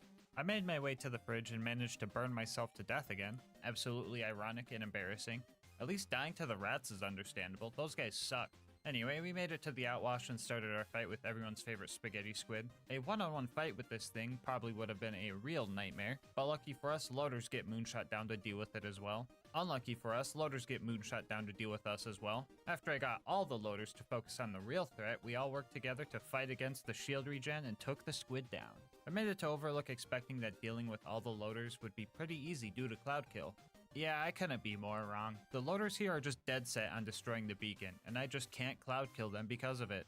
One of the best skills in all of Borderlands 2 is countered by the fucking Cha-Cha slide of all things. Anyway, the beacon became invincible, I died a few more times, and managed to kill off the last loader before making it back home. The next stop on our journey was the Wildlife Exploitation Preserve, and for once, I felt like I fit in somewhere. The animals here were being experimented on with slag, and I too was also being subjected to the long-term effects of grape Kool-Aid. Wounding the loaders was tougher than I expected. Ironically enough, it was because Cloud Kill was doing too much damage and just killing them too fast. Pomone and Toomba showed up after that. The Pomone fight, as always, felt like I was in a boxing match with SCP-372. That reference might be a stretch, but if you get it, you get it. Toomba, on the other hand, decided to get as close to a cliff as possible and cause some neuron activation in my head. He's asking for it, dude!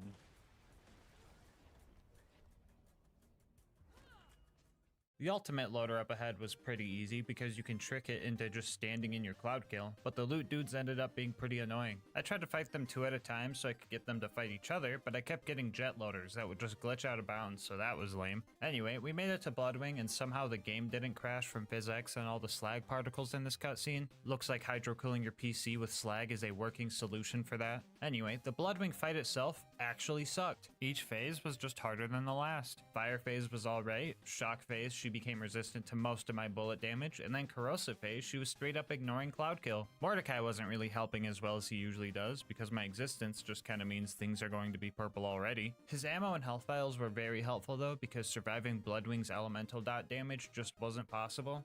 Come to think of it, surviving any dot damage wasn't possible. I was also burning through a lot of ammo trying to stay alive and dealing with these skags. Bloodwing would also power them up with elements, and that made second wind super sketchy. The third attempt at this fight was an absolute roller coaster. With so many close bleedouts, Bloodwing really made me work for this win. At one point, I had a fast bleedout and survived only because I got a lucky critical hit. And after 15 minutes of straight up dodging and getting second wins, the attempt ended like this. Get back, back, back, back, back, back, back, back, back, back, back. No, you fucker, Bloodwing. Don't fucking do this, Bloodwing. I swear to God, Bloodwing. This one was a tough call, but I think Bloodwing gets the point on this one. I feel like with those last 2 second wins, I got a little lucky. She also reminded me of my mortality by nearly killing me with her dying breath.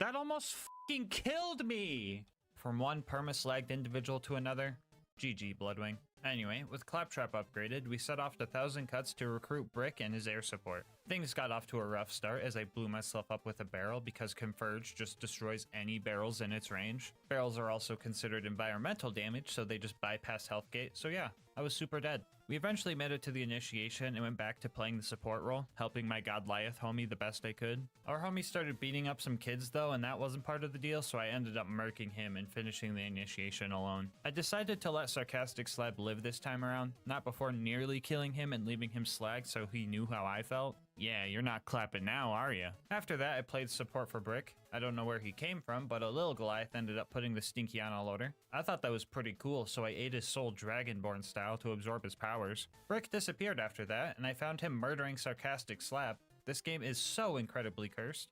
What are you doing? Brick! Brick, what are you doing, Brick? Brick! Brick!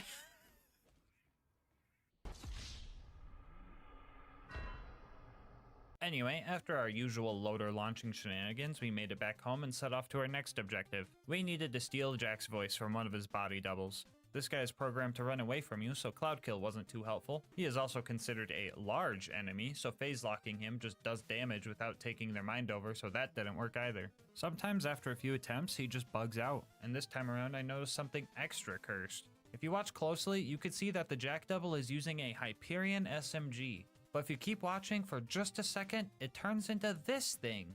The fuck is that? Anyway, yeah, he stood still and just let me kill him. We now had all the tools necessary for the bunker raid, so we went to 1,000 Cuts and started our climb. Obstacle 1 was this basic toaster. We were really close to first trying a max level one, but on our second attempt we got a lowest level one, and that went a lot easier. But that's where the easy ended, because up next were the baby turrets.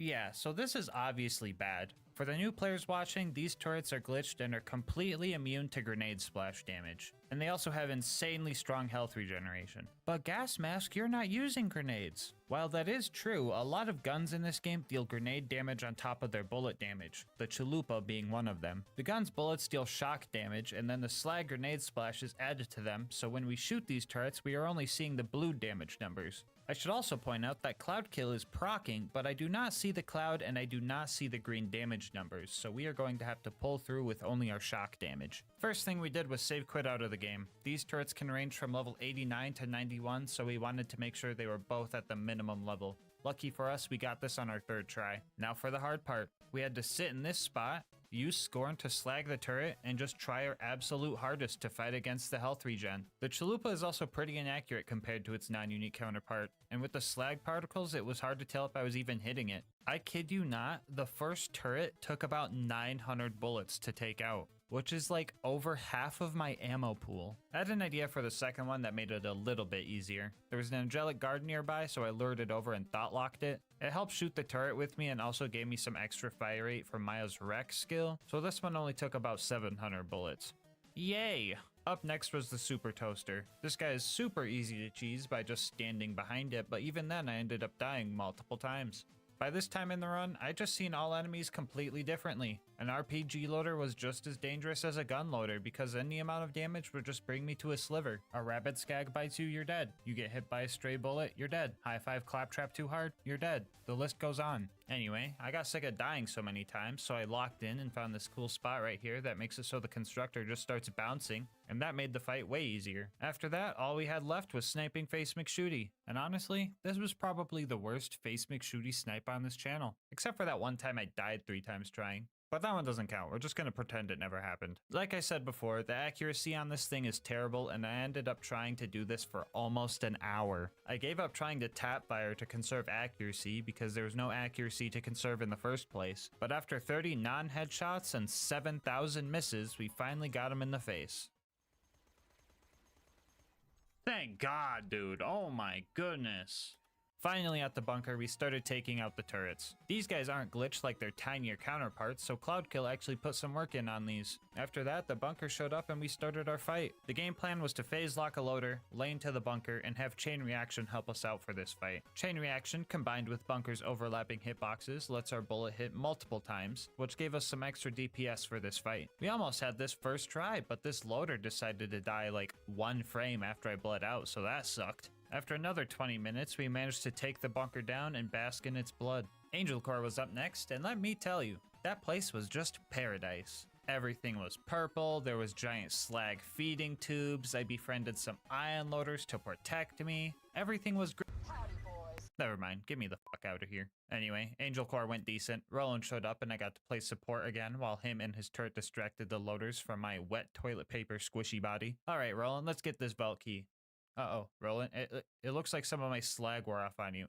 Just make sure not to get shot until it wears off, and you should be— No! Anyway, Jack kidnapped the wrong siren. You would assume the one full of iridium runoff would be the one you want to charge the iridium-fueled key, but oh well, at least Lilith is gone now. Now the only voices in my head are my own and the slag whispers. No! Sawtooth Cauldron was our next destination, and my worst fear ended up happening. Some of you guys might remember the Death Cubby. You spawn here, and you're trapped. You try to leave, and the ambush commanders are there to ambush you. Who would have thought? My only hope was to make a break for it as all the bad guys were getting thrown around from Converge and make it to a safer spot, which was standing on the cliff of a volcano, so that was cool. Or warm, I don't know. I'm not allowed to make jokes about other elements right now. I was having trouble killing these guys until a heavy nomad showed up and I tricked him into shooting them with a rocket launcher. After that, we found another slag homie, blew up Boombringer, let Mortar get his revenge, and rode the elevator up to deal with the buzzards. Man, these guys had the audacity to not stand still in my cloud kill clouds, and I ended up dying multiple times because of it. Luckily enough, when you're as bad at this game as I am, you learn to send the elevator down so you don't have to wait for it when you inevitably die. I tried to yank some of the bad guys up here off the tower so I had some breathing room, but that didn't go too great. So close. A loot dude showed up as well, and he decided that he was unslaggable, so that was fun. We eventually managed to take out enough bandits to give us the chance to take out the buzzards and watch the sunset with one of our homies we met up there. We made it to the boneyard and we were finally able to do the permaslag glitch after pushing a car over to a slag puddle. Fun fact about this glitch is that you can stack it as many times as you want. One stack will be 3 times damage, 2 would be 5 times damage, 3 would be 7 times damage, etc. I thought that since any amount of damage would just health gate me anyway, what's the harm of just getting like 10 stacks? That way, Recompense would deal some crazy damage when the enemies attacked me.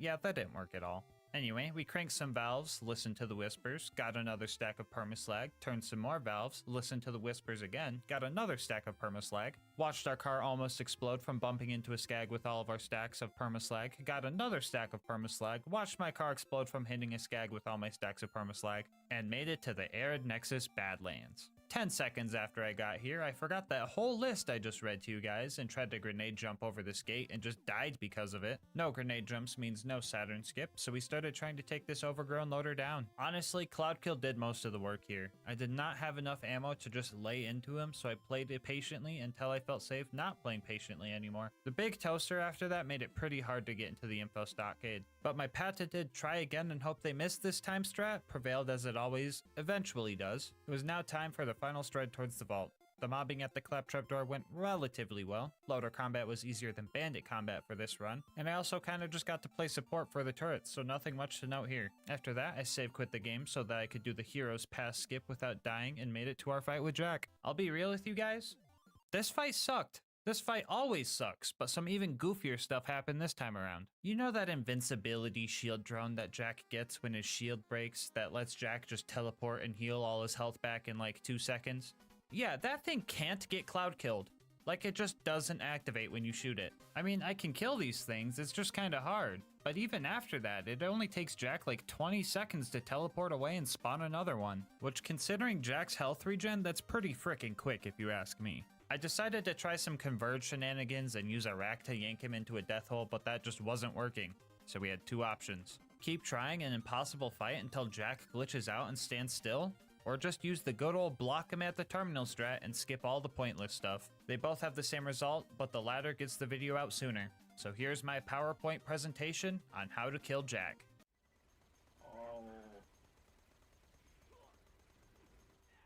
Yeah, so if there's any part of you that thinks we can win this fight without some cheese strats, you are incredibly wrong. Even doing this strat, I almost lost because Jack is super hard to slag, and if he's not slagged, his health regen matches my DPS pretty much exactly.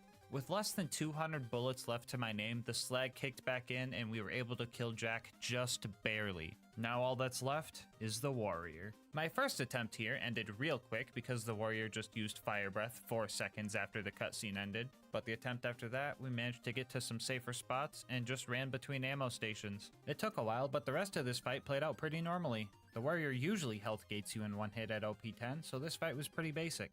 Heck, most things at OP10 will just one-shot you. Wait, did being slagged even affect the challenge at all? Is OP10 really that unbalanced? Have I become so used to its abuse that I didn't even realize I've been subjecting myself to this the whole time? Oh no, I gotta end the video before you guys see how low the death counter— You can beat Borderlands 2 while permaslag. Bonus content time, woo! So usually during these runs, I like to see if the gear I'm using can obtain itself. Yeah, that was a bad idea for this run. You get the chalupa from Mick Zafford at the end of the Clan Wars quest line, which was probably 80 times harder than you think? 81 maybe? We start off by blowing up the Hodunk's big tire because we hate them, and then we blew up the Zafford's distillery because they have an alcohol problem and we want them to get better. After that, Mick hired me to go blow up some of the Hodunk's race cars. The race car fighting was actually pretty easy. Dealing with the slag hallucinations was a bit weirder. After that, we went back to the Zaffords and had to kill their bagman. We're supposed to side with the Zaffords, so I tried befriending the bagman and chilling near the waterfall, but that didn't work, so I launched him off of it. Only problem with that is I can't reach the key if he falls down there. No biggie, I'll just kill him with a gun. Oh darn, where did I put that footage of me killing him with a gun? Okay guys, I triple checked and I don't think I could kill this guy with a gun. He just moves and teleports around so much that he doesn't even stay in the cloud kill long enough for me to even think about doing this. I'm pretty sure he's corrosive resistant too, but I wouldn't know since I can't hit him with cloud kill. So it looks like we can't continue. It'd be pretty cool if I spent like 3 hours of my life trying to do some extremely convoluted setup where I put the stinky on the bagman and tried to grab the key as he died. Wait, where did all this footage come from? What is this? Oh! Get some food in your system. This is my last one. Drink of water. You've been saying that. I know I have. On gas mask, this is my last one for the day. Come on. Just grab the fucking key. Just grab the fucking key. Yes! Yes! Yes! Yes! Yes! Yes! Yes! Yes! Fucking A! High five! That's odd. I don't remember any of that. Guess I must have blacked out or something. Anyway, that has to be the hardest part of this quest line, right? Oh, what the f— So yeah, we tried using Immolate's fire damage and that didn't work, so it looks like we can't continue. It would be pretty cool if I spent like 2 hours of my life trying to do some extremely convoluted setup where I farm the enemies at this house until I find a bandit with a fire weapon, and then go to the boneyard to permaslag myself so I'm allowed to drive cars and slowly ram that bandit to the Hodunk camp and have him shoot at me while I use the fire tanks as cover. Wait, what the fuck is this footage? Did I black out again? Bro, I need to lay off the slag. This stuff messes you up like lean. Wait a minute. Anyway, that made the Hodunks mad, so they told me to crash the Zafford's wake. So I got drunk at Moxie's to get in. Yay, more visual clutter. I got them Ice King wizard eyes, man. Anyway, we went to the wake, paid our respects, and left. This is not a lie for a comedic bit. The objective will check off even if you don't murder everyone inside. After that, it was finally time for the final fight. I started blasting the Hodunks and throwing my slag orb out, and played support one last time for my Zafford homies. Before you go, I just wanted to say thank you so much for making it this far into the video. If you want to support the channel, make sure to like, comment, and subscribe. Doing all that helps with the algorithm a lot, and I love reading all your guys' comments. If you want to support the channel more directly, consider becoming a channel member to get videos a day early, saving money over at Instant Gaming using my link, or go to gasmaskgang.com to snag some merch. I will leave my Discord and Twitch channel where I stream these runs live in the description. And last but not least, shout out to Mango Soda, who made this video's thumbnail art. They do commissions and will also be linked below. But until next time, breathe easy, homies.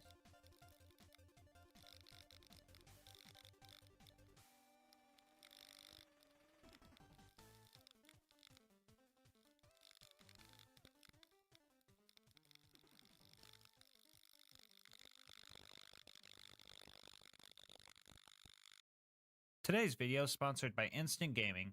More on how you can save money on the games you love later in the video. Borderlands and The Binding of Isaac are my two favorite games of all time. So when I found out there was an assault rifle that was a reference to The Binding of Isaac in the pre-sequel, I was pretty excited.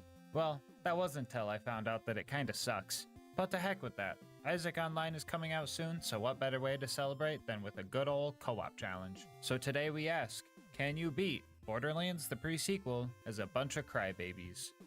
As for the rules, this is going to be a level 70 Ultimate Vault Hunter mode playthrough.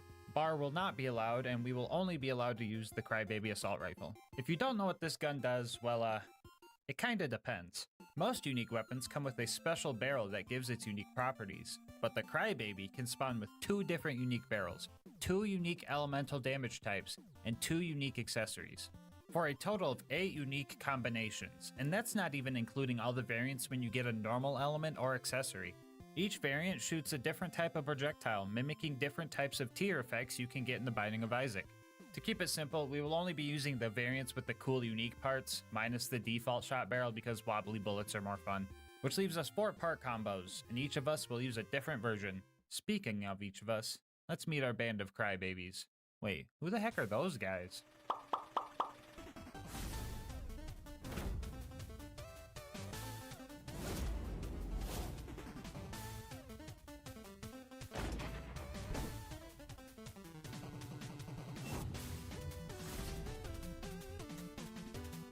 Our journey begins on Helios Space Station, which is currently under attack by some insane doll military forces. Things were a bit rough at the beginning. We had to get used to the low to the ground POV, our unpredictable action skill getting us killed, and some very unclear mission objectives.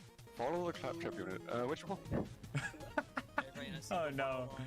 Upon starting our first few fights, the chaotic nature of this run became apparent. Tears flying everywhere on top of the randomness of Claptrap's action skill make it so you can't really plan for anything. Since I'm pretty sure 80% of all Claptrap players are the people you see playing with me right now, I'll tell you guys about Claptrap's action skill, vaulthunter.exe. This ability causes your character to analyze the battlefield and chooses one of 15 unique action packages based on your surroundings, which is just a fancy way of saying it's fucking random. A good chunk of his action skills also affect all the other players. Some combos can be extremely strong, while others can be quite unfortunate, and I'll be tier listing them as we go. Also, there's your first Isaac joke. First among B tier is Blightbot, which causes Claptrap to throw out a siren-style minion that flies around and burns and corrodes enemies, which sounds and looks pretty cool, but the damage isn't that great. This still could be a blessing compared to some of the other ones we'll get to later. Anyway, after saving Jack, Tom almost cut the challenge short by killing Zarpedon during her intro cutscene using the pirate ship action skill. More on that one later. After that, we pushed through the moon base until we met our first boss, Flame Knuckle. We all activated our action skills and the true chaos began. I rolled Gun Wizard, which doubles the fire rate, reload speed, and mag size of everybody's guns. It also completely refills our ammo reserves, so we never really ran out of ammo because of it. Alone, this skill is an A tier, but when combined with others, it's probably the strongest skill out of the bunch, so it rightfully lands itself an S tier. Anyway, as you can see, this is a joke because you can't actually see anything. Our guns aren't necessarily melting the bad guys, so we had to work together and make sure we were reviving our homies through the fight. 10 minutes later, we busted his power suit and bullied Flame Knuckle into a corner, where we used our tears to put his flame out. Moments away from escaping Helios Station and our quotation mark escape pod quotation mark, Lucas ruined the One Life challenge by getting crushed by its door, so that's cool. After all that, we made it to the moon and met Janie, who was gonna help us get to Concordia. She told us the key to getting there was in Deadlift's hands, and the path to his hideout was filled with giant tanky Kragans. But that's nothing pirate ship mode couldn't handle. This action skill would be joining Gun Wizard up in S tier based on its awesomeness alone. The cannons deal great damage, and the way the shots sync up to the beat of the 1812 Overture playing is truly awesome. Well, usually. I had to turn the music off for copyright reasons or whatever, because people hate fun, I guess, but oh well. After fighting through some goons, we made it to Deadlift and started our second boss fight. This boss fight was definitely harder than the last. Deadlift was a lot more tanky than Flame Knuckle. On top of that, he would bounce around on his beloved jump pads and electrocute the floors. We had to make sure we were reviving each other here, because second wins were tough even with our extended 5-year lifetimer from Best Buds for Life. But reviving each other also wasn't much of a hindrance, as you would think. The kick him while he's down skill made it so that the bad guys would just focus on shooting the down player instead of the one that's trying to revive them. Best Buds for Life gave us health regen and damage reduction for reviving our homies, and reviving was the perfect time to activate high fives, guys. which lets you high-five your friends to gain some increased gun damage, fire rate, and health regen for a short time. Not to mention oxygen revives are a thing in this game. At the cost of oxygen, you can revive your teammates twice as fast, and Claptrap doesn't breathe, so it was just free. Not sure why oxygen helps get another Claptrap up, but we can literally turn into pirate ships, so I don't know if logic matters that much. Anyway, we eventually murked Deadlift and all started dancing on his corpse. Bye, Nene. Oh. Get Nene. During our escape from Deadlift's base, I rolled Rubber Ducky, which causes all players to bounce around and reflect bullets. This skill makes it hard to aim or revive your homies, so it should realistically go in D tier. But the fact that it allows you to abuse slam knockbacks better and makes putting the stinky on bad guys easier bumps it up to C tier for me. We managed to get the Moonzoomy station working with Deadlift's key and had a little too much fun with our new cars. The car, not the tow. Hey! Why you parked there? That jump's hard, Tom, by the way. Don't f it up. Oh, no! Okay, Rigged to give me my money. What? How are you? Wait.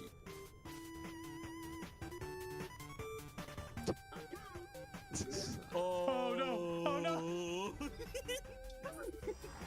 Anyway, we made it to Concordia, got arrested by a cop baby, gave him the crystal ball to bail ourselves out, met Nurse Nina, met Moxie, found another Isaac reference, had a few drinks with the boys, watched Lucas ruin the One Life again, flew around the town, and found out that Crisis Scar was our next destination. Red Belly was controlling the jamming signal blocking us from Helios, so we had to take him out. Scavtrap met us at the gate and told us we had to join Red Belly's gang if we wanted to get past, and our initiation consisted of just wiping out the entirety of their rival gang, the Darksiders. So we high-fived for the big fight, and I immediately rolled Clap in the box, our first F-tier skill. There are so many things wrong with this skill. You can't shoot while it's active, you can't revive your homies while it's active, the explosion can hurt your homies, the damage isn't worth it, and that's comparing it to the Crybaby of all things. You can sometimes melee during it, but it doesn't always work, and finally, if you don't hit an enemy, you get downed. This skill is more hassle than help. Anyway, after that first fumble, we actually got some good combos for some maximum chaos, and Scavtrap was pleased with our work, so we got the password to get into Red Belly's base. Okay, wait guys, let's prank these guys. Prank them. Wait. Let's all throw a stock grenade at them. You ready? Hit at these people right here, okay? Funny prank. All right. Ready? Okay. Set. Go. Oh. Dang, why that Oh my god! This is where the difficulty of the challenge kicked up a notch by introducing these big guys. These guys are extremely tanky and required all four of us to focus on them in order to take them down. Tom and I both had triple shot crybabies, meaning we would have to get pretty close for all our shots to hit, and I was struggling pretty hard. But we had each other's backs, and that's what got us through this. After bringing a pirate ship to a playground fight and fighting another 3 of those ultimate mugger guys, we made it to the Red Belly boss fight. This fight pretty much went as expected. And by that, I mean I couldn't see a thing. If this game didn't have health bars overlaid when you're looking at bad guys, they could have just snuck out of the brawl like some kind of old-timey cartoon gag, and we wouldn't have known a thing. The amount of action skills we were able to pop out was insane. Our class mods gave us each 49% action skill cooldown rate, and Claptrap's Through Thick and Thin skill gave us another 25 that could be transferred to your teammates when your action skill is active. This pretty much allowed us to have some kind of crazy going on at all times. Red Belly eventually split up and we focused on Belly first. After he died, the smaller flying guy got all angry and started glowing red. I feel like they stole that from somewhere. And we eventually threw enough tears down range to finish this fight. And the dude dropped the perfect fucking Shred-a-Fire. Which reminds me, if you want this save file with all the cool loot we found, or to try this challenge for yourself with some buddies, I'll have it on my Discord server, link in the description. After we took out the jamming signal, Jack was able to escape Helios, and now we just needed a plan to take it back. Jack decided to meet with the Mayor of Concordia to make a plan to do exactly that, so while the grown-ups are talking, I'll tell you about today's sponsor, Instant Gaming. Anytime I want to look for a new game to play with friends, I always check Instant Gaming first, because odds are they have a deal on what I'm looking for, and the deals that they offer are just hard to beat. One of my favorite things about Instant Gaming is how fast you can get your games. Once your account is verified, getting your activation code takes less than a minute. Even the console homies can save time and money on Instant Gaming, because they've got deals for PlayStation, Xbox, and Switch games. I'm pretty sure the only time you're ever going to have to wait on Instant Gaming is if you pre-order a game. But even then, if the price ends up dropping even lower than when you made your order, they will refund the difference to you, making getting the best deal even more effortless. So stop waiting for deals. How about this? Think of a game you've been wanting to play for a while now, and just check to see what kind of deal they're offering on it. And if you like what you see and end up making a purchase, just know that on top of saving yourself money, you are also supporting the channel. Anyway, let's see if the grown-ups are all done talking. Whoa, whoa, whoa, what just happened? Anyway, Jack wanted to take back Helio Station and needed a robot army to do so, because just like in real life, we weren't enough. The first step was getting a combat AI, and Janie knew a guy that could help us out. She also gave us a password to get some new vehicles to help us get to them. The jump to get over this lava lake is like really dumb. It killed me once and killed Lucas twice. Man, it'd be cool to have individual death counters. Anyway, we met Pickle and made our way to the bosun's ship. There were a lot of big bad guys along the way, and we were reviving each other left and right to keep the fight going. But then, Funzerker threw a rock into that plan. Joining A tier, Funzerker causes the player who activated it to dual wield the gun they're holding and makes you fire your guns whether you want to or not. It also glues down the trigger of all your friends' guns too. I mean, I will say it's nice to rest our trigger fingers here and there, but when the action skill is up, we can't sprint or revive each other, making it extremely dangerous. We had some very close calls, but the big guys weren't the most deadly thing we had to deal with. After the clap, you run, okay? Okay. Oh, use your boost, use your boost! No, I can't make that. What the heck? Why not? Wait, no. It's like maybe my freshman year. What? You gotta make your moon first. You know that hole in the middle? Lucas, did you fall into the hole? I was gonna tell you to run over it, but you jumped in it on your own? No, Lucas died again? I couldn't see. Oh, no. Anyway, we finally made it to the bosun's ship, and a few steps, or rotations, I guess, through the front door, PhysX strikes again. Just turn that off, and there we go. I wonder if that will help with the visual pollution. Back in the bosun's, we started taking out the bad guys and dealing with a lot more of these big guys. Lucky for us, we were getting some good action skill combos, and it was right about here we found the God combo, which is Gun Wizard and Mecro Magician. Joining S tier, Mecro Magician does a few things. First off, you throw out Mini Trap and he seeks out enemies and damages them. All of the familiars you could throw out as Claptrap are kinda much like another game I like to play. But the real magic, no pun intended, comes from the stat boosts you get. While active, you lose a third of your mag size and accuracy, but you do gain a 263% damage increase to your guns. So you can see why this would pair well with Gun Wizard. The cons aren't really that bad either. Our mag size was already big to begin with, and the accuracy never really existed in the first place. Anyway, yeah, when you get that combo going, it's actually possible to see the big guy's health bar move with the naked eye. Why Alyssa contemplating her sin right now? He's like, what does it mean to take a life? And stop, guys! The bosun was throwing a lot of goons at us, but lucky for us, the skipper, aka the bosun's AI girlfriend, had enough of that nerd and started helping us out instead.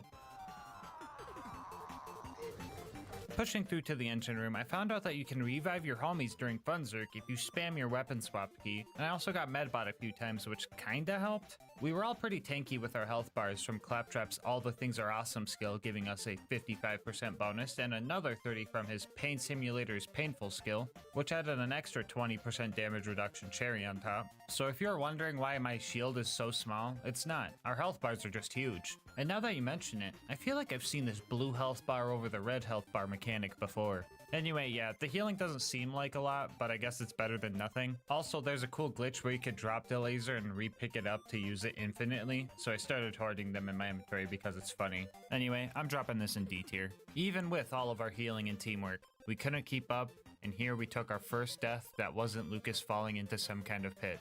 This time, he bled out. I don't have Lucas, I don't have Lucas! No! I died! It wasn't just that either. It was so much more sorrow.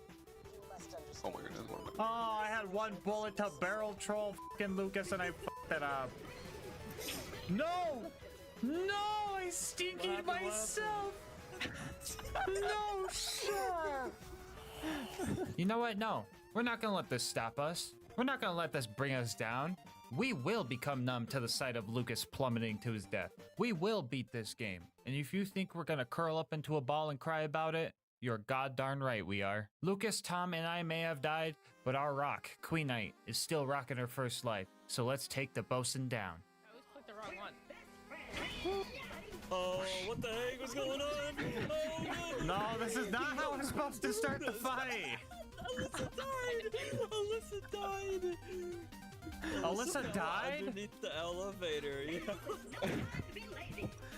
Oh boy, Torque Fiesta. Yet another liability roll. This one causes everybody to throw one grenade and gives us all free grenades for the duration of its effect. The person who rolled it will also start lobbing out contact grenades at random angles in front of them that can also damage teammates. Mix that with a rickety old cramped elevator and you get what you just watched. Anyway, once we actually made it into the fight, everything got chaotic. Big surprise, I know. Tom and I used our triple shot guns on the bosun himself, while Alyssa and Lucas used their more accurate version on the little shield turrets. Halfway through, I started getting really up close and personal to the bosun, and I ended up using the same strat that Master Chief used on Regret and Halo 2 to deal a bunch of damage. Right at the end of the fight, the stars aligned and we got the God combo while I had the high 5 boost and finished this fight strong. I will say though, I am very disappointed that I burned the whole Ice King Wizard Eyes joke on the last video because good god, look at all this visual clutter. After that, we stole his girlfriend, which was the military AI we came for in the first place, and made our way to the nearest robot factory. Speaking of combat robots, we finally rolled Minion Trap while waiting for the train to show up, which causes Mini Trap to turn into a rocket turret, which sounds pretty cool, but this one's going into B tier because it's kinda eh. The damage isn't that good and you just kinda throw it wherever you're looking, and since you had no idea that you were throwing this thing out, it usually ends up somewhere useless. It's not dangerous like some of the other action scale rolls, but it's just kind of a boring dud, just like the character it's based off of. Anyway, we found a friendly scientist trapped behind all the scavs and torques, and by sheer coincidence, he was working on a military robot that could create near infinite amounts of other combat robots, which was exactly what we needed, which warranted a little bit of celebration. Are you hitting the gritty? What the f? We made it into the factory and I knew this part was going to be a doozy from past playthroughs. So we decided to spend some of the moonstones we found throughout our journey to get some moxtails for the fight. I got the one that boosted fire rate and reload speed for 30 minutes, which gave me just enough time to kill one of these big mugger guys. Too bad there were 3 of them. Yeah, this trio messed us up bad. One of them had a cryo rocket launcher and that was making it really hard to revive each other. Cryo? More like made me cry, yo.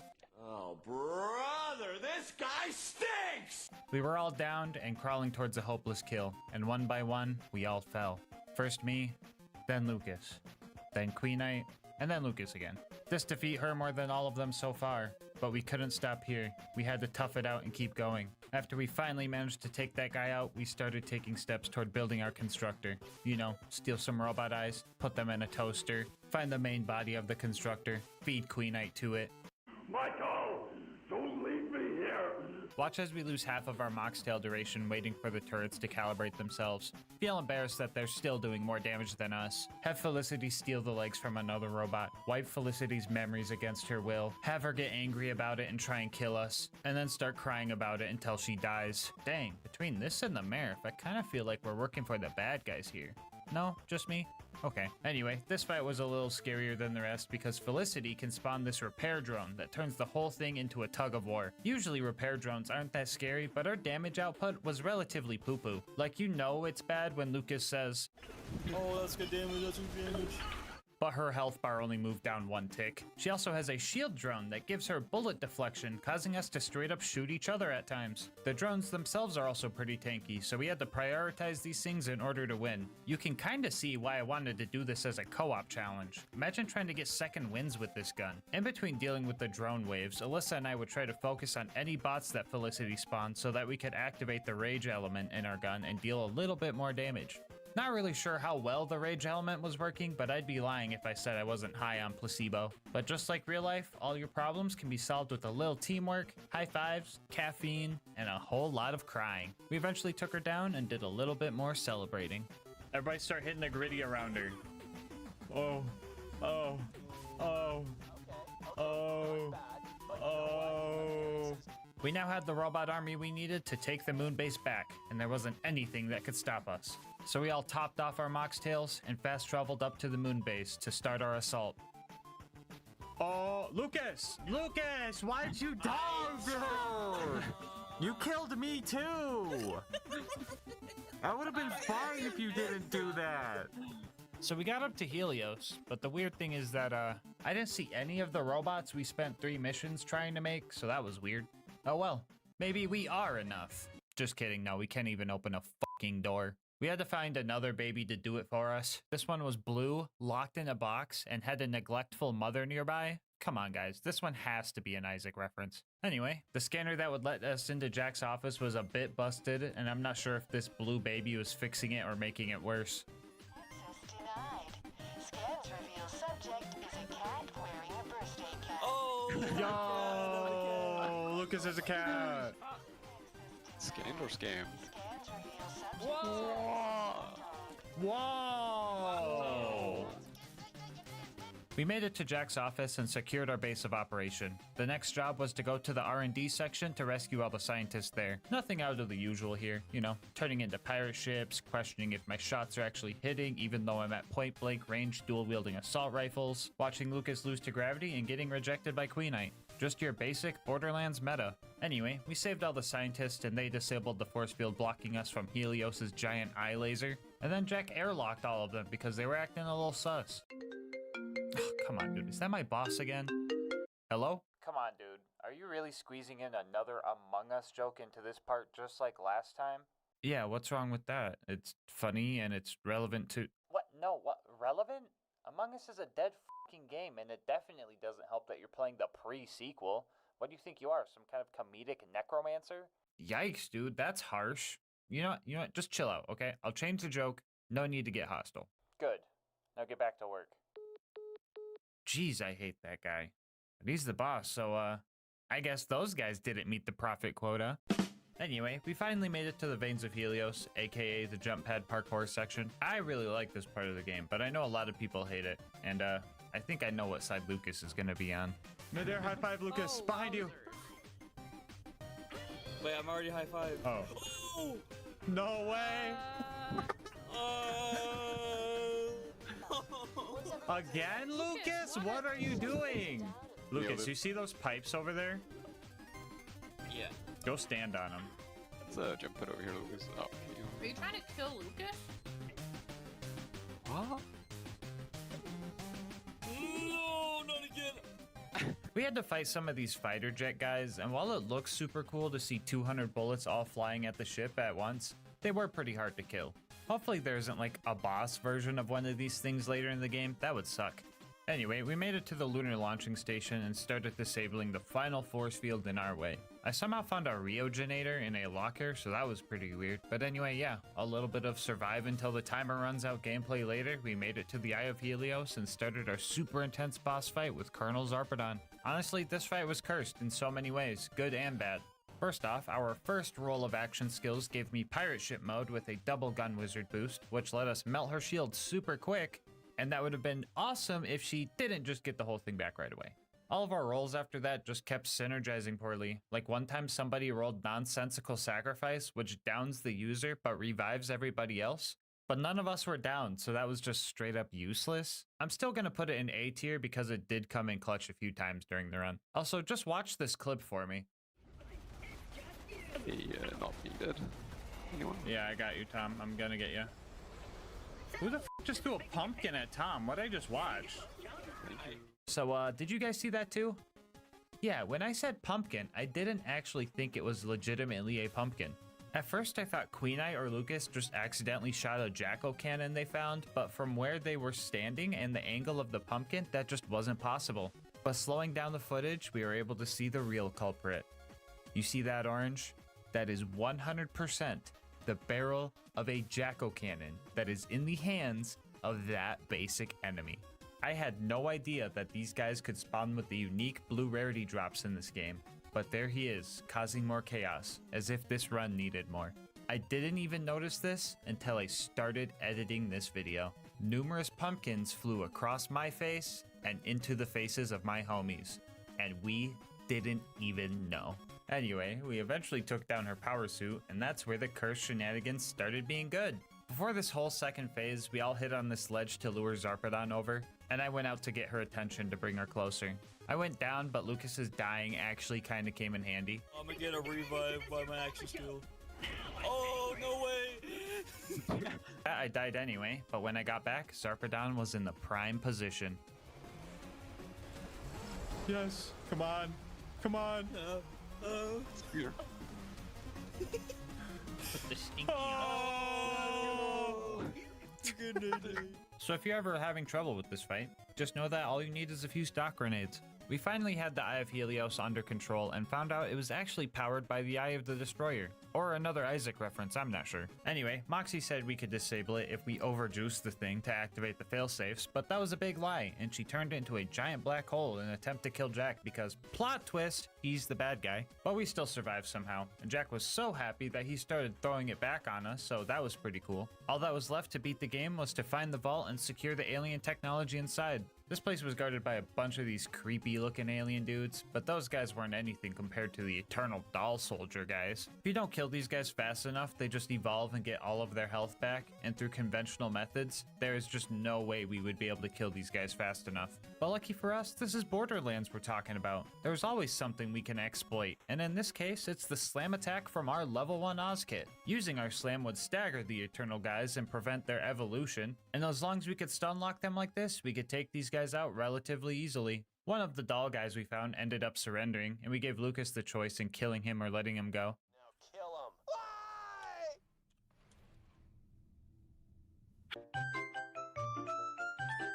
Alright guys, let's see what's in this vault.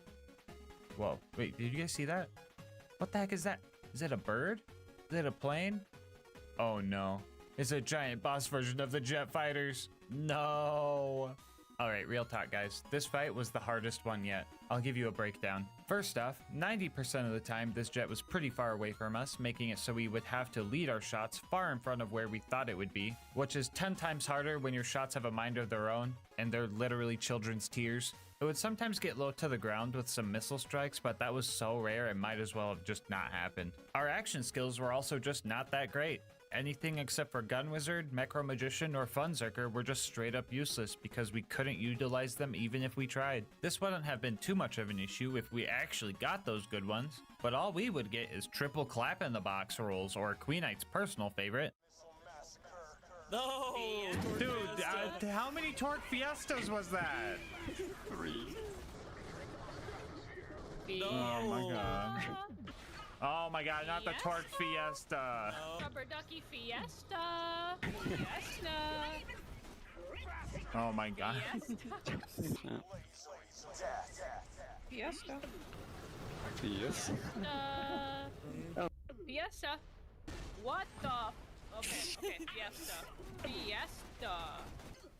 Fiesta. Like a fiesta.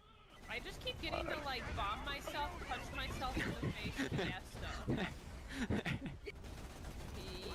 Fiesta. Fucking Fiesta. I can finish up the tier list here. First off, shh, trap is in C tier. This was the first time I got it during the whole run, and all it does is make you invisible to enemies. Not super useful when the giant airship decides to just nuke the whole arena, but I guess it's pretty nice if you ever want to revive some of your homies. And finally, for the absolute worst action package yet, Meat Unicycle, which causes you to switch out your gun for a Buzz Axe and start dealing Fire Nova damage. You can imagine trying to punch a jet fighter if you want. I'd be a liar if I said I didn't try. But even if I could, the damage from these melee attacks is just so abysmal. You know it's bad when the most optimal strat for Meat Unicycle is to not even try and just go high-five your homies so they can deal some more damage. Easy F tier. A couple of honorable mentions. We could not get One Shot Wonder or Disco Inferno because we weren't using the right skills for them, just in case any of the Claptrap mains say we forgot them. I don't want to make all 4 of you guys mad. Halfway through this fight, our Moxtail power-ups wore off and Lucas had to go AFK for a bit to get his dinner, so we had to worry about protecting him now too. RK5 added 4 deaths to the counter by the time he reached his Fate Acceptance phase, where we could just lay into him. And together, we finally took it down. Necro Magician, that's it. Let's go.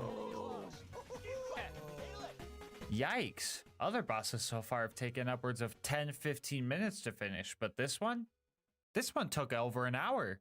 Anyway, we jumped into the giant scary alien hole and fought through some more of those tanky guys. We definitely took a wrong turn somewhere because we got super lost, and we were stuck here for a while too. There were a ton of bad guys we had to kill here just to get out, and they were all just absolute tanks. After a good hour of totally optional fighting we didn't have to do, we finally made it to the vault and we were ready for anything.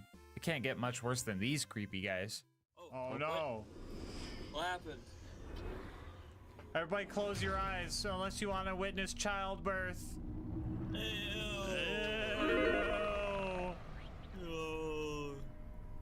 Oh my god, it got way worse. Jeez, these things just keep getting tankier and tankier. What if we just like... Yeah, there we go, much better. Anyway, we eventually entered the vault and started our last boss fight of the run. Let's do this. Oh god, no, not the bullet deflection on Gunzerker. Okay, rest him. Well, that was a rough start. I really rolled Funzerker right as it entered bullet reflection mode, so that was cool. And everything after that went downhill. For the Sentinel, we started getting so many good action skill combos. We even rolled 3 pirate ships at the same time, which was just absolutely awesome. We started waiting for each other's action skills to be ready and just kept popping them all at the same time. Doing so let us take down the first 4 phases and spawned the true final boss. Imagine that, a multi-staged boss fight to finish the game. Who would even? This is where us triple shot homies really started to shine. For the first time in the run, we could have all 3 projectiles of our shot hit a bad guy's critical spot at the same time. We got the God combo and managed to finish off the first mask. After that, Tom popped a nonsensical sacrifice so we could secure phase 2, and thus began the final and hardest phase. Claptrap being made of metal means that he takes increased corrosive damage, so when he started vomiting acid and causing big eruptions of it from the floor, we had to play a bit differently. You ever play the floor's acid? It's a lot like the floor's lava, but it's for robots. Reviving teammates in the acid was pretty much impossible, so we either tried to set up a second wind enemy for them, or just catch them mid-air and fly them to safety. I got you, Tom. I think. We had a really close call when we all went down at the same time. If we all had to respawn and left the arena empty, we would have to restart the whole fight. At the very last second, one of those Sarah Guardian things spawned, letting Tom get up and prevent the full reset. And as soon as we went back in, we went guns blazing with a Funzerker Wizard combo, and another Mecro Wizard combo after that. Lucas came in clutch with another sacrifice, securing a triple revive from it right at the very end. And we finished the fight with pirate ship mode, leaving just enough rounds for some victory shots, signifying that yes, you can beat Borderlands the pre-sequel as a bunch of crybabies. Bonus content time, woo! So this run was a great balance of fun and challenge, but I felt it could have felt a little more roguelike to keep on the Isaac theme. You know, where death is a lot more than just a number going up, so I decided that we're going to tackle everyone's favorite DLC. 6 rounds of wave-by-wave combat where death means you have to sit on the sidelines, capturing that roguelike vibe I'm looking for. That's right, put on your blue light glasses because we're going to the Hollow Dome. Right off the bat, we met a ghost baby. Kinda feel like this one is required at this point. Anyway. Not much to say about round 1. This is pretty much just a warm-up. Flame Knuckle made a return, but we threw him into the big hole, so that was cool. Round 2 was pretty much the same. We had some more of these creepy OFA things show up, but again, the giant hole made them pretty easy. Lucas got Queen Knight killed. You can clearly see that I'm looking at her, trying to revive her, but Lucas somehow snuck in between us, causing her to fall into a million pieces. On the bright side, we were able to test the individual death counter Tom coded. Thanks, Tom. Other than that, though, the Eternal guys started showing up again, and you guessed it, we used the hole. This round introduced the giant spinning blades of scary death and stuff, but if you know anything about patterns, you would know that we use this to our advantage.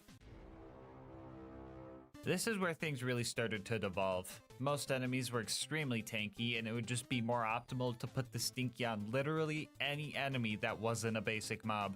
Also, Lucas could not follow the bonus objective and fucking died on wave 1 of 6. Oh! Lucas! What'd you do, Lucas? It sucked me in. Oh. Good God. We put the stinky on everything.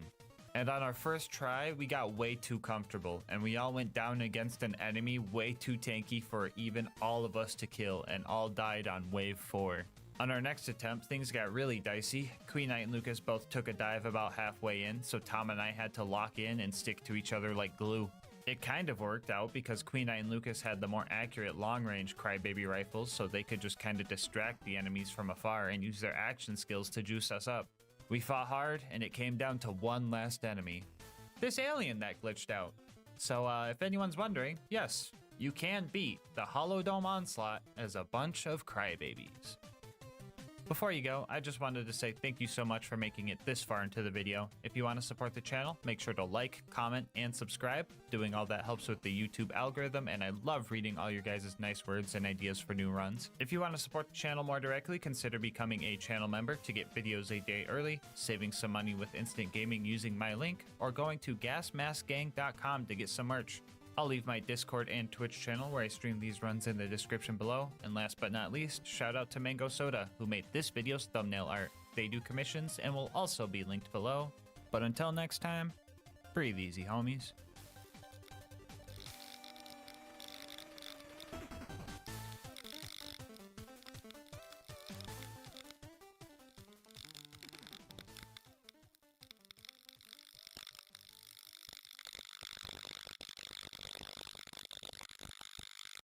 When it comes to FPS games, your HUD can provide a ton of important information, like telling you how much health you have or finding your next objective. But how valuable is that information? Do you really need anything else? Can you beat Borderlands 2 with only the minimap? The rules for this run are simple. I can only see the minimap. And to make that happen, I cut a minimap-shaped hole in the box of my latest monster shipment and taped it to my screen. My webcam will also be aimed at the screen as proof that I cannot see anything but my minimap and Twitch chat. Also, you should go follow me over there and hang out with us while we do challenge runs. Anyway, you guys will be able to see everything, don't worry. The video won't look like this. Suffering through that is my job. This run will be a bit different from my other runs because we're actually going to be doing this in normal mode as opposed to OP10. I figured the XP farming and side missions I would need to do to level up might add a little bit more pizzazz to this type of run. As for the character we picked, Gage was an obvious choice with her bouncing bullets and death trap and whatnot, so we started our run by following our seeing eye robot home and watching him get his eye ripped. Oh, great. Now we're both blind! Before we took on Knuckle Dragger, I had to get some experience and catch my bearings. So after finding the fast travel station, I held up on the menu to travel to the Giraffe DLC. If you don't know why we call it that, Mordecai can kill some of the level 30 doll guys here, and that gives us a ton of experience. You could keep repeating this process as long as you save quit before the cutscene starts, so I decided to rack up some early XP here. So while we wait for Mordecai to level us up, I'm gonna tell you about today's sponsor, Instant Gaming. Instant Gaming has been my go-to place when I'm looking for game deals. Game prices nowadays can be pretty crazy, and we all want to save money when we can. Even you might be waiting for a game to go on sale right now. And if that's the case, odds are that game is rotting away in your wishlist, and by the time it goes on sale, you could have already moved on or forgotten about it. And that's where Instant Gaming comes in. They have deals on a ton of games, and odds are there's a deal that you will like over there. My favorite part about Instant Gaming is that it's super fast and easy to get your activation codes after your account is verified. I've tested it myself, and it could take less than a minute to get your hands on a new game, as opposed to the indefinite amount of time you could be sitting, waiting, hoping, and praying a game goes on sale. Console homies can save money too, because they have deals for PC, PlayStation, Xbox, and even Nintendo Switch. So stop waiting. Make your gaming instant. How about this? Think of a game you've been wanting to play and use my link in the description to just see what kind of deal they have on it. If you like what you see and end up making a purchase, just know that on top of saving yourself money, you are also supporting the channel. Anyway, let's see how the XP farm is going. What? No, who let the cutscene play? Anyway, that farm is busted, so plan B. I found the fast travel again and held down this time all the way to the bottom to go to Digistruct Peak and open a door which went surprisingly well.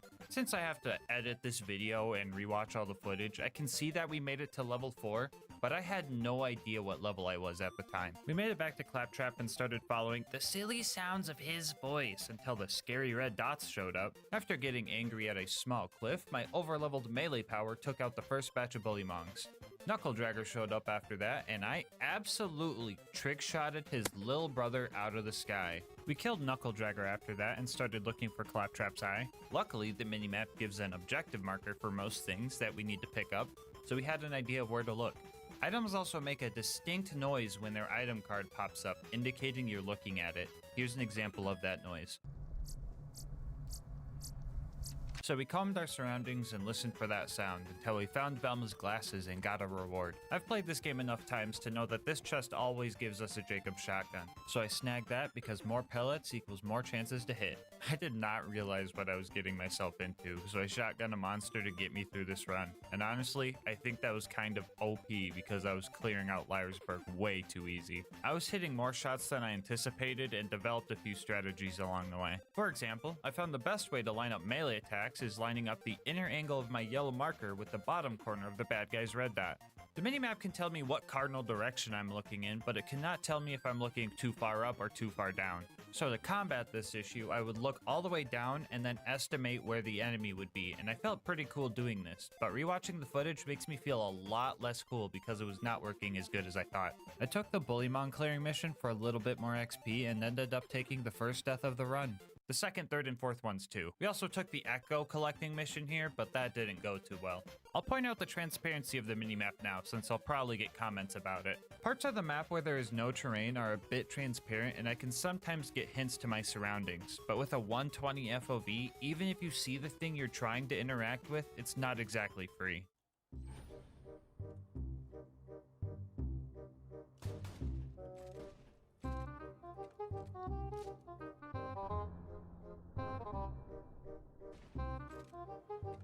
I see the bullet holes, okay.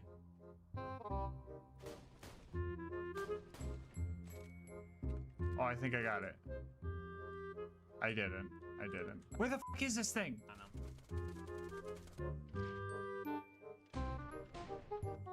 I'm about to skip this mission. I don't know if it's worth it. Yeah, so the moral of the story is that even though I can see through parts of the map, it never really came in handy because learning lineups with the actual map proved far more consistent. Anyway, 5 minutes after I leveled up, I finally unlocked my action skill. So let's bring out Death Trap. Oh no, I didn't pick Gage. I picked Salvador. Anyway, we made our way towards Boom Boom. I wanted to wipe out the bandits here with a skyrocket, but I only managed to kill one psycho with it, so that was pretty cringe. When I got to Boom Boom, someone put a bounty on killing them in under 3 tries. My guess is they didn't have faith in me because I was trying to fight the clouds the whole time, so I don't really blame them. I jumped in and immediately tried to find my way to the back of the arena to lure Boom to a dark alley and take his loot. I was surprised when I got the kill here because I didn't hear any of the noises that usually play when you land a melee hit in Buzzak's Rampage. But like, Boom is dead, so I'll take it. Boom and Boom both drop a bunch of grenade ammo when killed, so I knew I had plenty of skyrockets I could throw at Boom. Too bad I whiffed like all of them. On my second try, I ran back to Boom's body in hopes that there were more nades lying around. I heard the ammo pickup sound as I ran by, so I knew I had at least one and managed to knock Boom out of his cannon. A few blind swings later, I made 15 bucks and leveled up. You might think that picking skills would be hard if I can't see the skill tree. But honestly, it was super easy because I have Krieg's entire skill tree memorized. Do other character mains memorize the entire skill tree? Or are Krieg mains just built different? I don't know. Anyway, if you open your menu and press 4, it will always take you to your skill tree tab. And you'll always start hovering over your action skill. So all I needed to do was press down once and then enter to spec in to pull the pin, which makes it so we drop a copy of our grenade mod when we die. And if it gets a kill, we get double the amount of XP. Using our new skill, we decided to farm Boom Boom until level 10 by running into the arena, dealing a little bit of damage, and then finishing them off martyr style. Oh look, a bonus package! I wish I seen that. The other 4 points I put into Empty the Rage because a majority of our damage is going to be melee, and the Empty Mag bonus actually came into play here quite often. We started our climb up to Flint's ship, and things started getting a bit dicey. The mini-map is locked to a 2-dimensional plane and will only show you the highest point of the map, so we were practically blind when we had to go under the ship. Yeah, I got really lost down here and started taking cryo damage? How the f did I end up in the pre-sequel? What the? We had to keep pushing forward with nothing but muscle memory from playing this game so much. And making it through this part was tough. But now we had to climb up the ship. And that was a nightmare. Staircases, tight ropes, walls, bathrooms, holes, skyrockets, enemies that could be below or above me, I don't freaking know. All these things made it just absolutely abysmal to traverse. I again had to go entirely based on memory. Dying would also send me so far back that it was just headache inducing. I got to the point that kept messing me up and decided to just go for a leap of faith over what I thought was a hole. It was actually just a wall. After that, I slowly tiptoed up to the lever to hoist Claptrap up, hit a new U station, and took a sigh of relief. Up next was the Flint fight. Now usually to get him to jump down from his throne, you have to hit him at least once. Insert joke on why that is hard to do. So we died a few times before we had a chance to get close to him. And when we did manage to get close to him, I found out that Flint was easier than the climb up. Never thought that would happen. After that, we made it to Three Horns and ran into a new issue. We needed an interface adapter to get a new car, but the objective marker was a big area circle. I had a general idea of where to go, but this one took a while to find. Wait a moment while I hack the catch-a-ride.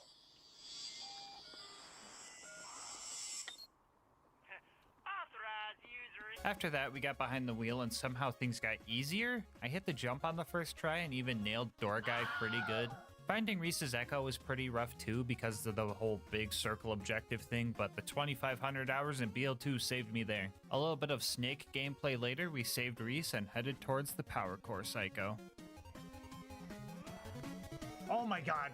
Wombo combo. We managed to nab the power core and absolutely slaughtered the 20 bandits to avenge Reese before making it to Sanctuary. At this point, my guns were very underleveled, and finding new gear would be tough considering I can't see any of it, and my numerous deaths would make buying whatever's in the shop a bit hard. But lucky for us, this mission turn-in always gives us a choice between an assault rifle or a shotgun, so I dropped my SMG and went for the shotgun. Glad I remembered it was the second option because I got a decent bandit shotgun from it. I was hoping for another Jacobs shotgun, but I wasn't disappointed once I heard the bandit gunshot sounds. I had to grab a bunch of stuff here in Sanctuary. I'll try not to go over everything I pick up unless it was tougher than usual, but one thing to note here was I spent my iridium on what I hoped was grenade SDUs. Fun fact, all the upgrades here are alphabetized except for the bank and backpack upgrades, so this was a rare case where extremely obscure Borderlands knowledge actually came in handy. Anyway, nation, and I made my way there after fast traveling back to the draft DLC in Claptrap's place by accident. Frostburn was honestly kind of rough. First off, I'm not used to the map not being already filled out because this is a fresh character, and the terrain was far from flat here.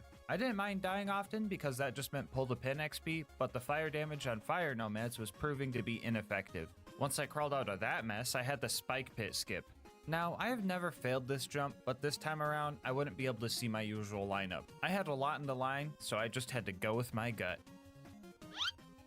Yeah, I can't see shit over here. All right, hold up. I'm gonna John for a bit, okay? I still think my success rate is 100%. Screw you guys if you think otherwise. My player icon is way too friggin' big to see anything. Not to mention this objective marker screwed up my lineup. I'm not Craig, you're Craig. Anyway, we got the skip eventually, and honestly, I don't think it could get much worse than oh, I forgot about Lilith, never mind. The bright side to this challenge is that I don't have to see Lilith, but the downside is that I can still hear the one-liner.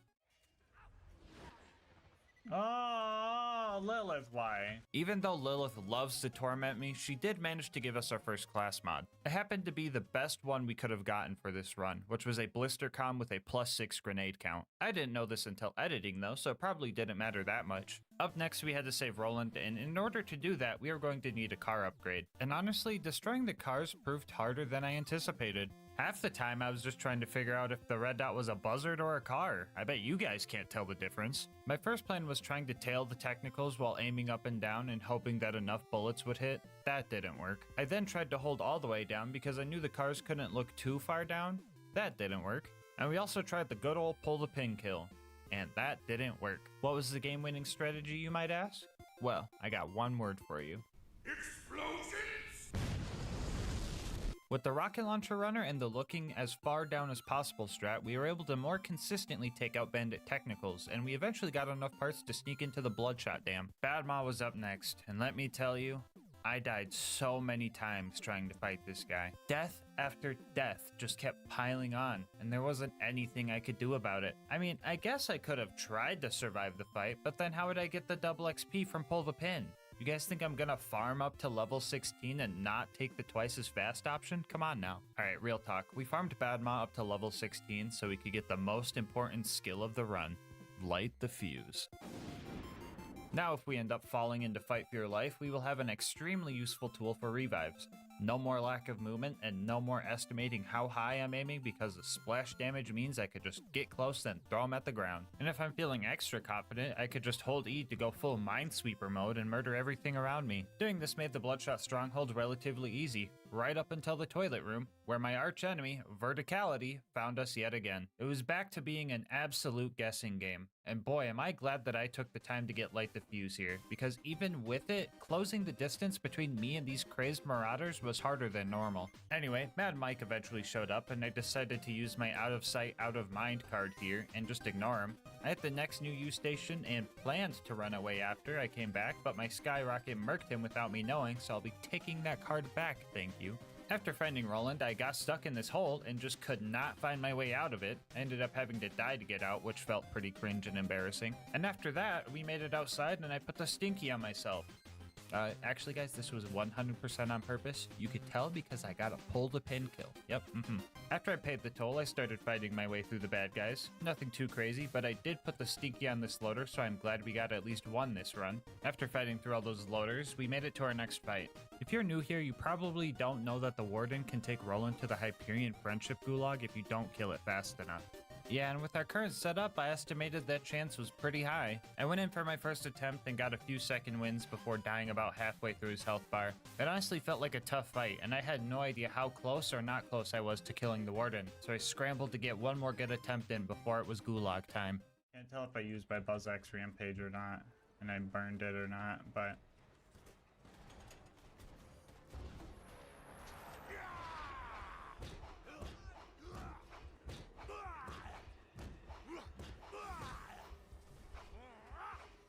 Okay. Yeah, the Warden is weird. I feel like its shield gets weaker when the surveyors decide to start juicing it up or something, because that was pretty baffling. After saving Roland, I replaced my first shotgun with a sniper before realizing that didn't make any sense, and then swapping to a TDR SMG I found and heading back home. At this point in the game, my memory of enemy levels is a bit skewed, so I decided to do the Marcus dummy missions for a little XP boost and to secure a slag pistol for future fights. It's not the best option, but it's the only guaranteed slag weapon I could get realistically. Anyway, I also missed Michael Mamerel right here. I never see this guy, and this challenge run made sure to keep it that way, but oh well, off to Tundra Express. Burning the Varkids here was kind of annoying because I messed up and lost my free tinderbox, and my Skyrocket was just way too strong.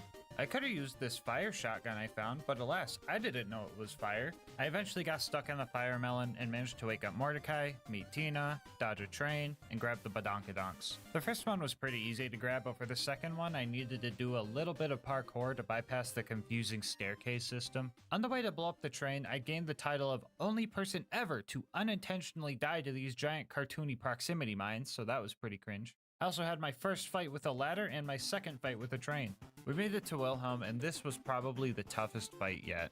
Every challenge about this run piled on right here. I had no idea what level he was, so I had no idea how much damage I was dealing, or if I was even beating out his shield regeneration. I couldn't see incoming attacks, so I had to use audio cues to kinda guess where to dodge. And to top it off, Wilhelm is pretty hard to melee because he kinda has this spike shield effect when you get too close.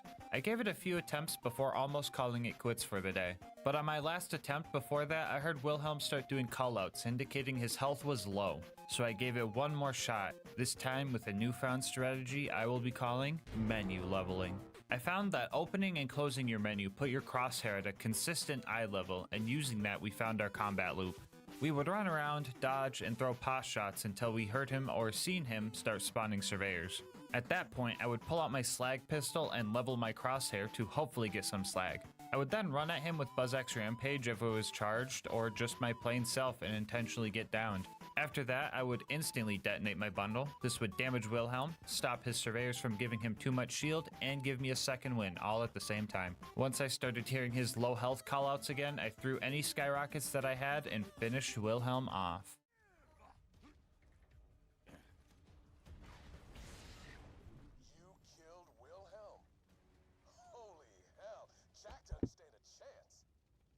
When we got back to Sanctuary, I got rid of my Vault Hunter relic because I knew Lieutenant Davis was going to give me a new relic, and the one we got was probably the most useless thing I could have gotten.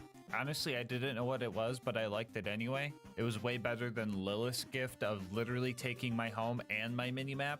Like, bro, what am I supposed to do now? I ended up running towards the cliff to spawn next to the door, which was unnecessary because an objective marker did show up. But if you watched my vids before, you know that I'm all about the high road. And if you haven't watched before, consider subscribing. It helps the channel a lot, and if you've made it this far into the vid, there's a good chance you'll want to watch more. Anyway, we made it to the fridge and had a surprisingly easy time finding the levers to open the doors. Getting across the Hyperion Bridge went well too. I was a little worried about using the gondola to get across because I wouldn't be able to see it, but the thing is super loud, so I knew exactly when it stopped right in front of me. We made it to Mr. Noodle, and I was pretty scared of what this fight could entail. But then, like, the kill almost looked like it was ripped straight out of a casual playthrough. Like, if you haven't spammed skyrockets at this guy before, have you even really played Borderlands? Anyway, so that was like 3 wins in a row. Overlook, though. That was an L. Things started strong, but quickly took a turn when the toaster showed up. Yeah, I didn't think I was going to be able to kill this thing, at least not fast enough to make it worth my time. My favorite part about this whole section is when I got to watch myself try to repair the beacon while I was in Light the Fuse because I had no idea I was even down. Yeah, that was just really funny to me for some reason. Anyway, the beacon actually didn't go invincible this time around. I thought it did, but I guess it didn't. I still had to shamefully fast travel away from the evil toaster that was shoving nuclear bombs into my soft spot, so that sucked, but progress is progress. We made it back home and went for our next vital piece of gear, the Law. Getting it was easy. I just had to empty a weapon slot, correctly identify a killer, accidentally desecrate a corpse, and bam, double melee damage for the rest of the run. The preserve was our next destination, and finding the place was way harder than it should have been. I got stuck in a cave somewhere, and for the first time in the run, I had to save quit because I just couldn't find a way out. Second try took a while, but I made it to the dreaded preserve. Wounding the loaders here went, just kinda got lucky with Light the Fuse and the door opened. But I did start feeling a bit under-leveled here, so I made sure to kill every tiny dot I seen. Anyway, I pushed through all the mobbing and realized that I still get red dots for stalkers even though they're invisible. Didn't make them any less hard though because they just love running away from me. Also, a very weird thing to do if you're literally called a stalker. Anyway, the ultimate loader showed up and worried me a little bit. The game plan was to slag it and just hope that a Buzzax rampage duration was enough. I forgot to mention this during the Wilhelm fight, but enemies do have callouts for when they get an element applied to them. In the case for slag, they say something like unknown substance or unit slagged. So I was able to tell when they turned purple and knew exactly when to strike. So I was gonna do a bit here where I said I murdered all the loot dudes super easy while swinging at nothing because I didn't take doctor's orders, but I got lucky and one of them showed up anyway. I checked for a drop and ended up with quite the surprise. Okay, we got like something, I guess.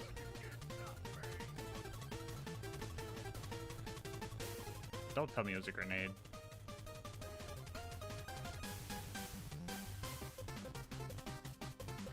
Dude, is that a nasty surprise, dude? 3, 2, 3, 4. That's my shield, that's my grenade mod.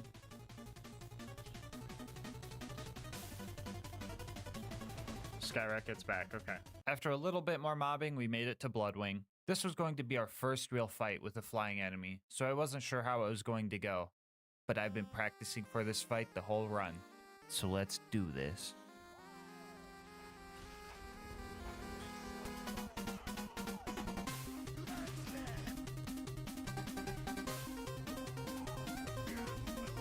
Okay, yeah, no, that's fine.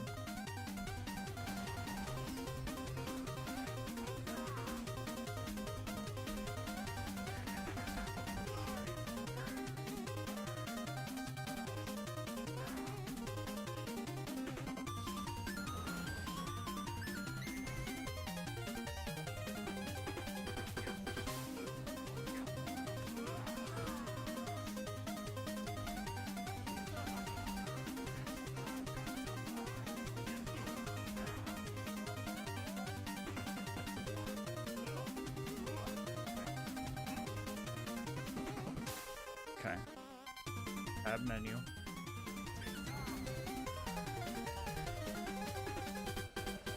Okay.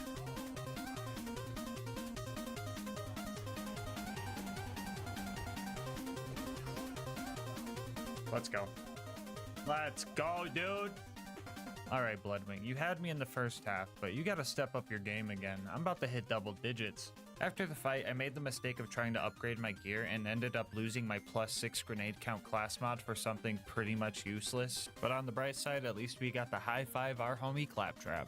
Up next was recruiting Brick and his air support. The initiation was pretty much just handled by the Skyrocket, if I'm being honest. Apparently, I wasn't supposed to use this thing indoors, but like how the heck was I supposed to read that? I can only see the mini-map. Sarcastic Slab could have survived this time around because he didn't show up as a red dot, but his loud clapping let me find him using echolocation. Get it? Because the minimap comes from the echo.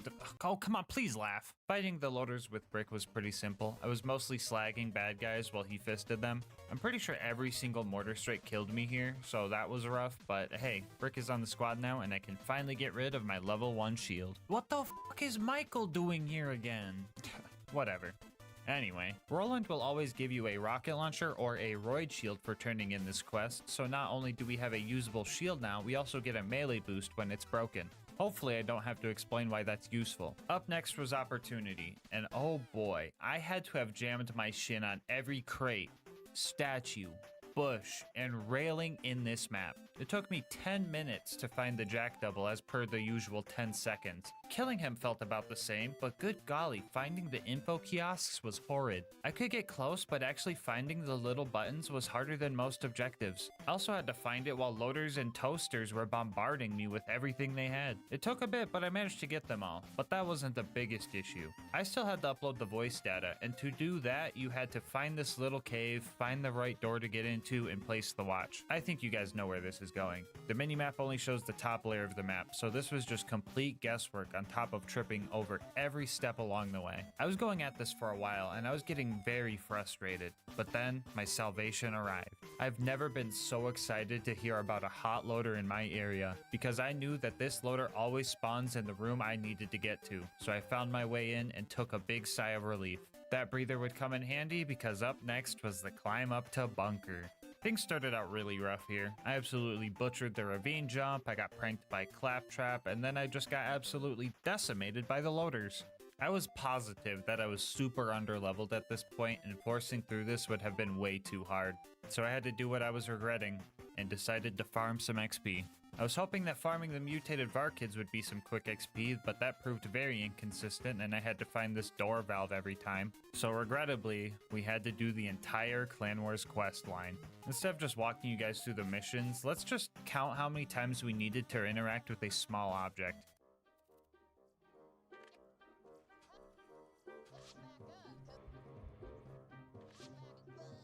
Nice.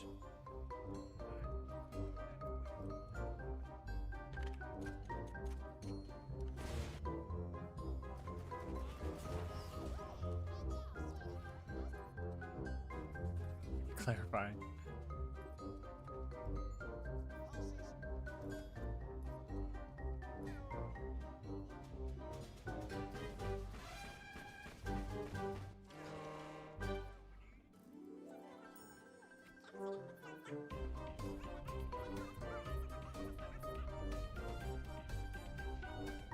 Ah. 42 painful interactions, not including fast travels and car spawns. And what do I get as my reward? I get to do this for the next hour. I was hoping Mick was at least level 22, but he was only level 20, and the experience falloff was rough. So this last jump from 24 to 25 was a majority of that hour. How many Maggies did I miss? I have no idea. I couldn't see. And rewatching an hour of footage to give you guys one number seems like a silly thing to do. Hey, whoa, editor, don't show him that. Get that out of here. Anyway, after accidentally going to the Hammerlock DLC, we made it back to 1000 Cuts and tried climbing the mountain again. Things felt a lot better this time around. The toaster only took a few tries, the baby turrets were a pushover, and the big toaster got cheesed the good old-fashioned way. And all that was left was Face McShooty. This is gonna be so cringe if I'm way off.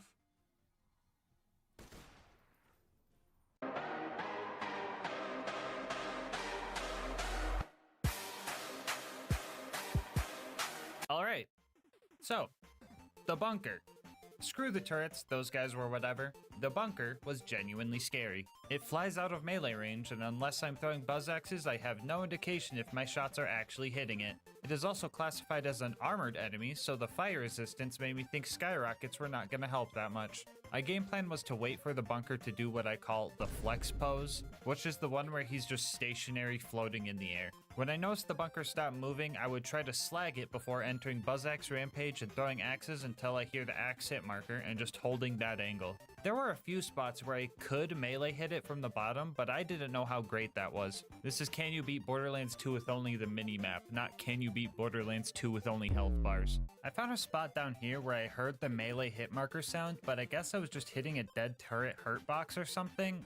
It's super complicated. This game's made of spaghetti. I shouldn't have known this, but someone in chat gave me a hint, which they weren't supposed to do, so I had 3 options. Use the hint and stop doing this strat because it wasn't actually dealing any damage, which felt cringe. Keep using the strat, consciously throwing to replicate what I would have done without the hint, which felt cringe. Or spec into silence the voices and just tell myself that throwing axes was safer because I didn't want to hit myself, which felt less cringe. No hints!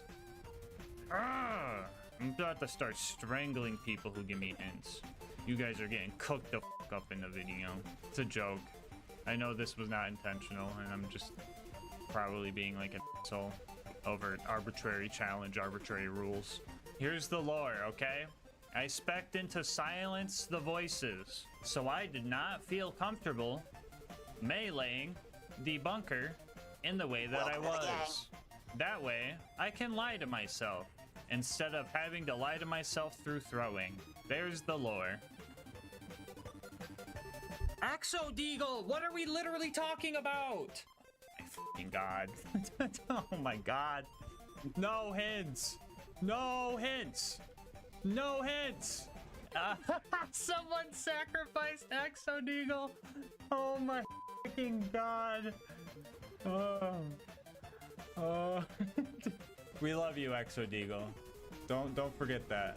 If anything else, Exo Deagle, that's going in the video, and you get to hear me scream your name in the video. Anyway, this fight was tough, but I knew it was possible because the bunker started bringing out its big slag cannon, which meant it was at 50% health, which meant I was doing damage. But this also meant that standing still trying to throw axes wasn't gonna work anymore. So preying on the good old skyrocket was the way to go. Instead of going into Buzz Axe Rampage, I would try to slag the bunker and throw any skyrockets I had. If I was out, I would patrol the outer ring for Brick's air support drops, and then just hide up here until the bunker was in a good spot. It also probably would have helped if I didn't accidentally sell my class mod and lose my burn damage, but oh well, who needs a class mod anyway? My stubbornness was really put to the test here. 1 hour in, I had this heartbreaking death. Another hour later, history repeated itself, and after 3 hours and one extremely close clutch moment, the bunker entered its deathbed spot. Jump, jump. Land right on him. Oh! Oh! Okay, here we go. Let's play this right.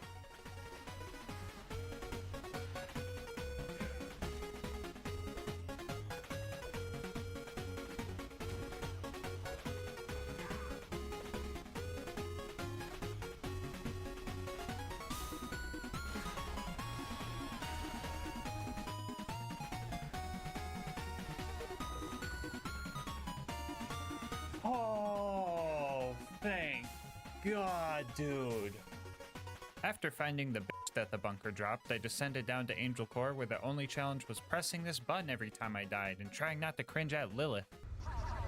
I couldn't really tell where the injectors were, but some trial and error with my skyrockets was all I needed to fix that issue. Some other stuff happened that I couldn't really see. I think Roland's fine, but I know one thing's for sure. Lilith stole my friggin' mini-map again. Anyway, after making it out of Marcus's closet, we got the Order Shield to combo with our Law Pistol and made it to the Iridium Blight. We took a few side missions here because I thought they would be easy. Yeah, I was totally wrong. I tried to visit Jack's grandma, and it took me 10 minutes just to find the door to get in. The other mission was actually pretty easy. Jack just gave me a bunch of Iridium to jump off a cliff, but I've been doing that the whole run, so that was pretty easy. After those 2 side missions, we made it to Sawtooth Cauldron. Yeah, do I really have to tell you guys why this place sucked? Oh, I do? Okay, well, cave. I've been over it before, so this time I'm just gonna show you what I went through. Nope, this is being generous. You're gonna get exactly what I went through.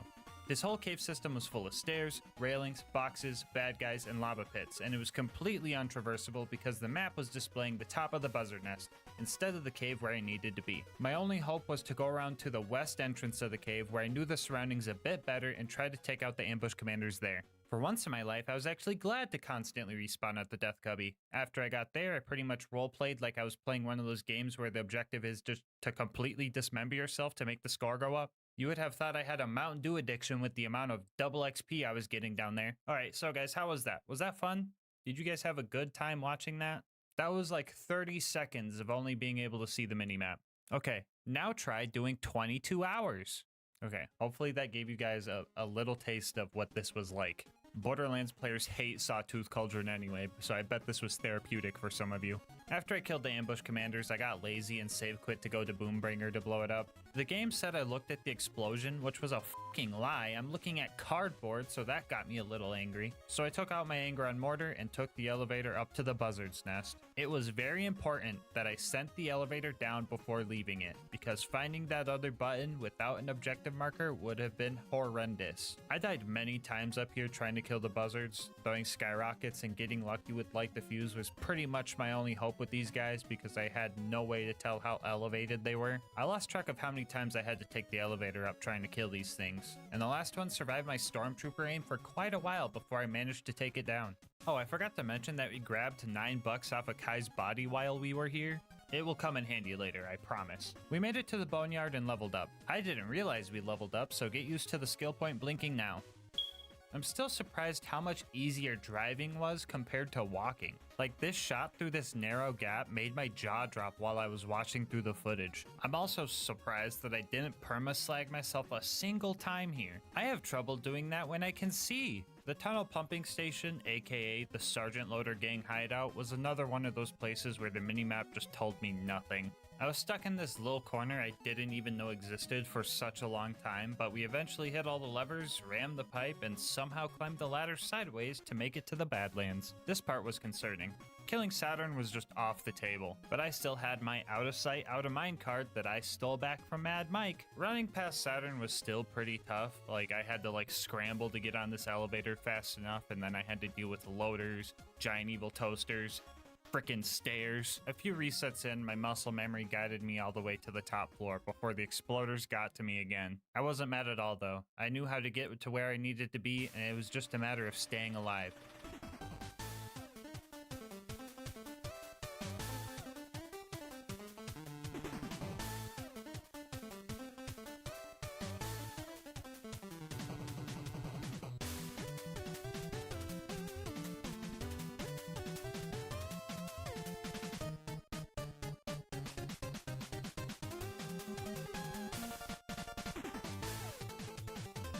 Focus.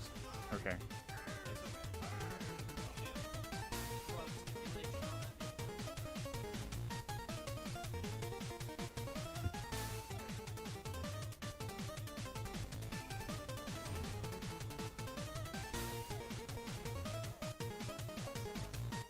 Come on. Come on, no. Oh, that fucking constructor stole my kill. Oh, no shot. Hold on. Okay. Run, run, run, run. Okay, I'm not in. I don't think I'm in. And then I go to the right.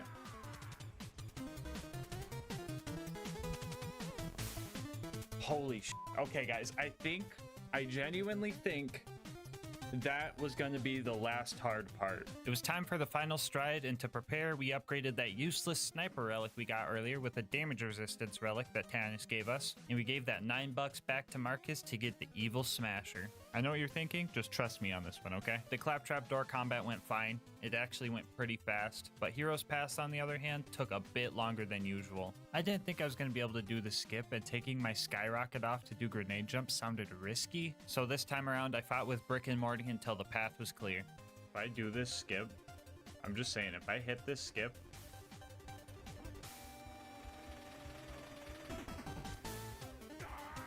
I am pogging so hard right now. The final battle was upon us, and Jack was gonna put up a fight. Never mind, he just got swept. Like, absolutely rolled and smoked. The real final boss was a bit harder. The lava got me a few times because I just couldn't see it when it was rising. But Gasmask just listened to Lilith's warn- Oh, shut the fuck up. No, shut the fuck up. We hate Lilith around here. The Chrysalisks were decent revive fodder here, but I had to trust my ears because their red dots would just disappear often. But as long as I could find one, I could usually get a second win. The warrior took my life 6 times before I found a working strategy, and this is how I did it. I positioned myself where the rising lava, Crystalisk projectiles, and warrior's fire breath couldn't get to me, and I pulled out the evil smasher. Guys, stop laughing at me. I'm being serious, guys. Just listen. Anyway, for the people who haven't used this since 2013, back before the nerf, this gun has a 7% chance to proc a bunch of stat boosts every time you reload. So while I was waiting for the warrior to show up in my line of sight, or route of sight, I don't know. Someone tell me a better map joke, please. Anyway, while I was waiting, I would just keep spamming the reload until I heard the activation sound. If it did activate, I would dump my mag into him when he got there, and if it didn't, I would try for slag and throw buzz axes instead. The Evil Smasher is widely regarded as a terrible weapon nowadays, but I think it's actually pretty good. 7% of the time. I still had no idea how much damage I was doing or if I was even shooting the warrior sometimes, but I had faith in my strategy. And eventually, we noticed something. He's not moving. He might be in deathbed. I'm gonna give it a second just to make sure. Oh, you know what? Super obscure Borderlands knowledge coming in handy. That Crystalisk is gone. That Crystalisk is gone because Warrior is in fact in deathbed phase. Come on, let me smash some evil. Let me smash some evil. Let me smash some evil. I want to end this run. Let me smash that evil. I'm gonna drink that fun. Let me smash that evil. The evil needs to be smashed. We smash that evil. Evil needs to be smashed. Everybody with me now. Let me smash that evil. That evil needs to be smashed. Let me smash that evil. That evil needs to be smashed. Don't let that 7% get you down, cause you know when it procs it will flip your frown. Come on. Evil Smasher. I hardly know her. I ain't the sharpest smasher in the shed, but 7% of the time, that evil do be dead. Okay.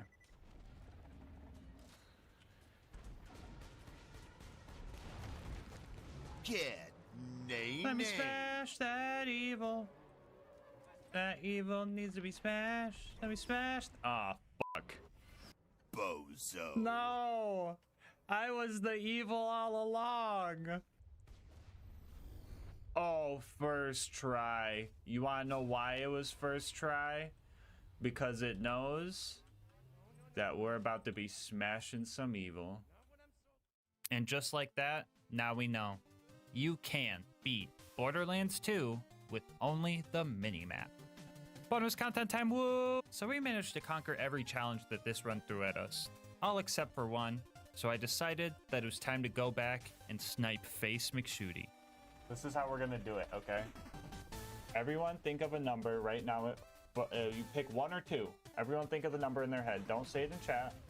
Everyone pick 1 or 2. If you picked 1, you're gonna give me hints. If you picked 2, you're gonna lie to me and pretend you're giving me hints. Bit more left? I don't know about the left, guys. I think you guys might be fooling me. Yeah, left down. You're too far up. Right there. That moment when everyone picked 2. Get out of here. Up? Okay, everyone saying up is a fucking liar. I've caught you. More left cheeseburger, more? How about that? How's that? Okay. No Mask Jr. First time chatter. No, okay. I can trust No Mask Jr. They weren't here for the rules. Oh, No Mask Jr. Let's fucking go, dude. Yes! Holy shit! Oh my god! Before you go, I just wanted to say thank you so much for making it this far into the video. If If you want to support the channel, make sure to like, comment, and subscribe. It really helps with the YouTube algorithm, and I love hearing your guys' kind words and ideas for new runs. If you want to support the channel more directly, consider becoming a channel member to get videos a day early, saving yourself some money over at Instant Gaming using my link, or going to gasmaskgang.com to get some... Editor, what is that? No, fix it. There we go. Or going to gasmaskgang.com to get some merch. I'll leave my Discord and Twitch channel where I stream these runs live in the description. And last but not least, shout out to Mango Soda, who made this video's thumbnail art. They do commissions and will also be linked below. But until next time, breathe easy, homies.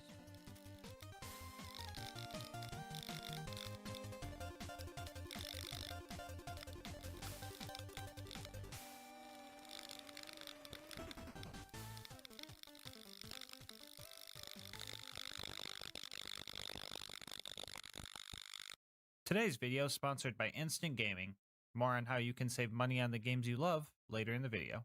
The date was April 2nd, 2013, and Gearbox just released the patch that would drive the evil Smasher into an early grave, never to be taken seriously again.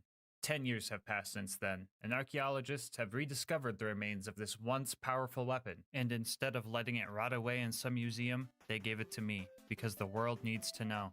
Can you beat Borderlands 2 with only the evil Smasher?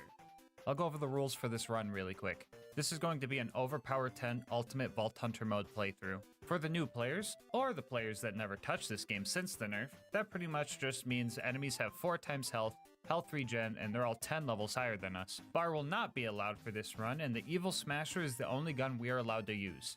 Also, just for clarity, the Evil Smasher glitch will not be allowed. This might be common sense because it was patched out, but the way we use it kind of makes it seem like I'm using a glitch, but I'll explain that more later. And finally, we are going to be playing as Krieg, but melee will not be allowed for this run. I know, not letting Krieg do his favorite thing is a war crime, but the run would devolve into a pure melee run really fast. As for the gear, I'll be using a basic shield, Vault Hunter relic performer drops, and a low-level slag grenade because Krieg has no slagging skills. But if you're one of those people and want to see the slagless version of this run, I'll have a link to that down in the description. As for the class mod, we'll be using the Legendary Reaper, mainly for Bloodbath and the extra kill skill duration. And here's a quick peek at the build. Feel free to ask questions about it in the comment section, and I'll answer them when I can. With all of that out of the way, let's hop into the run. Right off the bat, we can't really fight anything, because the Evil Smasher is garbage. Instead, we have to start farming to activate its effect. Every time you attempt to reload this gun, you have a 7% chance to get a bunch of stat boosts that last for the duration of the mag. For simplicity, I'll refer to these powered up mags as Smasher mags. So yeah, you kinda see what I mean when I say this looks like I'm doing a glitch. All I'm doing is canceling a reload animation by swapping weapons and then trying again. Anyway, after we see this explosion in front of us or hearing the activation sound, we have 26 rounds to fight with, which lets us kill about 2 bad guys, assuming they're slagged, before we have to run off and try to get the 7% again.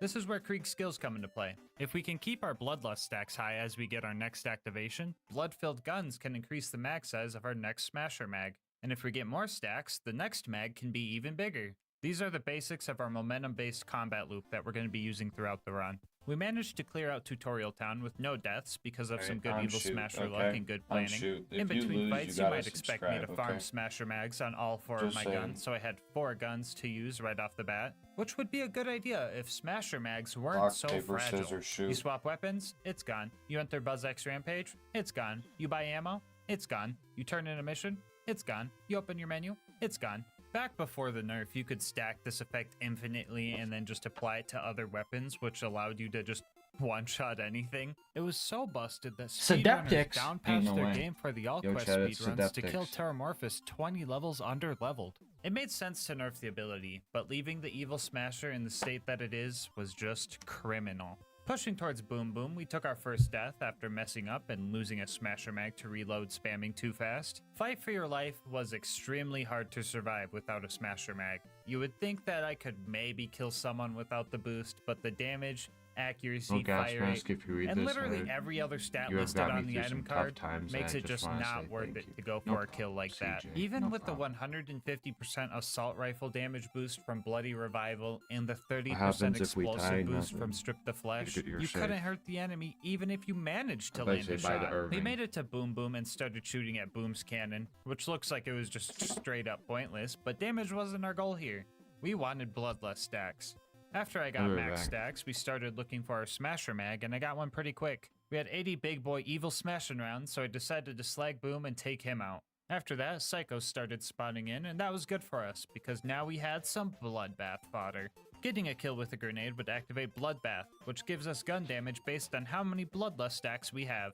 With 10 out of 5 in this skill and 100 stacks, you get a solid 500% damage boost to all gun damage. Mix that with our extended kill skill duration, and the momentum-based combat loop really starts to take off. The only issue with this is getting a kill with a grenade. Lucky for us, we don't have to get a kill with an actual grenade because a lot of guns in Borderlands 2 deal bonus grenade splash damage, the Evil Smasher being one of them. In addition to the damage on the card, the Evil Smasher gets an extra 90% damage as grenade splash, giving us about a 47% chance to activate Bloodbath with each kill. Alternatively, I found that shooting the ground near the bad guys made it so only the grenade damage would hit and give it more consistency. Anyway, nerdy Borderlands mouth out of the way, so you've just used the been Psychos to sleeping on activate a Bloodbath and blanket dumped on a the huge floor that Smasher can't Mag be into Boom's healthy. cannon. All of that worked just for mediocre Ain't no damage way output. someone Yay! named Septic We Bong managed to Water take is out giving Boom me Boom with health no advice, deaths, bro. and then Ain't no we were way. immediately bodied by the basic mobs afterward. We pushed Sleep our in way a through bed the mobbing tonight, to save homie. Claptrap Don't and made it to the sacrifice your Flint fight. lumbar. The plan for I'm Flint was fine, pretty bro. much I'm the same as fine. Boom Boom, but this time with a lot more dying. I was specced into a few skills I'm in the Hellborn sleeping tree, like a including baby Flame down there, Flare, which bro. made me stay on fire for longer. This is good if I can light myself on fire using delusional damage, but not good if Flint puts his OP10 fire dot on me. I burned through a lot of mobs here trying to get second wins, no pun intended, so I had to reset the map and reclimb the ship so that I had some weak guys to get Bloodbath off of. That took a while, did I and end so up did killing getting Flint another with the Smasher Evil Mag to Smasher, restart bro? the fight. Jeez, man, if the Evil Smasher has a 7% chance to proc, but Silenced Voices has a 12% chance, why do they feel so far apart? Alright, watch this. We're gonna see how long it takes to get a Smasher Mag. And while we wait for that Smasher Mag, I'm gonna put this up in the corner and tell you about our partner, Instinct Gaming. I forgot I did this bit. Bro did not get a Smasher Mag.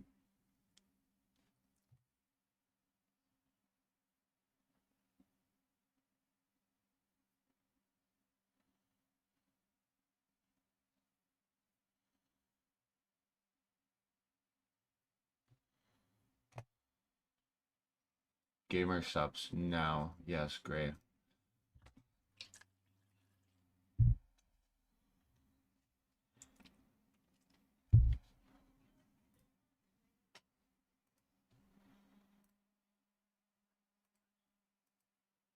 And use my link in the description to just see what kind of deal they have on it. And if you do end up making a purchase, just know that on top of saving yourself money, you're also supporting the channel. Anyway, flavor we drinking guess who in there? still hasn't gotten a Smasher Mag? One eternity later, I found some creative cover and managed Oh to yeah, build I up enough cheesed him, of damage to course, finally duh. take Flint down. We made it to 3 horns and started our Sanctuary initiation, you know the usual, ramming door guy, saving Reese, and retrieving the power core. We're playing Hitman now.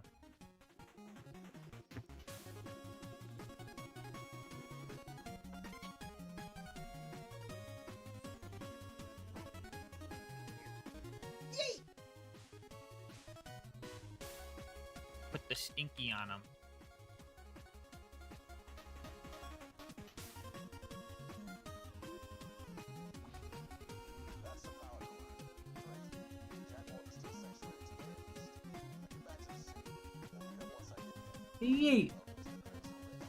It's patience, guys. You gotta be patient. You gotta know when to strike. All right. So based off that math, about 1 stock grenade is 2 kills. So, if I have 4 grenades left out of 10, subtract the 6 over the 18. 18 divided by 6 equals 3. These grenades should kill the 20 bandit. One more for just in case. Okay. Those should get the 20 bandits for Reese. After we made it to Sanctuary and did Hunter, all of our as always, non-evil thank you for smashing the tier chores, we 1 made sub. our way to Appreciate you, Frostburn homie. Canyon. We decided to just run What's through the place like poppin'? we always do, skipping all the non-mandatory combat. I almost died to this big psycho, but clutched up, and the spike jump skip after that was easy as always. I never miss this jump. Totally unrelated, but please do not go watch my last video after you're done watching this one. Thank you. Anyway, we made it to the safari zone and started taking out the psychos. I managed to build up my momentum pretty quick, and mobbing honestly felt pretty good. Oof. Bloodbath was proccing, Sure. and things were dying. I thought grenade ammo was going to be a problem for this run, but then I Perfect remembered timing, let's Bloodbath go. gives enemies a higher chance to drop grenade ammo. And by higher, I really just mean guaranteed. Speaking of grenades, I gave our grenade mod a super long fuse time to add a little bit more challenge to the run, but then I remembered that the longer fuse time could be used as a good get-off-me tool for when I'm trying to find my next smasher mag. Anyway, my evil smasher started giving me a lot of smasher mags shortly after Lilith said her one-liner. It's almost like the evil smasher sensed the evil. Up next, we needed to go save Roland, so we met Ellie and started destroying bandit technicals to get a car upgrade. The It's cars here aren't properly foreshadowing. balanced for endgame, so I I kind of don't expected to remember be able to making kill that, them dude. without smasher mags, but even these guys were too much for this gun. I managed to stop the caravan and was going to use it as a ride back home, but the last technical I needed to kill force-fed me its bumper, so I ended up having to walk all the way back. That means I just save quit. With our new car, we managed to sneak into the Bloodshot stronghold and start our fight with you know what's Padma. fucked up, guys? Honestly, this guy was kind of wrecking me. Circle strats on this guy have always been These really last tough, 2 and getting days- smacked with his door makes a second helping of car bumper sound appealing. I was These even last 2 failing at days, I've been cheesing this guy cackling because so 2 wolf much shots that would my just throat leave me kind of dead. hurts. All of my healing came from Thrill of the Kill, which makes 140% of my overkill damage come back to heal me. And since all of my guns are basically level 90, using that overkill damage to heal my level 80 health bars like Zenyatta popping all on a baby. Does it feel good? Let's hope that they don't rework that game again, so this joke makes sense for at least a month. Anyway, my point is, I had no way of healing if this was going to be a one-on-one fight. So after dying like 8 times, I save quit and used all his goons to build up momentum. As long as I could get kills fast enough, I could keep healing, and I managed to finally take Badma Ain't no down. way, ain't Inside no the way game, we Mark started just said experiencing that. a little bit of a smasher mag drought. It was bad enough that I resorted to trying to kill a few of these guys without smasher mags, and to my surprise, it was kind of working. Oh, never mind, that was just Bloodbath. Yeah, this skill's really good, guys. I also had some help along the way. Little dude, go I think a month later they reworked Zenyatta. We made Went it to to the go. dreaded toilet room and started having some real trouble. Ooh, call me constipated because I be stuck in the toilet room. Note to self, delete that last recording. Okay, there we go. Anyway, we managed to take out most of the baddies here, but the last few crazed marauders had some pretty crazy That's aim, Lucas and I right just now. could not get close enough to these guys to kill them. Bro's I had nearly constipated. 20 deaths in just this room before Mad Mike showed up and added 10 more. It took some work, but we managed to deal with Mad Mike the way we always do. Mad Mike, get over here. Jump over here, dude. Idiot. Do it. Let's go! Bye, Mike. Anyway, we managed to find Bye, Roland and started Mike. chasing after the toaster that kidnapped him. That wasn't the only robot giving me trouble, though. Oh my god, really? Every surveyor in the fucking world came to fucking power this dude up. Alright, I'll be real with you guys. I was 100% ready to go to the gulag. Constructors have a huge 90% damage resistance to grenade splash. Wait, did which I not was go to pretty the much half of gulag our here? damage Ain't no dealt. way. Not to mention that this thing can't be slagged. Nonetheless, I decided to give it my all. I used a loader nearby to pre-stack and start the fight strong. And I played like I could win. Because I could win.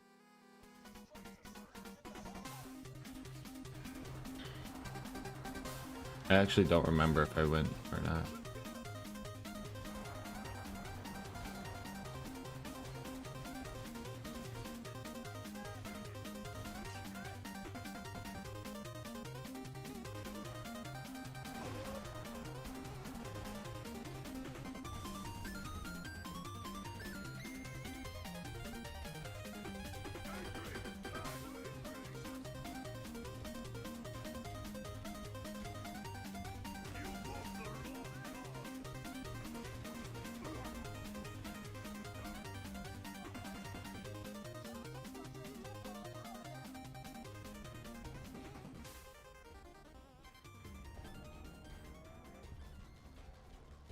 Oh no.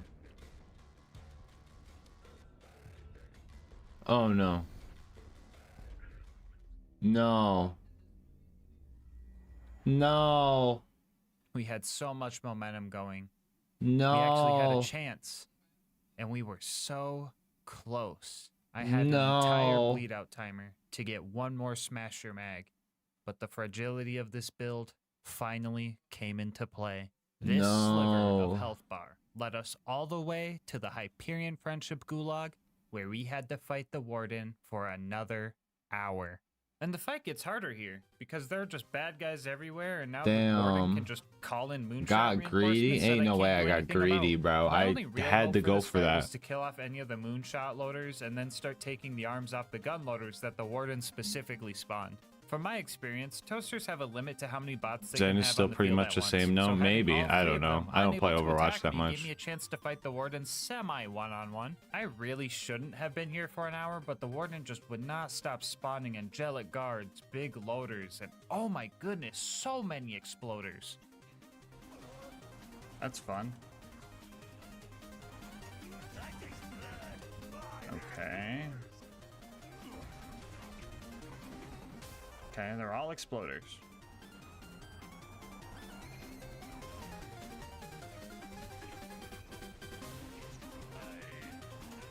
Alright. Fuck the exploders, whatever. Anyway, we eventually took the Warden down and saved Roland. After that, we headed towards Tundra Express to burn some bugs, meet Mordo, meet Tina, and blow up a train. There isn't any mandatory combat here, so not much to mention. I did find out that ladders can destroy smasher mags, which really just says something about society. Wilhelm was up next, and I just killed him. Like, first try even. All I had to do was keep my distance and kill off the loaders quickly so they didn't kill me. You can dodge all of Wilhelm's attacks pretty easily, so I just shot the bad guy until he was dead. Easiest Wilhelm I've ever had. Not sure why the Destroyer of New Haven was easier than Warden, but I won't complain. First try Wilhelm? What the Why is a toaster stronger than Wilhelm? Like, True. Try to imagine if like Wilhelm was like easy on purpose, right? And the power core we got was actually like a trap causing sanctuary shields to go down. And then like Lilith does something like crazy, like phase locks the town so everybody doesn't die of mortars. But she also like kicks us out for some random reason. That would just be wild. Oh. We made it to the fridge and ran through that joint. I died a few more times than usual because rats have the most sporadic and goofy movement I've ever seen in a carbon-based life form. I hate rats!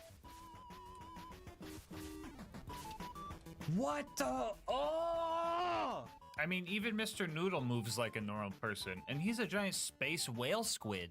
Anyway, even with Slag and Bloodbath, this guy was pretty tanky. I had the loaders helping me out a little bit, but I just had to keep running around this building to avoid being wall-upped until I could get the beacon. We made it to Overlook and started protecting the beacon.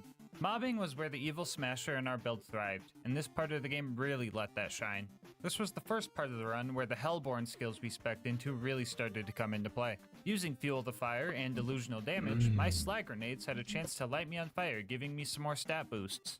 Being on fire would give me 50% damage reduction from Numb Nerves and an extra 50% gun damage from Pain is Power. No idea if the damage reduction did anything for me, but I took it anyway. Being on fire would also trigger Raving Retribution, which would send homing fireballs at any enemies that would try and damage me, potentially lighting them on fire. And that fire damage over time would then chain into Elemental Elation. With every stack of this, it gives me more mag size and fire rate, and you know we love that mag size.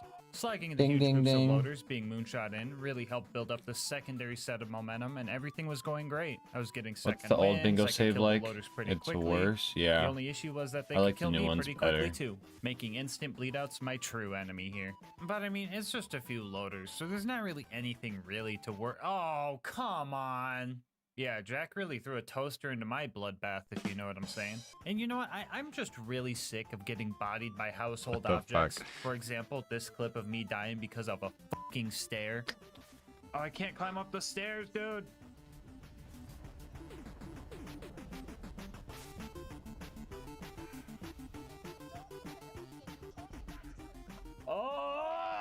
Yeah, after that, I just let the beacon become invincible, and I just started messing around, honestly.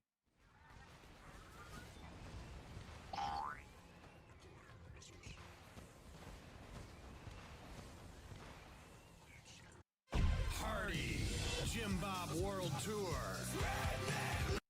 Know who that motherfucker is. Well, that's enough Evil Smasher.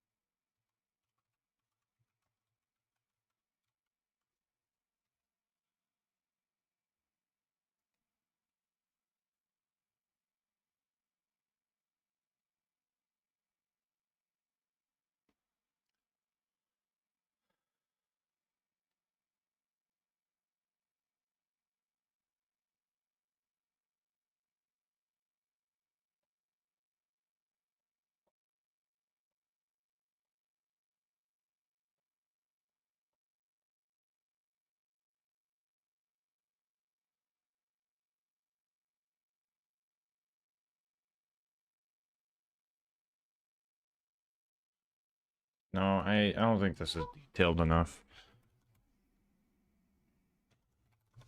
Yeah, that works.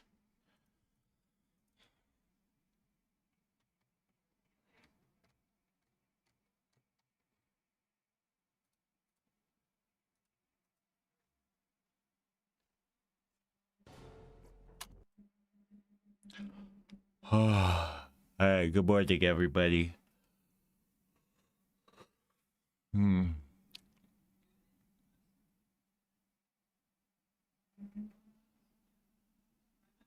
Borlands. Chat, you guys ready for Borlands?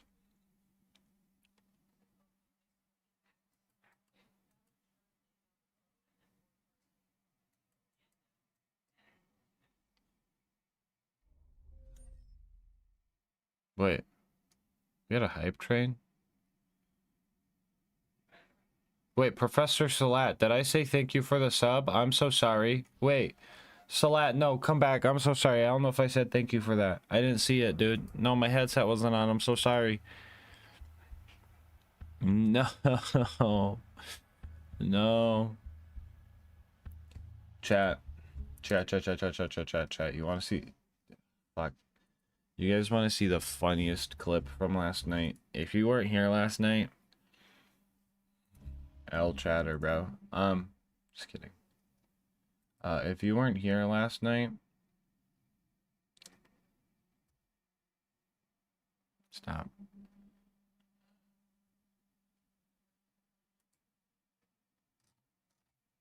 Oh no, we don't have the clip. Hold on, we gotta go find it. If you weren't here last night, I was doing the Lord of the Rings Easter egg with the Bane.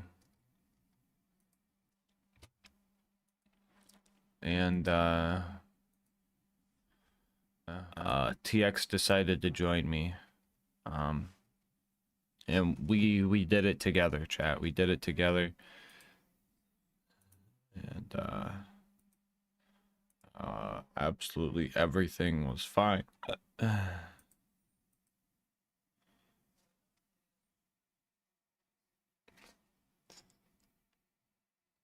Where's the clip? Chat, where's the clip? No, where's it at? Is this it? Yeah. Okay, so he needs to punch you, right? We did it, chat. Okay. I'll allow it.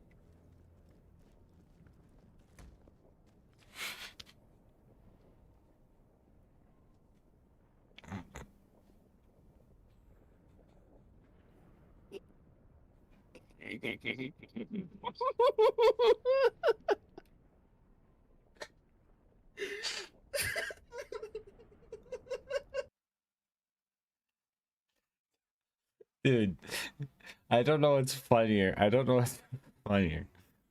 The fucking smack sound from the hammer one-shotting Geary. He's at OP10, by the way. He should not have died to that.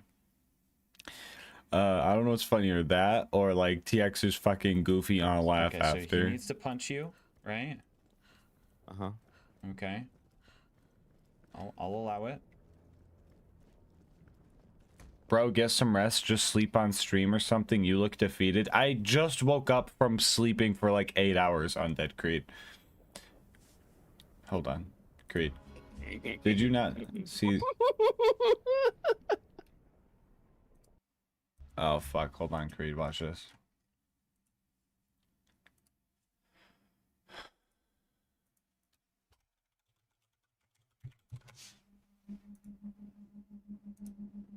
That was almost bad. Yeah, that's right. Okay. Look at this. Oh, I didn't know. Yeah. I'm making sure I sleep. Here, look at this. This is what the stream looks like. I thought I was reviving Alyssa. I'm so sorry. Hold on. Whoa. Wait a minute. That was the wrong clip. Hold on. Yeah. I got you. You can't really see it, but that's just me sleeping right there. Thank you. I just play the YouTube playlist. Hold on. Is there a bandit to And then just Hold on, sleep. I want to put the stinky on him with Lucas on my head. Remember the good old days, chat? Can I punch him? Yes! That's good. Buzzards were actually pretty easy to take down because our nades stuck to them. So let's talk about the boneyard. Anyway, yeah. We were sleeping. Don't you worry. We were sleeping. Okay,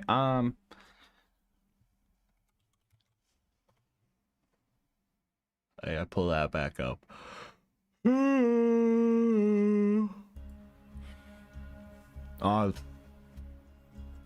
Luke was.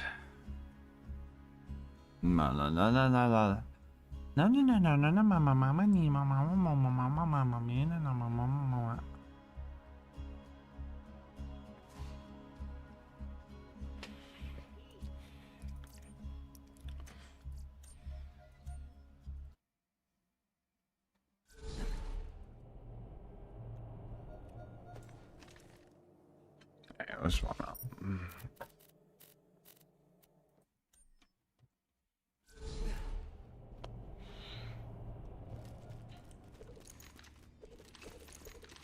David Triple is a threat to society.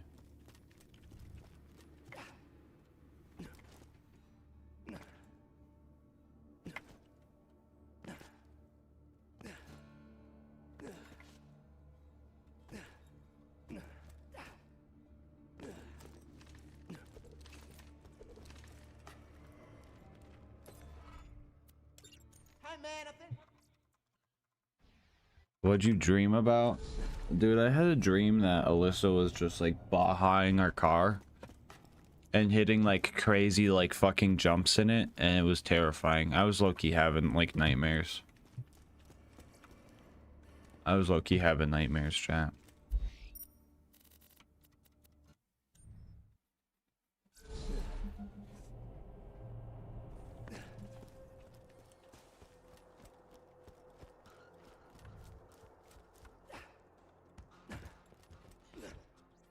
Hello. Given the skill with which you dispatch those robots, we of the town of Overlook thought you might give us a hand, so to speak. So, first item on the agenda, we're all dying of a brain disease. If you could get us 3 shipments of medication, we would live, which would allow me to keep paying you. Was a sick jump in? Yeah, we were landing them. It just seemed like we were gonna fucking crash and explode every time. And then Alyssa kept getting mad at me because I was being a buzzkill. And I'm like, bro, we're gonna fucking die. And she's like, it's fine. And we just kept hitting jumps. And I was stressed out. You probably see me tossing and turning and fucking convulsing over there.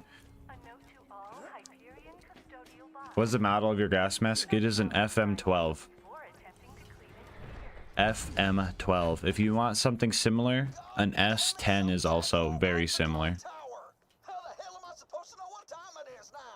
Hello, Spartan. How's it going? Plug it into our medicine machine and buy some Also, Dark Mark DeLong. I'm assuming you guys are the same person. My bad. I did not see. Ooh, is my multi-chat working? Let's see. No. Maybe. Hold on. Wait. No way multi-chat's working, right? Oh, wait. Is multi-chat back up and running? Oh my god, it's back up and running. We can use multi-chat chat. Yay. We're saved. I can finally just fucking read you guys all in one. W Caster Labs. More badly than we needed shiver medication, they will be thoroughly reprimanded. Thank you, but we need 2 more medicine shipments. The next is carried by a traveling Hyperion requisition officer wandering the Highlands. Get the medicine from him. Without his What stopped you from beating Wonderlands? Dude, that shit hurt my eyes. I was having fun with it, but it does hurt my eyes. That and I seen what the end game looked like and I just got uninterested.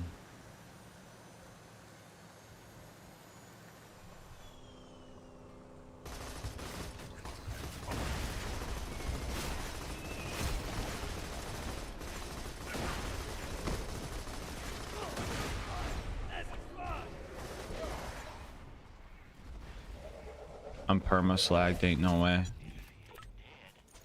Great. You're very efficient. I respect that. The last medicine shipment was being delivered by boat, but we lost contact. Find it, please.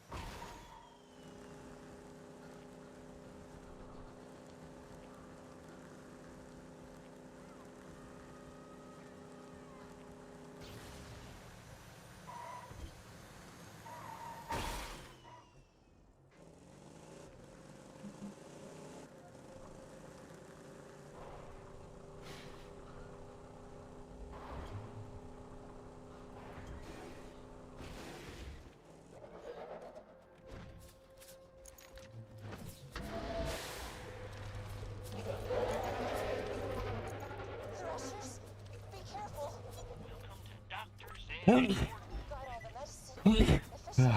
Very efficient. Yeah. Now please. I gave up about 20 levels in the Chaos Chamber. Chat, 1,000 sub goal, hit Chaos 100. 1,000 sub goal right there.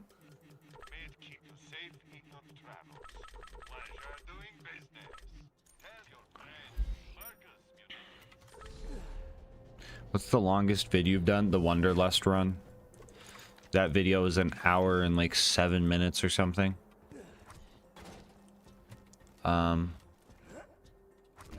The longest actual run, probably the chopper run because of the Dexy fight. Welcome to the gang. Yo, yo, yo, yo, yo. Hunter, as always, thank you for the 11 subs. Well, chat. Wait, somebody clip that. Can somebody clip the timer? Was that right? That should have added 66 minutes. If that feels like it added a shit ton. Can someone clip that to make sure that added 66 minutes? That math don't seem right.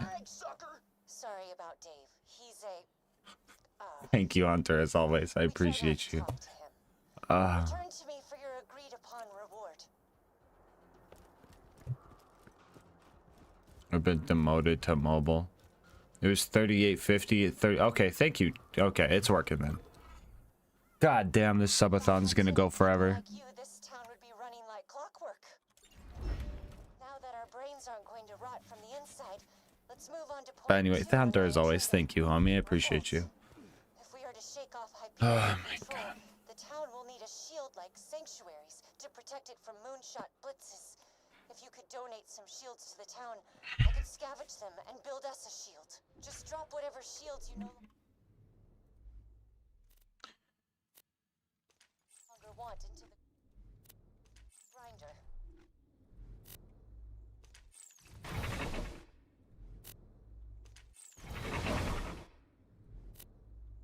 Welcome to the gang. Near PL Rack Dance, near PL Rack Dance the GOAT. Keep up the fire content. Breathe easy homie near PL Rack Dance, near PL Rack Dance. Oh, those emotes are funny. Thank you, Pluto. Pluto, dude, that song was so fucking fire. I watched it before bed. Shit, that shit was motivational. I kind of want to make that to like a music video or some shit, dude. That shit was fire.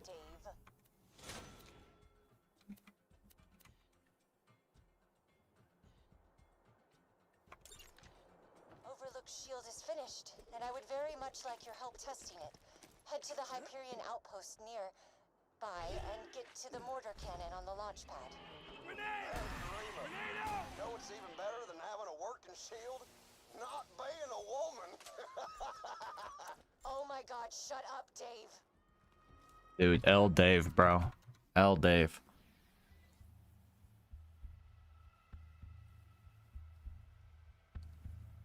$600 minutes? Wait, what? What's up, Quad?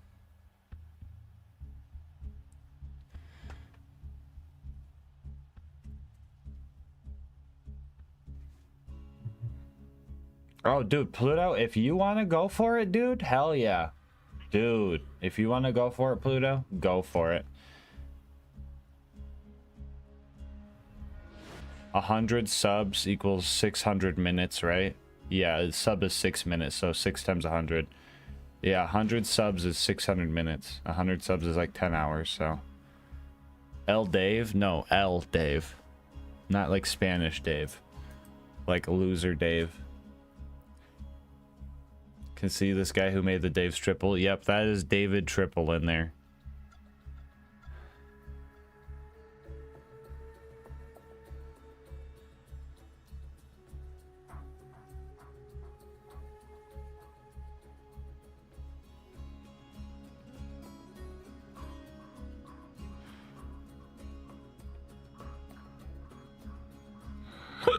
Ugh. 100 subs is tempting. Ain't no way, bro. Ain't no way, bro. Quad, don't say anything. Quad, I know what you're thinking. We both know what we're thinking, okay? Don't say anything. Alright?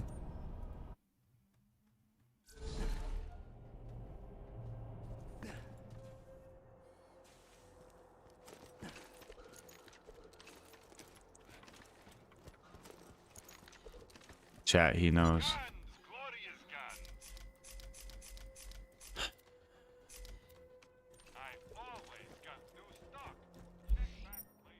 What did I miss while in school? We did all the marbles races, Craig Mick. No, just kidding. I was sleeping. I just woke up not too long ago.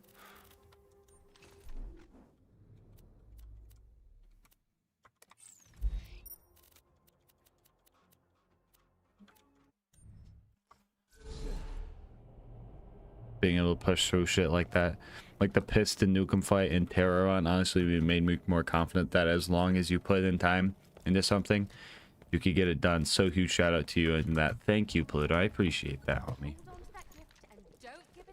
I appreciate you saying that. If it bleeds, it can die, you know. And it's like once you see the light at the end of the tunnel, ain't nothing gonna stop me. 12 runs, no Hydra. Isn't the Hydra like a 1 in 3? That's unlucky.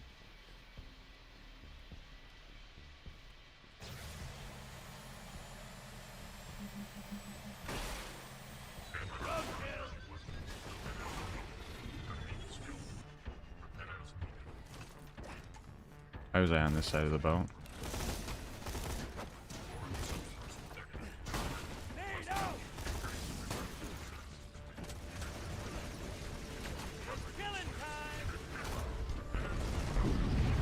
I forgot I have nuke turret.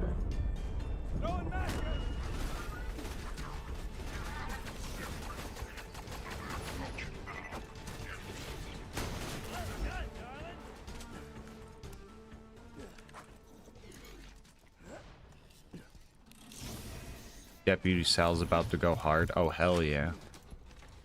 Get it.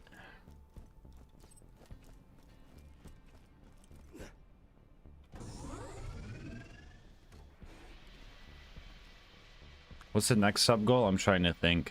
So we still gotta do the Wendy's queso challenge today. How'd the queso challenge go? We didn't do it yet. We're doing that today.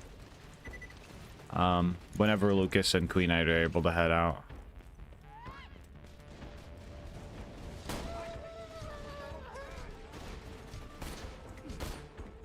Off the wall.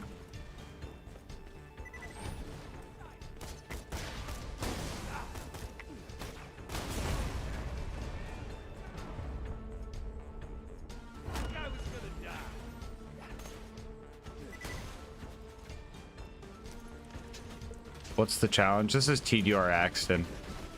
Only allowed to use TDR stuff for the run.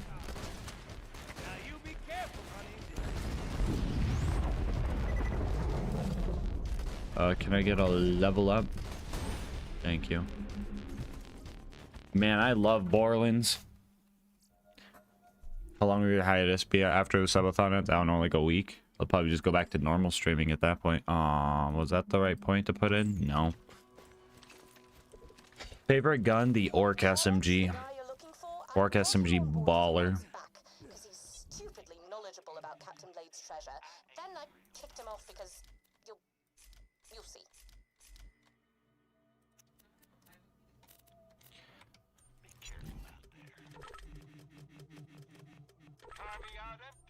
Oh, if Herbert asks about me, don't say anything.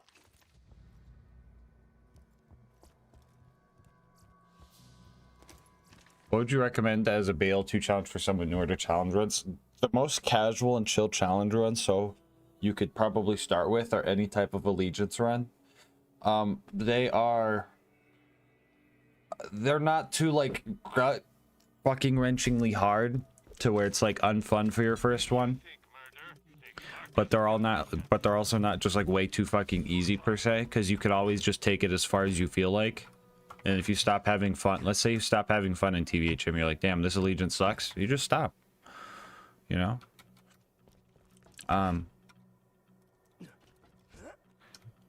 But yeah, allegiance run's always a good start. Always a good start. Don't be me and be like, what if I do the Bane first as my very first challenge run? Don't do that. That's... Can I get up here? I really want up here now for some reason.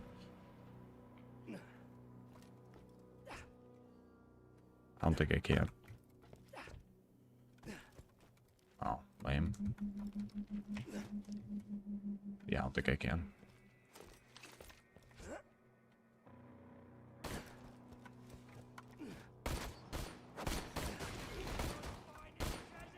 Bro's a boot.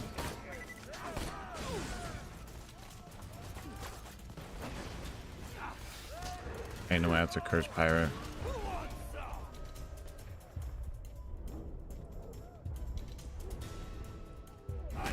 What is blocking it? Okay, fine. I'll start killing shit the proper way.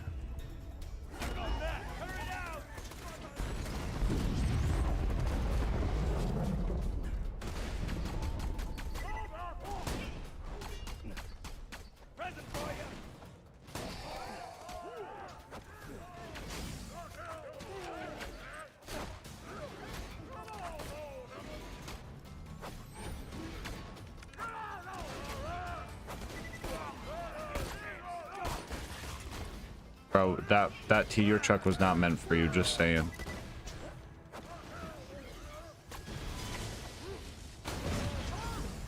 Oh, hi guys. I didn't even notice you.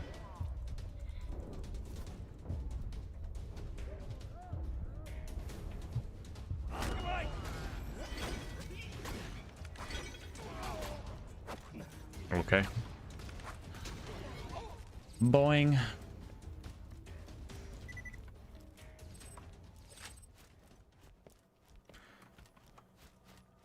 Good morning. What was your most painful challenge you've done so far? Honestly, getting bodied by that one Angelic Guard during the Terramorphous Krieg run was so just like gut-wrenchingly, oh no, dude. One Angelic Guard took me like 2 hours. It was crazy.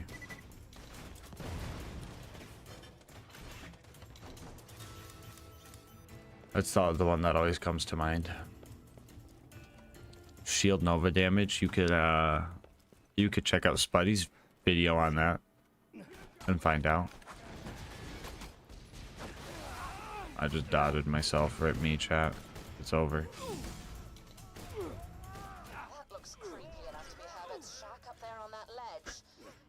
Good morning, Talf.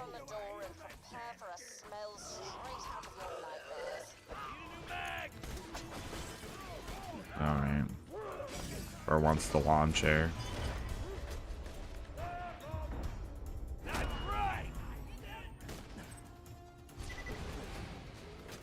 Headshot. Close enough.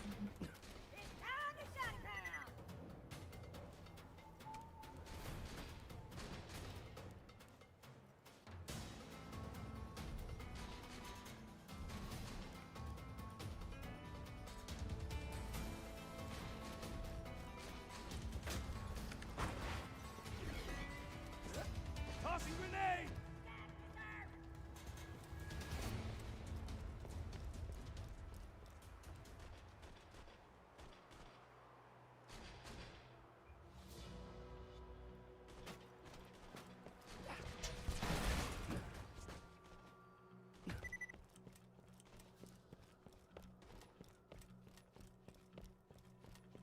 I'm gonna try Danny K. There's a few that I don't think I'll be able to get, but I'm gonna try.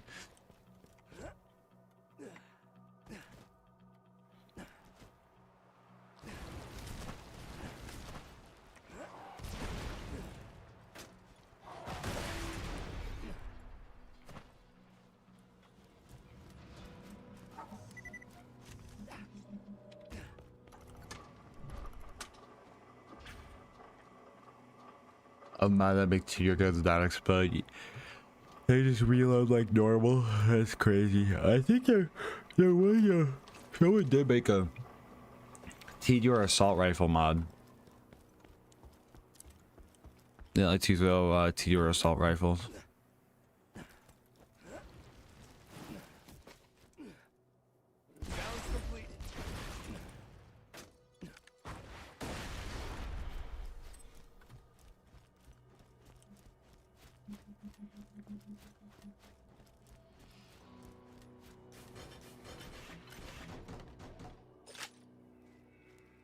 Is there a mod that randomizes levels? There might be. That sounds terrible.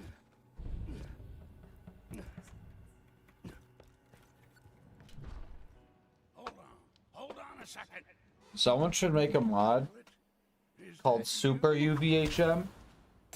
And pretty much what it does, it makes UVHM scaling for normal and TVHM mod. I can taste her scent on you.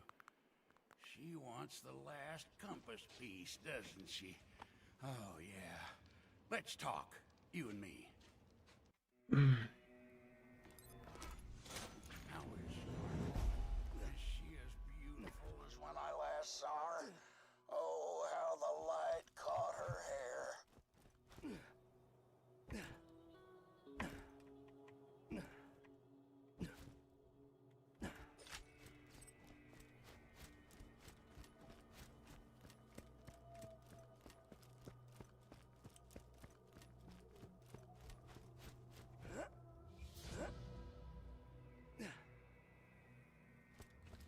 Oh, oh, oh, oh, oh, oh, oh, oh, oh, oh.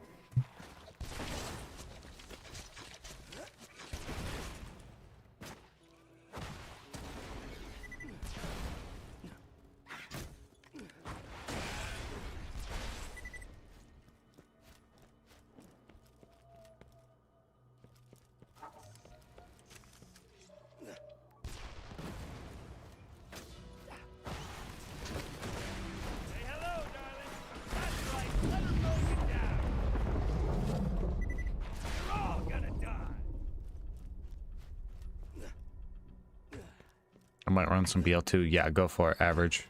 Go for it, dude. I was worried something like this would happen. Just collect his little love letters as quick as you can. Love Zero as well. Nobody showed him the poll from yesterday where everyone said Zero was bad. Yeah, there's only like 12 unique TDR items in this game. There's not very many. The one I'm most worried about is the motherfucking the Avenger, just because it's a pearl. We might get one, but getting an on-level Omen doesn't sound realistic.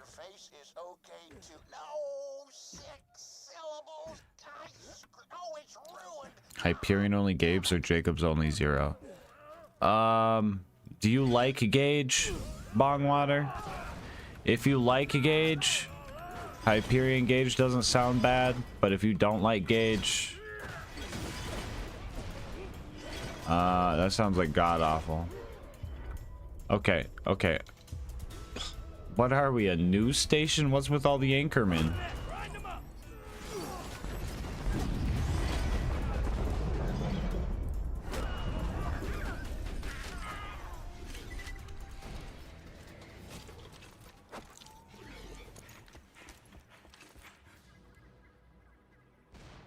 Who breathing like that, dude?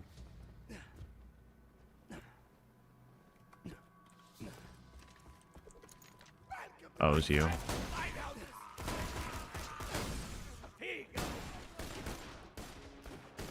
Give me the fucking money.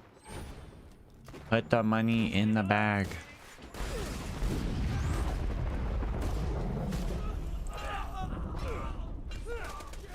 Ain't no way, curse pirate. Oh my god.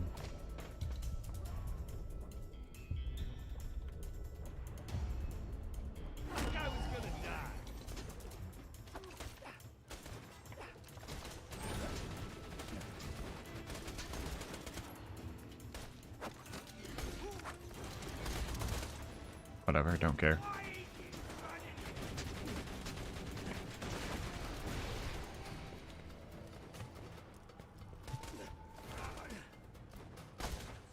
Ain't no way.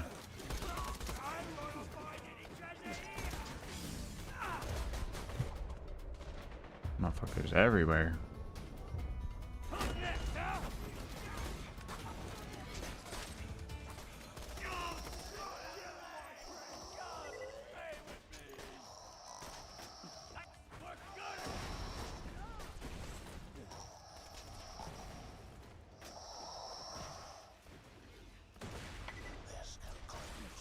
Damn, that was a headshot.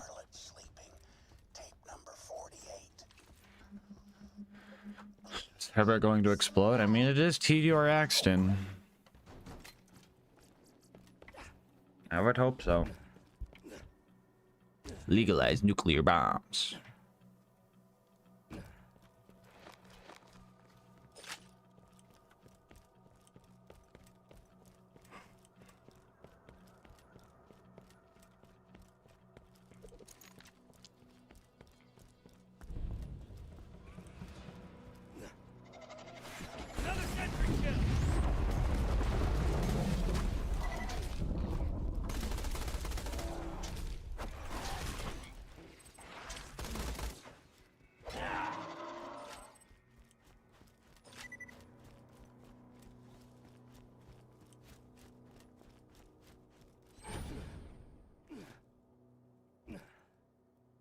Today, Scarlet caught a crewman stealing from her. She's so honorable. Through my telescope, I saw her give him a gun to defend himself. As she ran him through with her sword, I knew. She's the one.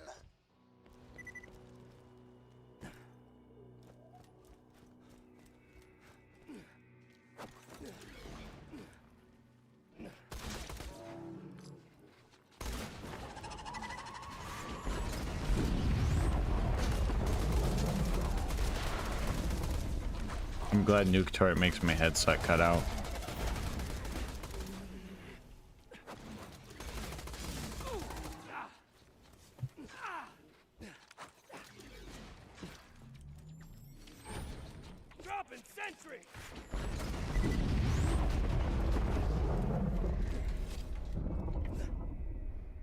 Finally got it and it's usable. Let's go.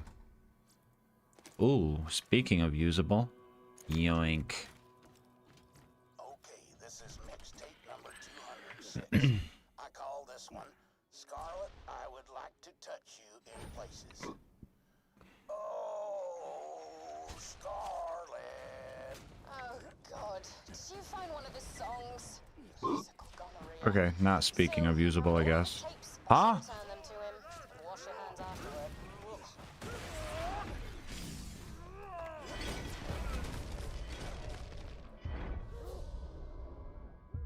This bitch slow as hell. Ugh. Ain't no way. Did he just deflect a rocket back at me? Is that what I just seen?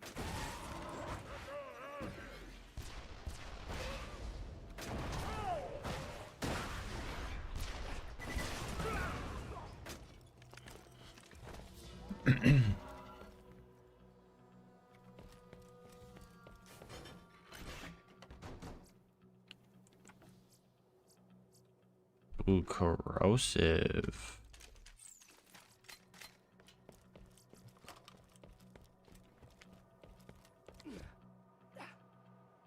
Play Wonderlands again or have Herbert live in your house? Huh. I don't know. Probably Wonderlands. I don't think Wonderland's that bad. What should we do for the next sub goal, guys? I gotta think of one. What are we doing at 800? What are we doing at 800? Put the stinky on him. Molly wants sniper. Okay, so you got the Jeremy, the Pimpernel, the Volcano, the Storm. Scarlet will have to take me back. The last compass piece is in that chest. I think it's just those, right?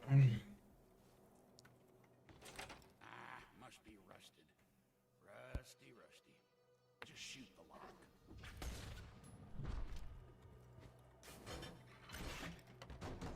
Finish TPS with Claptrap. That's easy. Destroyed the last piece of the legend. Whoops. Whoops. Looks like when you shot, blasted the final. BL2 speedrun. Ooh. Ooh. Hold on, you might be onto something.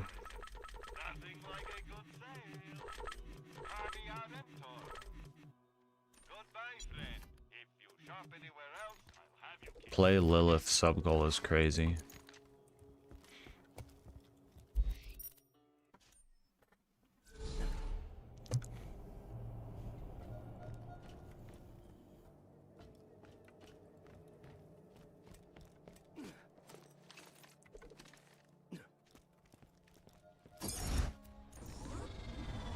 Ain't no way.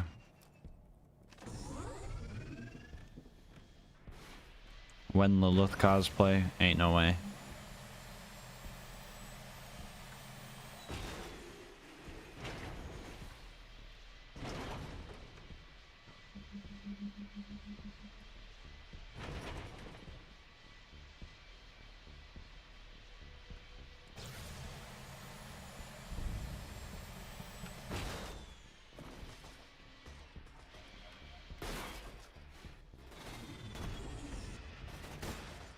DLC speedrun? I have been wanting to speedrun.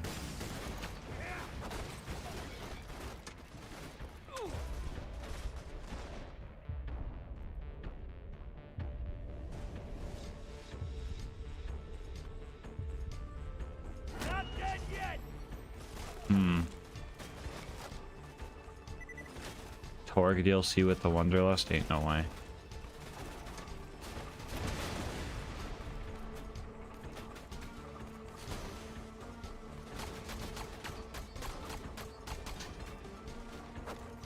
I mean, we not get a crit with a spiker.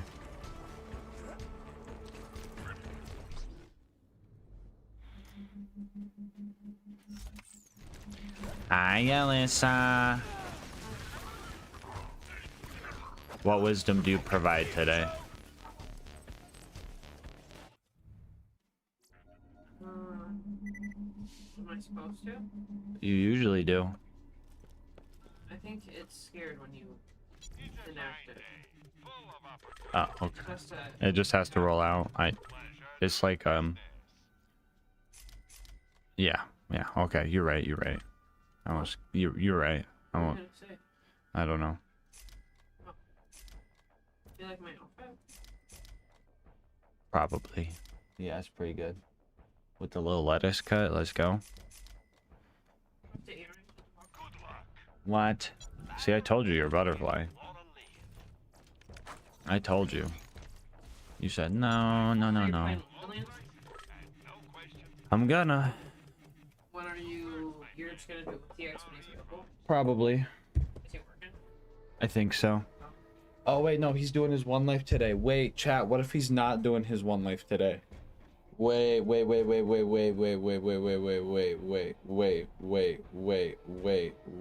Oh, he already went live. He went live like 6 minutes ago. Sounds like crying emoji in the chat. Please, mentor TX and pretty we whipped cream on top. Please play more with me. That's what you said? Yeah. The Michigan Achievement Scholarship is funding every grad, every pass. Streamception? Odds are your high school senior.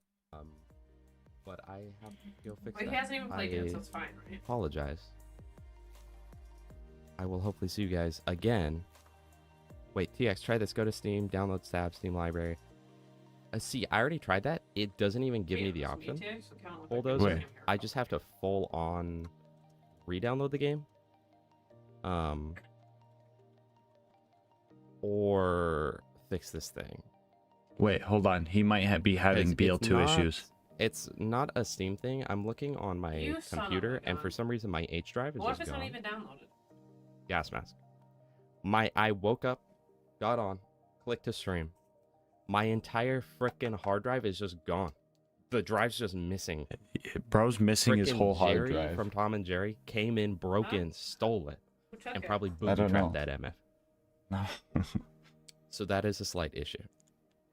So I need to restart stream. But literally the whole drive is missing. So I don't know how that happened. No gaming.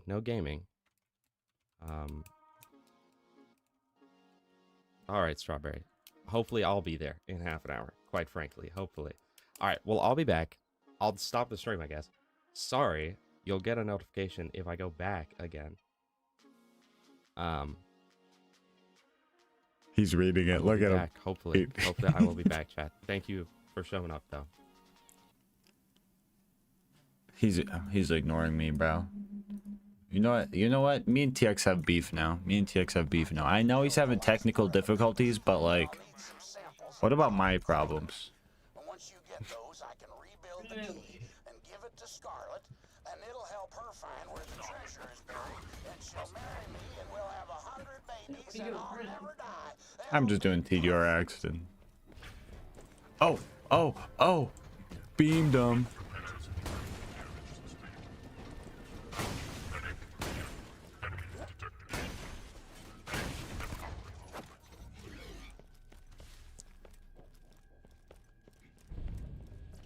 Yes, just a few more bits of polycriton. I've studied the lost treasure of the sands for months now. I'll rebuild the compass for her.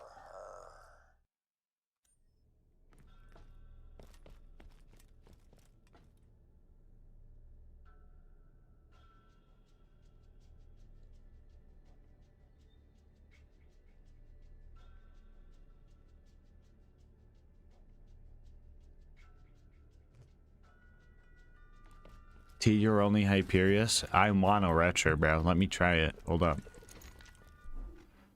Let me slag these motherfuckers, dude. Look at this dude.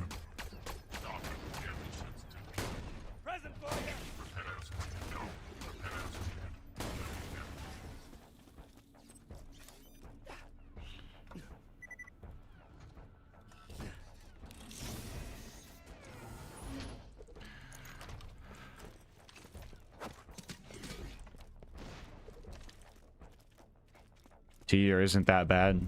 Yeah. It's just, once you get in the end game, I feel like you can't shoot them anymore. You just gotta start chucking. I hope the subathon never ends. I don't know about that, Chief. I don't know about that.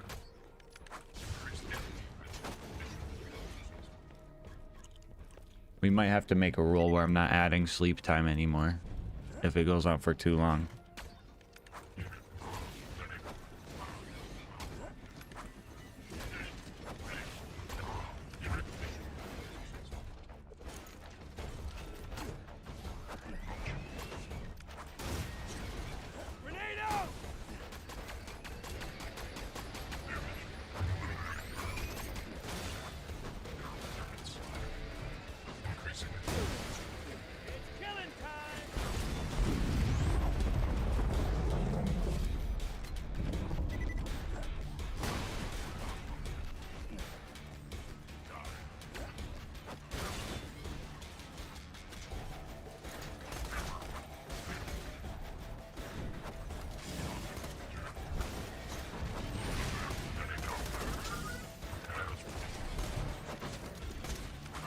Look at this peg lag on motherfucker, dude.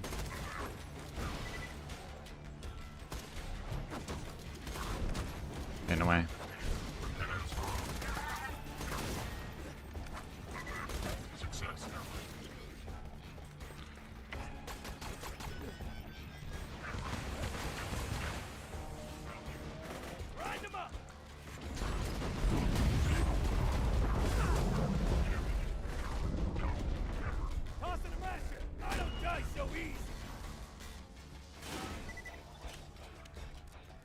Do you have a hard limit for stream in mind? No.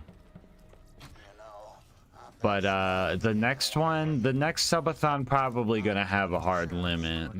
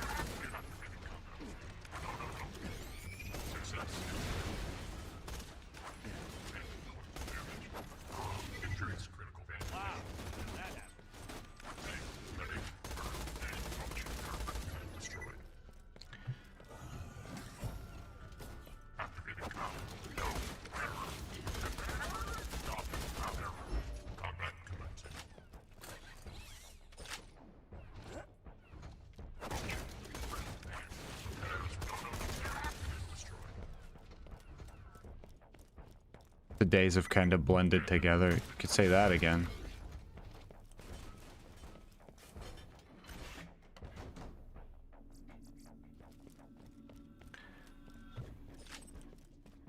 Yeah, they're currently on day 46. Yeah.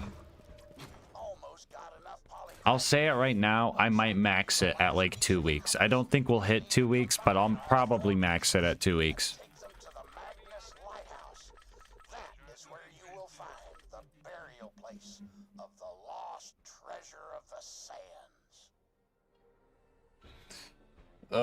Yeah, I definitely underestimated you guys. I'm cooked. Does he show up over there yet? No, okay.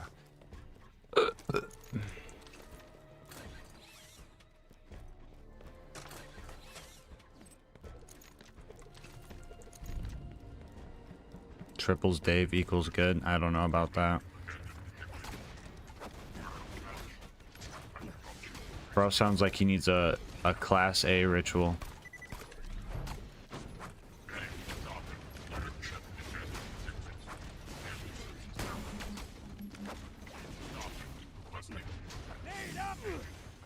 Ain't no way. Ain't no way.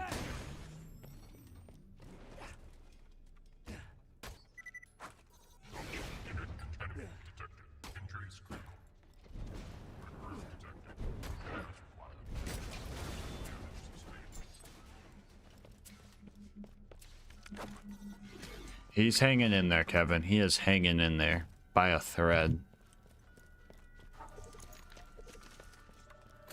I think he's gonna go get me Wendy's low-key whenever they full wake up.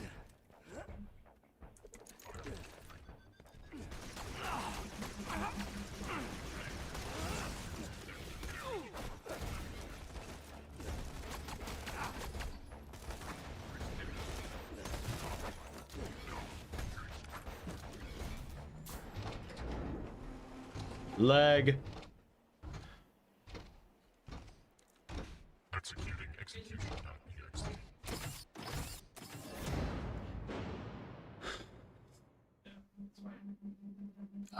It's soon. I'm gonna have to restart it soon.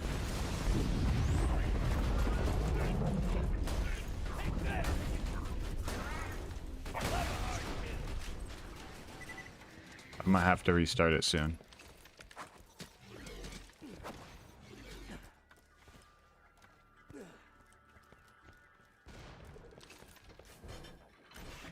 Is that a level 8 fastball? It's like level what? 13?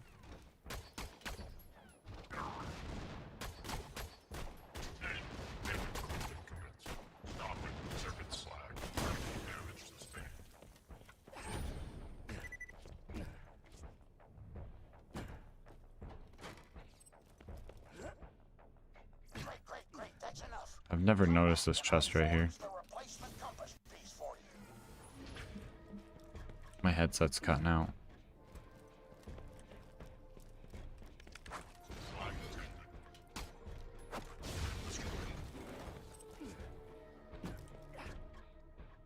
Let me get in a Kirby challenge run when I think of a fun one I want to do.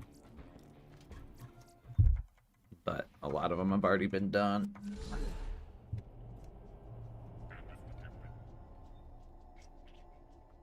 Go farm a new fastball? What the fuck? Where? Where do I farm a new fastball, Septic Bong Ladder?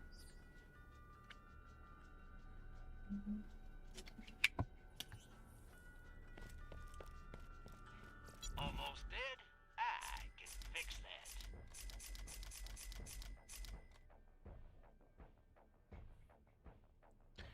Hey Flacked, how's it going? TVH hemp? Ain't no way, bro.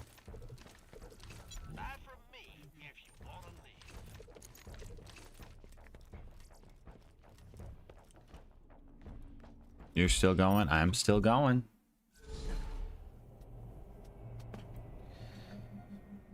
Dawa yibabu, awa, babi babu wa, awa, bawa wa wiwa, miwa wa, biwa wa wa wa, miwa. Can I see the pits?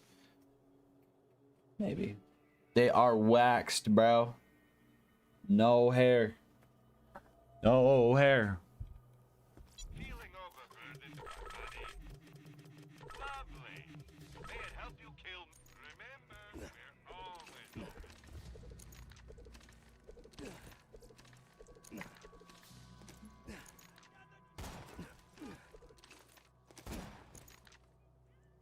Sub 42 after you. Well, there's only 1 minute of YouTube not added right now. Because I added it all last night and there's only been one since that.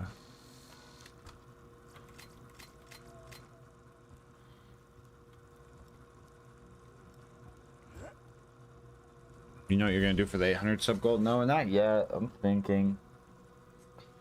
I already got a fucking.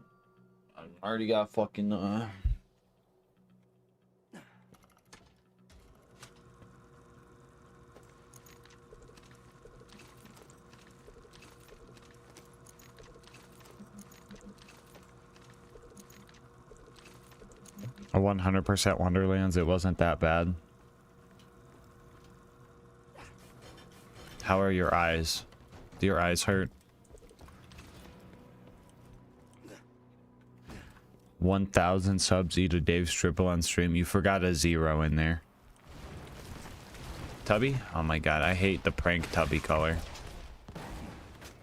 Yeeters. Ain't no way, bro.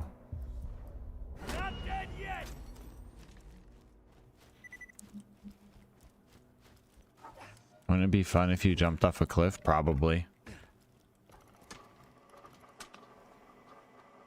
Oh, I was like in Minecraft. Excuse me. No, what do creepers do is probably lurking. For every time I die, he's gonna give me he's gonna add 10 minutes to the timer, bro.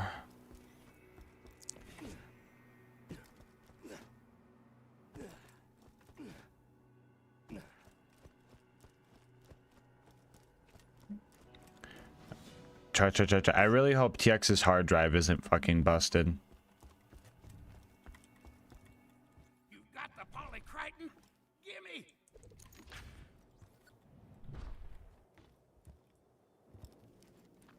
And this goes there. Tighten that. Cut that down just a hair. What about a one knife? I just did a one knife recently. It's not like out of the question, but I am kind of one knifed out after the last attempt. So there is the idea of doing a run where you have to get all the vault symbols, but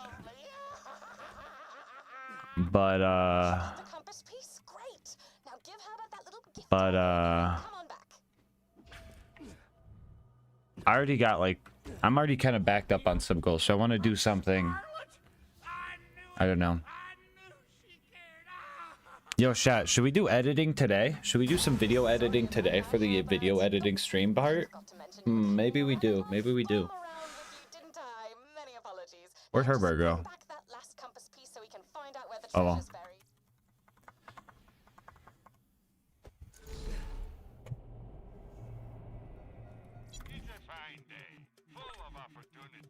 I'm sure we'll be doing this again soon enough.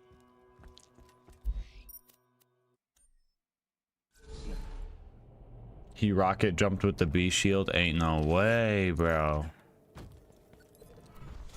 Herbert, it's time to assemble the compass and find out where Captain Blade buried his treasure. Here, this is my piece of the compass. Take it. Now combine it with the other 3 pieces of the compass you've collected on that table over there. There it is. The compass of the sands. Please grab it. Sans?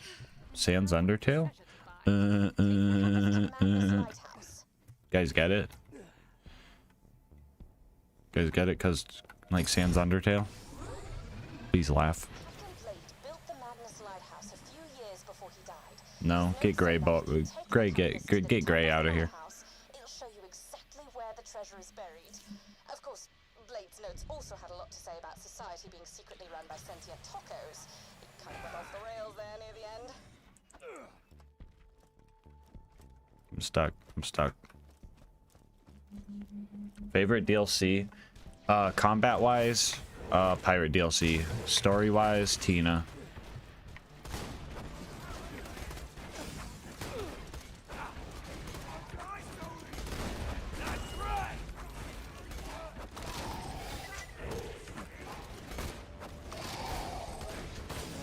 Somebody clip what just happened. Did that a cursed pirate turn into another cursed pirate when it died? What the fuck did I just watch?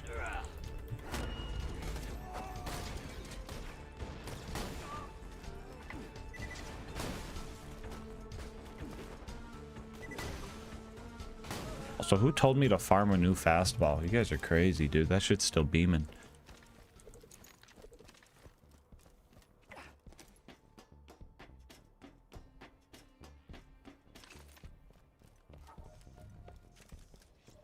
Why does it say Borderlands?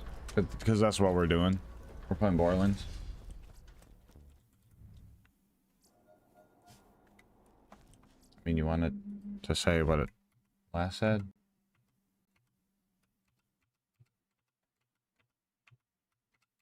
Never mind. I can't.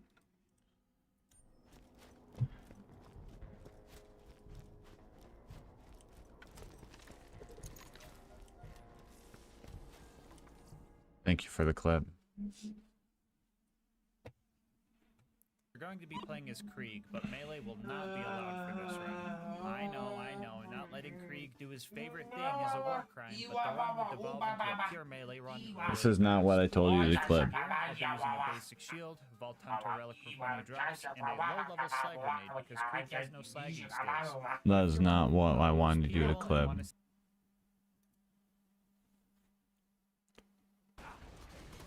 Oh no, there was just 2. It really looked like there was 1 though.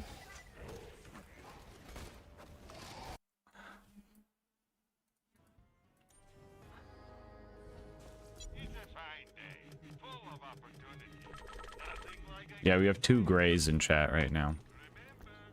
We have G-Ray and Gray.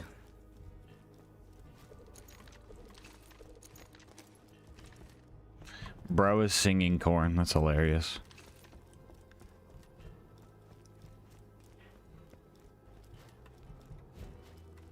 Hey, pirate, cinder block.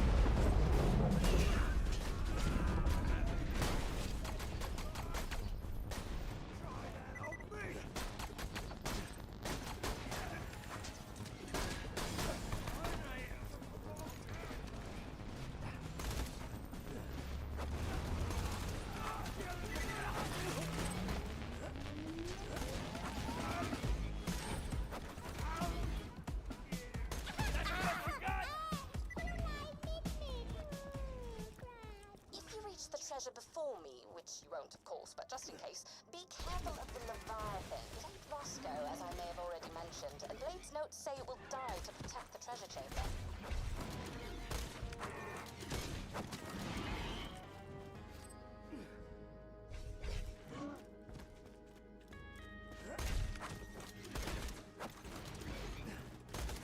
Welcome to the gang.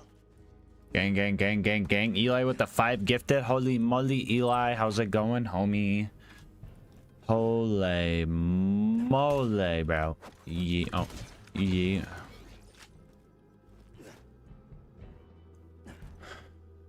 Holy moly. Thank you, Eli. Appreciate you, homie. How are you on this fine day? Shepherd's pie tutorial when? I don't know.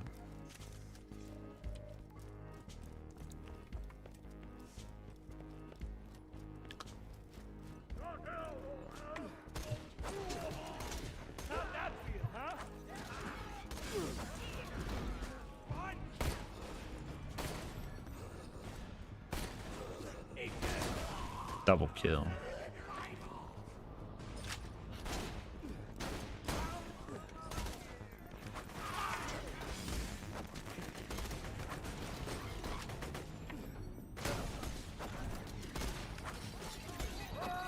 Hey, Mr. BB.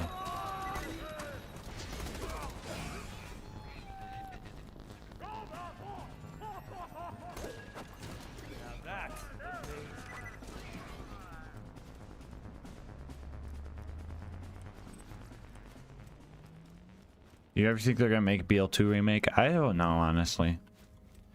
Part of me wants to see it, part of me doesn't want to see it.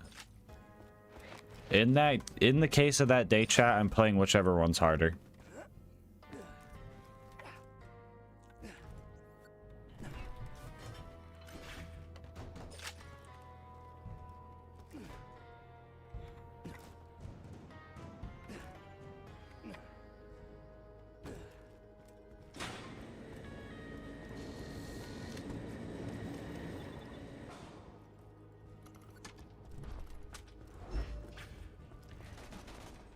Hey, pirate, cinder block.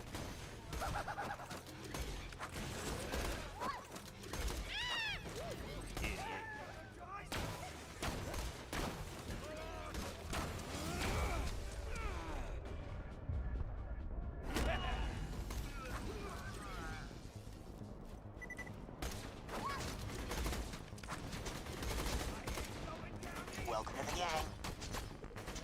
Yo, yo, yo, yo, yo, yo, yo, yo, yo, yo, yo, yo, yo, yo, yo, Gray. Thank you for gifting one to Captain Chaos. Holy moly.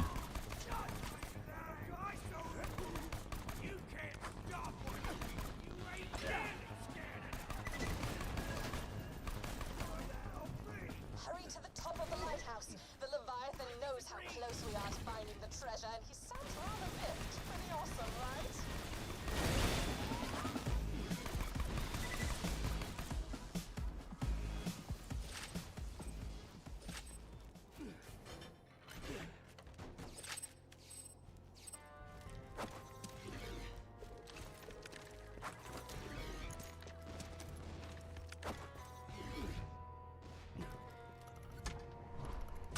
Wawa.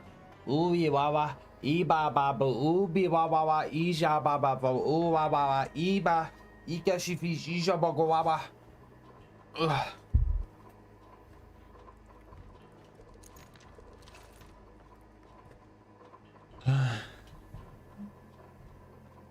Yeah, I heard about that flak. That's crazy.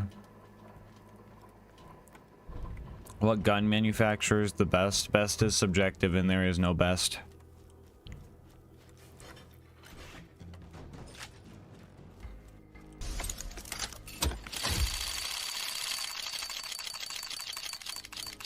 Let me hit this fast travel element. Element is a gambling man.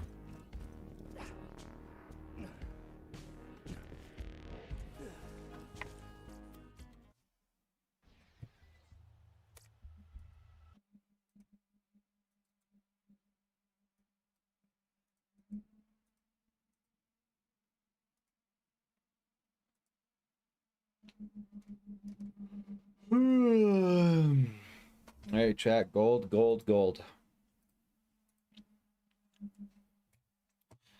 Do you know which one we're doing, element? What is that?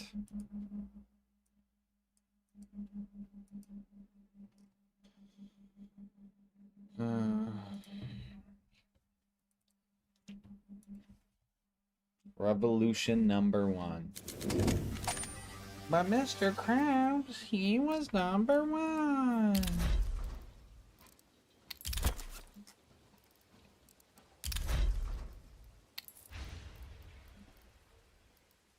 Viva la revolution. Yo, chat, my stomach hurt. I'm hungry.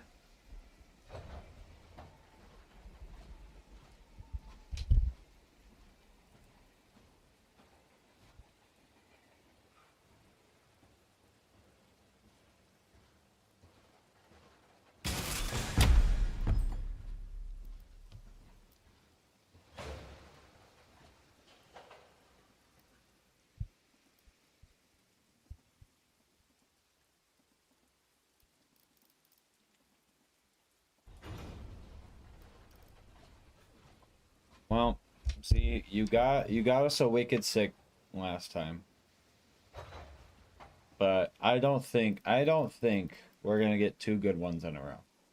I really don't. So I'm gonna have to say goodbye, Element Z. I'll see you in 3 hours.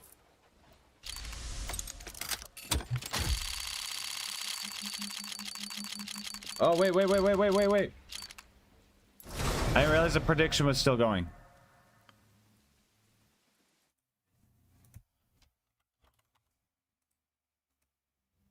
And submissions. Okay, we're good. Oof, that was close. But hey, guess what? Guess what we got, chat? Guess what we got? A motherfucking stat track purple! Ooh! Banana cannon! Ooh! Ooh! Stat track, what is it? Minware. Not bad, not bad. Banana cannon. Do we still ban for it? No, that's a purple. It's a purple. He stays.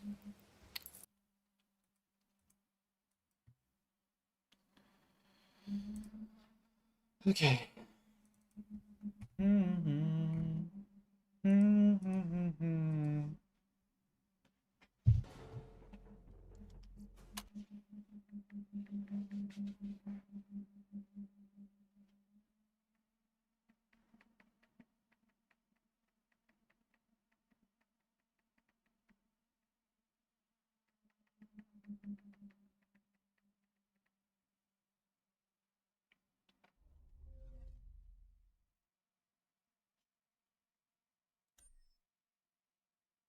Alright, I gotta flip the YouTube bot. Give me a sec, chat. Alright, YouTube chatters, give me a second. You're gonna disappear for a second, okay? You're gonna have to re-find the stream. Alright? 1 sec. Wow, as soon as I wake up, my views start dipping. Crazy. Chat thinks I'm Amaranth or something, bro. Alright, hold up.